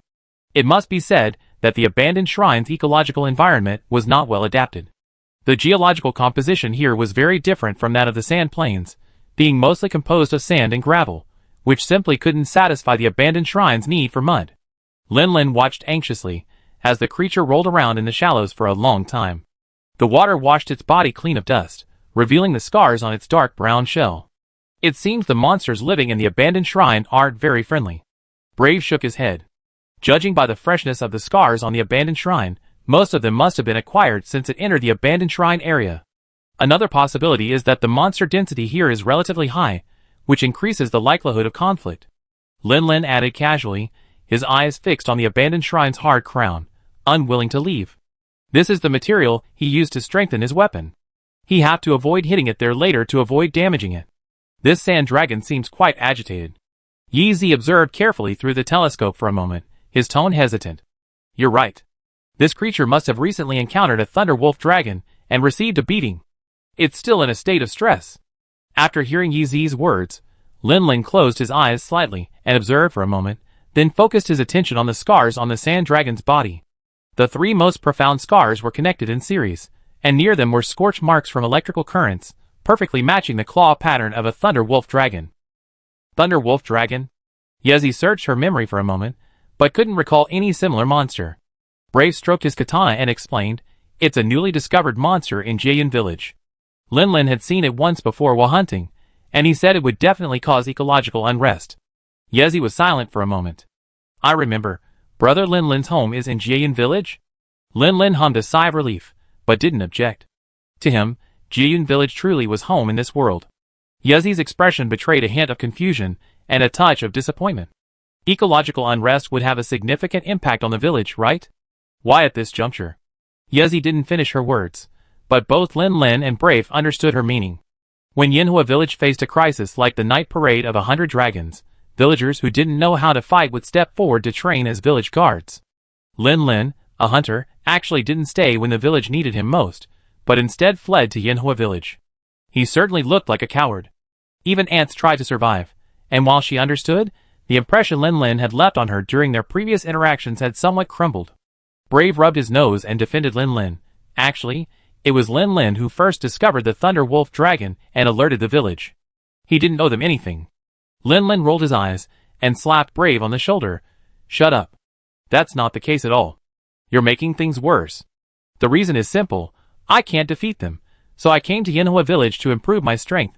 Otherwise, why would I be so eager to advance? Lin Lin's words immediately made Yi Zi understand, his eyes brightening again. Let's use Yinhua village as an example. Besides the villagers who voluntarily joined the village defense forces, some hunters in Yinhua village, lacking sufficient strength, have chosen to venture out for training and strengthen themselves, thus combating the 100 Dragon Night parade that has plagued Yinhua village for years. For example, the village chief's niece, that heroic elder sister, left Yinhua village several years ago to pursue breakthroughs in her own abilities. Although she hasn't returned yet, Yi Zi is confident that if the 100 Dragon Night parade breaks out, and she learns of it, she will return without hesitation.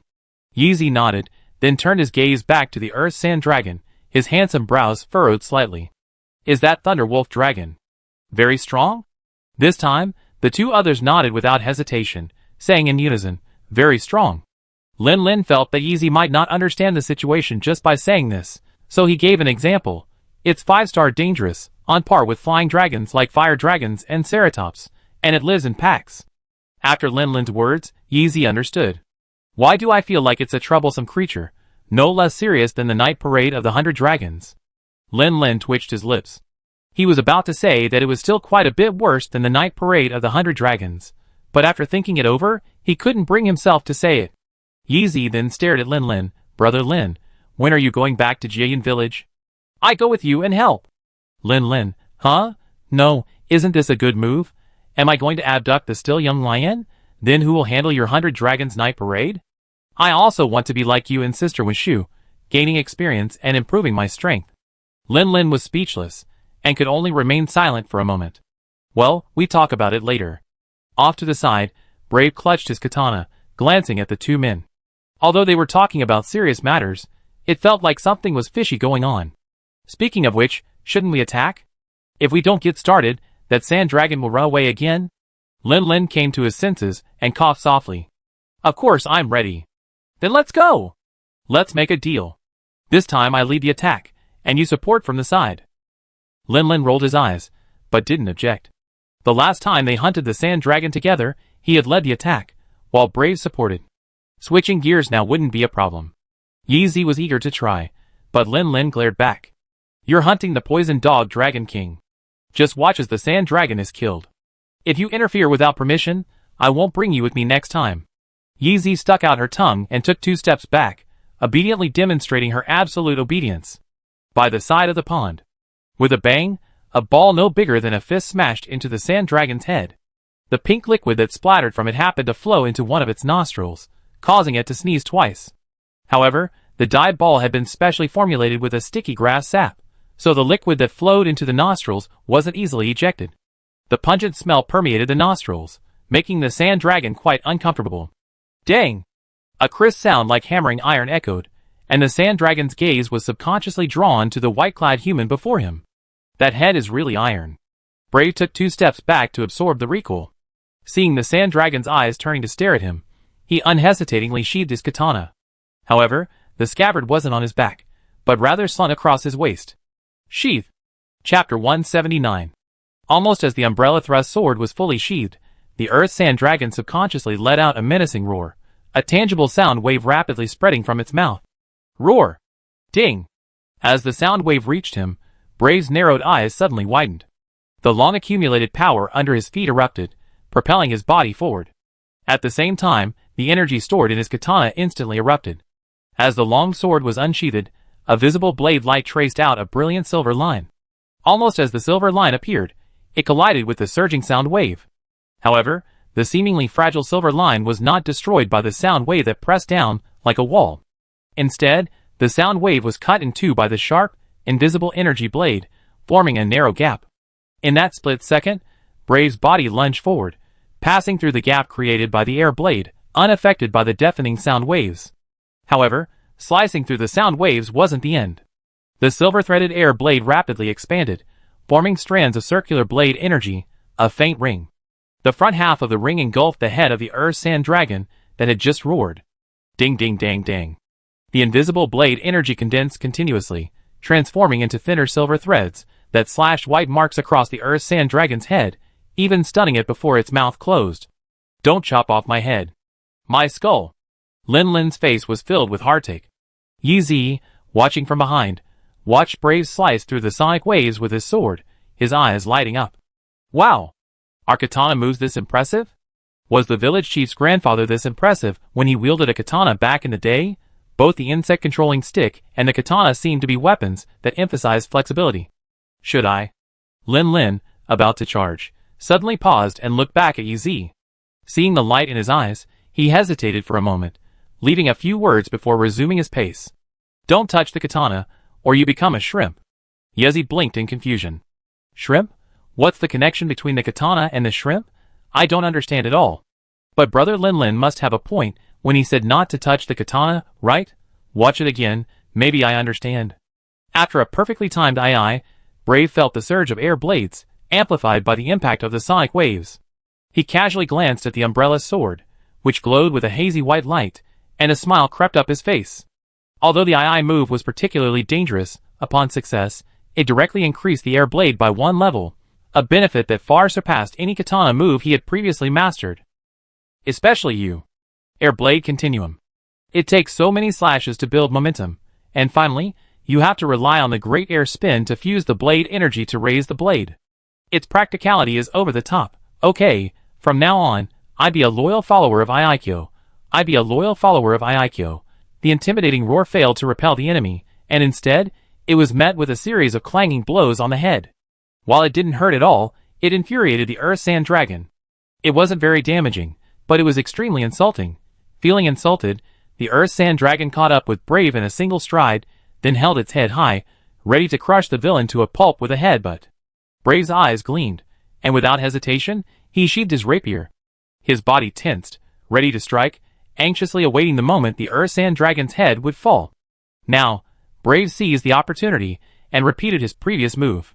His footwork exploded, pushing the dragon beneath his feet. His blade energy once again left white marks on the dragon's skull. Yellow blade, fire, Brave's aura surged, and the corners of his mouth curled upwards. As he struck the target with his sword, he had already calculated his own landing point. Positioned near the sand dragon's legs, its powerful and most threatening head, but attack wouldn't be effective. The advantage was mine. Brave was about to adjust his stance and deliver 2 strikes to the sand dragon's chest and abdomen when he heard a whistle like blast. Oh no! It's the dragon cart. This is the advantage of facing a familiar monster. Knowing its attack patterns allows you to react at the most crucial moment. Brave's pupils shrank, and without even sheathing his sword, he rolled on the ground, narrowly avoiding the crushing blow from the sand dragon's massive legs. However, the sand dragon seemed to know where the tiny foe was hiding. This time, the dragon cart's charge was deliberately restrained, breaking after only 2 steps. But the sand dragon's tonnage was considerable. The dragon was like a heavy tank, and the inertia of the impact wouldn't stop it easily. At this point, its long tail came into play. The earth sand dragon flicked its head and tail, dissipating the force from both ends, surprisingly easily breaking free of inertia. That wasn't the end of it. Because the earth sand dragon had taken 2 steps forward, Brave, who had been positioned between its legs, now landed beneath its long tail. That tail swung. Brave had just tumbled, and before he could rise, the tail lashed out from behind, sending him careening forward and flat on his face. Lin, who had just rushed in front of the earth sand dragon, happened to witness this scene. See, I told you, it's just for fun with a katana. Before he learned this kid, working with me, could dodge all of Tushalong's moves with just rolls and Kasaya slashes. Now that he's learned he's already been injured after just 2 quick exchanges. It was the katana that made him like this. Though he secretly resented it, it didn't affect Lin's actions.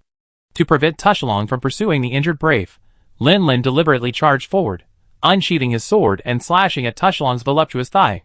I will attack in axe form.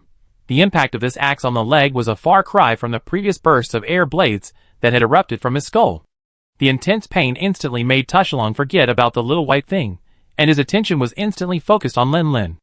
And upon seeing Lin's brown armor and the matching axe, Tushalong's already red eyes instantly became bloodshot, and he let out a furious roar. Roar! Even as the earth sand dragon inhaled, the shield axe sleekly transformed, disassembling into a sword and shield, blocking Lin's path. Though using a shield to block the sound waves was a bit crude and not as visually impressive as using a sword to slash through them, Lin was a hunter, and practicality was paramount. Where are you roaring at the bull demon? In a couple of days, you become part of this axe. Chapter 180. Lin firmly held the earth sand dragon's attention, giving Brave a moment to breathe. After climbing to his feet, he didn't even bother brushing off the dirt before unscrewing a bottle of healing potion and downing it. Luckily, he only been scratched by the dragon's tail. The injury wasn't serious, with no broken bones, but only a slight shortness of breath. After a moment, the tightness in his chest and shortness of breath gradually subsided, and after catching his breath, Brave felt himself back on track. Lin. I help you. At that moment, Lin gritted his teeth and held up his shield, forcibly blocking the earth sand dragon's headbutt. Although he slid back slightly, his defensive stance remained stable. Hearing Brave shout, knowing the dragon was safe, he breathed a sigh of relief and stepped aside, freeing up the attacking position. Brave, on the other hand, sheathed his sword the moment he joined the fray, his attention tense, awaiting the earth sand dragon's attack. However, the earth sand dragon seemed completely absorbed by Lin. It ignored Brave, who was concentrating on striking a pose, and with a dragon chariot, it spun past him. After waiting for an eternity, his muscles tensed from the constant buildup of energy. He was already fatigued. Knowing he had missed the perfect time to unleash his Brave had to stand straight to recover. Undeterred, Brave strode forward to catch up with the earth sand dragon, slashing once before retracting his blade. However, the result remained the same. The earth sand dragon still ignored him. Retracted again, still no change. Brave's defense was finally broken. The earth sand dragon simply ignored him. Such a powerful technique was rendered useless.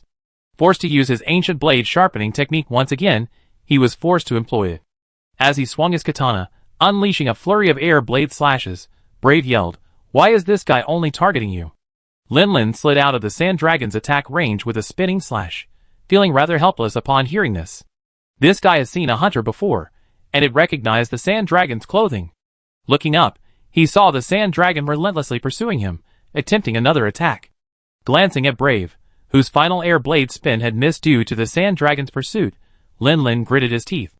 "Seeing you've learned a new move, I was thinking of leaving the center position to you, but you're not going to use it? Forget it, I take action."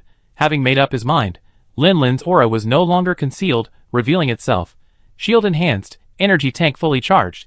The axe slammed down, releasing the insect, its body like a full moon, thunderous boom. Aerial super unleash.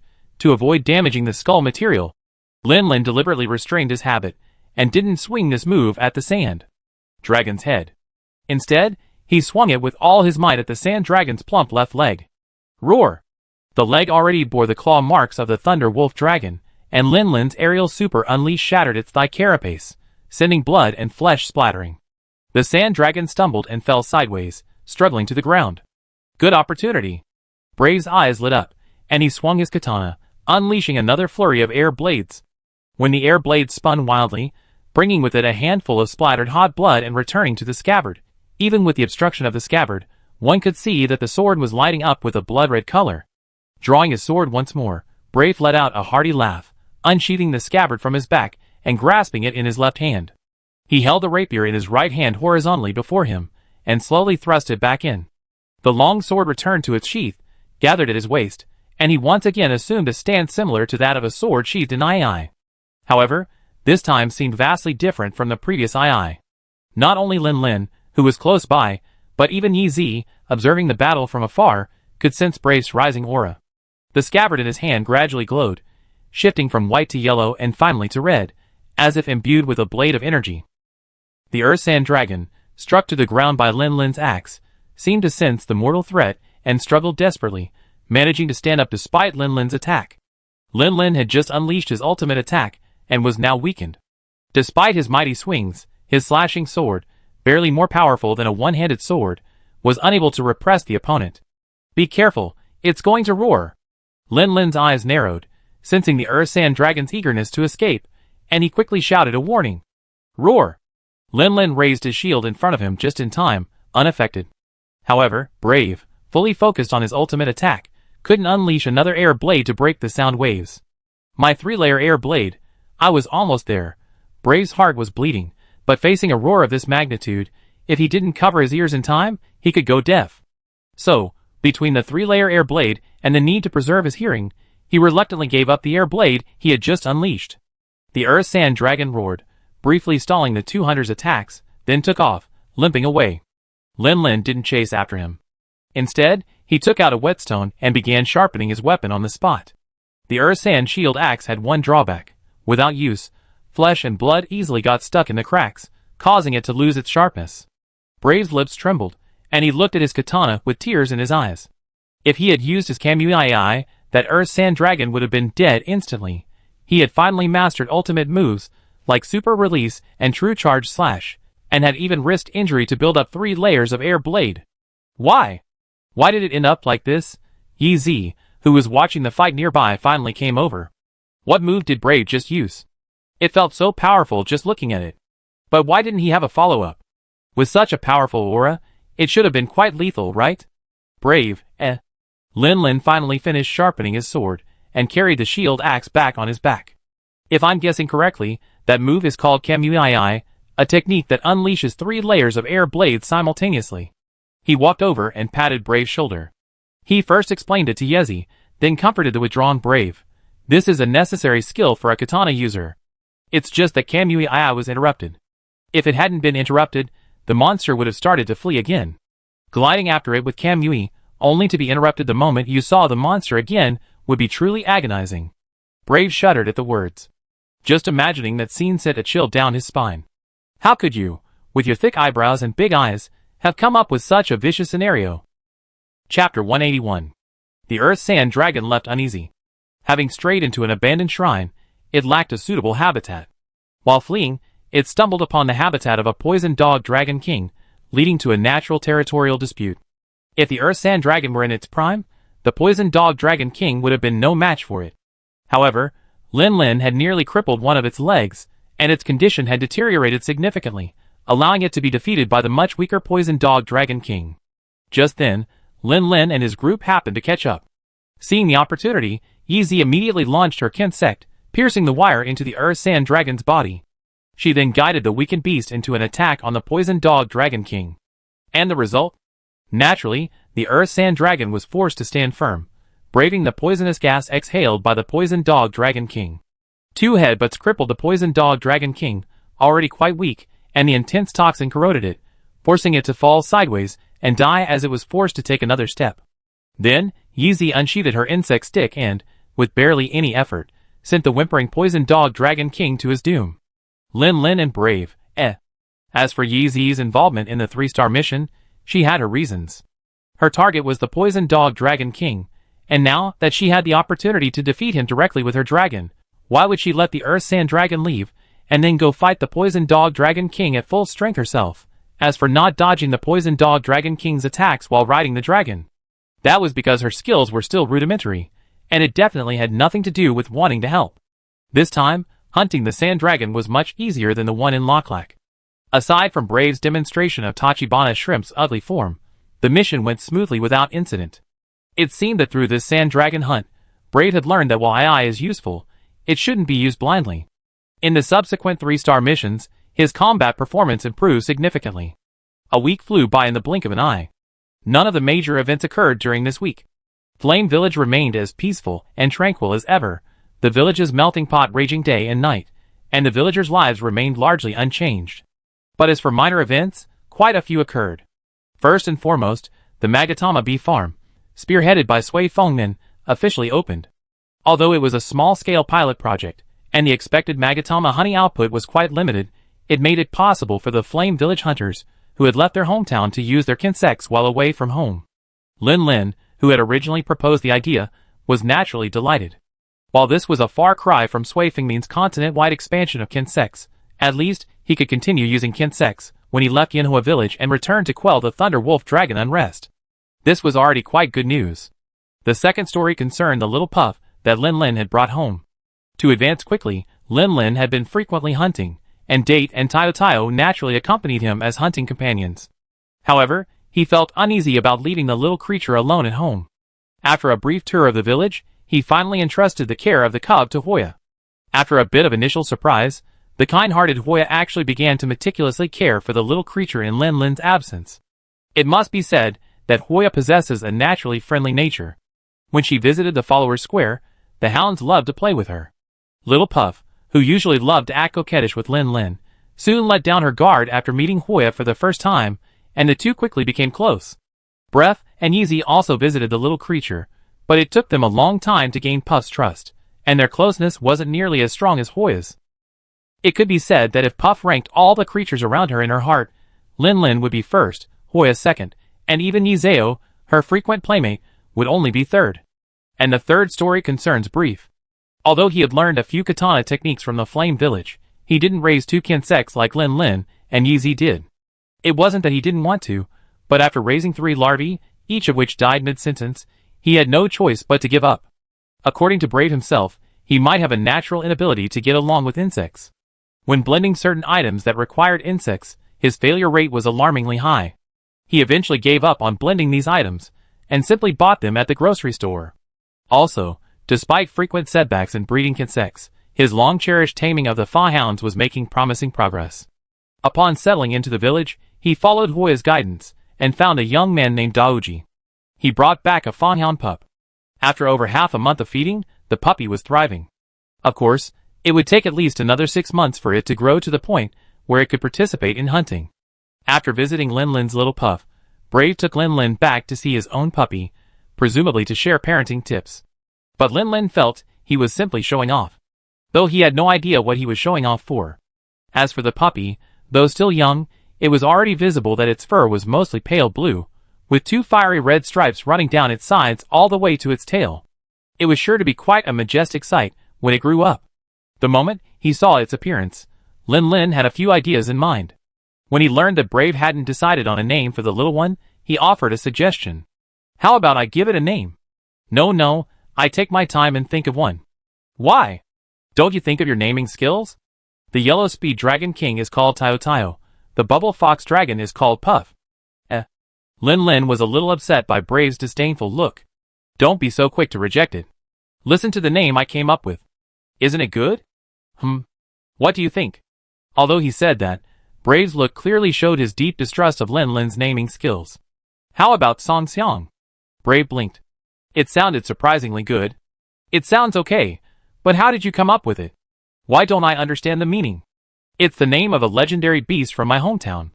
It possesses the power to slash through everything with a divine sword. The Sword King, Song Xiang. This is the name I place my high hopes on for this little creature. That's great, but isn't your hometown Jiayan village? Are there other legendary monsters there besides the Thunder Wolf Dragon? Chapter 182.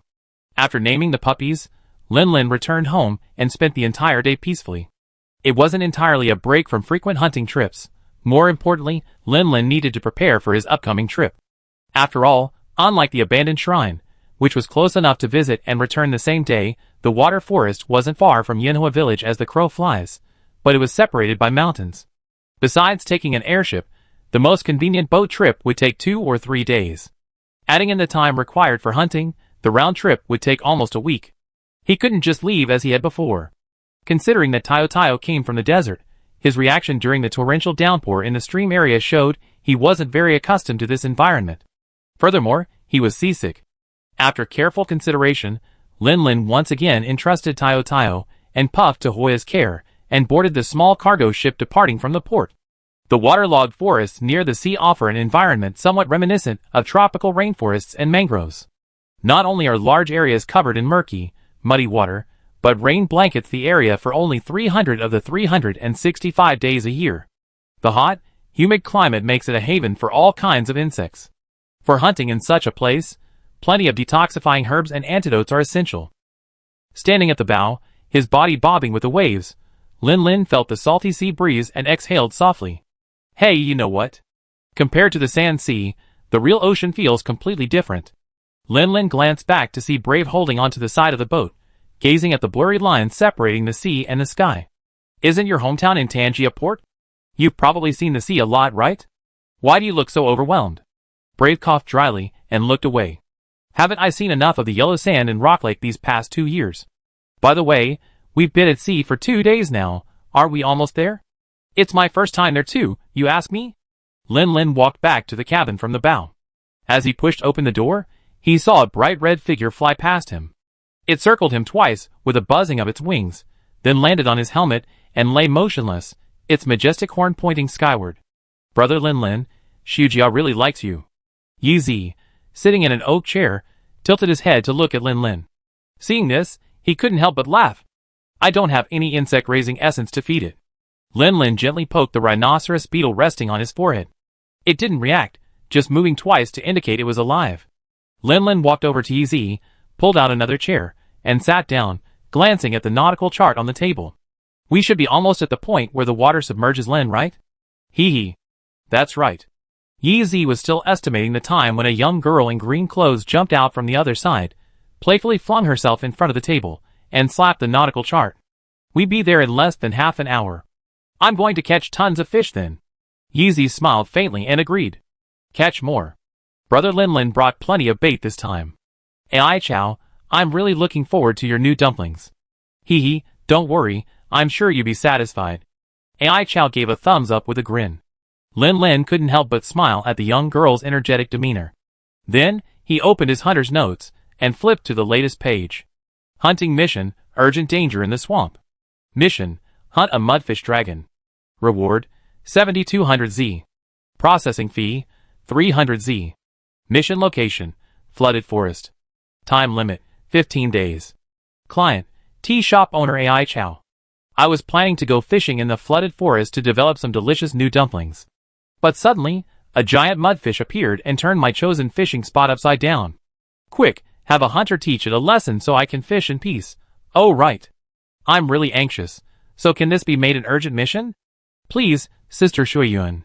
Silently pondering how to proceed after entering the hunting grounds, Lin Lin heard the cabin door open again and looked up. It wasn't Brave, the guy still nostalgically enjoying the sea breeze. The newcomer held a Yang umbrella, his face covered with a talisman as a mask. Who else could it be but Yang Yin? When he heard Ai Chow was going fishing in the submerged forest again, he immediately rushed out one of his cargo boats to take people. Even though the little girl was accompanied by 3 hunters, he was still a little worried, so he simply came over to take the helm. Everyone, we're about to enter the submerged forest. Yang Yin's tone tinged with a smile. We've been pretty lucky. We haven't been bothered by monsters this whole way. Sailing on the seas is never smooth sailing. The monsters that inhabit the ocean are no less formidable than those on land.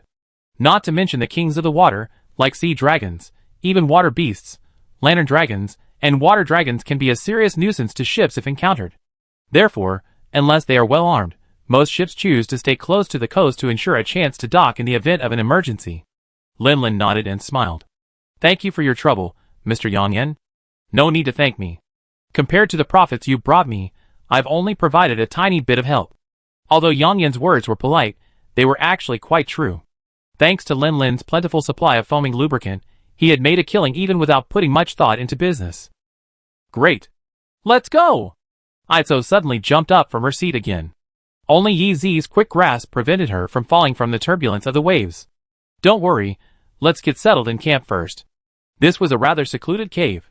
Water flowed from above, shielded by a massive protruding rock. The water spread out in streams of white, creating a perfect shield for the camp below, further enhancing its seclusion. This place was truly known as a flooded forest. Except for a few spots of slightly higher ground, the ground was practically flooded. Even within this cave alone, the water level at its deepest point was enough to completely submerge a person. And the camp was located in the highest area of the cave.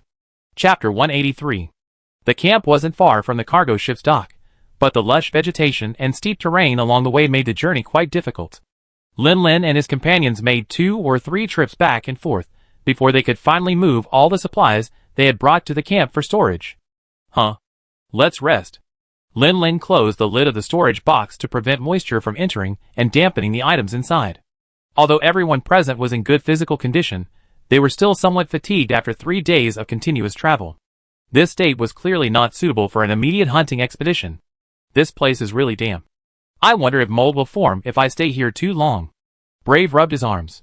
He felt that since entering this area, his entire body had become slippery, as if covered in a sticky film of water, which was quite uncomfortable. That depends on whether there's oil here. Lin told a dry joke as he stretched his body. Yi Zi, who was helping Ai Chao prepare their lunch, asked in confusion, why? Can oil even grow mold? Lin snapped his fingers, but didn't directly answer. He simply slid over to Yi Zi and watched them prepare lunch. Huh? Dumplings again? Ai Chao smiled. Yes, I brought a lot of ingredients this time to develop new dumplings. Lin, His Adam's apple rolled, but he'd been eating dumplings every day these past 2 days at sea. Even if it was just for the food he brought with him, or for the tonic. Breath followed, and when he saw the 2 girls fiddling with the dough, his expression faltered slightly. Then, the 2 men exchanged a silent glance. Eat meat, go, go. So Lin stood up again and called to the 2 girls, you guys eat coconut date, and I will go scout the area. Don't wait for us. Breath quickly followed, me too. Coconut date, meow meow meow, it wants to try the fish-faced rabbit dumplings, meow. Walking out of the cave, where the camp was located, the exposed rock walls became increasingly scarce. Dense vegetation formed a deep jungle. Only the dim yellow water flowing beneath our feet, covering our feet, served as a guide, preventing us from getting lost in the lush forest. There are so many bugs here. Breath slapped away a light bug that flew past him, and complained in disdain. Frightened by his slap, the light bug immediately activated its abdominal light-emitting organs with all its might, unleashing a weakened flash bomb on the unsuspecting Brave. Stars flashed in his eyes, and even with his eyes tightly shut, tears streamed down his cheeks. Lin reacted quickly, turning his face away in time and avoiding the danger. As he turned his head, his gaze fell upon a grayish-white insect lying on a branch, and his lips curled up. Lucky luck. It's an immortal bug. This kind of bug is not very common, and is said to live for up to 1,000 years. Its body is rich in nutrients, making it highly effective in mixing nutrient supplements and various dust-based items. It's definitely worth putting in your item bag. Damn! After a long moment, Brave rubbed his eyes until his vision returned. Cursing, he continued on his way. I was careless just now. I didn't dodge. Lin found this amusing and hummed twice in response, his eyes scanning the surroundings for any other materials worth collecting. Then, he spotted a large orange mushroom on a tree root. Datura? Is this place like Shuam Island so rich? This stuff can be used to make a secret elixir, even rarer than the immortal worm. Hurry and put it in your bag.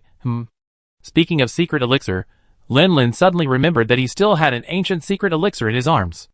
Ever since Shankai gave it to him, when they first met, Lin Lin had kept it close to him, treating it as a life-saving trump card. However, although he had suffered a few injuries in the past 6 months, they hadn't been serious enough to heal with just 2 bottles of healing potion, so he kept the ancient secret elixir. The air is so humid here, I'm afraid the potency of the medicine will disappear. Lin Lin instinctively rubbed his chest twice, trying to put the entire sealed bag of pills in, but unfortunately, he couldn't. Brave suddenly gathered himself, motioning Lin Lin to hide. This made Lin Lin's nerves instantly tense. He barely stepped out, and he already run into a large monster? How safe was this camp? But looking in the direction Brave pointed, he saw a shit green monster lying quietly beneath a large banyan tree. Although only its rear end was visible from this angle, judging by its breathing rate, it was easy to tell it was sleeping. A mere herbivore. Why are you so nervous? I knew it. If there were a large monster, Date would have warned me long ago. However, this creature's coloring blended in quite well with the shit yellow surroundings. At a glance, it might not have been noticed. This creature is...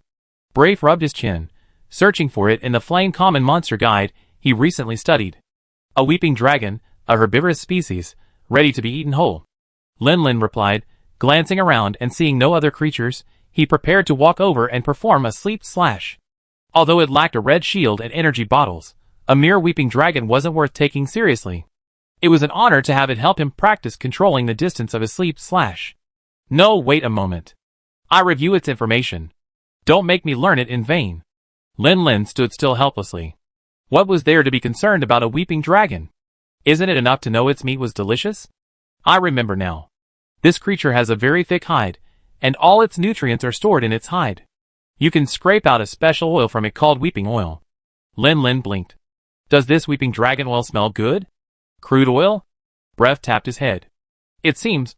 It can't be eaten? Lin Lin rolled his eyes. Why are you saying it's inedible? Even though it's inedible, this oil actually has a wide range of uses. Besides being used in medicine, it's also quite waterproof. I heard Senior Puxian mention that applying weeping dragon oil can effectively prevent mosquito bites and protect the skin from moisture. Don't you feel sticky ever since you got submerged? Chapter 184. Now that you mention it, this weevil is truly a treasure. Lin Lin's gaze at the weevil sleeping soundly, oblivious to the impending danger, grew even more satisfied. This creature's skin is loose and thick, perfect for a raincoat, perfect for navigating flooded forests. The oil protects its skin from wrinkling and softening from constant waterlogging. Its bones are large and strong, not much inferior to those of a sand dragon. And its flesh is the perfect food for maintaining stamina in the hunting grounds. To express his gratitude to this creature, Lin Lin calculated the distance and defecated, allowing it to pass away peacefully in its sleep, painless. Come on! You cut the flesh, and I scrape the fat. Coming! The thought of finally escaping the shadow of the bunny ball filled Brave with energy. What about me, boss? What am I supposed to do? Coconut Date, be on guard. This weeping dragon was massive enough that even if Lin Lin and the others only cut the best meat from it, they only managed to eat a small portion. The rest was packed up and taken back to camp, to be used as rations for the next few meals. Huh? Brother Lin Lin, you guys are going to have a barbecue? Yi Zi's face was filled with sadness, as if he'd been betrayed. Why didn't you take me? Lin Lin coughed dryly. I saw you guys wanted to eat rabbit dumplings, didn't I? I didn't want to spoil your and Ai Chow's fun, so I didn't mention it. But it doesn't matter. Look, we brought back quite a bit. I grill you some tonight. Yi Zi then chuckled, no trace of sadness left in his eyes. Thank you, Brother Lin Lin. Yeah, that girl was doing it on purpose. I saw she was enjoying her rabbit dumplings with such gusto. By the way, this is for you. Lin Lin pulled out another small jar and handed it over. This is weeping skin oil. Apply it to your body to help you better adapt to the flooded forest environment and avoid feeling sticky. Looking at the group of people accompanying the princess on this outing, Yang Yin couldn't be bothered staying on the cargo ship. It was Yi Zi, however, who was wearing this very economical flame suit. She exposed the most skin, and for a place like the flooded forest, which is full of mosquitoes, weeping skin oil was absolutely necessary. As for Lin Lin himself, he was fully armored. Even a bite from a veteran king mosquito wouldn't have much of an impact, let alone a small mosquito. At most, applying a little oil to his feet while they were submerged would be enough. Is this weeping skin oil just mine, or does everyone have it? Yi Zi, clutching the jar, suddenly looked up at Lin Lin and asked, Lin Lin, Isn't this right? Is this something the great Western king should say? Girl, pay attention to your character. Seeing Lin Lin didn't say anything, Yeezy let out another playful laugh and slipped into the tent, jar in hand. Thank you, Brother Lin Lin. I need to remove my armor before applying will. Please, Brother Lin Lin, hold the door for me. On their first day, in the completely unfamiliar hunting grounds, neither Lin Lin nor Brave planned to start hunting right away. Instead, they focused on adapting to the new environment. As for Yeezy, a novice hunter with no say, she could only follow the lead of her seniors. Miss Ai Chow, who had come to the water to fish, was originally excited to head straight for the spot she had chosen last time, but was unfortunately stopped by 3 hunters. Reluctantly, she grabbed her fishing rod and ran to the ditch beside the camp, hoping to cast her hook. There wasn't a single fish visible on the surface, and even if there were, the murky water told her it wouldn't taste up to her standards. But there was no other way. Although she could wield a heavy crossbow like a rapid-fire cannon, she was still just a little girl. With the adults forbidding her from leaving the camp, she had nothing else to do but sit here and fish. You can't believe it. Even in this murky, waist-deep pool, this girl actually managed to hook something. The breathtaking curve of the fishing rod, the groaning of the rod under the weight, told her it must be an unnaturally large fish. The girl nearly let the fish sink into the water by herself, and only the observing Yeezy quickly intervened to maintain balance between the two. Lin Lin, who had been checking his weapons, heard the noise and simply leaped into the pool. He engaged the giant in close combat, relying on his heavy armor to deliver a dozen consecutive elbow strikes before knocking it unconscious, and finally reeling it in. It's an armored sea bream. After a careful observation, Ai Chow concluded with disappointment. Lin Lin looked at Ai Chow in confusion. Any fisherman would be lost for 3 days, and 3 nights if they caught such a giant. Why do you look unsatisfied, little girl? It's simple. While armored sea bream are relatively rare, their taste is relatively ordinary, incomparable to that of giant tuna. The most distinctive feature of this fish is its hardness. Extremely hard. Its scales are even stronger than those of a flying dragon. Ai Chow pointed at the giant fish's forehead. Its layers of scales reflected the flickering firelight, appearing remarkably smooth. However, Lin Lin remembered that this was where he had delivered his repeated elbow strikes. He was still wearing his sand dragon suit when he did so.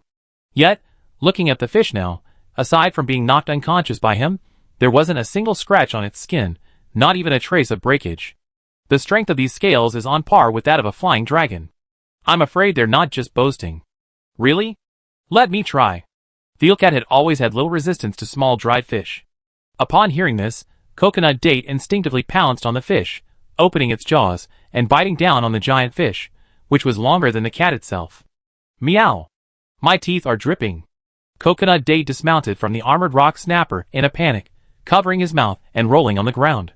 It's just that it's useless for developing rabbit dumplings. If you don't want it, just throw it back into the water. Wait a minute. Ever since Ai Chow mentioned the name of the armored rock snapper, Yeezy seemed lost in thought. It wasn't until the strength of its scales was mentioned that Yeezy suddenly woke up and called out. Lin Lin, Ai Chow, and Brave, who had just arrived to join in the fun, all turned to look at Yeezy. This fish isn't tasty, so why keep it just taking up space? I think Grandpa Dowin mentioned this kind of fish. Lin Lin blinked, as if recalling something.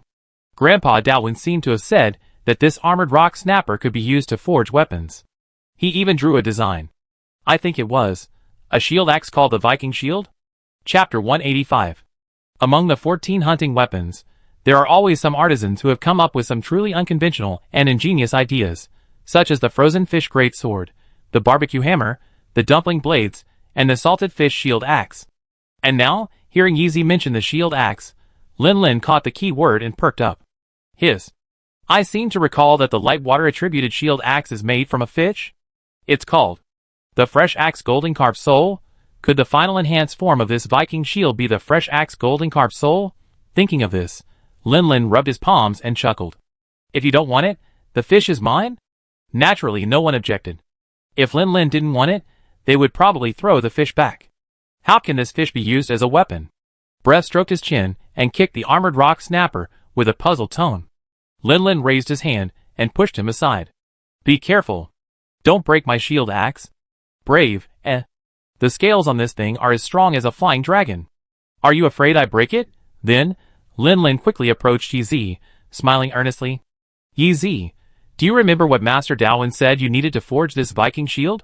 Yi Zi looked at Lin Lin's reaction and instinctively wanted to laugh, but she forcibly suppressed it and pretended to recall something seriously.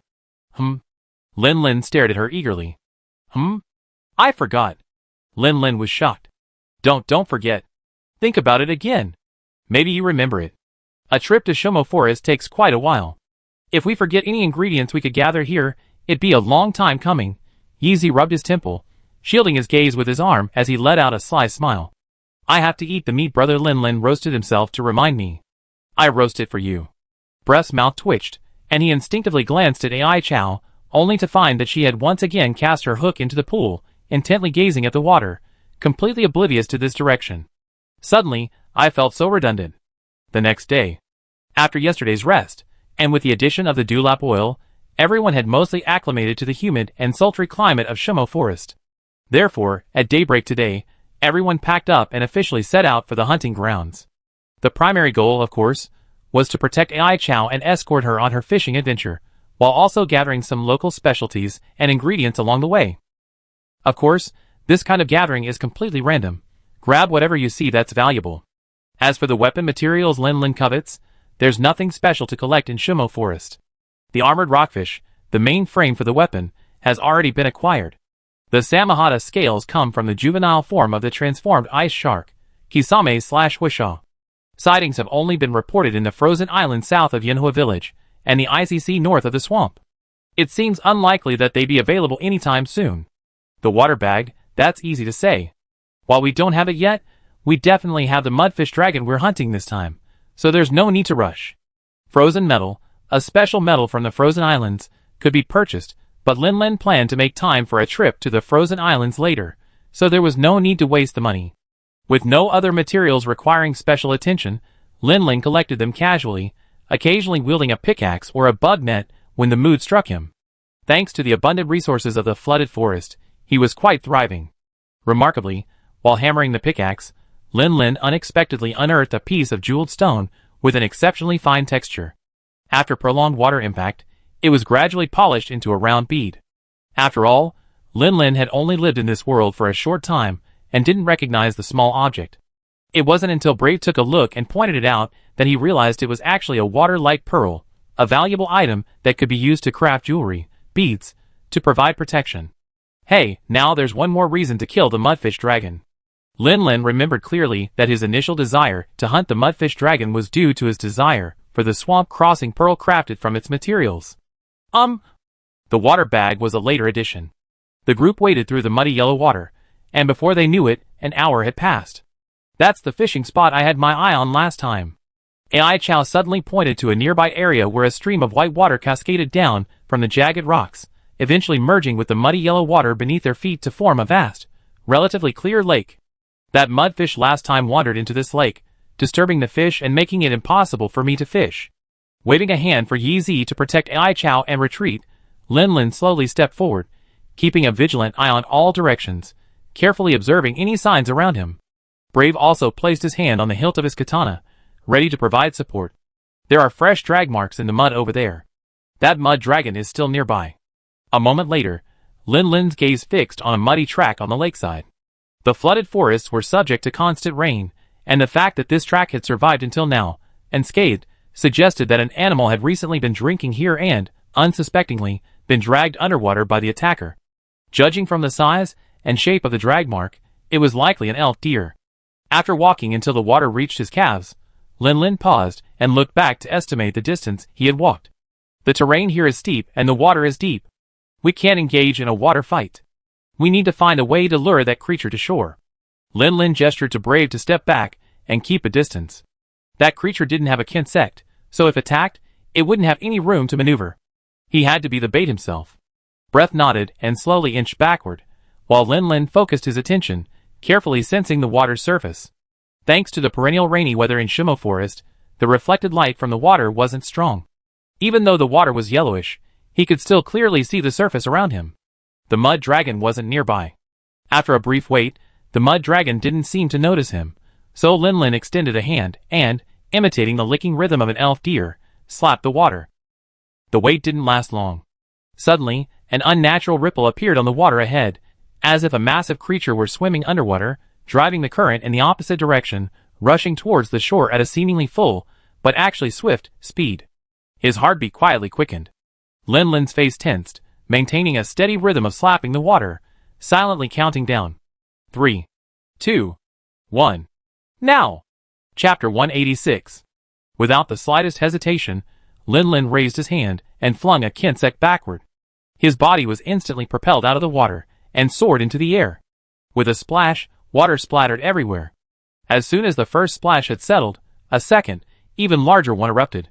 A brown-black monster, completely covered in mud, burst out of the water, its jaws full of sharp teeth darting towards the airborne Lin Lin.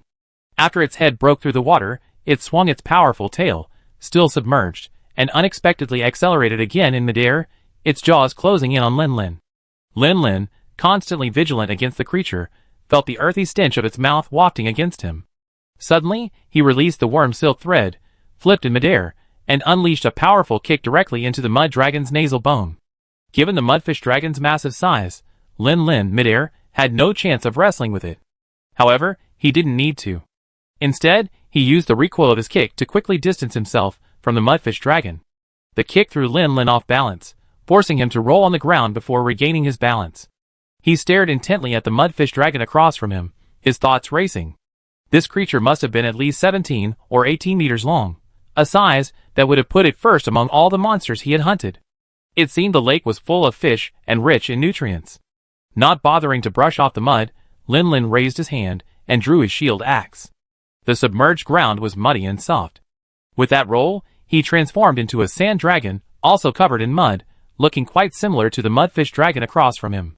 Small golden sand dragon versus large golden mudfish dragon. What a strange rivalry. Lin Lin muttered silently, then shook off his distracting thoughts and took a step forward, ready to strike.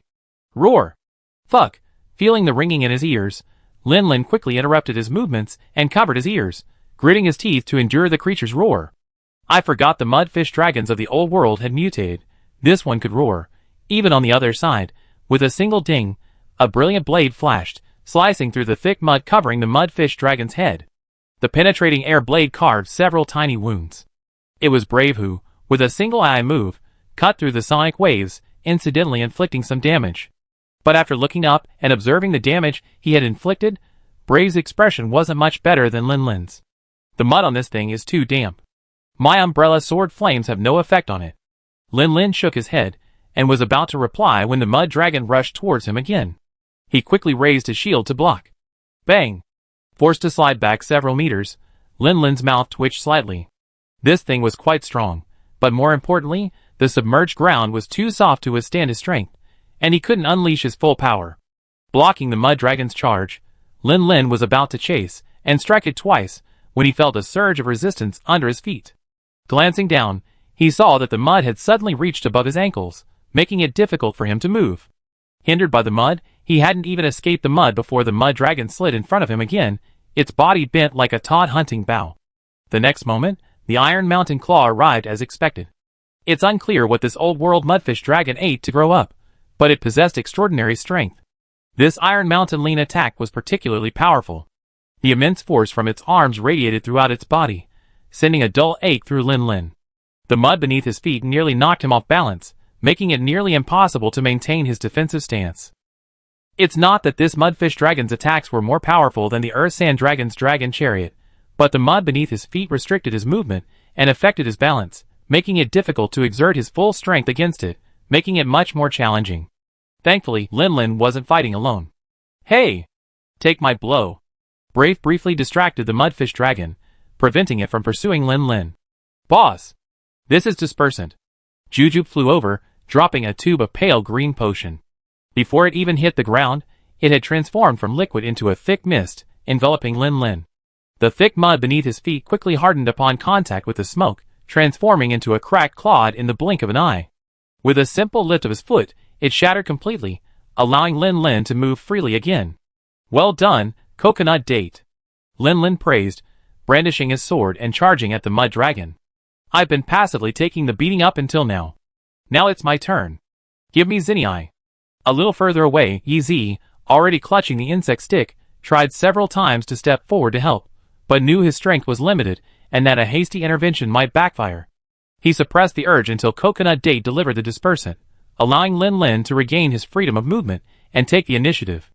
Only then did he breathe a sigh of relief and pull Ai Chao back a little. Sister Yezi, do you think Brother Lin Lin and the others can win? Ai Cao tugged at Yezi's sleeve, watching the battle over there with a hint of worry in her eyes. Although she had participated in a few small-scale 100-dragon night parades as a village guard before, she had the support of the entire village and well-prepared, powerful weapons at her disposal, unlike now, where she was alone, relying on her own weapons against a monster far larger than herself. We win. Yezi squeezed Ai Cao's small hand, declaring victory after the tide had turned. Watch out. It's burrowing. Lin Lin watched the mudfish dragon leap into the air before burrowing back into the mud, and he listened intently. It's heading your way. Through his inner voice, Lin Lin instantly knew the creature's target and issued a warning.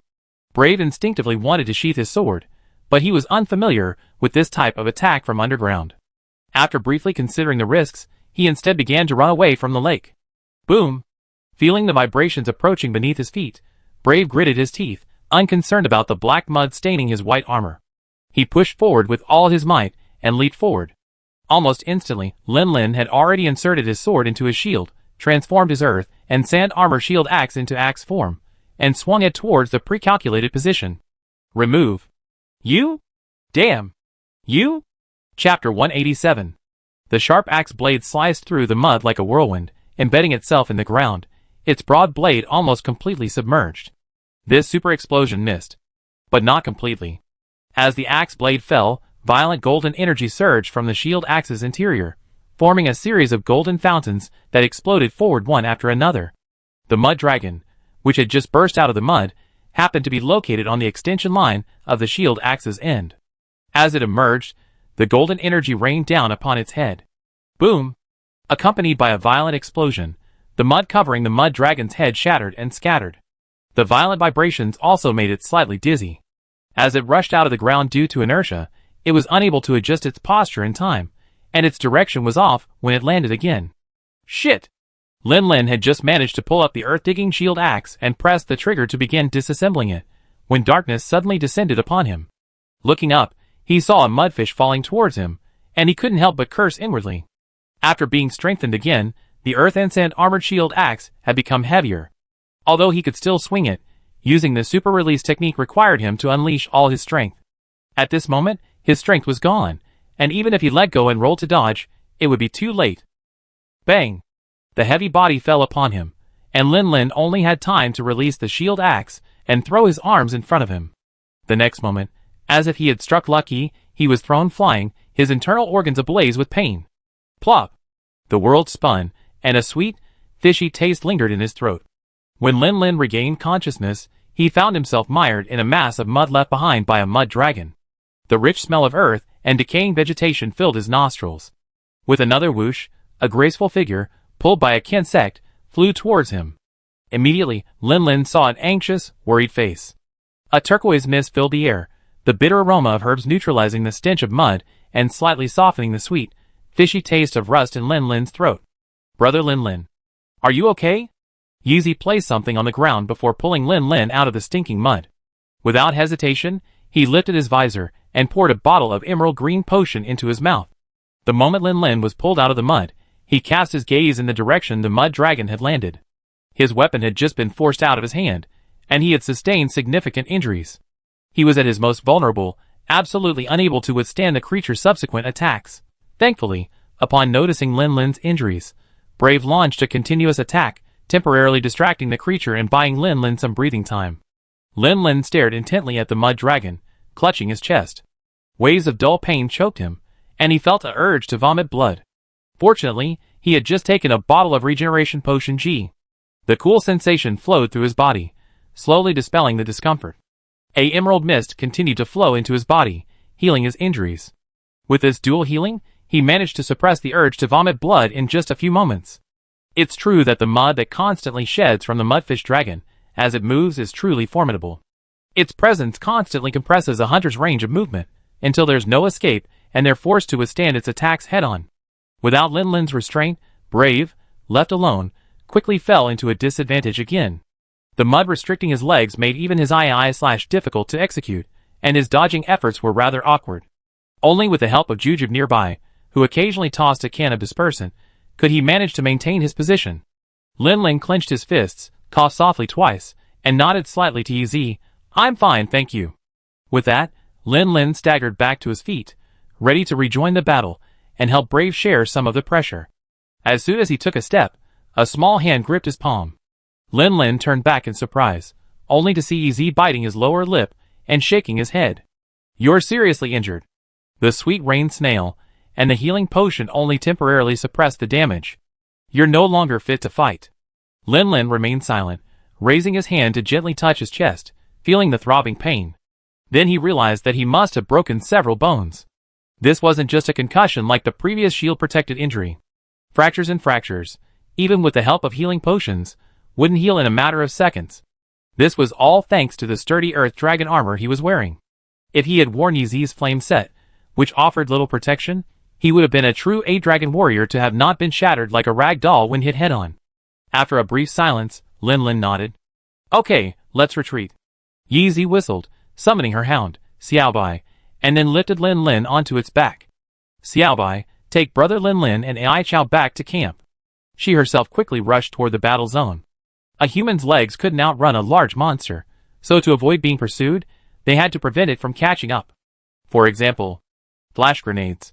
Inside the tents at the camp, the atmosphere was far less relaxed than when they first arrived yesterday. It was even somewhat heavy. Lin Lin's upper body was bare, though his muscles were barely visible. Most of his body was bandaged. He glanced left and right, forcing a laugh to break the tense atmosphere. "Why are you all so stern? I'm just injured, not dead. I take some medicine and be strong and healthy again in a couple of days. Just smile." Yuzeo threw the branch into the brazier. "That's true, Meow, but you almost scared me to death earlier, boss." If Yezi hadn't noticed that Lin Lin was knocked away, and that Brave was in danger, he might have been seriously injured at any time without his help. He would have rushed over right then and there. Brave scratched his hair, then brought it up to his nose and sniffed. His expression suddenly contorted. "To be honest, after personally battling this mudfish dragon, I rather challenge a flying dragon." He truly had no passion for hunting this mudfish dragon. Not only was it as agile as a water dog, but its mud greatly restricted their range of movement. Worse still, the mud on this creature stank. Chapter 188. Lin Lin coughed uncomfortably, turned his head, and muttered quietly, "I didn't expect the old world's mudfish dragon to be so formidable." Although he had been mentally prepared, knowing that the old world's mudfish dragon wouldn't be a simple, easily bullied creature like the new world's, honestly, aside from looking identical, this creature couldn't be a completely different species from the new world's mudfish dragon. Of course, putting aside the mudfish dragon's difficulty, the most difficult thing to deal with was actually his injury. On the surface, it seemed like he had misjudged the timing. He impulsively attempted a super clear with full energy, only to be caught in the backswing, resulting in a classic shield-breaking blow. But in reality, he had subconsciously relied on his inner voice to determine the enemy's attack target, assuming he was safe because the enemy hadn't locked onto him. He neglected to observe the situation and the influence of luck. Well, most importantly, his luck was simply terrible this time. The mudfish dragon hadn't meant to hit him, but the explosion of his energy bottle had slightly dazed it, causing its movements to become distorted, and it inexplicably came crashing down on him. Alas, I have to be more cautious when using super resolution next time. Off to the side, Ai Chao glanced at Ez. She remembered clearly that just seconds after Ez confidently declared, "We win," brother Lin Lin was sent flying, seemingly nearly breaking his back. Inwardly, Ai Chao poked Ez with her fingertips, hesitating. "How about I stop using fish to develop rabbit tuanzi for now, and cancel the commission?" Seeing brother Lin Lin injured like this, the little girl felt a pang of guilt. She wanted to bring joy to everyone with her delicious food, but if that meant someone getting hurt, that would defeat her purpose. Before Ai Chao could finish her words, the injured man immediately denied her. Lin Lin panicked. "No, no, no, please. My injury was just an accident. It's not like I couldn't defeat the guy. If you cancel the commission, how will I ever get revenge on that fish?" His anxiety only exacerbated his injury, causing him to hiss. Yeezy quickly reached up to support him. "Don't think too much about it. Lie down and rest. Let your wound heal." "I'm fine. It's just a minor injury. It doesn't hurt." Lin Lin tried to be stubborn, but he couldn't resist and was helped back to bed. Feeling the pain ease slightly, Lin Lin breathed a faint sigh of relief. Then, through gritted teeth, he said fiercely, "Just lying there isn't the answer. Let's discuss this, and come up with a plan. We try to take down that stinky mudfish in our next fight. TSK, now that we've reached 4 stars, we can't just rush into battle like before. It's easy to fail. Better to make a battle plan." Brave nodded seriously. Indeed, this mudfish dragon is difficult to deal with. It swims too flexibly, and its mud is too restrictive. We won't be able to unleash our full potential in a fight. Sitting next to Lin Lin, Yeezy added, "If we're more flexible, we can trap it. Once it's trapped and unable to move, we can focus our fire and severely damage it in a short period of time." Lin Lin nodded slightly. Indeed, he previously found traps troublesome, and since the targets he hunted weren't particularly strong, they didn't put much pressure on him, so he'd been too lazy to use them. As for now, the mudfish dragon wasn't particularly strong, but the terrain gave it a significant advantage. Since using traps would save a lot of trouble, there was no reason not to use them. However, setting traps requires high soil quality. Lin Lin pondered for a moment. Most of the terrain in the water forest is submerged, making it impossible to set traps. As for the area closest to the lake, Lin Lin tried to get up to retrieve the map, but Yeezy grabbed him first, stood up, and took the map, unfolding it before him. Lin Lin's mouth twitched. He was about to say he was only injured, not paralyzed, and didn't need to take such care of himself. But seeing that Yeezy had already held the map before him, he swallowed his words and thanked him. Refocusing his attention on the map, Lin Lin identified the location, his fingers sliding across the rough surface, quickly stopping at a certain spot. This should be a palm grove. The terrain is relatively high, with only a few shallow streams. It's a relatively dry area, perfect for setting traps. Besides being suitable for setting traps, the relatively dry ground here can effectively weaken the creature's silt, making it a suitable battleground. Yeezy leaned over and took a look, frowning slightly. "Is that a cliff to the north? This place is too close to the cliff. Isn't it too dangerous?" Lin Lin was silent for a moment. As Yeezy had said, this battle area near the cliff's edge was indeed too dangerous. Just like today's battle, he had been accidentally knocked back by the creature. Although he broke a few bones, it wasn't a life-threatening injury. But if he had been knocked back from this cliff's edge, this wasn't a force zone change. Even the toughest hunter wouldn't do that.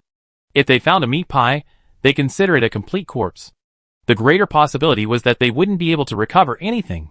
Then we tried to keep the battlefield away from the cliff. We just need to set traps, and then focus our fire once it steps inside. This is already the closest point to the lake. Any further away, and we might have little hope of luring the mud dragon there. Brave also pulled out a map, and found the spot Lin Lin mentioned. After gesturing for a moment, he nodded. "I'm fine with that." Then it's settled. "This is the spot." Brave gritted his teeth.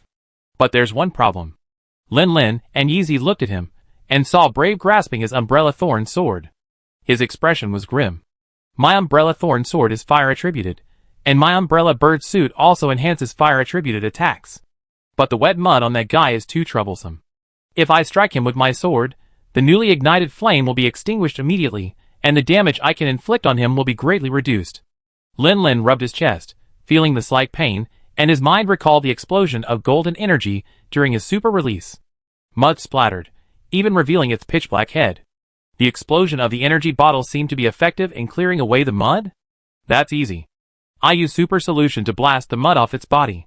You prepare your Kamui and wait for it to step into the trap and deliver a devastating blow. Chapter 189. Monsters like the mudfish dragon have a unique characteristic. Once their scales dry out, they lose their strength and become brittle. Normally, they wrap themselves in mud to keep them moist, making fire attribute attacks less effective. However, once the mud is peeled off, the burning flames weaken their scales, effectively increasing the damage dealt. Lin Lin's proposal stemmed from this consideration. The general direction of the battle plan had been finalized, leaving only the details. Lin Lin had nothing to do and didn't dare to move around much, so aside from chatting, he focused on refining the details of the battle, spending 2 days like this. The 5th day in the flooded forest. First, as planned, Lin Lin and his companions rushed to the high ground and diligently dug several large pits. They then set traps, concealing the scene until almost no trace was left. Lin Lin twisted his waist, feeling nothing unusual. It was as if the past 2 days lying in camp hadn't weakened his strength, but had made him stronger. Almost there. Let's go, let's get back at him. Lin Lin set off first, followed closely by Brave. Yeezy glanced around, frowned slightly, muttered to himself, then shook his head slightly and followed. As for Ai Chao, they left her at the camp. After all, they had already found the mudfish dragon. After they dealt with it, it wouldn't be too late to let the girl go fishing. Back near the lake, the three people, the cat, and the dog didn't immediately stir the water to lure the mudfish dragon. Instead, they kept a distance, observing the monster as it came to drink.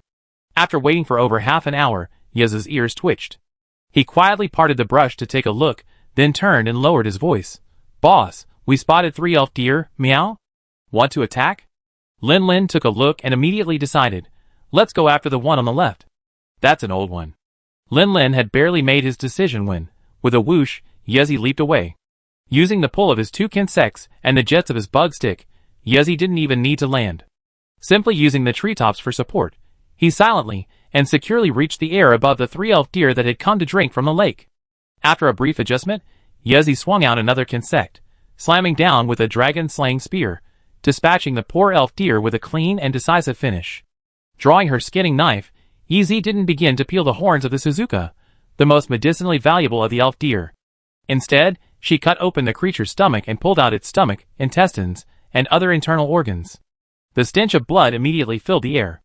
Seeing that the deer's stomach had enough room, Yeezy casually put away the skinning knife and dipped it in the lake water. Then, Yeezy opened her tool bag, pulled out several glass bottles of purple liquid, and stuffed them directly into the elf deer's stomach. Although Lin Lin had been recovering from his injuries for the past 2 days, and couldn't move much, she and Brave were fine. After completing her part of the mission to defeat the poisonous dog dragon, she also, as Lin Lin had instructed, collected a large number of poisonous mushrooms, crushed them into juice, and specially packed them into untreated, rather fragile glass bottles, all for this moment. The juice from these poisonous mushrooms was plentiful and filling, and sealed in glass jars. It wouldn't emit any odor to alert the enemy. However, if the mudfish dragon took the bait, the fragile glass bottles would quickly poison it. Not only was the poison bottle stuffed in there, but Yeezy also took out a bottle of pale yellow liquid and stuffed it in there as well. This was Tiao Tiao's paralyzing venom, which could be used as a paralyzing bottle if it was bottled. Lin Lin had collected quite a bit of it, and he brought some with him this time. Unexpectedly, it actually came in handy. After this, Yeezy stuffed the spilled organs back into the corpse's stomach. Fearing that the contents might spill, she also tied the deer carcass twice with the intestines. Then, she swung the kinsect, which flew away again, leaping through the air a few times before returning to Lin Lin and Brave's side. "Done!" Lin Lin smiled. "Now we just have to wait for the fish to bite." Brave glanced at Lin Lin, twitching his lips without saying anything. While hunters, naturally at a disadvantage compared to monsters, could use any means necessary, this unconventional trap, well, it wasn't quite so fair. Speaking of which, since hunting the dog dragon king, Lin Lin hadn't used this tactic again. If he hadn't been injured this time hunting the mudfish dragon, he might have remembered it again. Time ticked by, as Lin Lin and the other 2 kept their eyes fixed on the deer carcass. At one point, Lin Lin frowned. "What time is it now?" Yeezy estimated, "Just about 5 minutes ago." "No, I mean, what time of day is it now?" Breath looked up at the sky, also frowning slightly. "It feels like it's almost noon." Yeezy looked around, confused as to why the 2 men looked so strange. It wasn't until Lin Lin pointed at the white mist shrouding the lake that a look of sudden realization crossed his face. Typically, this kind of mist only appears in the morning or evening when there's a significant temperature difference. But it's already noon, and it shows no sign of dissipating. Breath nodded and glanced at the sky again. The layers of rainforest were also shrouded in a hazy mist. It must be the unique climate of Shumolin, right? It rains so much here, and the mist doesn't dissipate easily. Lin Lin pursed his lips slightly, recalling the terrible weather he had witnessed in Shumolin over the past few days. It was almost as bad as when the Lon Lon performed his spell. But while Shumolin wasn't exactly close to the spiritual peak, it was definitely not far away either. There was no way there was another Lon Lon here. Right. This place has always been like this. I'm probably just making a fuss. A moment later, ripples suddenly appeared on the water. The 3 of them tensed, their gaze fixed on the bait. Splash. A brown-black mudfish shot out from the water, latched onto the fallen elf deer's corpse, and devoured it in a few gulps. Lin Lin sighed softly. It's not bad. Although it's a bit troublesome to fight, it's not very smart. Let's go before it goes back into the water. Brave rolled his eyes. I don't think many monsters have ever seen a hunter so deliberately poison them. That's a lack of caution. Do you really think this is a gift from nature? Chapter 190. This mudfish dragon had a truly unpleasant temper. Upon noticing Lin Lin and Brave leaping from the brush, it howled without a second thought and swam towards them. As expected of a giant of 17 or 18 meters, it also had a voracious appetite. Having just devoured an elf deer whole, still unsatisfied, it set its sights on these two pieces of meat not far away.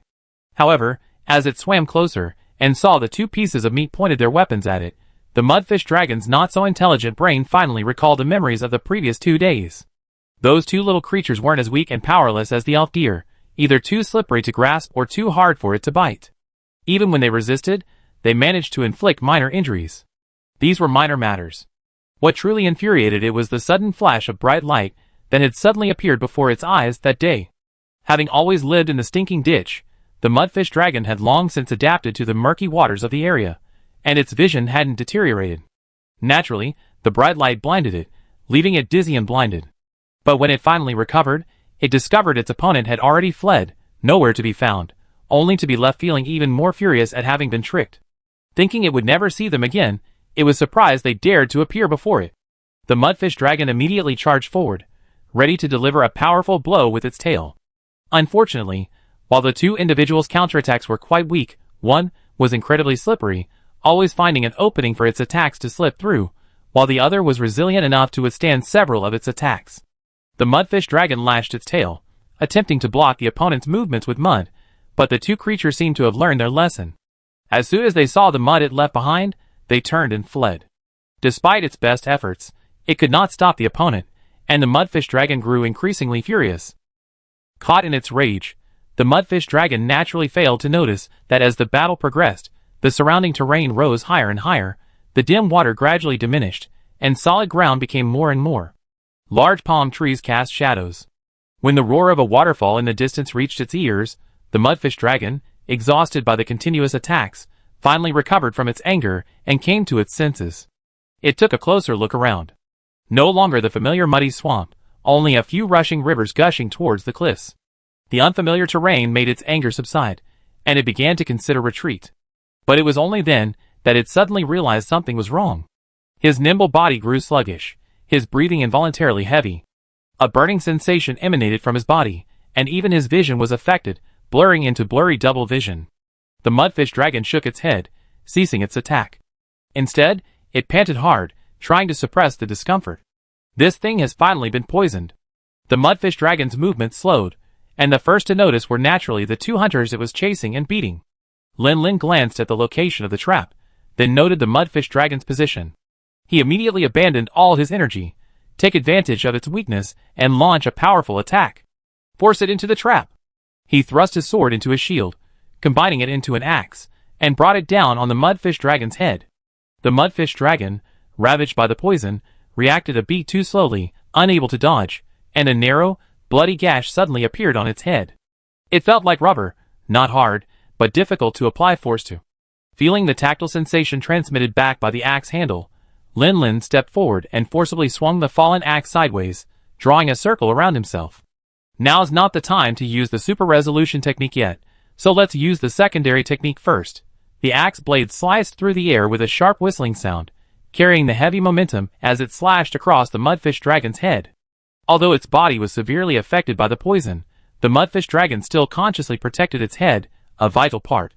It twisted its body, and the axe blade slashed across its side, slicing a large gash in its left fin. The remaining golden energy exploded, further eroding the wound. Shit! Just as Brave was about to charge with his katana, he watched the axe sweep past him less than 2 meters away, sweat breaking out on his forehead. If he had rushed faster, the axe might have taken him too. Lin Lin coughed softly, sorry. Just block it from the other side. Another upward slash followed, but this time the mudfish dragon had already left its previous position and wasn't struck again. The axe missed, but Lin Lin was actually somewhat pleased, for he had forced the fish one step closer to the trap. Rolling to close the gap, Lin Lin swung the axe again, striking the mudfish dragon hard and giving it a good beating. Didn't you enjoy that fight before, you dung monster? Taking advantage of the mudfish dragon's severe poisoning, Lin Lin, intensifying his arrogance, pressed forward relentlessly. He abandoned his sword form's defensive abilities and focused his attack on axe form. After all, the creature was so weakened and its movements had slowed considerably, so even a roll would dodge this level of attack. If only I could use chainsaw mode when hitting a hyperactive monster like this, maybe I wouldn't have to get hurt beforehand. I have to ask Master Dawan about how to use the shield axe's axe enhancement. Though his attention was briefly distracted during the fight, the mudfish dragon wasn't in good shape either, so nothing unexpected happened. Lin Lin's continuous attack successfully forced it into a trap, where it slipped and instantly fell. Prepare for divine power. Giving Brave a signal, Lin Lin slammed his axe into the ground, released the Kinsect, and launched a mid-air hyper attack at the mudfish dragon. Bang, boom, boom. When Lin Lin landed on the ground and pulled back his shield axe, the mudfish dragon's dark head was already covered in blood, with a long, narrow wound deep enough to reveal the bone. Almost as Lin Lin withdrew his shield axe, Brave, maintaining his special sword-sheathing stance, slid over to the fish's head in 2 steps, zeroing in on the mark left by Lin Lin in the air, and suddenly let out a low roar. 3 flashes of sword light flashed in succession, the momentum of each blow absorbed into the next. The 3 combined strikes finally formed a surging wave, instantly engulfing the stricken mudfish dragon. Refreshing. Sheathing his sword, Brave looked at the mudfish dragon lying in the pit, its brain slowly pouring out of its head. Its body would occasionally twitch, its nerves still not fully deactivated. He exhaled a sigh of relief. Lin Lin was in a good mood as well, but just as he put his shield axe back on his back, Yeezy pulled the Kinsect over to him. Something's wrong. The fog seems to be getting thicker? Chapter 191. After a few tricks, the previously formidable mudfish dragon was easily defeated. His promotion to 4 stars was a sure thing. Lin Lin was about to put his hands on his hips and burst into laughter, but Yeezy's words, just as he ran over, froze his grin. Isn't this fog a characteristic of the water-covered forest? Having been so focused on the battle, he hadn't paid much attention to the changes in his surroundings. Now, squinting his eyes, Lin Lin noticed that a faint white mist had enveloped the forest, creating a hazy beauty. While the fog was still considered thin, it did seem a bit thicker than before. Yeezy, did you notice anything? Yeezy scratched his face in annoyance. No, I just subconsciously felt something was wrong. Aside from the fog being a little thicker, I didn't notice anything else. Sorry, Brother Lin Lin, I might be overthinking it. Lin Lin frowned slightly. Apart from the purely natural changes, he could only imagine one type of monster being associated with the fog. Ancient dragon, a rosy dragon. Are we in danger of a rosy dragon? Cold sweat broke out on Lin Lin's back. He quickly activated his senses, listening to everything around him. Eat. Hungry. Thirsty. What a terrifying monster. These 2 managed to take it down. How impressive. What a huge fish. Too bad I can't even take a sip. When will Master give me something to eat? I'm so tired of flying. Things spread across the map in his mind, from near to far. Most of them were very weak, coming from various creatures in the environment or the insects and fish that inhabited the area. The only ones with a more agile and intelligent sense of direction and position were Yeezy's hound, Xiaobai, the insect hunter, Shujia, and the Fukugi rabbit, Afu, circling in the sky. Come to think of it, is that red rhinoceros beetle that intelligent? It's not much behind Fukugi rabbit in comparison. Of course, there were also faint fluctuations coming from the distant northwest, following a vague connection. It seemed the Fengshan dragon couple were diligently trying to conceive. Shaking his head, clearing his mind of distracting thoughts, Lin Lin continued to listen intently. A multitude of trivial noises mingled, making it difficult to distinguish them one by one. Time ticked by, Lin Lin's face gradually turning red. White smoke rose faintly from his head, but what he heard was largely the same. There was no trace of the intelligent, lively voice he had expected, akin to a mountain dragon. Reluctantly turning off his telepathic perception, Lin Lin rubbed his swollen temples and slowly exhaled. He couldn't continue. His CPU was burning out. But it seemed he had indeed been overthinking it. This fog was a unique climatic phenomenon caused by the flooded forest itself, and had nothing to do with the mist dragon. Lin Lin touched his tool bag with a strange expression. Fortunately, it was a good thing. If a mist dragon had actually appeared, he was worried the antidote he had in his bag wouldn't be enough. Brother Lin Lin? Are you okay? Lin Lin regained consciousness, and saw Yeezy looking at him with concern. Why did you turn so red just now? It's okay, it's okay. Lin Lin waved his hand. I guess I was overthinking it. I didn't notice anything unusual. Brave had already sharpened his knife and slung his rapier back onto his back. Then, rubbing his hands, he walked over to the mudfish dragon's corpse. Hee, that's fast. He's already 4 stars. It feels like it was only yesterday that I got 3 stars. Lin glanced back suspiciously at the faint mist, then refocused his attention and followed. It was pretty fast, but it wasn't yesterday, it was less than a month ago. Hearing this, Brave straightened his back proudly. So, I must be the hunter who took the fastest time to get from 3 to 4 stars, right? Ha ha ha, I truly am a genius. Lin twitched his lips. There was really no way to refute that. After all, when we were hunting the sand dragon together, I got Brave promoted, but he lost that record due to a violation. Otherwise, his promotion would have been synchronized with mine. Alright, stop bragging. Hurry up and finish your skinning and get back. Don't let the smell of blood attract other monsters. A flooded forest isn't a safe place. Hey! I feel like those last 2 years in Rocklac were wasted. It took me so long to get from 1 star to 2 star. And now, not long after following you out here, I'm almost at 4 star. Decision made. I'm not going back to Rocklac, I'm following you. Hee, the path to Master Hunter is unfolding before my eyes. Looking at Brave lost in his delusions, Lin shook his head helplessly. He pulled out his skinning knife and began skinning himself. First and foremost, the water pouch needed to craft the new weapon. This pouch is a monster organ used to store bodily fluids and has excellent water retention. However, skinning it requires extreme caution. If you're not familiar with the monster's anatomy, you could easily rip the pouch, rendering this highly versatile material useless. Next came the fins and fangs of the mudfish dragon, essential materials for crafting the swamp crossing pearl.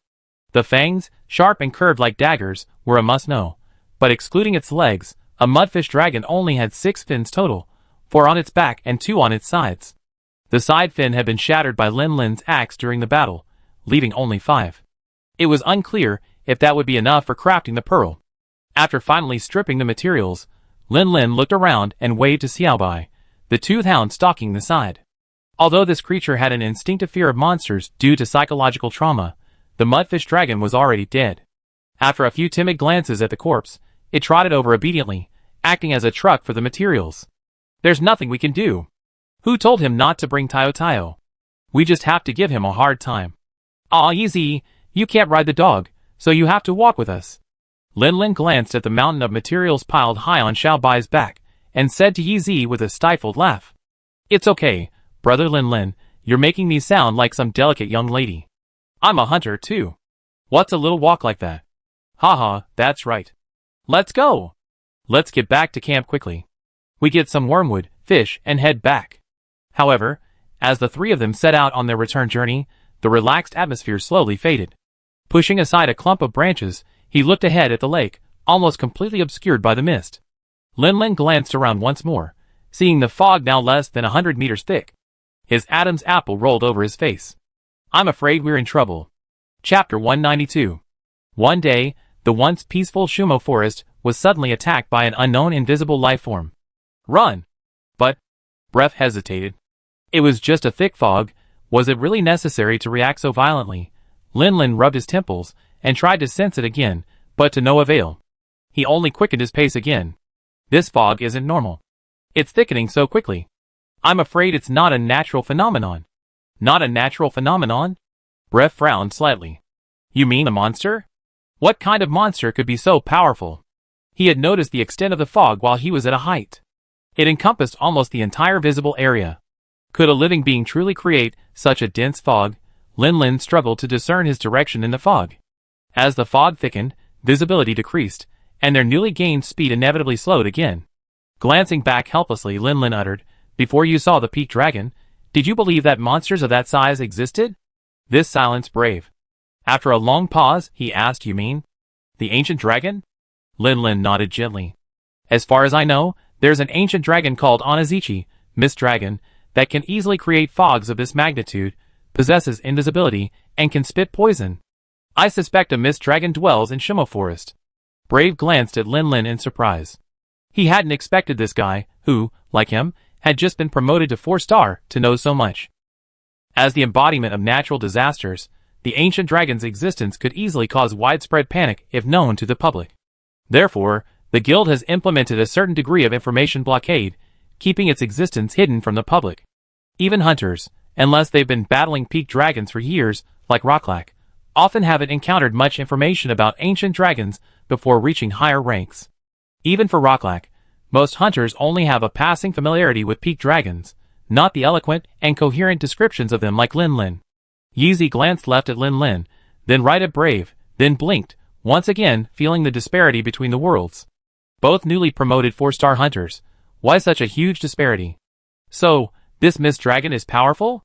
Lin Lin's face grimaced, his breathing becoming slightly rapid. Watching the fog that reduced visibility again in just a few minutes, he whispered, "It's not a question of strength. Ancient dragons are mobile disasters, and the kind of disaster a Mist Dragon can bring is a potent toxic fog powerful enough to envelop a large city."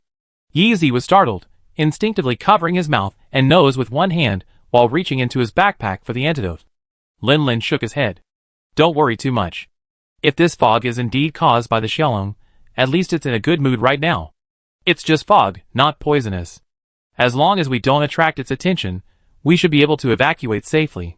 Looking at the dense fog that was increasingly narrowing visibility, Lin Lin sighed. "Everyone, be careful. Watch your step, and don't lose your way." After a pause, Lin Lin suddenly looked at Brave. "What's wrong?" "Huh?" Brave looked at Lin Lin, bewildered. "I didn't call you, why are you asking me all of a sudden?" Lin Lin frowned. "Didn't you just pat me?" "Of course not." Brave's words gradually faltered, and he exchanged glances with Lin Lin, goosebumps forming all over his body. "No, not really, right? If I remember correctly, Lin Lin had previously mentioned that besides mist and poison, this Mist Dragon also possessed invisibility, correct? Brother, are you so unlucky?" Lin Lin rubbed his brow in distress and resumed his listening. Hee hee. A faint, silvery laughter flashed through his mind. Closing his eyes, he felt as if a mischievous little girl was making faces at him.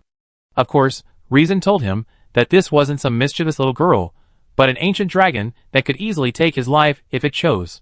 Mist Dragon Jean Dark, she stiffly opened her eyes, and a breeze seemed to rustle past her. Then she looked back, only to see the white mist still covering her. Looking at the two men's grim expressions, Yeezy knew exactly what was happening. She bit her lip and reached for the insect stick behind her, ready for a desperate fight. Lin Lin noticed her movements and quickly stopped her. "Wait!" To avoid irritating the nearby Xiaolong, who was watching from nowhere, Lin Lin didn't even dare to make any drastic movements, and even kept his voice as low as possible. "Don't draw your sword. It means no harm to us. At least not yet. Don't provoke it." Sweat broke out on Lin Lin's forehead, his listening ability still active, his brain racing, thinking of a way out. Date. An idea flashed in his mind, and Lin Lin called out softly, "Later, let's make a little noise, and you can take Xiaobai back to camp." "But meow, boss." Yezel felt a pang of pain in his heart, unwilling to abandon his boss to fend for himself. Lin Lin quickly waved his hand. "I'm not asking you to run away. Xiaobai is fast, and you speak hunter's tongue. I'm asking you to go back first so you can travel light. Then, go to the cargo ship and find Yanyan and tell him about our situation. If a fight breaks out, Yanyan, a tough man who managed to escape Lanlong's clutches with a baby in his arms, is their only hope. As for whether the other party is willing to rescue them, that's up to fate." From the moment they discovered Xiaolong lurking nearby, Lin Lin and his group stopped where they were, observing them suspiciously. This alertness probably touched Xiaolong's heart, and for the time being, it remained silent, lurking nearby, observing the humans' reactions with a chuckle. But after a while, the three of them stood there, with nothing more happening besides a few words. Xiaolong felt a little dissatisfied again, so he quietly flicked out his tongue and poked Yezi's butt. "Ah!" Yezi instinctively raised her hands to protect her hips. Before the blush even reached her cheeks, her face paled again as she realized it was the unseen monster's doing. She instinctively tried to draw her weapon again. "Don't release the hunting insects." Lin Lin quickly stopped her. "The rosy dragon loves to eat insects. Don't let Shujia fight. This creature just enjoys playing pranks. He wants to see our reaction, so let's just let him see what he wants. Act a little panicked. Let's pretend to run separately, giving Coconut Date and the others a chance to report back." "Okay." Yezi agreed without hesitation. Brave twitched his lips, wondering what would happen even if he informed the grocer. Could he still defeat the ancient dragon? But then he thought, first, he didn't understand monsters like the rosy dragon, and second, he couldn't think of any other solution. What else could he do? Just listen to Lin Lin. Chapter 193. Hee, this is fun. Xiaolong watched the little people fleeing in panic after being scared by him, and his mischievous amusement was greatly satisfied. However, they fled in all directions, and since he couldn't split himself, he was at a loss as to which human to play tricks on next. He first looked at the human with the rapier. He recognized that weapon. Years ago, he had played tricks on a human who also wielded a katana, but that human was a tough nut, even able to overpower him in a head-on fight. He didn't want to get hurt, so he didn't continue to fight the human, but quietly stole all of his supplies to force him to leave on his own. This weapon had left a deep impression on him. After some thought, Xiaolong decided to give up on teasing this person. Its eyes rolled as it looked back at the female human it had just poked. A large, bright red beetle lay on her arm. It looked hard, and it was unclear how juicy it was. How would it taste compared to a giant bee? It just lived in the submerged forest, eating and sleeping all day, so it wasn't hungry yet. Rather than eating, it wanted to find some fun. Judging from its reaction just now, although this person's weapon was different, their readiness to draw and fight at the first sign of something was quite similar to that of the human. After a moment's hesitation, the Xiaolong gave up on this person, as it didn't particularly enjoy fighting. So, the Xiaolong set its sights on the male human, its nearly transparent body silently following him. As a homebody, the Xiaolong had never left the submerged forest since birth. Its days were spent eating, sleeping, and teasing other monsters. As it wandered into the area, it suddenly sensed a strange aura it had never encountered before. Driven by its surging curiosity, it followed the faint sensation and headed over. When the three of them were together, it was difficult to distinguish them. Now that they had separated, Xiaolong immediately pinpointed the source of the strange aura, the human in heavy brown armor. As for the fella cat and the foxhound, their presence was so low that Xiaolong subconsciously ignored them. What exactly was that aura? Xiaolong felt as if an aquatic creature was tickling him, its curiosity burning with curiosity. So, seeking answers, it relied on its invisibility to follow Lin Lin, getting closer and closer, until it even pressed its nose against his back, sniffing carefully. Lin Lin, feeling the moist, hot air on the back of his neck, even though he could sense the creature's harmless intent, Lin Lin felt a cold sweat breaking out. There was no way. His life depended entirely on the mood of the person behind him. The pressure was too great. Gurgle. His Adam's apple rolled slightly. He pretended not to feel the breath behind him, struggling to maintain a stiff pace and continue forward. What on earth is that scent of mine? Why have you been sniffing it for so long? Or should I just jump in and take a bath? It was incredible. After the Xiaolong placed its nose against Lin Lin's back and sniffed deeply, it finally figured out what that scent was. It was very similar to its own scent. It was the scent of an ancient dragon. The Xiaolong looked left and right, confirming that the scent was emanating from this creature that looked no different from a human. However, it was so faint that it would have been completely undetectable at a distance. Azai had never seen any other ancient dragons, and even the concept of an ancient dragon was just an answer he come up with through his genetic instincts. But of one thing, he was certain, this human couldn't be an ancient dragon. After all, how could an ancient dragon be frightened into fleeing by a Xiaolong? That's strange. If it's not an ancient dragon, why would it emit an ancient dragon's aura? The Xiaolong's eyes rolled twice, and its wings suddenly flapped, stirring up a gust of air. It flew directly over Lin Lin's head and landed in front of him. Even its heavy body, over 20 meters long, made no sound. Contrary to Xiaolong's expectations, Lin Lin didn't collide head-on with it and fall backward. Instead, he stopped in time and stopped right there. Xiaolong, shock. Is there a flaw in my invisibility? Did he discover it? Lin Lin sighed, took off his helmet and looked up. Your invisibility was quite successful. If I hadn't heard the wind, hadn't heard your thoughts, I might have bumped into you. After a brief moment of reflection, he finally understood the source of the so-called ancient dragon's aura. It was likely from when he drank the Fengshan dragon's blood and established a connection with it, thus carrying a very faint trace of its aura. Since this rosy dragon was drawn here by his aura and was curious about this matter, he probably couldn't leave easily until he satisfied its curiosity. Hey! I explained the source of the ancient dragon's aura to you, and then you can just stay home, okay? Lin Lin craned his neck and spoke calmly, knowing the other party wouldn't understand, but what if, even though its gaze was off, had it finally spotted him? Did it not seem that panicked? The rosy dragon's eyes rolled, and a faint outline suddenly appeared in the air, then quickly transformed into a purple figure.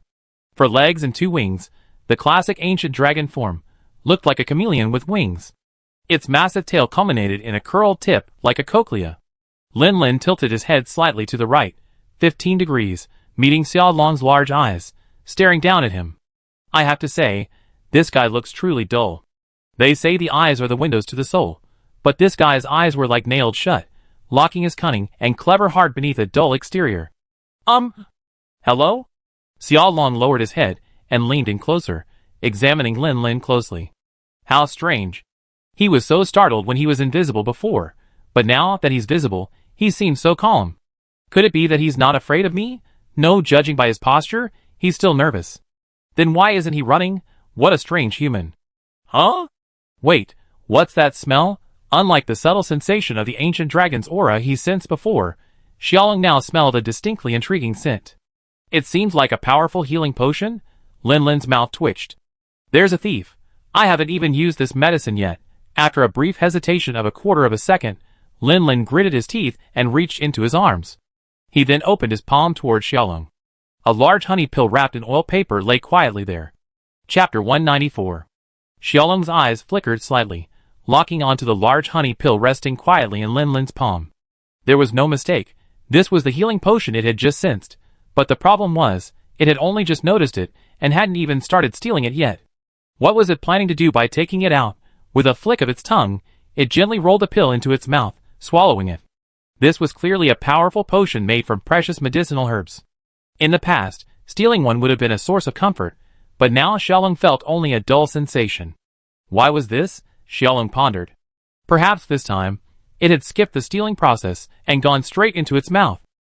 Unsatisfied with its thieving urge, Xiaolong once again set its sights on Lin Lin, using its uniquely sharp senses to observe him once more. This smell. It must be a healing potion made from herbs, with honey added, it seems. It's not as good as the big honey pill from earlier, but it's still good stuff. Xiao Long's thoughts froze. She stared at the open bottle of potion in the man's hand before her, lost in a moment of confusion. You, don't just give it to me. She rolled the potion into her mouth with her tongue. Just like before, it tasted bland. Xiao Long exhaled with some annoyance, her breath taking on a shimmering lavender hue as her mood shifted. Forget it, I won't steal anymore. This guy won't even give me a chance. He offer anything he likes. A sweet, fishy smell filled her nostrils, and Lin Lin's face changed dramatically. She hurriedly pulled out a bottle of antidote and gulped it down. As the burning pain slowly subsided, she breathed a sigh of relief. This Xiaolong's poison is truly potent. It wasn't an active attack just now, it was merely a subconscious shift in emotion. The fumes it released required him to consume an entire bottle of antidote to dissipate them. Xiaolong saw Lin Lin reaching for the potion, and thought he was about to offer it something. Only after watching him down it did he realize he had been poisoned. Although Xiaolong possesses intelligence comparable to that of a human, it is, after all, an ancient dragon. You can't expect it to have any human moral compass, such as the shame it feels for releasing poison. After his urge to steal was quenched, all that remained was a sigh from his perch. What a fragile life form. This was even more puzzling. Why would such a fragile creature exude the aura of an ancient dragon? Also, how did this human know what he had set his sights on, offering it to me without even giving me a chance to steal? The powerful fellow I encountered before hadn't done the same thing. Was this human special? If he was special, could this ancient dragon aura be related to this? Xiaolong noticed that as his thoughts raced, the human nodded repeatedly. What did this mean? Was he communicating with me? Xiaolong decided to give it a try. Born and raised in the water forest, he had never seen his parents, always a solitary dragon. His ancient dragon bloodline had given him no natural enemies, allowing him to grow up safely. His superior intelligence, however, had enabled him to learn to think early on. However, those low-level monsters only thought about eating, sleeping, and fighting for territory, and none of them could communicate with it. In order to prevent himself from becoming a fool like those guys due to the monotonous life, Xiaolong gradually developed the habit of playing pranks and stealing things, so as to entertain himself from time to time and not be so bored. Now he encountered a human who seemed to understand him, but how could he communicate? Xiaolong pondered. In the all-round, all-encompassing vision afforded by his independently rotating eyeballs, he spotted a flying beetle slowly approaching. Got it. He remembered when he stalked that powerful human to his camp in stealth mode. He's seen him roasting meat over a fire, emitting a dragon-inducing aroma. The taste of that meat, stolen then, was unforgettable. Why not try to get this human to roast his favorite insect? With a whoosh, A tongue shot out like lightning. Though the creature wasn't cloaked, the speed of its tongue was still too great to discern. In the blink of an eye, a flying beetle lay on its back, its legs occasionally twitching. Lin Lin's mouth twitched. This thing. Can it be grilled? Looking up at Xiao Long's idiotic face again, feeling the pulsing anticipation, Lin Lin sighed and accepted the situation with a pinched nose. He pulled out his portable barbecue grill and set it up on a flat surface. He understood. He truly understood. He'd seen the grill that caught fire before. That's what the man used to grill meat. Xiao Long was filled with joy. Lin Lin, holding a skinning knife, stared at the flying beetle lying on the ground, feeling a dilemma. He knew how to skin the material, but how exactly should he grill this insect? Only the upper half of its body looked fleshy. Although he had no experience, with Xiao Long watching eagerly, Lin Lin had no choice but to bite the bullet and go for it. First, he removed the head, then the wings, and then separated the body segments. He picked up a branch and tied the largest piece of carapace to it before placing it on the grill and lighting it. Although the insect's dark green body fluids covered his hands and stained the grill, making it look quite disgusting, as the flames burned, the insect actually began to emit a strange aroma, which even made Xiaolong, who was waiting quietly nearby, a little restless. Lin Lin didn't know what Xiaolong's taste was like, so he didn't add any seasonings as he usually did when grilling meat. He simply judged the heat was right based on his experience, and took it off the grill. With a whoosh, before Lin Lin could even let go, he felt his hand go empty, and the fragrant roasted insect was swept up by his tongue and sent into Xiaolong's mouth. Fresh off the fire, you're not afraid of the burns. Oh right, you're an ancient dragon, so it's okay. Mummy. The small piece of meat could be swallowed with just a quick opening and closing of the mouth, but Xiaolong kept turning it over in his mouth, savoring it for a long time, and then his eyes lit up. Lin Lin couldn't explain why those dull, chameleon-like eyes lit up. Perhaps it was a subconscious effect brought on by the ability to hear thoughts? In short, the roasted insect had probably won Xiaolong's favor, and Lin Lin breathed a sigh of relief. Since they had eaten together, they should be considered friends, right? At least he could relax a little, no longer worrying about being sprayed with poisonous mist and dying in the excruciating pain of internal bleeding. More and more. Looking at Xiaolong's expectant eyes, Lin Lin sighed softly and resignedly restarted the grill. Chapter 195.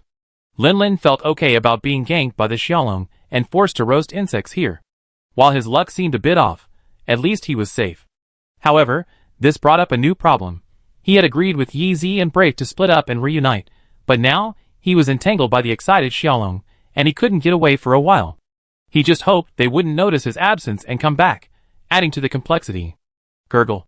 After devouring a whole flying beetle, the Xiaolong suddenly seemed to sense something and turned its head towards Lin Lin, chirping.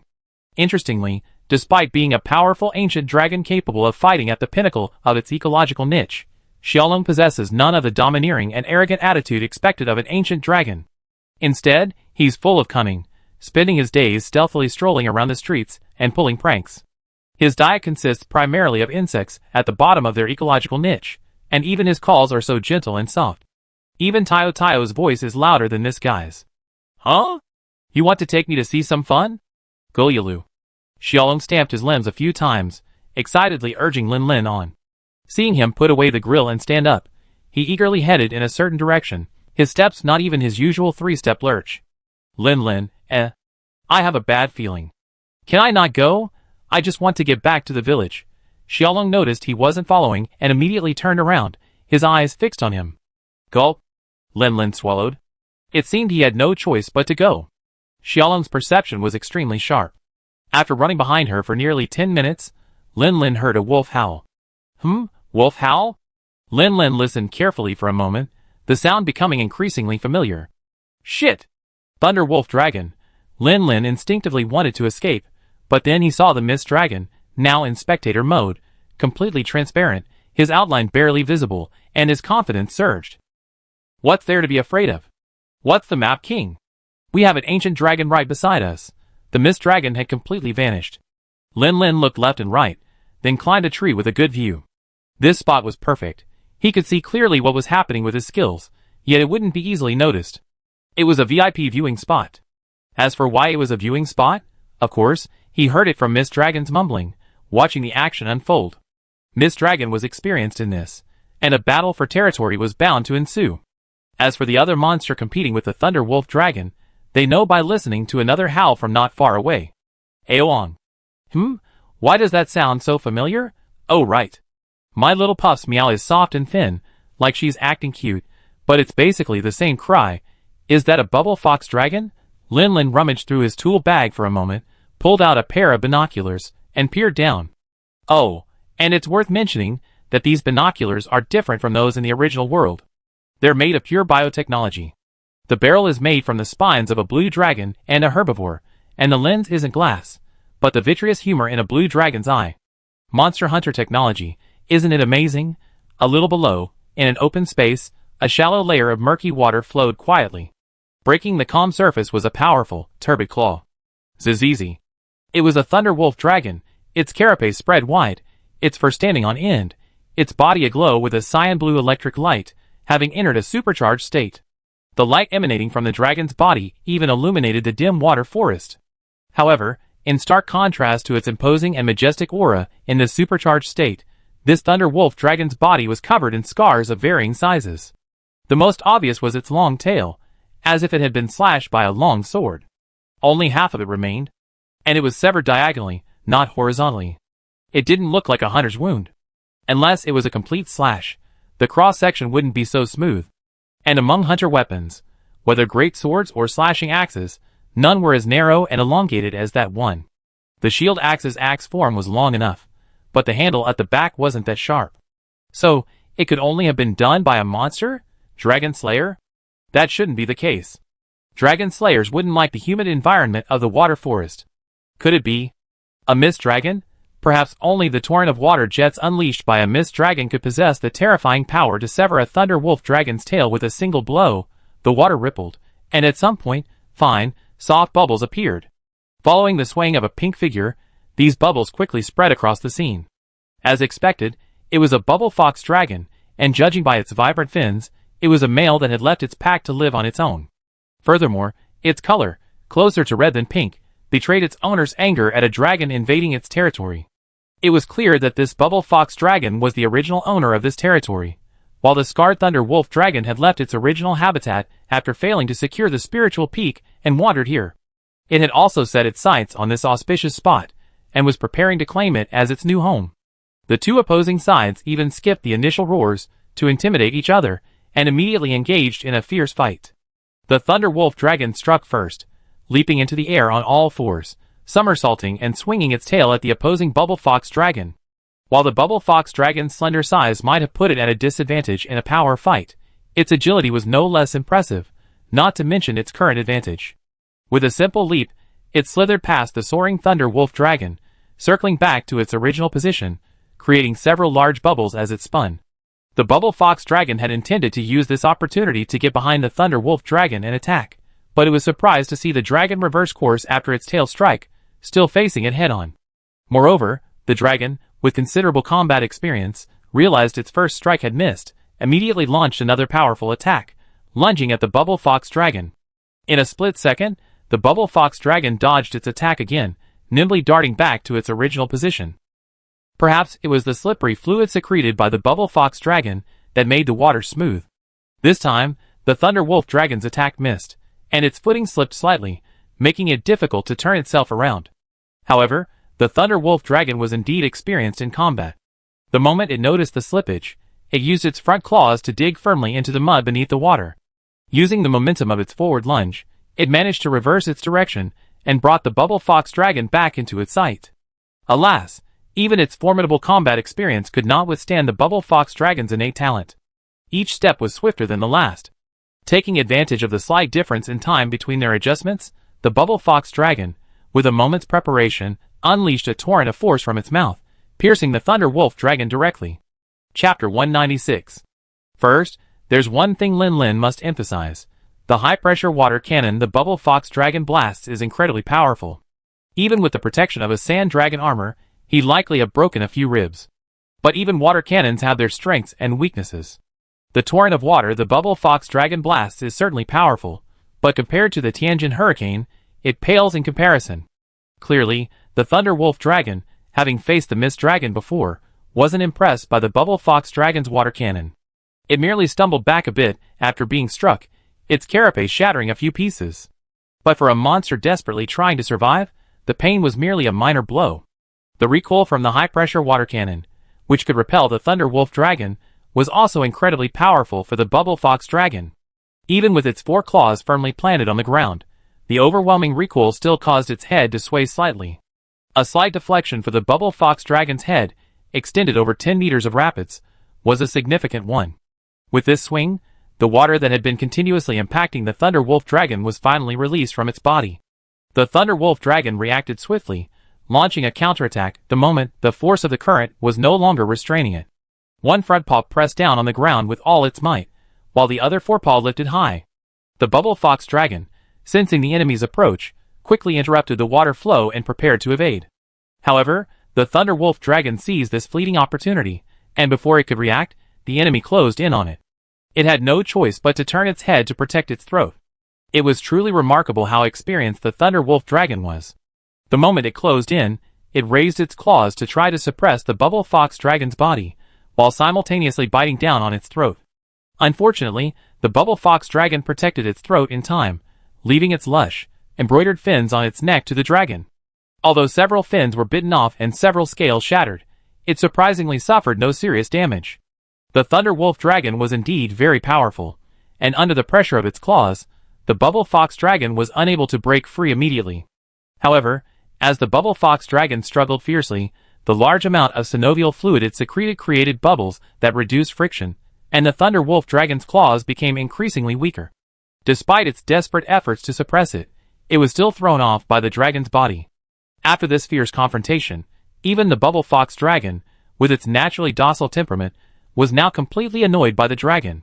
Instead of retreating, it twisted its body and wrapped its slender body around the Thunder Wolf Dragon, attempting to strangle it. Lin, watching this scene through the telescope, almost had his eyes pop out. "No, buddy.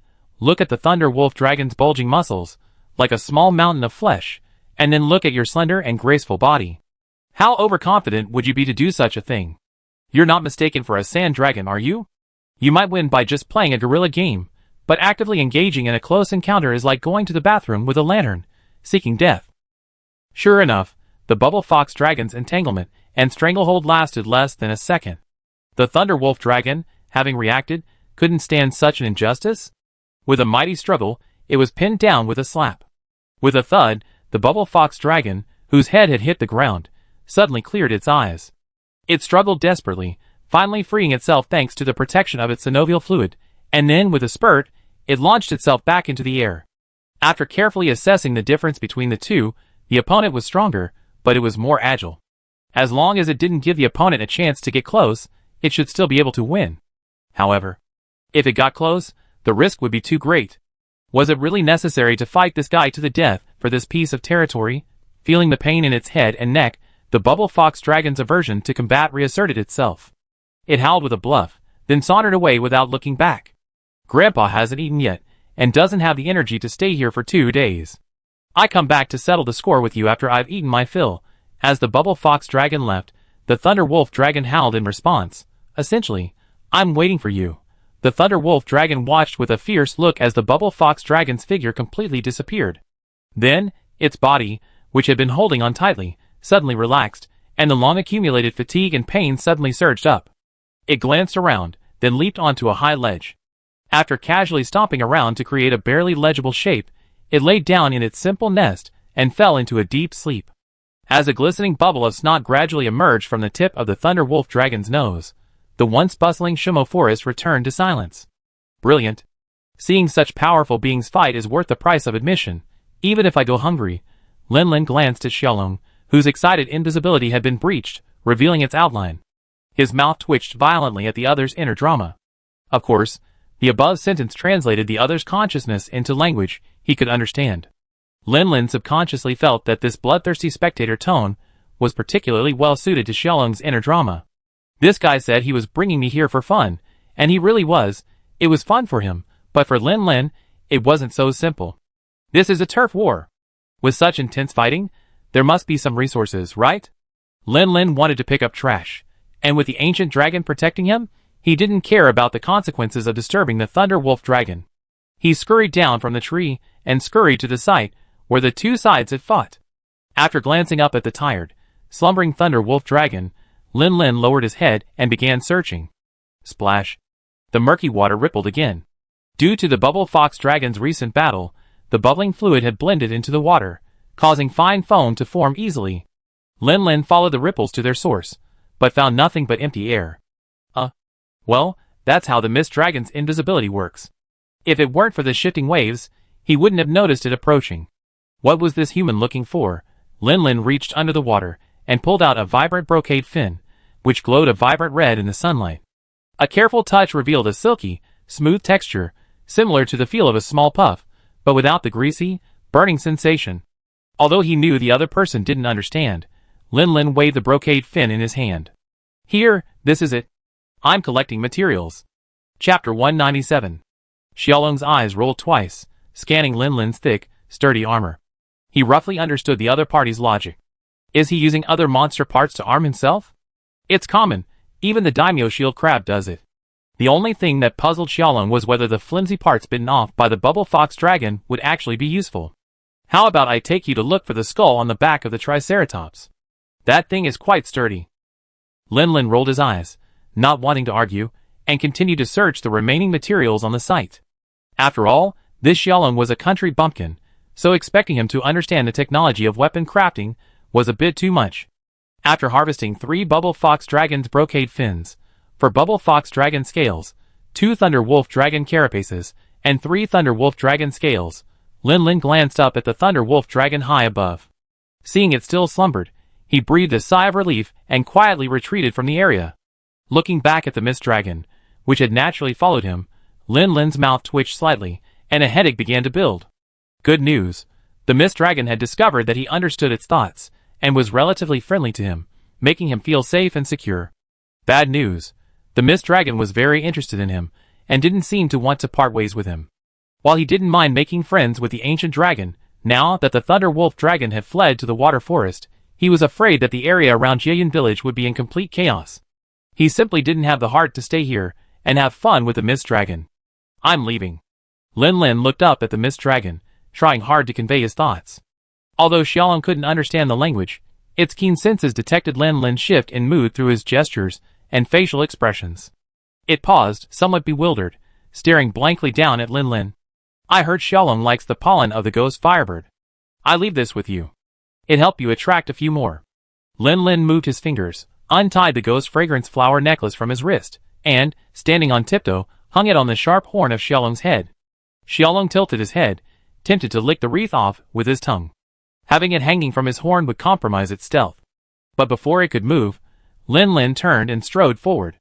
Instinctively, it tried to follow, but Lin Lin glanced back, smiled, and shook his head. It's time to say goodbye, my friend. This voice echoed magically within its heart. Although extremely faint, Xiaolong's movements froze. It vaguely understood Lin Lin's shifting mood. It seemed to be homesickness? Woo woo woo! Brother Lin Lin. I almost thought I'd never see you again. After reuniting through the signal flare, Yeezy clutched Lin Lin's arm tightly, tears welling in her eyes. When she learned from Fukugi Rabbit that a monstrous purple dragon, over 20 meters long, was following Lin Lin closely, the girl had been utterly anxious. That dragon was the embodiment of natural disasters, an ancient dragon capable of easily wiping out the ecology of an entire region. If it wasn't handled right, it could be fatal. Alright, I'm fine, aren't I? Lin Lin gently patted Yeezy's small, fair hand, clasped within his tone soft as if coaxing a child. Don't act so arrogant next time. We face danger together. Lin Lin froze, then, after reassessing Yeezy's intentions, couldn't help but twitch his lips. Did this girl think he deliberately led the Xiaolong away alone? Alright, I'm glad you're okay. Watching the two men offering solace, Brave rolled his eyes. Although he'd been worried when Lin Lin didn't meet up as planned, men are known for their reserved emotions. After learning everything was alright, he immediately focused on the present. The Xiaolong just stopped following us, not dead. This place isn't safe. Let's evacuate. Don't stay in camp, let's take the boat back to the village. The ancient dragon has appeared, so let's put that AI Chow girl's fishing plans on hold. Although his brief time with the Xiaolong had been mildly enjoyable, and he wasn't worried about his safety if he continued to stay in the waterlogged forest, he was still more anxious to learn about the situation in Jieyan village, and therefore supported Brave's suggestion. Ah, you're all okay? That's great. A figure descended from the sky, dressed in Onmyoji-style attire. It was none other than Yang Yin, who had received the tip-off from Date. I rushed over as soon as I saw the signal flare. Looks like the dragon has already retreated on its own? Breath glanced at Yang Yin in surprise, then turned to look at Lin Lin. Isn't this guy really that brave? This is an ancient dragon. How dare he come this far? As if noticing Brief's gaze, Yang Yin smiled. I'm just a merchant. I don't have the power of you hunters. I observed from a distance to make sure there was no danger before approaching. Everyone, let's head straight for the cargo ship. Ai Chao Yizeo and Xiao Bai are already aboard. The journey was smooth. As the sun began to touch the sea, the cargo ship set sail. Standing on the bow deck, Lin Lin looked back at the watery forest behind him, only to find that a light mist had suddenly filled the shore, and a purple figure stood quietly there. Lin Lin suddenly smiled and waved. That's pretty much it. Yinhua Village, the gathering place. That Xiaolong just likes to play pranks, but isn't actually aggressive. I don't think it has anything to do with the night parade of 100 dragons. At the red lacquered wooden table in the tea shop, Puxian, Sui Fengmin, and Daowen gathered together, with Lin Lin, Brave, Yi Zi, and Yang Yin on either side. As for Ai Chao, she wasn't in the gathering hall. Instead, she sat listlessly on a bench in the village, being comforted by Hui Yu's gentle voice. The abortion of the rabbit dumpling development plan had left her somewhat demoralized. That's an ancient dragon. I don't think we should be so hasty in judging it.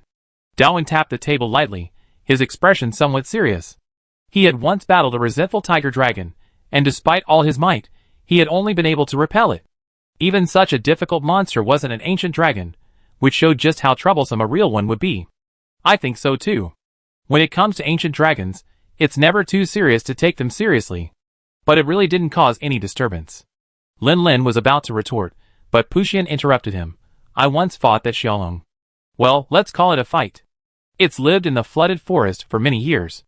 It didn't show up during the night parade of the 100 dragons. Lin Lin is right. It just loves playing pranks.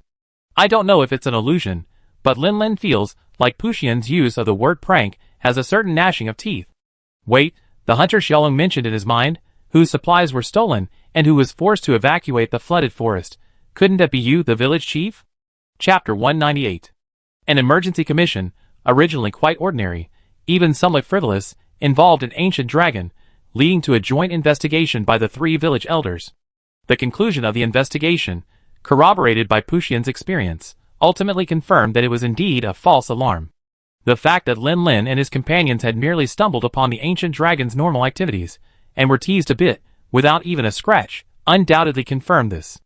After the joint investigation, Lin Lin and Brave's hunter notebooks successfully gained a star. From this moment on, they had surpassed most hunters, and become the backbone of the hunter guild.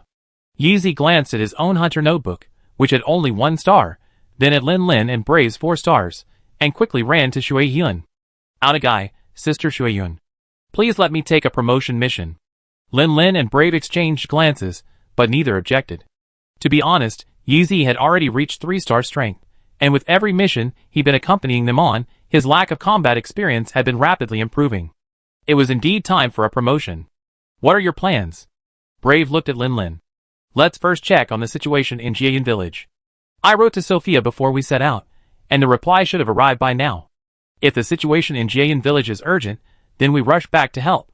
What if the situation is relatively stable? Lin Lin rolled his eyes. Of course, I continue to improve my strength.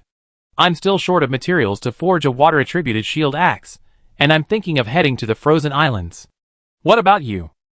Brave touched his umbrella rapier and rubbed his umbrella bird armor with his fingertips, lost in a moment of thought. At the 4-star level, the umbrella bird suit's protection was no longer sufficient. Considering Lin Lin's previous blow from the mudfish dragon, if it had happened to him, it would likely have been more than just a broken bone. But if he needed to upgrade his armor, what kind should he get? The leadership held a brief meeting, and after reassuring themselves, Puxian was about to return to the crucible when he noticed Brave. Are you considering your next target? Master Puxian. Brave looked at him expectantly. Ahem. Puxian, enjoying Brave's gaze, cleared his throat and said, I just heard you guys were planning to go to the frozen islands, right? Brave pointed at Lin Lin. He's going, I haven't decided yet. Puxian laughed and waved his hand. It's all the same. As for the frozen islands, you could consider the Ice Fang Dragon. Let me see. The Ice Fang Dragon set's perks seemed to include sword sheathing, seeing through, invigorated, and sword drawing skill. I've told you about these perks before, right? They're all very suitable for katanas. And, of course, great swords. Brave's eyes lit up. The perks on this armor were incredible. By comparison, his own umbrella bird set was a step down. Not only were the perks inferior in quantity, but the strength of the protection was also significantly lower. Although the Ice Fang Dragon's danger rating is 4 stars, as a flying dragon, its actual danger level is already quite close to 5 stars. If you really choose it as a hunting target, it would still be quite dangerous for a hunter like you who has just been promoted to 4 stars and has no experience fighting flying dragon monsters. Brave's eyes, which had just lit up, froze again. Huh? While hunting a mudfish dragon isn't too stressful as long as you're prepared, a flying dragon nearing 5 stars. Will he win? So if I were to offer any advice, it'd be to familiarize yourself with the fighting styles of flying dragons first. With that experience, it'd be much easier to face the Ice Fang Dragon. After hearing this, Lin Lin's mind subconsciously conjured up the image of teacher Yan Kuku, but he quickly dismissed the thought. It was simply that there had been no reports of sightings of the giant monster bird in Yinhua village. A flying dragon. A strange dragon? Puxian shook his head. Although the White Lightning Dragon is a flying dragon, many conventional methods for dealing with flying dragons are ineffective against it. I recommend you try hunting an Earth Queen. A female Wrath Dragon. Meeting Brave's puzzled gaze, Puxian belatedly added, White Lightning Dragon is just my customary name. The guild has given it the name Furu, Strange Dragon. Earth Queen, a female Wrath Dragon? Brave nodded slightly, his heart aching. When he left home, he said his goal was to become a master hunter, but only he knew that his inner ambition was simply to hunt a flying dragon to impress his parents. Unknowingly, he actually reached this point, about to face a flying dragon head-on. I bet his parents and brother would be proud of him if they knew of his accomplishments. Unlike Brave, who was overcome with emotion, Lin Lin seemed much calmer. After all, he killed so many female rat halos in the game, the total probably reaching 4 figures. He wasn't like the locals, who had such a thick filter for the lofty flying dragons. If he hadn't repeatedly reminded himself that reality wasn't a game, he'd probably have gone straight to challenging female rat halos to reach 4 stars. Okay, that's settled. If there's still time, we challenge the female rat halos first, then go hunt the Ice Fang Dragon in the frozen islands. Seeing that the 2 young men didn't flinch, Puxian couldn't help but smile with satisfaction. He nodded, said a few words, and then turned and left the meeting place, leaving Lin Lin and Brave staring at each other in bewilderment. By the way, an Itai just happened to capture a female rat halos a few days ago, and I'm just not sure what to do with it.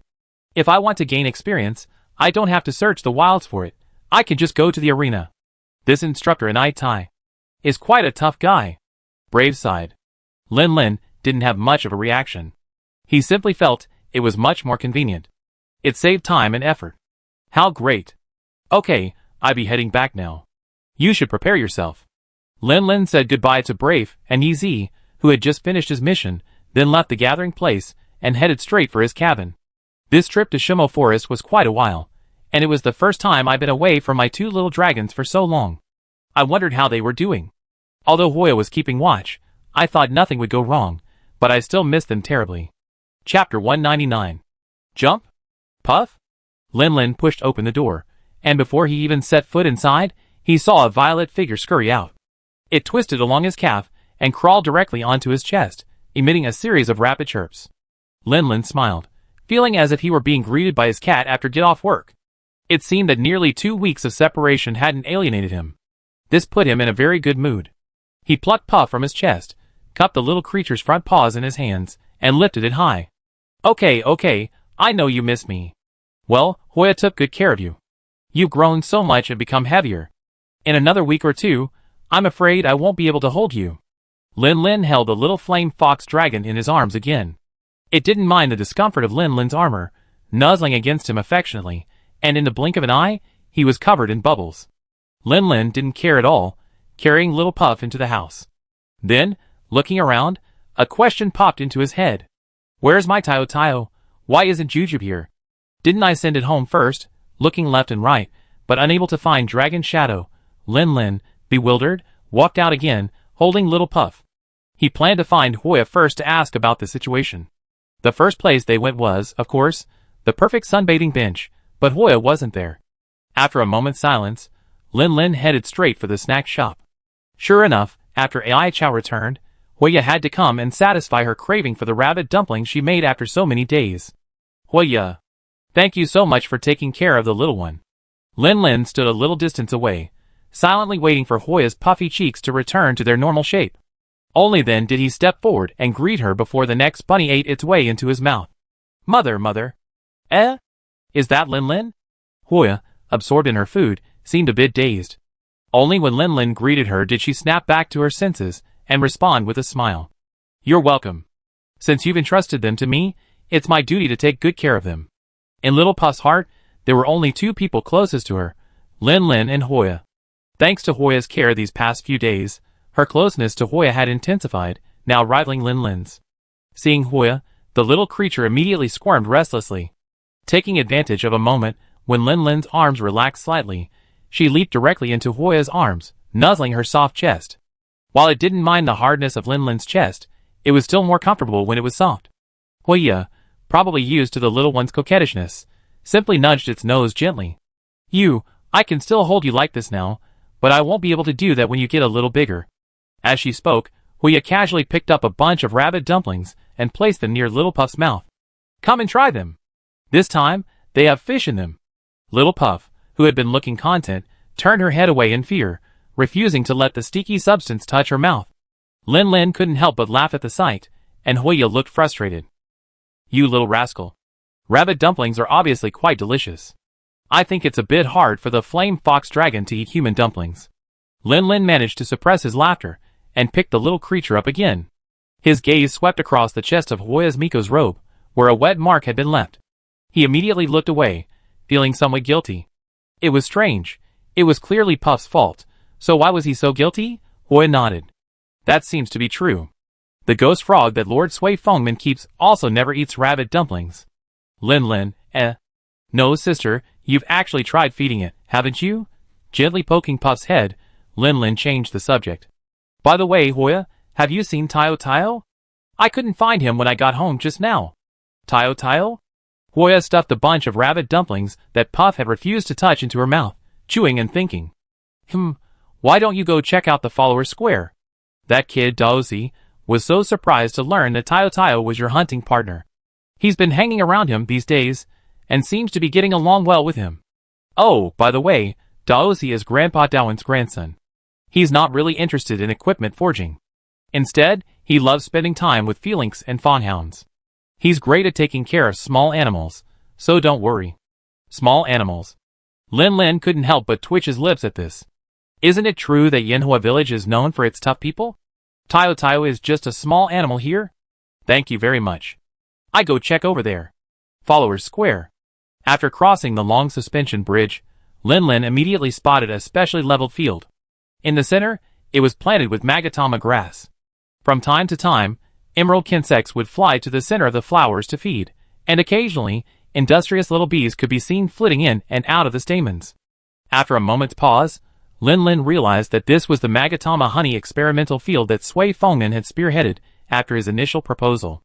A quick glance revealed that the flower fields were primarily being fed by insects, with bees making up a relatively small portion. Lin Lin glanced around and noticed that the person tending the flower fields was none other than Elu, the same insect who had previously managed the insect breeding. Lin Lin beckoned and asked her about the details of the experimental field. It turned out that it wasn't that the bees disliked the magatama pollen, it was simply that the insects were strong and savory, and the small bees couldn't compete for it. So, his idea did have some feasibility, but the conditions for a magatama flower field solely for bees were rather demanding, and the cost was considerable. Promoting insects was merely a desire of Sui Fengman, not a pressing need for Yanhua Village. After discussion, the village decided to maintain only this experimental field, producing a small amount of magatama honey annually to allow wandering Yanhua hunters to use their insects. Plans for further expansion were shelved indefinitely. So, do you think the nectar produced from this experimental field can support the expenses of the hunters cultivating insects? Luing looked hesitant. I'm afraid the supply will be very limited, meow. Lin Lin rocked the little Puff in his arms and asked, if the village can find another stable source of income, could we try expanding this flower field? I'd like to continue using insects when I move to other places in the future. That should be possible, meow, but how can income be increased or stabilized? Lin Lin looked at the little puff, who stared blankly at him, and gave him a smile that gave him a sense of foreboding. Chapter 200. As a hunter, Lin Lin doesn't care much about money. As long as he has enough, he's fine. Raising little puff can bring him financial freedom, but beyond a certain limit, money becomes just a figure. Yinhua Village, however, is different. If Yinhua Village's specialty, in addition to its high-quality smelting technology, also includes a plentiful supply of foaming slippery fluid, Yinhua Village's economy will surely experience a surge in growth. With wealth, Yinhua Village can improve its experimental fields and increase the production of Magatama honey, allowing him to continue using Kinsects in battle when he travels to other regions. I've decided. I talked to Puxian later. Lin Lin was about to say goodbye to Luying, when the three-flowered Ailu suddenly seemed to remember something and hurriedly called out to Lin Lin. By the way, Lady Rodna, who manages the trading ships, seems to be looking for you. She's in the attendance square. Would you like to go see her? Rodna, Lin Lin's eyes flickered. Thanks, Luying. I'll be right there. Soon, Lin Lin spotted the dashing-looking woman in green behind a long table. Hi. You're Lin, right? I'm Rodna, a trader from Eldred who came to Flame Village. Rodna's voice matched her appearance perfectly, a rugged quality. If it weren't for her exquisite attire, one would mistake her for a hunter, not a trader. But somehow, in that rough voice, Lin Lin could hear a hint of Ogura Yui. Lin Lin shook his head, shaking off the perplexing feeling, and turned to reviewing the identity of this trader. Rodna, ostensibly a merchant from another country, secretly a member of the Eldred Kingdom's Knights, and the sister of Firena, a highly popular female knight in Dawn. This person is looking for me. What's going on? I have a letter from Jiayan Village, addressed to you. I was just wondering when I could personally hand it to you, but I didn't expect you already arrived. Lin Lin blinked as the other person pulled out an envelope and handed it to him. So, before leaving for Shumolin, he'd written a letter and given it to Shuiyun, asking her to mail it, but he had no idea how she managed to do it. Now it seemed likely that they traveled to Jiayan Village by sea, using Radha's trading ship. Thank you very much. Didn't that bother you? The other person smiled and shook her head. It's just a matter of convenience. It's not a big deal. So, without further ado, Lin Lin tore off the wax seal on the envelope and unfolded the letter inside. Lin Lin used both hands to take the letter.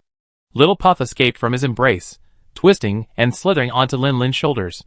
The dragon, like a large scarf, lay on his shoulders, curiously following the contents of the letter. Dear Lin Lin, don't worry. While the ecology around Jiayan Village is slightly disturbed, the overall situation is under control. We anticipate no major ecological disturbances until the end of the cold season and the arrival of the warm season next year. Originally, due to the influence of the Thunder Wolf Dragon, some monsters were forced to migrate to the stream area. However, due to Xiong Air's aggressive nature, all large monsters approaching Jiayan Village, with the exception of a few female blue bear beasts, were expelled, and the villagers' lives were not significantly affected. After numerous battles, Xiong Air has undergone some changes. Specifically, his body color has darkened, his strength has increased, and his aggressiveness has intensified. He now drives away smaller monsters from his territory, but fortunately, he remains non-hostile to humans. Furthermore, Xiong Air has demonstrated the ability to command several other blue bears, and collectively fought off a Thunder Wolf Dragon. Also, preliminary results have been obtained regarding the Thunder Wolf Dragon's ecology.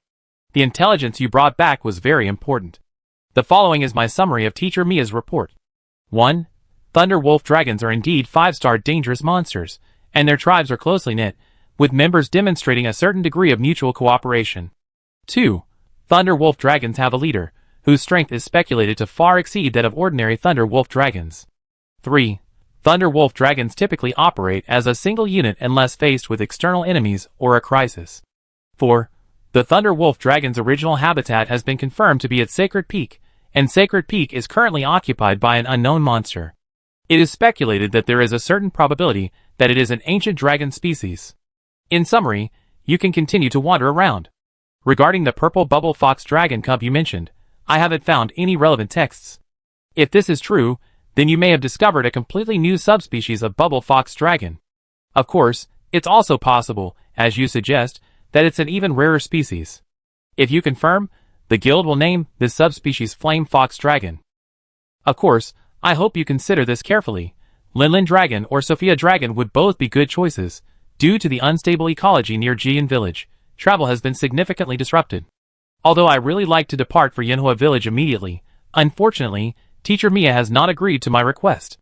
Therefore, I sincerely request that you take a few photos of this subspecies and send them with your next letter. Also, it would be great if you could include samples of shed scales, lost teeth, or secreted bodily fluids. Sincerely, Sophia.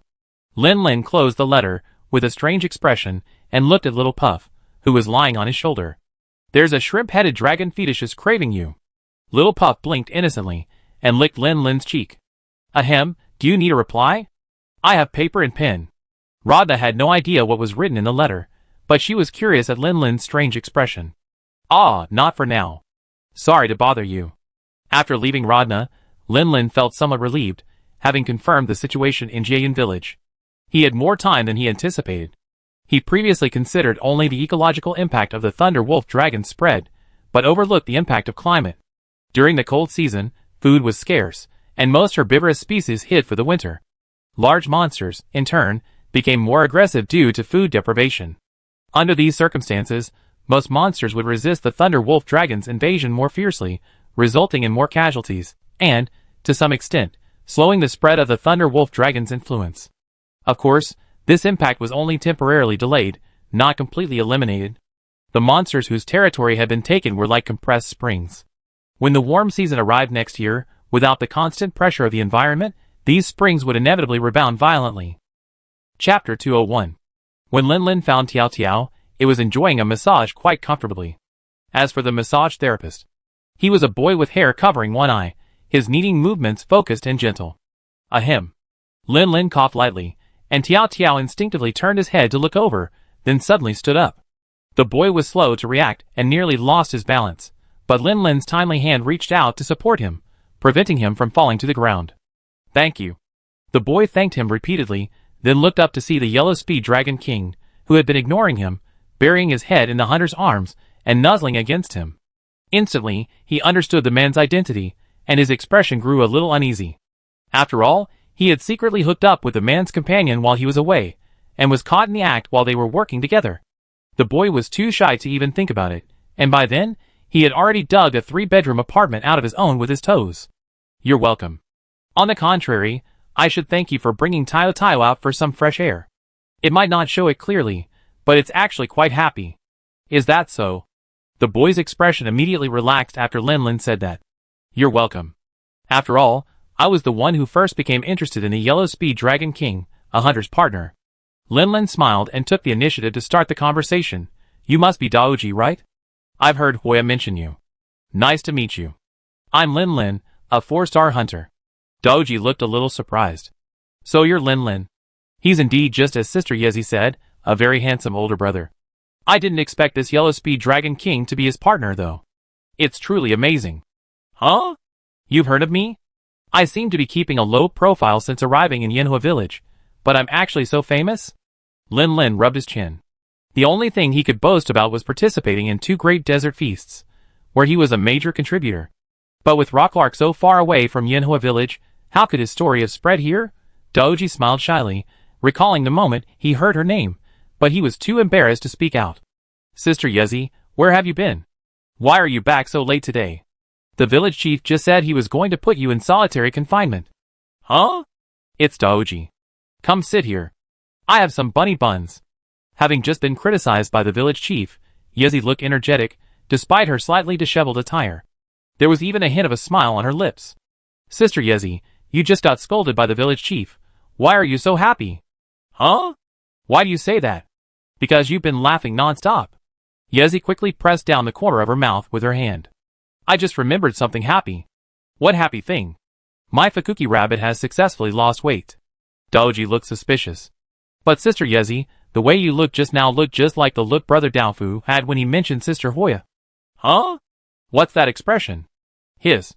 Sister Yezi, are you in love? Shoo. Cough cough cough. Yezi choked on the bunny she had just stuffed into her mouth, and coughed for a long time before recovering. Impossible. Absolutely impossible. It's entirely possible. Daoji compared Daofu's expression with Yezi's in his mind. Even if she's not in love, she definitely has someone she likes. No. Yezi flatly denied. Yes. Oh, I didn't. Daoji glanced at Yezi's embarrassed expression. Okay, no. Yezi nodded in satisfaction. Right, that's it. Then what would it be like if Yezi's sister had someone she liked? No. Just a hypothesis, a hypothesis. If so, well. Yezi poked her cheek, lost in thought. I want to be a hunter. If I like someone, they'd definitely be stronger than me. Someone who can come down from the sky and shield me when I'm in danger. That kind of security is truly reassuring. Yeah.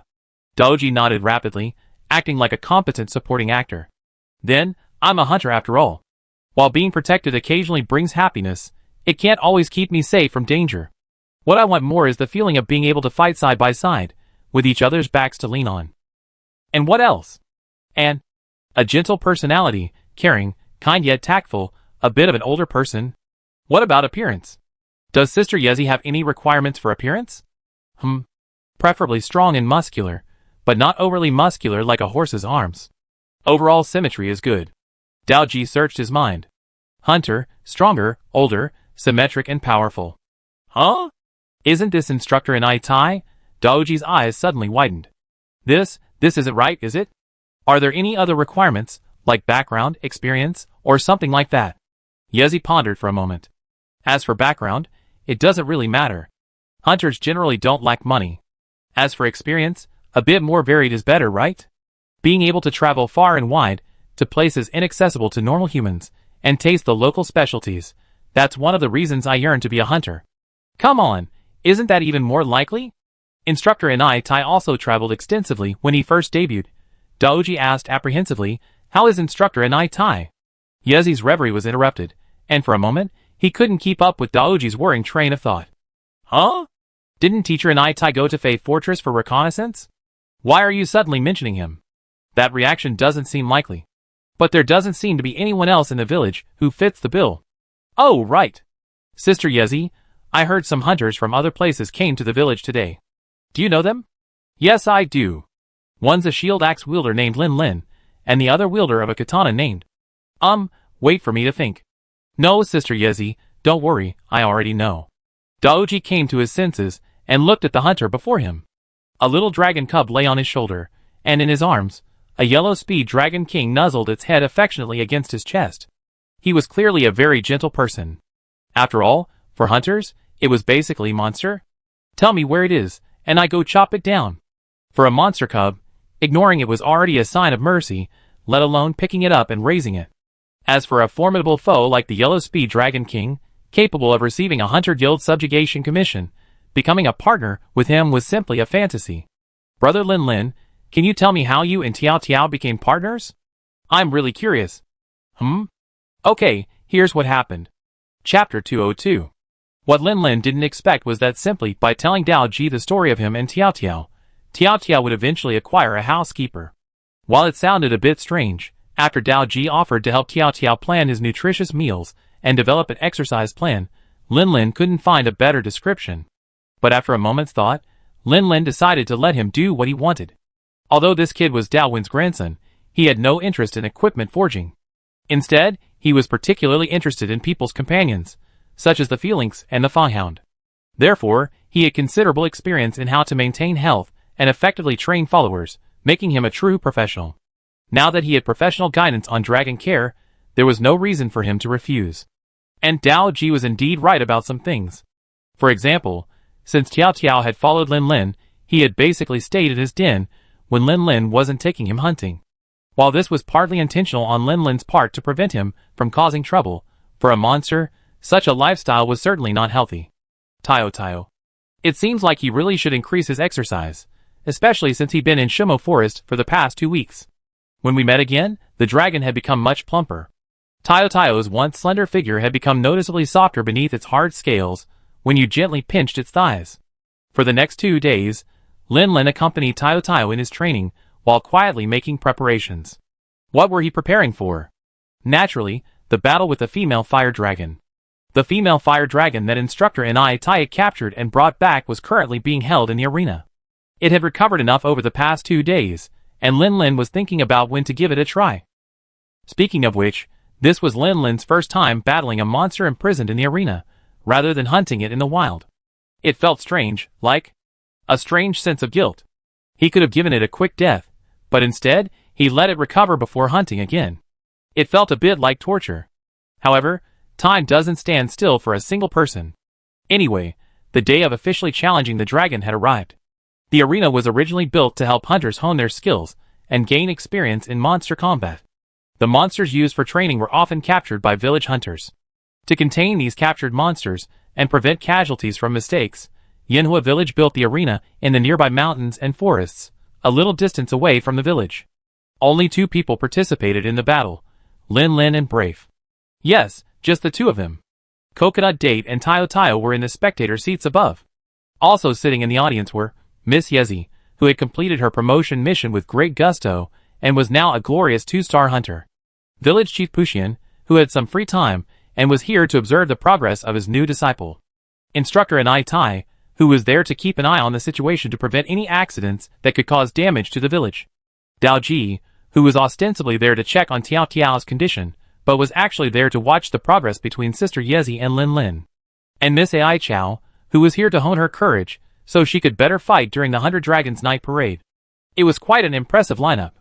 And the spectators were also quite impressive. How's it going?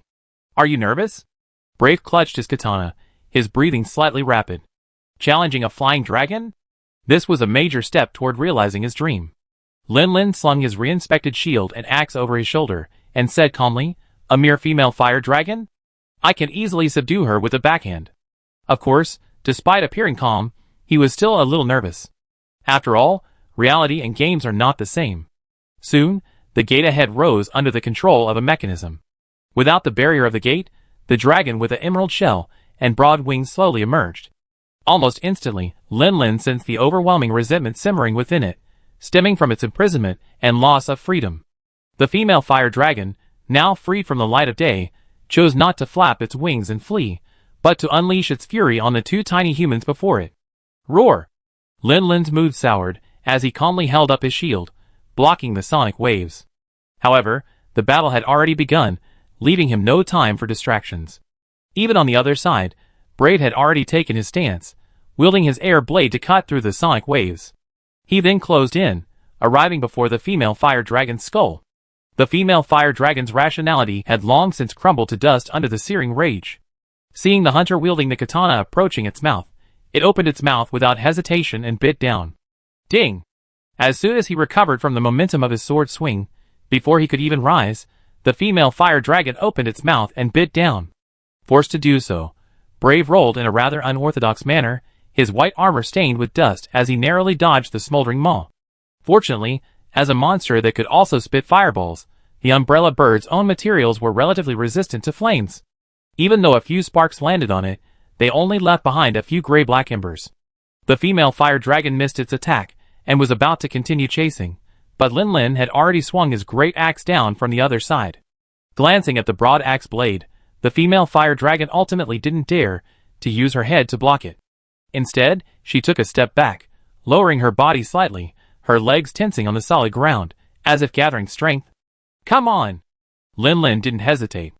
With a spinning transformation slash, he redetached the shield axe and held it in front of him. Bang! The female fire dragon flapped its wings and soared into the air. Its long, slender, powerful emerald tail left a noticeable scratch on the gravel below it, and the next moment, it slammed heavily into Lin Lin's shield. Lin Lin felt a surge of force traveling along his shield. He quickly adjusted his stance, steadying his center of gravity. He channeled the force through his arms, down his spine, and finally dispersed it, channeling it through his legs to the ground. He took 2 steps backward, flicking off the purple-black venom clinging to his shield. He sniffed the faint, fishy odor in the air, and clenched his fists. The force was indeed strong, but not beyond his expectations. The female fire dragon continued to flap its wings, but Lin Lin didn't hesitate. He rushed forward a few steps and stood still, his left arm tensed, his energy surging like a rainbow, rapidly converging towards the slashing sword. Although female fire dragons are flying dragons, unlike the male fire dragons, known as the kings of the sky, their legs are more powerful. Rather than soaring in the air, they can maximize their combat potential on the ground, hence the nickname Queen of the Land. Chapter 203. Breath grabbed his katana and rolled off the ground, rising to his feet. He saw Lin Lin standing on the ground below the female rat halos, gathering his strength in the empty air. His pupils shrank. How careless. Didn't he know the dangers of attacking without observing the monster's movements? He quickly sheathed his katana and reached into his tool bag for a flashbang. A flashbang is always a hunter's most reliable tool against those winged creatures capable of soaring through the sky. But just as Brief reached into his tool bag, the female rat halos in midair slowed its wing beats and descended back to the ground. The turbulent air created by its flapping wings sent the sand flying everywhere. However, this level of wind pressure only felt like a slight resistance, but it was hardly enough to dislodge Lin Lin. Swish! The long-awaited sword slashed through the scales on the side of the female fire dragon's mouth, leaving two narrow, bloody gashes. The female fire dragon, stung by the pain, seethed with rage, her only thought burning the two reckless hunters to ash. She was completely unaware that, precisely because her rage had extinguished her wisdom, she was now fighting on instinct. Lin Lin had anticipated her next move, positioned himself well in advance, and struck her twice, just in time. With barely a second of preparation, the female fire dragon's nimble legs suddenly unleashed a powerful charge, her nearly 20-meter-long emerald body charging forward like a heavy chariot. Being positioned to the side of the female fire dragon's head, Lin Lin wasn't immediately struck head-on. He had a moment to react, and before the emerald body could reach him, he thrust his sword into his shield, protecting himself. Bang! Lin Lin stepped back a few steps, his arm slightly numb, but at the same time, he breathed a sigh of relief. Luckily, he wasn't facing the female fire dragon's chariot head-on. There was room to absorb the force, otherwise he would have been injured. Thinking of this, Lin Lin steadied himself and quickly looked in the direction of the female fire dragon, ready to respond to any subsequent chariot attacks. Yes, he was certain that once the female fire dragon launched a chariot, it would definitely not just attack once. 3 chariots would be commonplace. Although Lin Lin's prediction was correct, the female fire dragon did indeed charge 2 steps before stopping, turning around and charging forward again, this time targeting Brave. Another chariot. Facing monster attacks, different weapons have different response methods. For example, Lin Lin usually chose to parry with his shield rather than dodge, unless the attack was extremely powerful and difficult to resist. Of course, this also had a lot to do with the special structure of the shield axe, which accumulated the vibrations generated by the attack into the energy tank. The swordsman, on the other hand, took a different approach, swindling. Of course, that description is somewhat inaccurate. A more vivid description would be dancing on the edge of a blade. Each time he faced an attack, he didn't dodge or evade, but instead sought flaws in the opponent's attack and counterattacked. Take, for example, Brave at this moment, watching the female fire dragon stride toward him. He could have easily run 2 steps to the side, where the heavier, more difficult to turn female fire dragon wouldn't have been able to hit him. Yet, he remained where he was, sheathing his sword and adopting a katana stance. Kill! A brilliant flash of blade shone from the spot, and Brave suddenly exerted force on his feet, slashing sideways 6 or 7 meters. What he didn't expect was that, judging by the female fire dragon's momentum as it charged, his blade should have just brushed past her, unleashing a red-edged blow. Instead, his strike missed. Brave, unconvinced, saw the female fire dragon swerve and charge towards him again. He quickly sheathed his blade, his eyes fixed on her movements, trying to figure out why his strike had missed. Then, after his vision passed through the dragon's head and caught sight of the dragon's legs, he realized its stamina wasn't very strong. The continuous dragon chariots were exhausting, and turning mid-flight slowed it down even further. It was precisely because of that slight delay that he had missed his strike. Come on, I won't be left empty-handed this time. Red blade, fire, a flash of silver blade flashed, and Brave, striking at a treacherous angle, sliced through the gap between the female fire dragon's legs. The wielding blade of air carved a bloody 3-shaped wound on the inside of her thigh.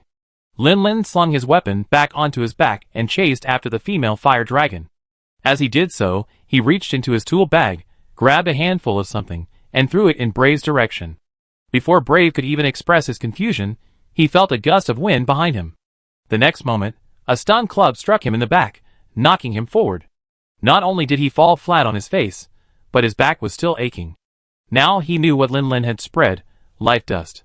Within just 2 or 3 breaths, the dull pain had largely subsided. As for why he received such a blow on the back, of course, the female fire dragon, realizing the dragon chariot hadn't hit anyone, slammed on the brakes. Its long tail, grown to balance its center of gravity, swung violently to offset the inertia. In the stands above, this kid is a real scoundrel. Instead of sidestepping, he actually faced the female fire dragon head-on. He's still too green and inexperienced. Puxian pointed, looking disapproving. For a young man, you've done quite well. When I was their age, I didn't even have the courage to fight a flying dragon head-on.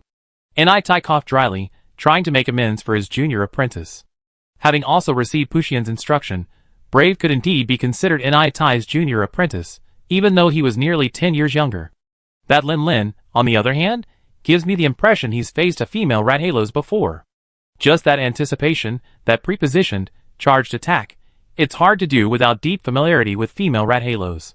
It's a shame he wasn't using a great sword. Otherwise, with that anticipation, a truly charged strike like that would have been enough to severely injure the female rat halos. Yeezy watched Lin Lin's battle below, but he took in every word of his teacher's comments. He quickly said, I spoke with Brother Lin before. He hasn't fought a female rat halos, but he did encounter a ceratopsian once. He said it was quite dangerous. N.I.Tai nodded. Is that so? Then his battle sense is truly sharp. A very talented young man. Yeezy nodded repeatedly, his smile harder to suppress than an AK. Hee hee.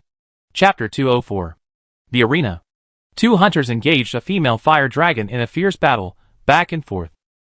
In the fierce clash, all three were rapidly depleting their stamina. The female fire dragon, due to its massive size, consumed far more energy than the two hunters. Before they knew it, her movements had become much slower than they had been at the beginning. Bang! Lin Lin had already activated his shield's enhanced state. The female fire dragon turned its head and attempted to bite him, but its jaws pierced the hard shield. Not only did the pain ache his teeth, but the shockwaves of the shield's energy blast traveled through his gums and into his skull, sending the female fire dragon reeling and causing her to stumble. Lin Lin's mouth curled in a grin. Fainted so quickly? A knockout technique, not bad. Even on the other side, Brave's umbrella thorn sword had already unleashed its supreme red blade. Seeing the female fire dragon faint, he was overjoyed. He happened to be standing right behind the female fire dragon, not far in front of her, her slender emerald tail, dotted with wounds. The spines at its tip secreted drops of a fishy-smelling purple-black venom. This tail was a major source of the female fire dragon's fighting power. It could perform somersaults, 360-degree sweeps, and even dragon carriage swings. The venom embedded in the spines made it even more formidable. Severing its tail would provide a significant advantage in the ensuing battle. My katana had just unleashed 3 layers of chi blades, and before me lay a slender, graceful jade tail. How could such a coincidence exist? Sheathing the blade with a special stance, Brave concentrated his mind, channeling his inner chi, condensing the chi blade energy within the katana, ultimately gathering it into a powerful, ready-to-strike force. Kamui slash. 3 slashes erupted, like a surging tide, each wave higher than the last. Each strike channeled its power into the next.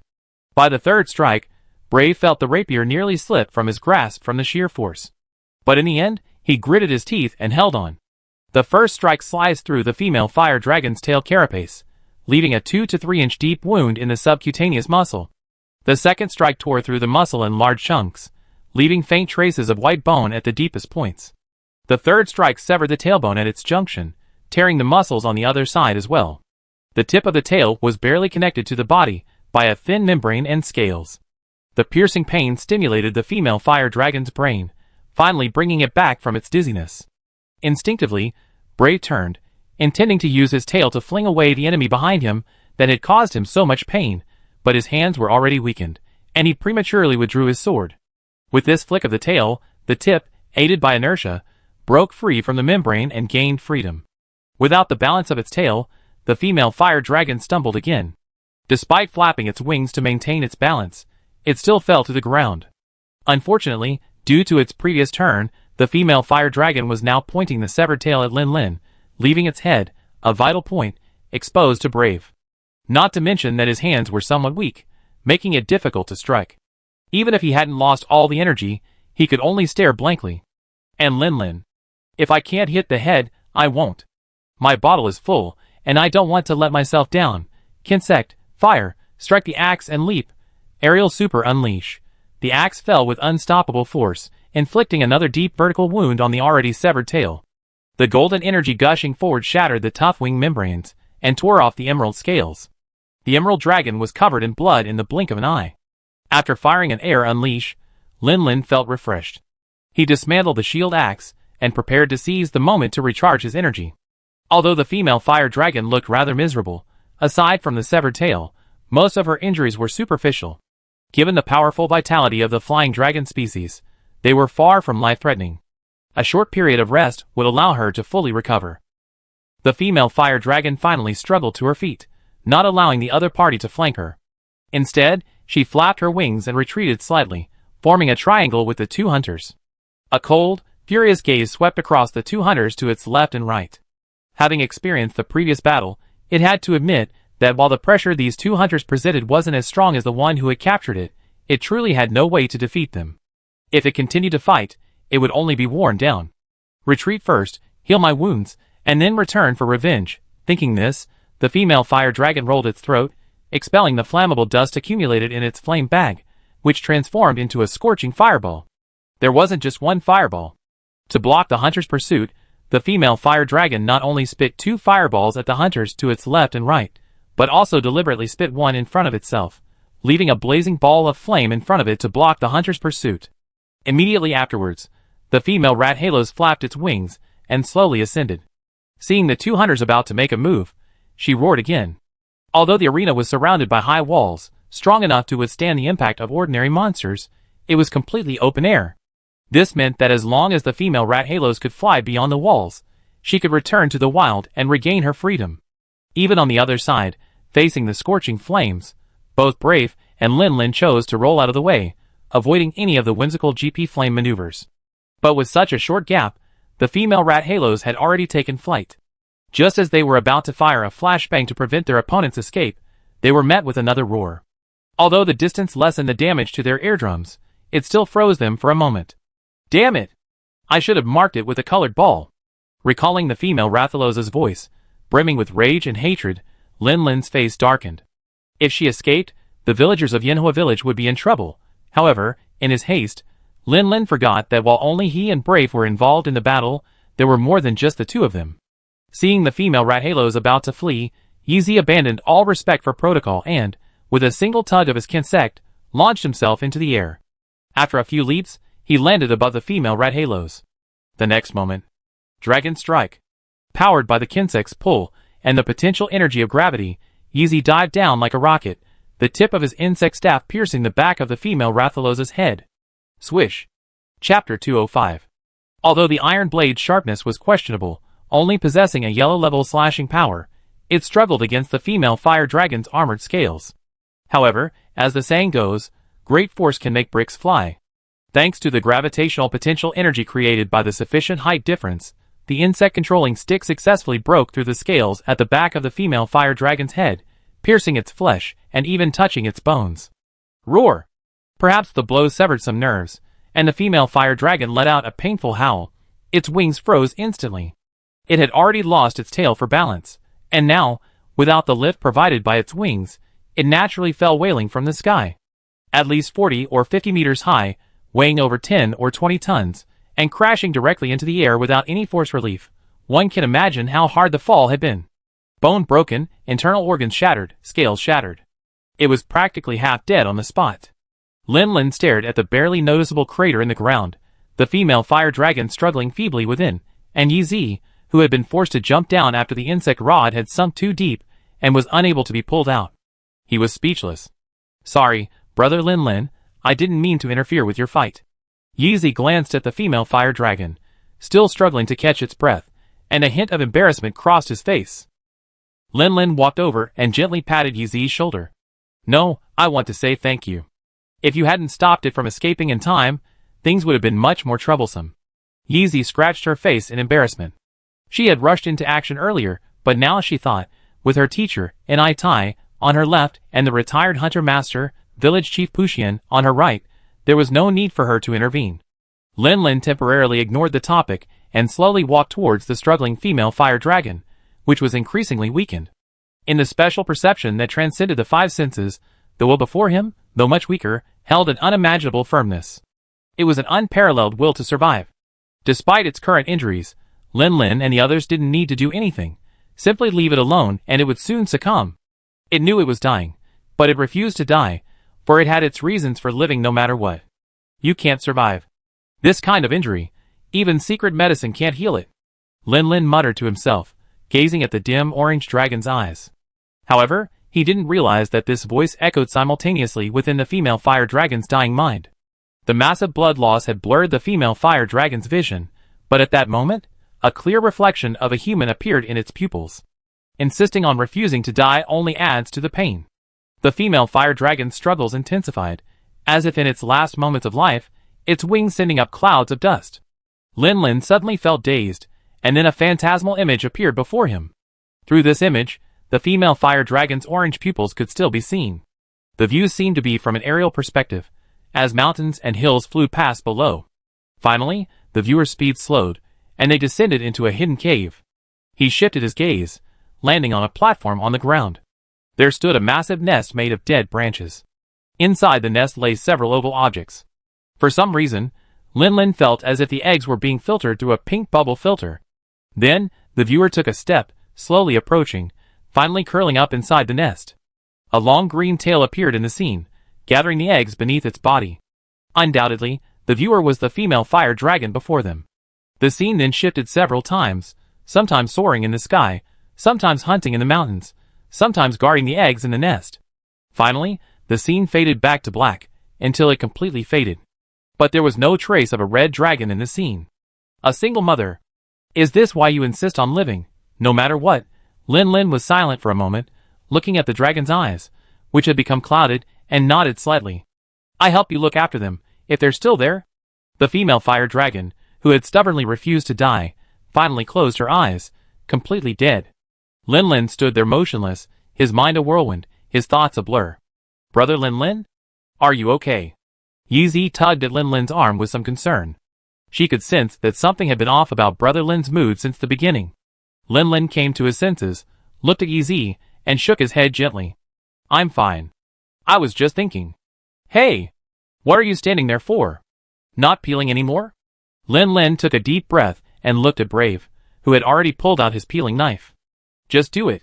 I don't need the female fire dragon's ingredients. Really? You don't want any of it? What if you get a dragon jade? You keep it. I'm exhausted. Take your time peeling. I'm going back to rest. It was night. Lin Lin lay in bed, gazing out the window at the brilliant stars and the moon, his heart restless for a long time. What are you thinking about, boss? Jujube coaxed Little Puff to sleep, then quietly climbed onto the bed, sidling up to Lin Lin and staring at the night sky with him. I was thinking about that female fire dragon today. It was certainly powerful, meow, but didn't you successfully hunt it, boss? What else is there to think about? Lin Lin chuckled. Technically, it was Yi who killed it. But that's not what I'm thinking about. What was that? I was thinking, the female fire dragon fled to the abandoned shrine while hunting to survive. Is that wrong? Instructor and I captured it for the safety of Yanhua village. Is that wrong? Brave and I chose to fight it in the arena to hone our skills and gain experience. Is that wrong? If all this is true, then why do I feel so bad? Jujube withdrew his gaze from the night sky and turned to Lin Lin. Didn't you already know the answer to this question when we hunted the sand dragon? Meow. The sand dragon attacked the caravan to protect its young, and the hunters hunted the sand dragon to rescue the caravan. Isn't that the same thing? This is a battle for survival. It's all about positions, not right or wrong. Lin Lin was stunned for a moment, then nodded and smiled. That's true. I'm getting a little carried away. Perhaps this is the downside of being able to hear monsters' thoughts. Excessive empathy only adds to the trouble. Chapter 206. The next day. In the center of the village, in front of the great furnace. Are you saying that this cub resting on your shoulder can bring a stable income to the village? Puxian's eyebrows knitted together, as he looked at the yawning flame fox dragon cub resting on Lin Lin's shoulder. It might not be a huge income compared to the entire village, but it's definitely stable. The pure white lubricant this little creature naturally secretes every day, if collected, would be enough to make 200 or 300 bottles of bubbling lubricant.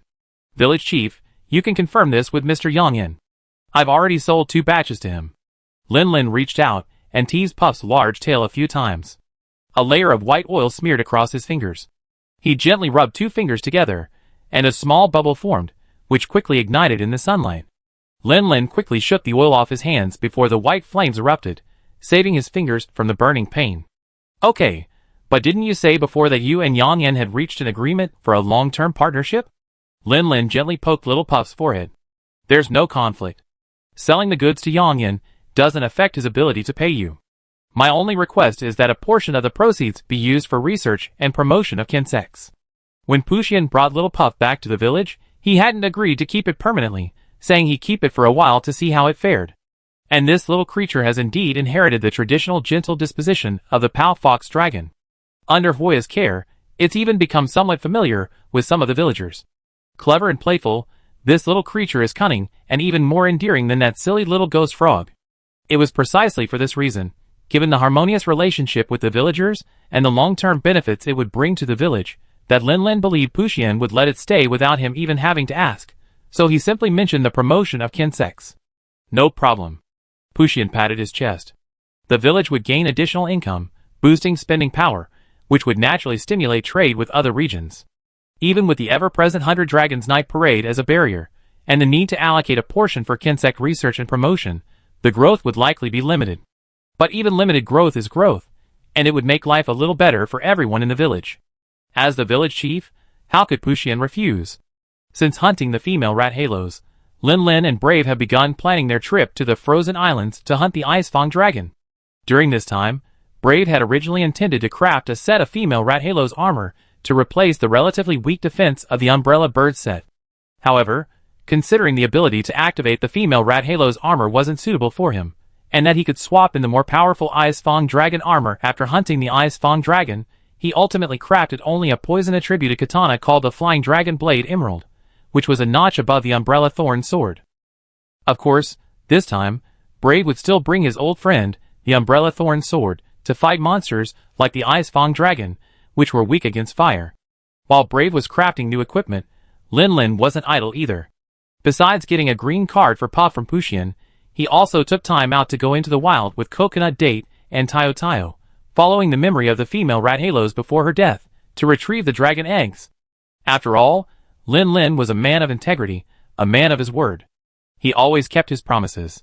Even though the female fire dragon had already died, he still ran a long way, all the way out of Fey Fortress and to the dragon's lair near the stream. It must be said that the perspective from the sky is quite different from that from the ground. Lin Lin, riding Tayo Tayo, searched for a long time before finally confirming the location. This was a natural cave. Aside from a narrow slit on the side, the only real entrance was the one above, obscured by the greenery. It was quite secluded. I'd be in. Tayo Tayo, wait for me here. The gap was narrow, but that depended on the context. For a behemoth like the female fire dragon, it was a crack. For Lin Lin, it was a path he could walk unimpeded. But for the Yellow Speed Dragon King, it was a narrow passageway that he had to curl up and incline slightly to squeeze through. Boss, I go in with you, meow. Date hopped off Tayo Tayo's back. She was a completely different person now. She wore emerald armor that looked like a chic evening gown. Her helmet was more like a gorgeous headband than armor. On her back was a cat sword crafted from the thorns of a female rat halos. A very standard female rat halos three-piece suit. However, Date had a few complaints about the design, thinking it was too feminine and didn't fit her masculine temperament at all. In response, Lin Lin had teased her and told her to keep wearing her original sand dragon cat armor. Then, the fur-riddled cat gave her a good scratching. However, Lin Lin didn't feel anything from the sand dragon armor, while Date was already clutching her aching claws, weeping. Lin Lin stole a glance at the dates. He said he didn't like them, but he still warned them. What a hypocrite. Then let's go in. Before entering the dragon's lair, Lin Lin had already determined from the surroundings that it hadn't been visited by any other monsters, a place of tranquility and peace. After entering, Lin Lin found it to be true. While the air was thick with a fishy odor, it wasn't overpowering.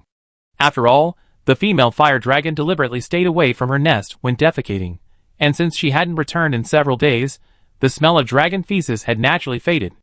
Lin Lin believed that if he were to enter the lair of a loving fire dragon couple, the smell he smelled would be several times stronger than it was now.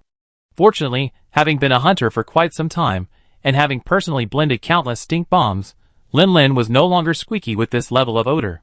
However, Date, thanks to his uniquely keen sense of smell, suffered greatly. Holding his nose, he secretly regretted, if only I had stayed outside with Tayo Tayo, meow. Lin Lin glanced at Date with amusement. If you really can't stand it, just stay outside, right? Boss, don't underestimate me, meow. I want to be an excellent hunter, meow. Despite his muffled voice, holding his nose, Date stubbornly persisted.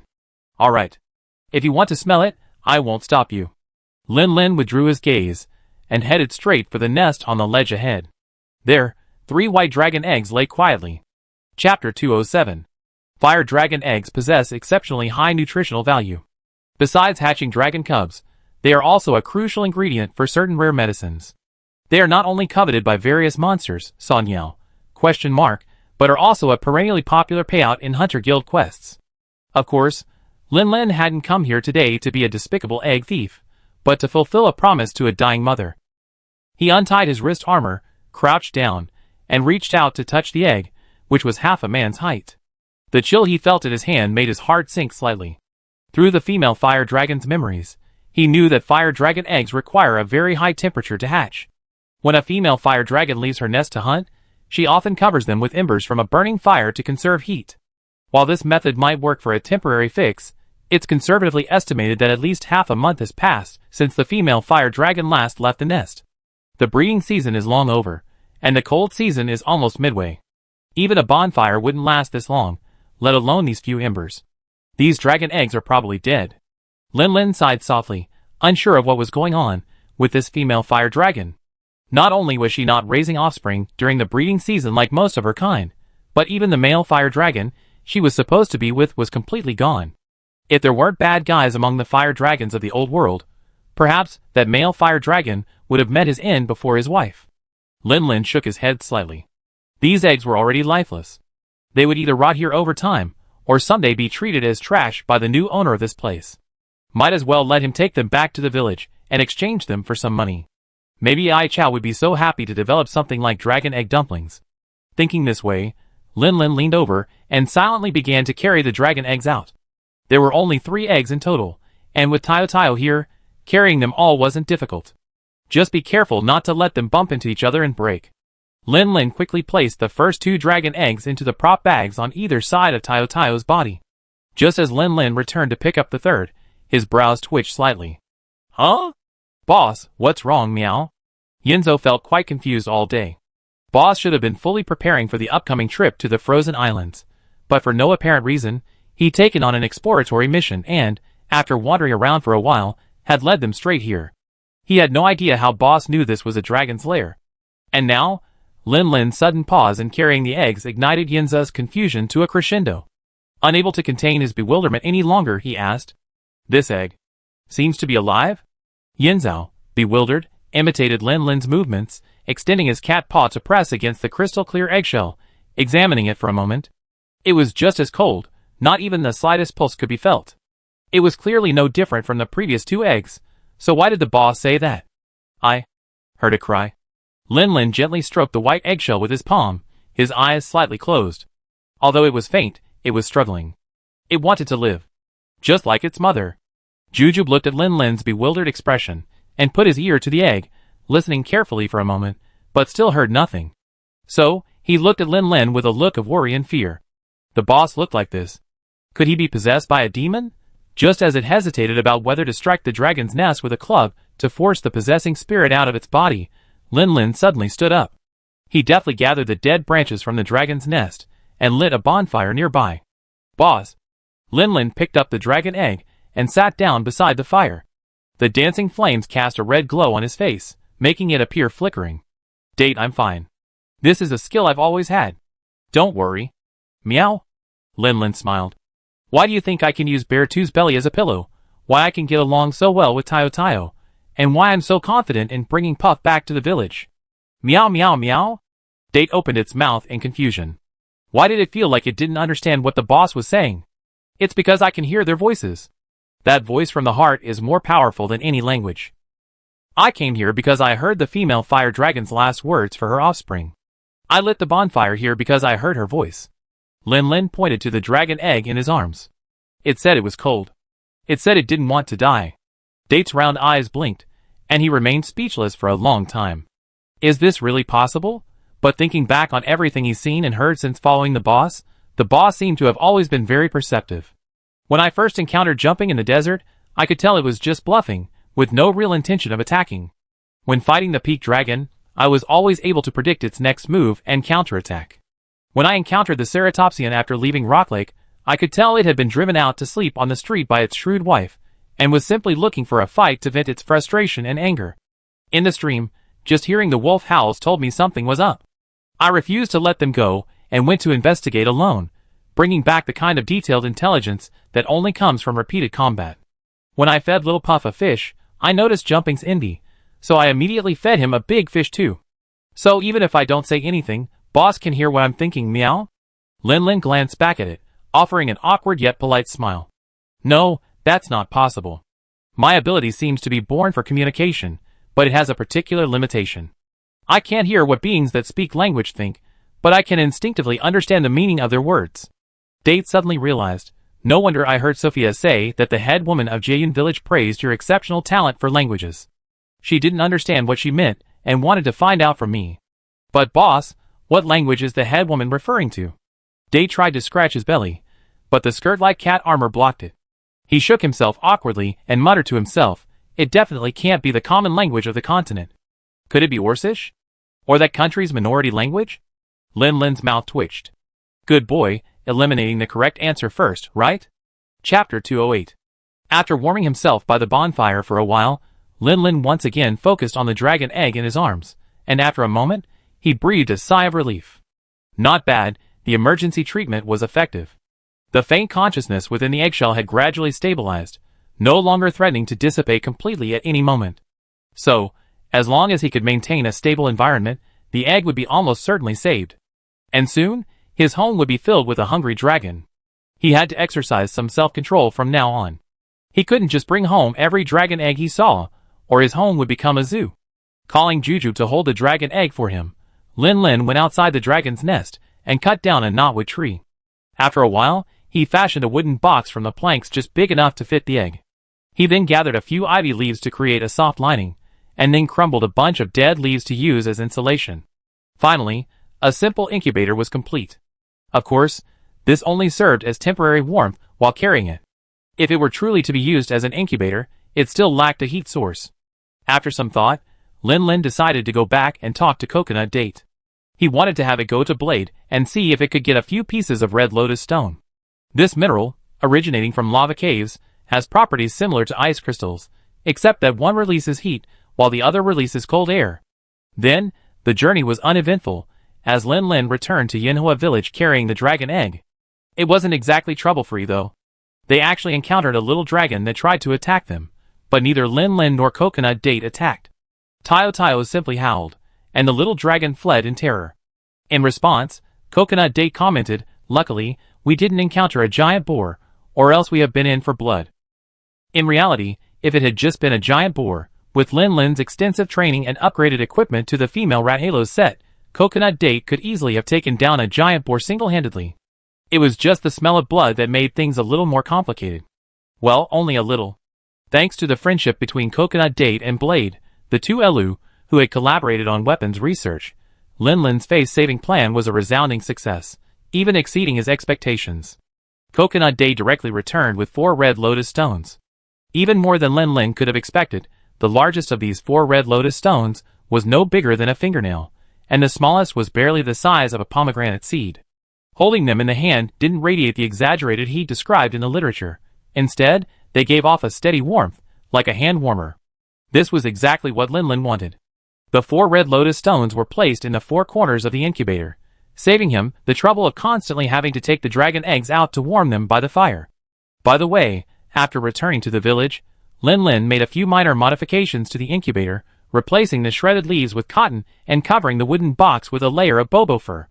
This way, he could take the incubator with him when he visited the frozen islands. Yes, fire dragons aren't as docile as Little Puff, so Lin Lin decided to keep the unborn creature with him as long as possible. In a blink of an eye, the agreed-upon day for departure for the frozen islands arrived. The small cargo ship bound for the frozen islands was still owned by Yang Yin, but this time, Lin Lin and his companions weren't borrowing it, they were simply taking a ride. This ship was originally destined for the frozen islands. Entering the middle of the cold season, Yinhua village's meat reserves were running low, and the prey available around the abandoned shrine was no longer sufficient to sustain consumption. Therefore, after discussion, Puxian and his companions decided to head to the distant frozen islands. The freighter's primary mission was to deliver a sufficient amount of raw meat there. As for the people responsible for hunting raw meat, Lin Lin turned to glance at the beaming Miss Yi. For a moment, he couldn't quite understand why the great Western king had suddenly changed his ways. Instead of slaughtering dangerous large monsters, he was engaging in such simple tasks, something usually reserved for low-star gathering hunters. Shui Yun had said that when he and Brave were planning this operation, Yi had been frantically accepting 2-star missions, seemingly on the verge of reaching 3. But upon hearing the news, she immediately abandoned the commission she was about to take on, and snatched up this boring gathering mission. In short, the ship set off for the frozen islands. The crew consisted of 5, a captain, a first mate, and 3 sailors, 2 of whom were Felix, responsible only for sailing and transporting cargo. 3 hunters, Lin Lin, Brave, and Yi, a classic trio. Lin Lin was already considering what to name their hunting group if they were to form one. Hunters' hunting companions, Elu the cat, Date, the hound, Haku, and Fukumu the rabbit. Maybe Kabuto the insect hunter can be included in them. Tayo had wanted to come along, but he was not only seasick from the sand boats, but also from the seasickness. Considering the extremely cold conditions of the frozen islands, this desert cub probably wouldn't be able to adapt. Lin Lin had no choice but to ask Hoya for help again. Oh, and Daoji was also willing to help this time. 1 caregiver 2, 3, 2. Little Puff naturally stayed behind, and besides Tayo, he was accompanied by Sangxiang, the Brave family's Fang hound pup. Lin Lin opened the incubator, placed his palm on the dragon egg inside, felt it for a moment, and nodded slightly. His efforts in this incubator paid off. The dragon egg was still warm, and the little creature inside was in a stable condition, hardly the weak condition it had been at the beginning. It should hatch successfully. After closing the lid, Lin Lin hesitated for a moment before wrapping himself in another layer of Bobo's fur. As the voyage wore on, the air temperature gradually dropped, and now he could occasionally see a few sparkling snowflakes. With an extra layer of warmth, he felt a little more at ease. Brother Lin Lin? The door opened, and a gust of cold air rushed in, but almost the next moment, the door closed again, keeping the chill out. Lin Lin turned around and saw a pretty girl in the cabin, gazing at him with a smile. I asked Date, and she said you were still in the cabin, so I came to check on you. The girl shuffled closer to Lin Lin, looking at the somewhat overwrapped incubator. She chuckled, looking after that dragon egg again? Brother Lin Lin, are you planning to raise another fire dragon like Tayo and Puff? Chapter 209. Looking after that dragon egg again? Brother Lin Lin, are you planning to raise another fire dragon like Tayo and Puff? Yi couldn't help but laugh as she spoke. How strange. If it were her, she would definitely be bothered by the hassle, and worry about the impact on the village, then slap her head, and decide on red bean salad. But when it came to Lin Lin, she inexplicably lost all those concerns, as if instinctively believing he could control these dangerous creatures. Maybe it was the conclusion she came to after witnessing the interactions between those 2 monsters and Lin Lin firsthand. Lin Lin rested his chin on one hand and glanced at the incubator. That's probably it. So, Brother Lin Lin, have you decided on a name? Fei Pitaya, or Storm Red? Yi reviewed Tayo and Puff's names, trying to emulate Lin Lin's naming strategy, and come up with a name for the unborn fire dragon baby. Of course, the last Storm Crimson was her own private creation. This girl actually has a bit of a chunibu, but she just refrained from harming her own cubs. Originally, she envisioned the Fang hound being named Amaterasu, the Fukuki rabbit being Night Owl, and the bright red rhinoceros beetle being named Kabuto. However, because she felt it was too embarrassing, these names were abandoned and replaced with the current ones, seemingly perfunctorily. Lin Lin's lips curled, his tone tinged with resentment. Do you think I'm really terrible at naming? One can tell right away. Fei is compared to Tayo, Pitaya is compared to Puff, and Storm Crimson is compared to Pacific Rim? Lin Lin paused, his confidence returning to his tone. Hey, I'm sure the name I came up with this time will be good. Yi blinked. She didn't think Lin Lin's naming was that bad, but since Brother Lin Lin had said so, she wanted to hear what kind of amazing name it was. After it hatches, if it's a male fire dragon, it'd be called Dakong. If it's a female, it'd be called Dottie. Lin Lin's face was smug. These were already the names of fire dragons, and now he copied them verbatim, a tribute. Why not combine them, and just call them Dakong and Dottie? Just one name doesn't seem as impressive as the other? Lin's mouth twitched. Then should I change my name to X? Huh? Yeezy tilted her head, her eyes blinking. Brother Lin was always like this, occasionally saying something she couldn't understand. But this Brother Lin gave her an indescribable sense of mystery, like a veil shrouding him. Far from being annoying, it actually intensified her curiosity, a desire to tear that veil off. Having told a joke that no one in this world understood, naturally no one could pick up on it. Lin shook his head slightly, unconcerned, and naturally changed the subject. You didn't come to me just to chat, did you? Are we almost at our destination? Yeezy came to her senses and responded, then pulled out a bottle of bright red liquid and handed it to Lin. Yeah, that's right. Oh, and I was going to give this to you, Brother Lin. I almost forgot, hee. Lin took it, unscrewed the cap, and took a gentle sniff. Hiss. Lin shuddered, feeling a pungent spiciness shoot up his nose and into his skull, sending a tingling sensation even to his tailbone. Oh my god, this is pure stuff. Lin pursed his lips, feeling his face heat up, probably flushed. Admittedly, this chilly water was quite potent. Of course, what Yeezy had given Lin wasn't something unhealthy, but rather a must-have for their activities in the frozen islands. A hot drink. Of course, rather than the official name, Lin preferred to call it chili water. This thing was actually chili water, made with incredibly spicy chilies, bitter worms that stimulated the medicinal properties of plants, and a small amount of water. This stuff is useful, but it's also incredibly unpalatable. The spiciness is insane, allowing you to maintain body temperature even in the snow and ice. And then, there's the lingering bitterness of the bitter worms. It's simply indescribable. I wonder how the pharmacists who invented these potions came up with such a brilliant idea. Compared to hot chili water, the corresponding cold drink is like a fine wine. Guzzling the hot drink with his eyes closed, Lin shuddered again, his lips trembling uncontrollably, making Yeezy laugh. Brother Lin, I didn't expect you're afraid of spicy food?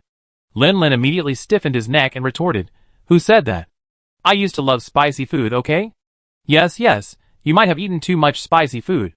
Yeezy responded insincerely, and anyone could hear the perfunctory tone. I'm so angry. Lin decided not to continue arguing with Yeezy on this topic and forcibly changed the subject again. Well, since we're almost there, let's get out. With that, Lin pushed the door open and walked out first, followed closely by Yeezy. As they stepped onto the deck, a vast expanse of white came into view. It wasn't pure white, but a complex blend of ice blue, sea blue, and the whiteness of snow. While it seemed a bit monotonous at first glance, a closer look revealed that it was actually teeming with life. Wow, it's snow! Yeezy held out her hand, and the cold wind, carrying ice crystals, brushed past, leaving a hexagonal snowflake on her hand. Watching Yeezy's joyful expression, Lin was slightly startled, as if only then realizing that, stripped of the labels of Fiery Flame and King of the Great West, she seemed just a young girl, well, a southerner, one who had never seen snow. If she were in the original world, at her age, she would still be a high school student, focused solely on studying. If she were in the original world, fighting and protecting her compatriots from the elements would never have fallen on such young shoulders.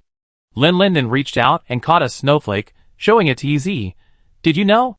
In this world, no two snowflakes are exactly alike. Yeezy raised her hand and pressed the melting snowflake against Lin's.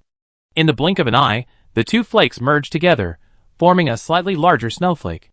I don't understand all that, but I do know that stacking two melting snowflakes together helps them last longer. Hey! What are you two doing? Come help us move. The camp is quite a distance from here. Chapter 210. Lin stared blankly at the snowflake in his palm being swept away by the cold wind, merging into the swirling snow. For a moment, he couldn't comprehend what Yeezy had just meant. Why did it feel like there was something else behind his words? Was it an illusion? He didn't have time to think about it.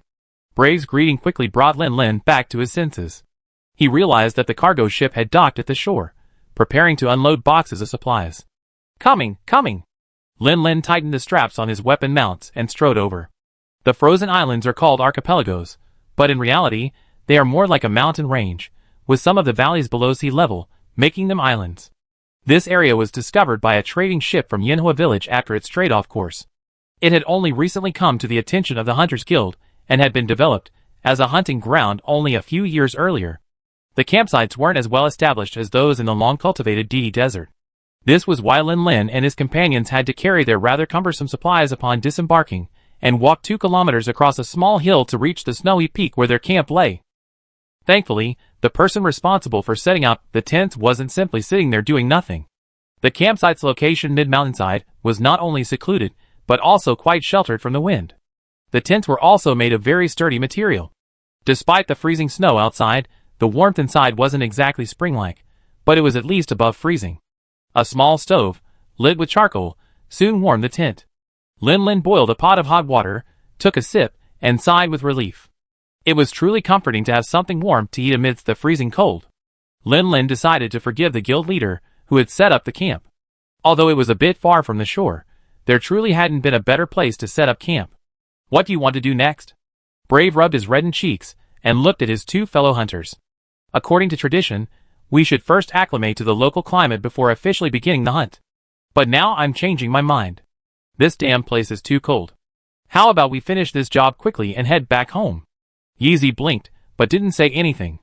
Instead, she looked at Lin. Lin put down his teacup and shook his head slightly. Not appropriate. Ice Fang dragons are much more difficult to deal with than female rat halos. If you haven't even adapted to the local climate, it'd be extremely dangerous when the time comes for a real fight. Don't forget, if it weren't for Yeezy, we almost let the female rat halos escape when we were hunting her. Yeezy nodded repeatedly. Yeah, brother Lin has a point. Brave curled his lips. Okay, then, let's go wander around today and get some raw meat. Let's get our logistics ready first. Lin had no objection to this. That's perfect. I see where there are some transformed baby ice sharks, and dig up some snow gold while I'm at it. Attribute. After saying this, Lin turned and glanced at Yeezy's gear, a slightly strange expression on his face. By the way, Yeezy, you're really not feeling cold in this gear?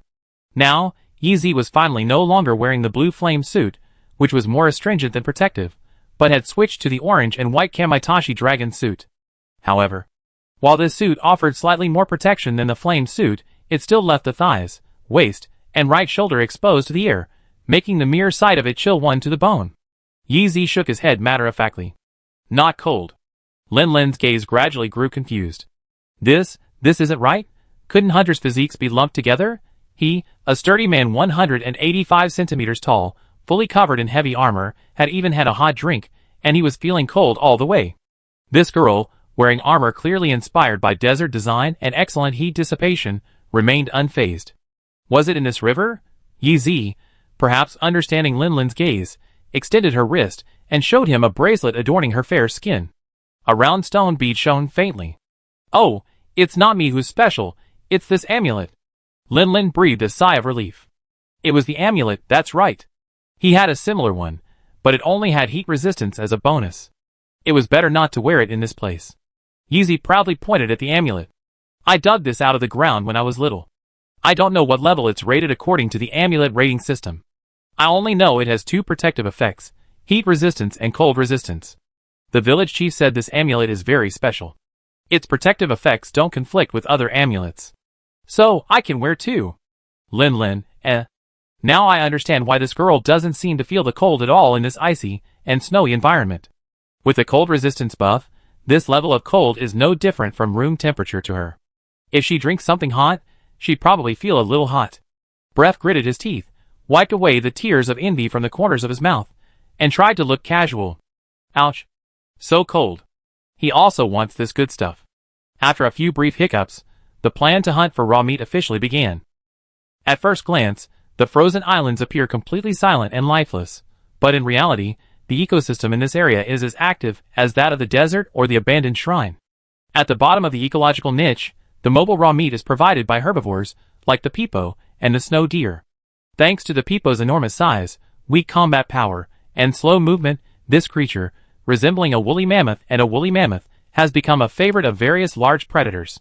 If it weren't for human domestication and the constant appearance of a giant beast around the peepo group, providing endless surprises for predators, the peepo would have long been eaten and reduced to a rare species. On a relatively flat snowy plain, 3 hunters set their sights on a peepo. This behemoth, covered in long brown fur, so long that it obscures its eyes, always appears slow, not only when walking but also when eating. There was no doubt it was an elderly bobo, a stray individual. Lin Lin and his companions scanned the area several times with binoculars, but saw no sign of the herd. Go! Go! So, as the Bobo slowly approached a clump of snow-covered bushes, 3 murderous hunters suddenly jumped out of the brush.